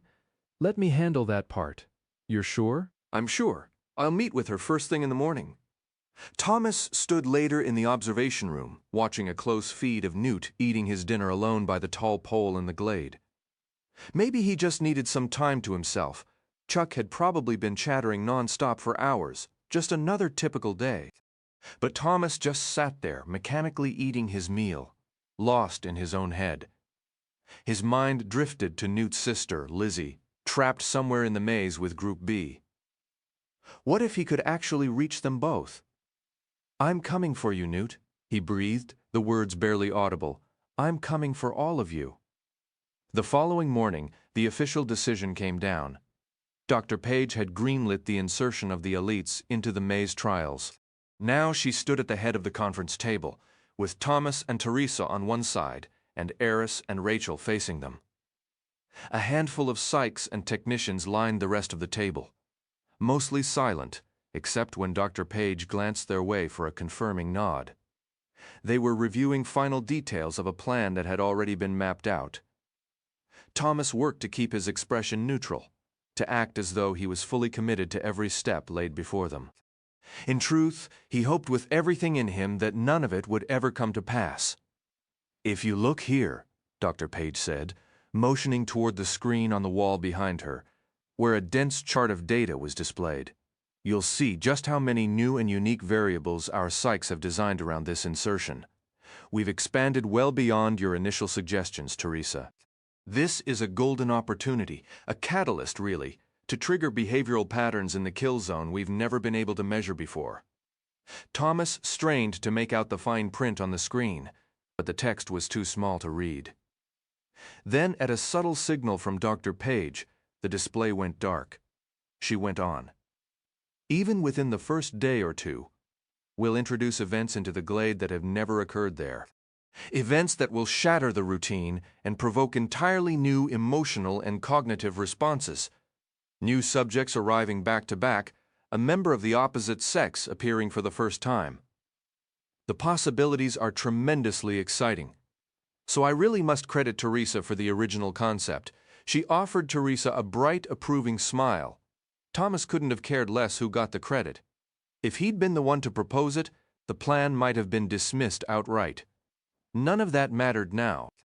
The woman he'd once admired, Dr. Ava Page, was now someone he hoped to never see again, along with anyone or anything tied to Wicht. His eyes drifted to Eris and Rachel. Both looked uneasy, withdrawn. They hadn't been talking much lately, and he and Teresa still hadn't decided whether to loop them in on the real plan. Bringing more people in meant more risk, more complexity, but leaving them in the dark didn't sit right either. One way or another, he was determined to save Group B along with his own friends in Group A. "Thomas."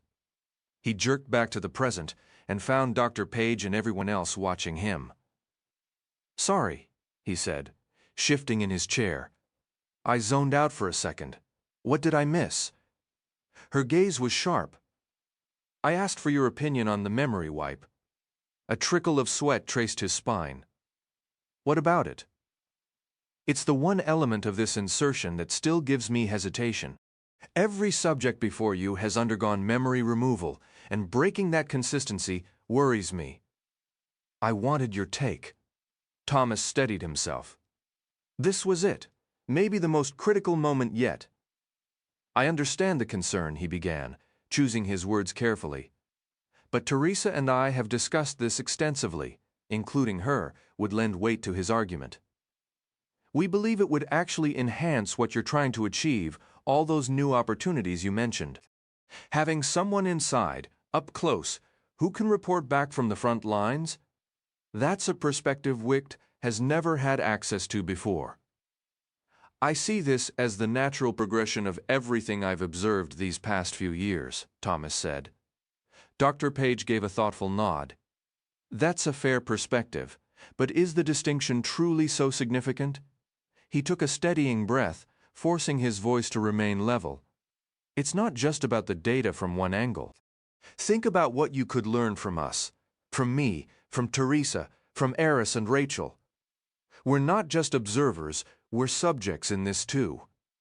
You've never had the chance to study our behavioral patterns with our memories intact, both inside the glade and within the maze itself. This changes everything. Dr. Page continued to nod as he spoke, though her expression was unreadable, more polite than agreeing. There are numerous applications, of course, Thomas added, deciding to wrap it up before he over-explained. But those are the core advantages. He hoped leaving it there would imply even greater unspoken value. Well articulated, Thomas, Dr. Page replied, her smile seeming to suggest the whole exchange had been an evaluation. You'll be glad to hear the majority in this room share your view. You did good. Teresa's voice sounded in his mind. Thanks, he thought back. I think I just sweat through my shirt. The meeting dragged on for another hour, but in Thomas's mind it couldn't have ended more perfectly. The plans were officially set and approved. Thomas would enter the maze first. Teresa would follow the next day, both of them retaining their memories. Rachel and Eris would replicate the process in the Group B maze. Thomas had gotten exactly what he fought for. Now, the real work began. Finally, the moment arrived. Thomas had spent every waking hour in preparation. He had memorized everything known about grievers, their vulnerabilities, their power cores. Combining that with his own knowledge of the maze's construction and the mechanics of the griever hatch, he felt a grim confidence about surviving an encounter. With Teresa's help, they had secured access codes to a weapons stash near the maze entrance, which would supply their escape with the Gladers. They had even identified a small town in Alaska for asylum, a mere 30 miles from the wicked complex. Eris and Rachel were informed, but would wait for extraction. Every detail was locked in. Now, it was just a matter of waiting. Nothing could move forward until they were inside the maze and could rally their old friends. That wait was over. Thomas sat propped against the headboard of his bed. Teresa had pulled the desk chair close and leaned in her face only a couple of feet from his. They had been talking for hours, since dinner ended, the first time they'd spent an evening like this since before the purge. "You're absolutely sure you won't back out?" Thomas asked, breaking their hours-long unspoken rule. "And you won't let them reverse the decision about the swipe? You just ruined our streak, you dummy." They had promised not to discuss the escape plan tonight, and up until that moment they had mostly succeeded. They had reminisced about their childhoods, shared laughs over memories with Newt and the others, even mused about the future of the world. The conversation had wandered to topics like space exploration, historical events, and oddball conspiracy theories. They talked about the Great Wars and what life used to be like before the flare. They just talked until Thomas had dragged them back to the grim present. "Yeah, I know," he sighed. "I ran out of safe topics." "Then listen," Teresa said, her gaze steady. "I swear on the lives of everyone I've ever cared for that I will be in the glade with you, 24 hours after you go in, exactly as we planned, memories intact. Okay? I promise." "Pinky promise?" he asked, a flicker of their old childhood ritual breaking through the tension. She leaned back, feigning seriousness. "Now that is a solemn vow." He held out his pinky. She linked hers with it, and they shook. "Phew!" Thomas exhaled dramatically. "Now, I actually believe it." She didn't let go of his finger. Their joined hands settled gently onto the mattress between them. "Sometimes I forget what a sweet, genuine person you are deep down. I wish you'd let that part of you shine through more often." "My sweet side? I wasn't aware I had one, but I'll take it as a compliment, I suppose." "Absolutely you should." She released her grip but wheeled her chair closer until their knees were almost touching. "I know I haven't been much fun lately." "Come on," Thomas said, though even he heard the lack of conviction in his own voice. She gave a soft laugh. "It's just part of me still believes a real solution is out there. Don't you ever feel that way even a little?" "Yeah, of course I do." Her question stung, and he felt a pang of guilt. "But there has to be another path. All I know is that if reaching a cure means hurting the people I care about, then it's wrong. and everything feels like it's spiraling, she murmured. Then, unexpectedly, a wave of fierce energy rushed through Thomas. He pushed himself upright, swinging his legs off the bed so his feet met the cool floor. He turned toward her, their legs pressed together. You know what's strange? In a way, I'm almost eager. Maybe it's just relief. I'm so tired of the endless waiting. Now there's no turning back. All that's left is to get into the glade and actually do something. Does that sound completely insane? Not at all. I feel exactly the same. She smiled, then shifted to sit beside him on the bed, wrapping her arms around him in a tight hug and resting her head against his shoulder. You mean everything to me? She whispered. All at once. It overwhelmed him. Emotion swelled in his chest, hot and bright, a torrent of years and memories, hardship and fleeting joy. A sob broke free, his body shaking as everything poured out. She held him closer, crying quietly too. For long minutes, they simply stayed like that, letting the sadness wash through them. And somehow, beneath the weight of it, there was a strange, exhilarating lightness, a warmth closer to joy than anything he'd known before. Tell me, we'll make it through this, he managed to say when he could speak again. Tell me we'll get in there and bring our friends home. We will make it, she answered firmly. She cupped his face in her hands, her eyes holding his. I promise you, he nodded, words failing him. They curled into each other's arms, drawing their legs up onto the bed and lying down together. They stayed like that through the dark hours, until dawn approached and the maze called them forward. Everything feeling all right? Dr. Page inquired. Normal? Strong? Thomas sat in a chair in the medical wing, having just completed a final checkup. Page had stepped in to see him one last time, holding a steaming mug. Yeah, feels fine. In truth, his nerves were stretched thin. In a few short hours, he'd be with the Gladers. It hardly seemed real. A little on edge, honestly. That's why I brought you this. She handed him the mug. He took it and inhaled. The scent was fruity, like wild berries. What is it? A special tea blend I put together, just for you. It should help settle your nerves. Thanks. He took a slow, cautious sip. Wow, that's really good. He drank again, then decided to play a part, to steer her attention away from his own intentions. So how are things on your end? Confident about the plan? You're a participant now, Thomas. We have to limit what we share. For the integrity of the process, a degree of separation is necessary. But I'll be reporting back to you. I know, but as you've said yourself, we must remember you are a subject in this study. Too much information could compromise the results. He'd already drunk half the tea, the slight burn worth the spreading warmth that made him feel loose and light. Can't you give me just one little hint? Throw me a bone?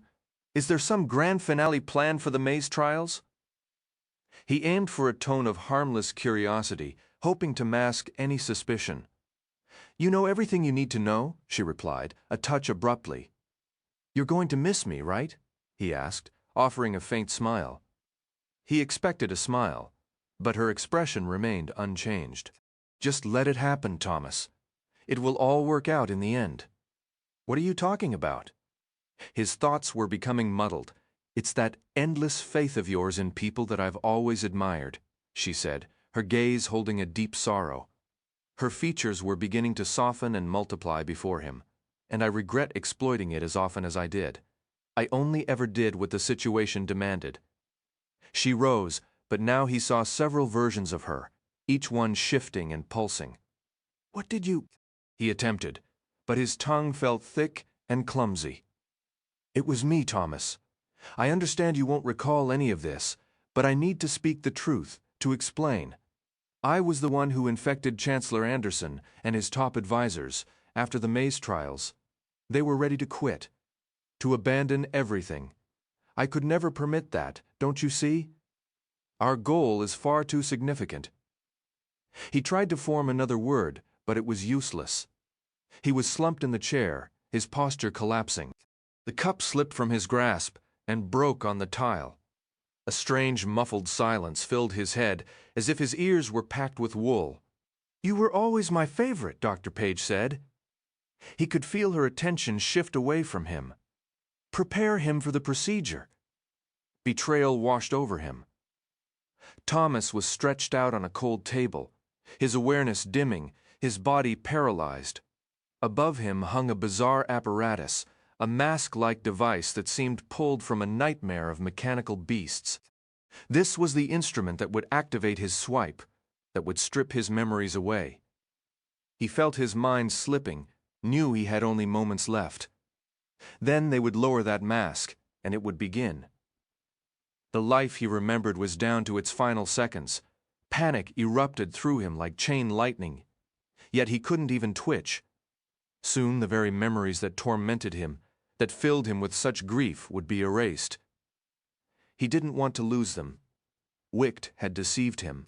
Hadn't he always suspected this was their true nature? Wasn't that the very reason he had intended to fight back? Because these people were nothing more than calculating, ruthless monsters? Dr. Page had just confirmed every fear. If only he could see Teresa one more time. His last words to her, "See you tomorrow," now felt like a cruel joke. Yes, they would be together again the next day, but neither would remember the other. Wicht had manipulated them until the very last moment. An agony, sharp and unbearable, consumed him. Then a wave of drowsy relief pulled him under his eyes, opened within a dream. He was lying in a field of impossibly vibrant green grass, which swayed gently around him under a soft wind. The sky overhead was a brilliant, cloudless blue. He had heard that each person experienced the swipe in a unique way. Here he was, his memories still painfully clear, surrounded by serene beauty. Panic flared again, but he was trapped, motionless and mute. He tried to call for Teresa, but she wasn't here. A large, shimmering bubble drifted into view from his right, hovering just a few feet away. It wobbled with an oily rainbow sheen, warping the landscape behind it as it floated closer, finally coming to rest directly above him. Inside the bubble, a moving image formed, a complex, three-dimensional scene. Though he knew logically the image was contained, it also seemed to expand and envelop him completely. A profound calm settled over him, as soothing as a powerful sedative. He was a young boy again, sitting on a sofa with his father, an open book resting across their laps. His father's lips moved, his eyes wide with theatrical emphasis as he read a story that completely captivated the young Thomas. A tiny, warm spark of happiness flickered in his chest. He wanted this moment to last forever. "No," he pleaded silently. "Don't take this from me. I'll do anything. Please stop." The bubble vanished with a soft pop. Tiny droplets sprayed into the air, hanging magically suspended, each catching the light in a way that forced Thomas to squint. He blinked, confused. What had he just glimpsed? Something about his father, something tied to a book. The memory was hazy, yet stubbornly present. He tried to grasp it, but the effort was cut short as another iridescent balloon materialized. It hovered, its surface shimmering with shifting colors that warped the view of the clouds behind it.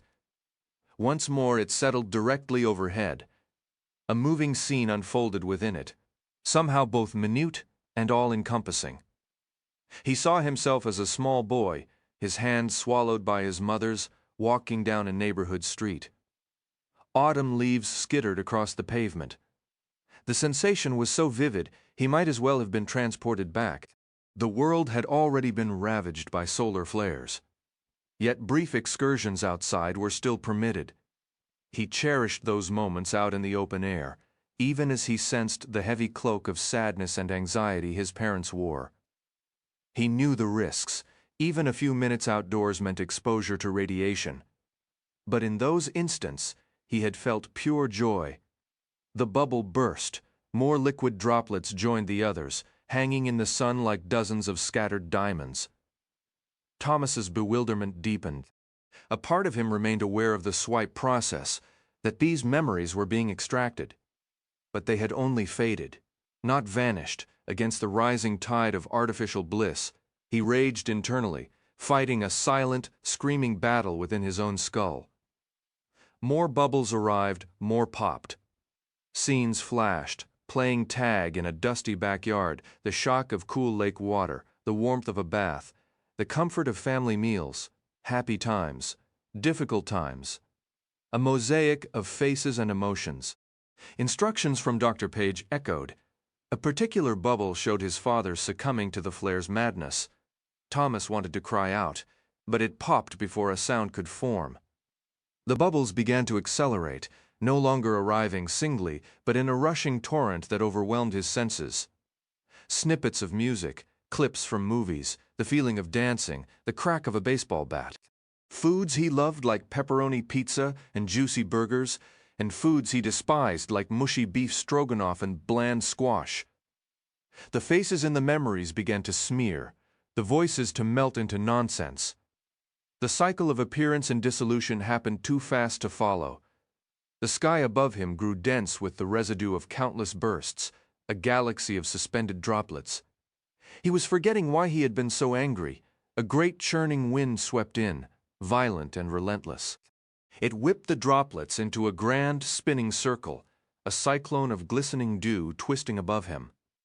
Now, bubbles were obliterated almost as soon as they formed, shredded by the swirling remnants of their predecessors, before Thomas could even glimpse their contents. Everything churned faster and faster, blurring into a writhing tornado of colorless gray mist. Thomas felt like a plant withering in the absence of sunlight. He had never known such profound confusion, such hollow emptiness. The world spun violently overhead, and he grew emptier still. His mind siphoned away, lost to the towering twister that was stealing the very essence of who he was. Gone. It was all gone. He closed his eyes. He wept without tears. A profound blackness consumed his mind and body. Time stretched before him like a shoreless ocean, with no horizon in sight. Nothing lay ahead. Everything was left behind. Hours later, his eyes opened. He was awake. He was standing, surrounded by cold darkness and stale, dusty air. Wicked Memorandum. Date 232.1.1, time 3:12.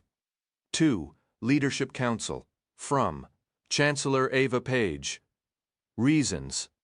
I wish to extend my sincere gratitude to every member of the WICT staff. A decade has passed, and our preliminary trials are now complete. You have trained our elite subjects thoroughly, and we have reached the point where we are prepared to initiate the final phase, the maze trials, the core of our mission from the beginning. Thomas and Rachel are now fully prepared. Every step that has led to this moment, their insertion into the mazes, was made possible by the dedication of each one of you. Reaching this stage required countless long hours, meticulous planning, and unwavering care. Thank you for the relentless hard work you have contributed over the past 10 years, and particularly throughout the last 2. We never knew exactly who the final candidates would be. But today we celebrate Teresa and Eris for their unwavering commitment to our mission. Phase 2 is upon us, and I am confident our future has never looked more promising. Thank you all once again. WICT Memorandum. Date 232.1. 1. Time 2:01 TO. All personnel from Teresa Agnes, subject, a final message. I have just seen Thomas off, and he is now secure within the glade. Tomorrow I will join him. At Dr. Page's request, I am sending this final communication to share my reflections. I am glad to do it. I support the decision to preserve my memories and those of Eris. Each group requires an internal contact for coordination and planning throughout the trials, and Eris and I can maintain that link between them. I vow to keep my role concealed. I will perform as their genuine peer to the fullest extent, and I will not influence their choices unless directly ordered. I have been with Wicked for more than a decade, nearly my entire life. My recollections of the time before are faint. Many would say I have been fortunate. I have known safety, warmth, clean clothes, and regular meals. For that I am grateful to Wicked. I am thankful for the friendships forged here with some of the finest people I could ever know. I would not undertake this path unless I was utterly convinced that one day they will comprehend and be grateful. I am appreciative of the knowledge gained, the personal growth, and the countless experiences that have defined me. I am thankful simply to be alive. Let me also state plainly, I believe in Wicht's work. Before I enter the box, I intend to write 3 words upon my arm. I hope this simple act will sow a seed within the gladers who glimpse it, a subconscious reminder of what we are fighting for. It is a phrase I encountered on a frigid, pitch-black night long ago, with the chaos of the crank pits at my back. It is a phrase I hold to with all my conviction, despite every horror. I believe you know the words. Now for a shift in tone, because after all that solemnity, a little sincerity from the real world feels necessary. I always say thank you, and I always will. The people listed here have shaped my existence, and a simple acknowledgement could never be enough. To avoid a novel-length list, I'll name just a few to express what they truly mean. Krista Marino, my editor. This book was a beast, and we butted heads. Like true siblings, we emerged loving each other even more. Let's be honest, she's usually right. Michael Burrate, my agent. Having an agent who is also a cherished friend is a gift beyond description. Cliché or not, he is the steady ground in the middle of the storm. Lauren Abramo, my international agent. If you're reading this in another language, thank her. Her relentless work has brought these stories to over 40 languages. Also, she loves soccer, which frankly makes her awesome.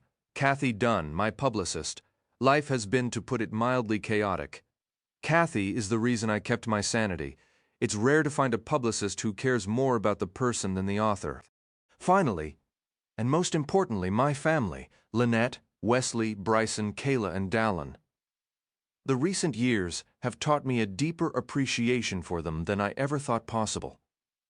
I love them more than any string of words could convey, no matter how many synonyms you stack together, and you, the reader. I dedicated this book to you. I meant it. Thank you.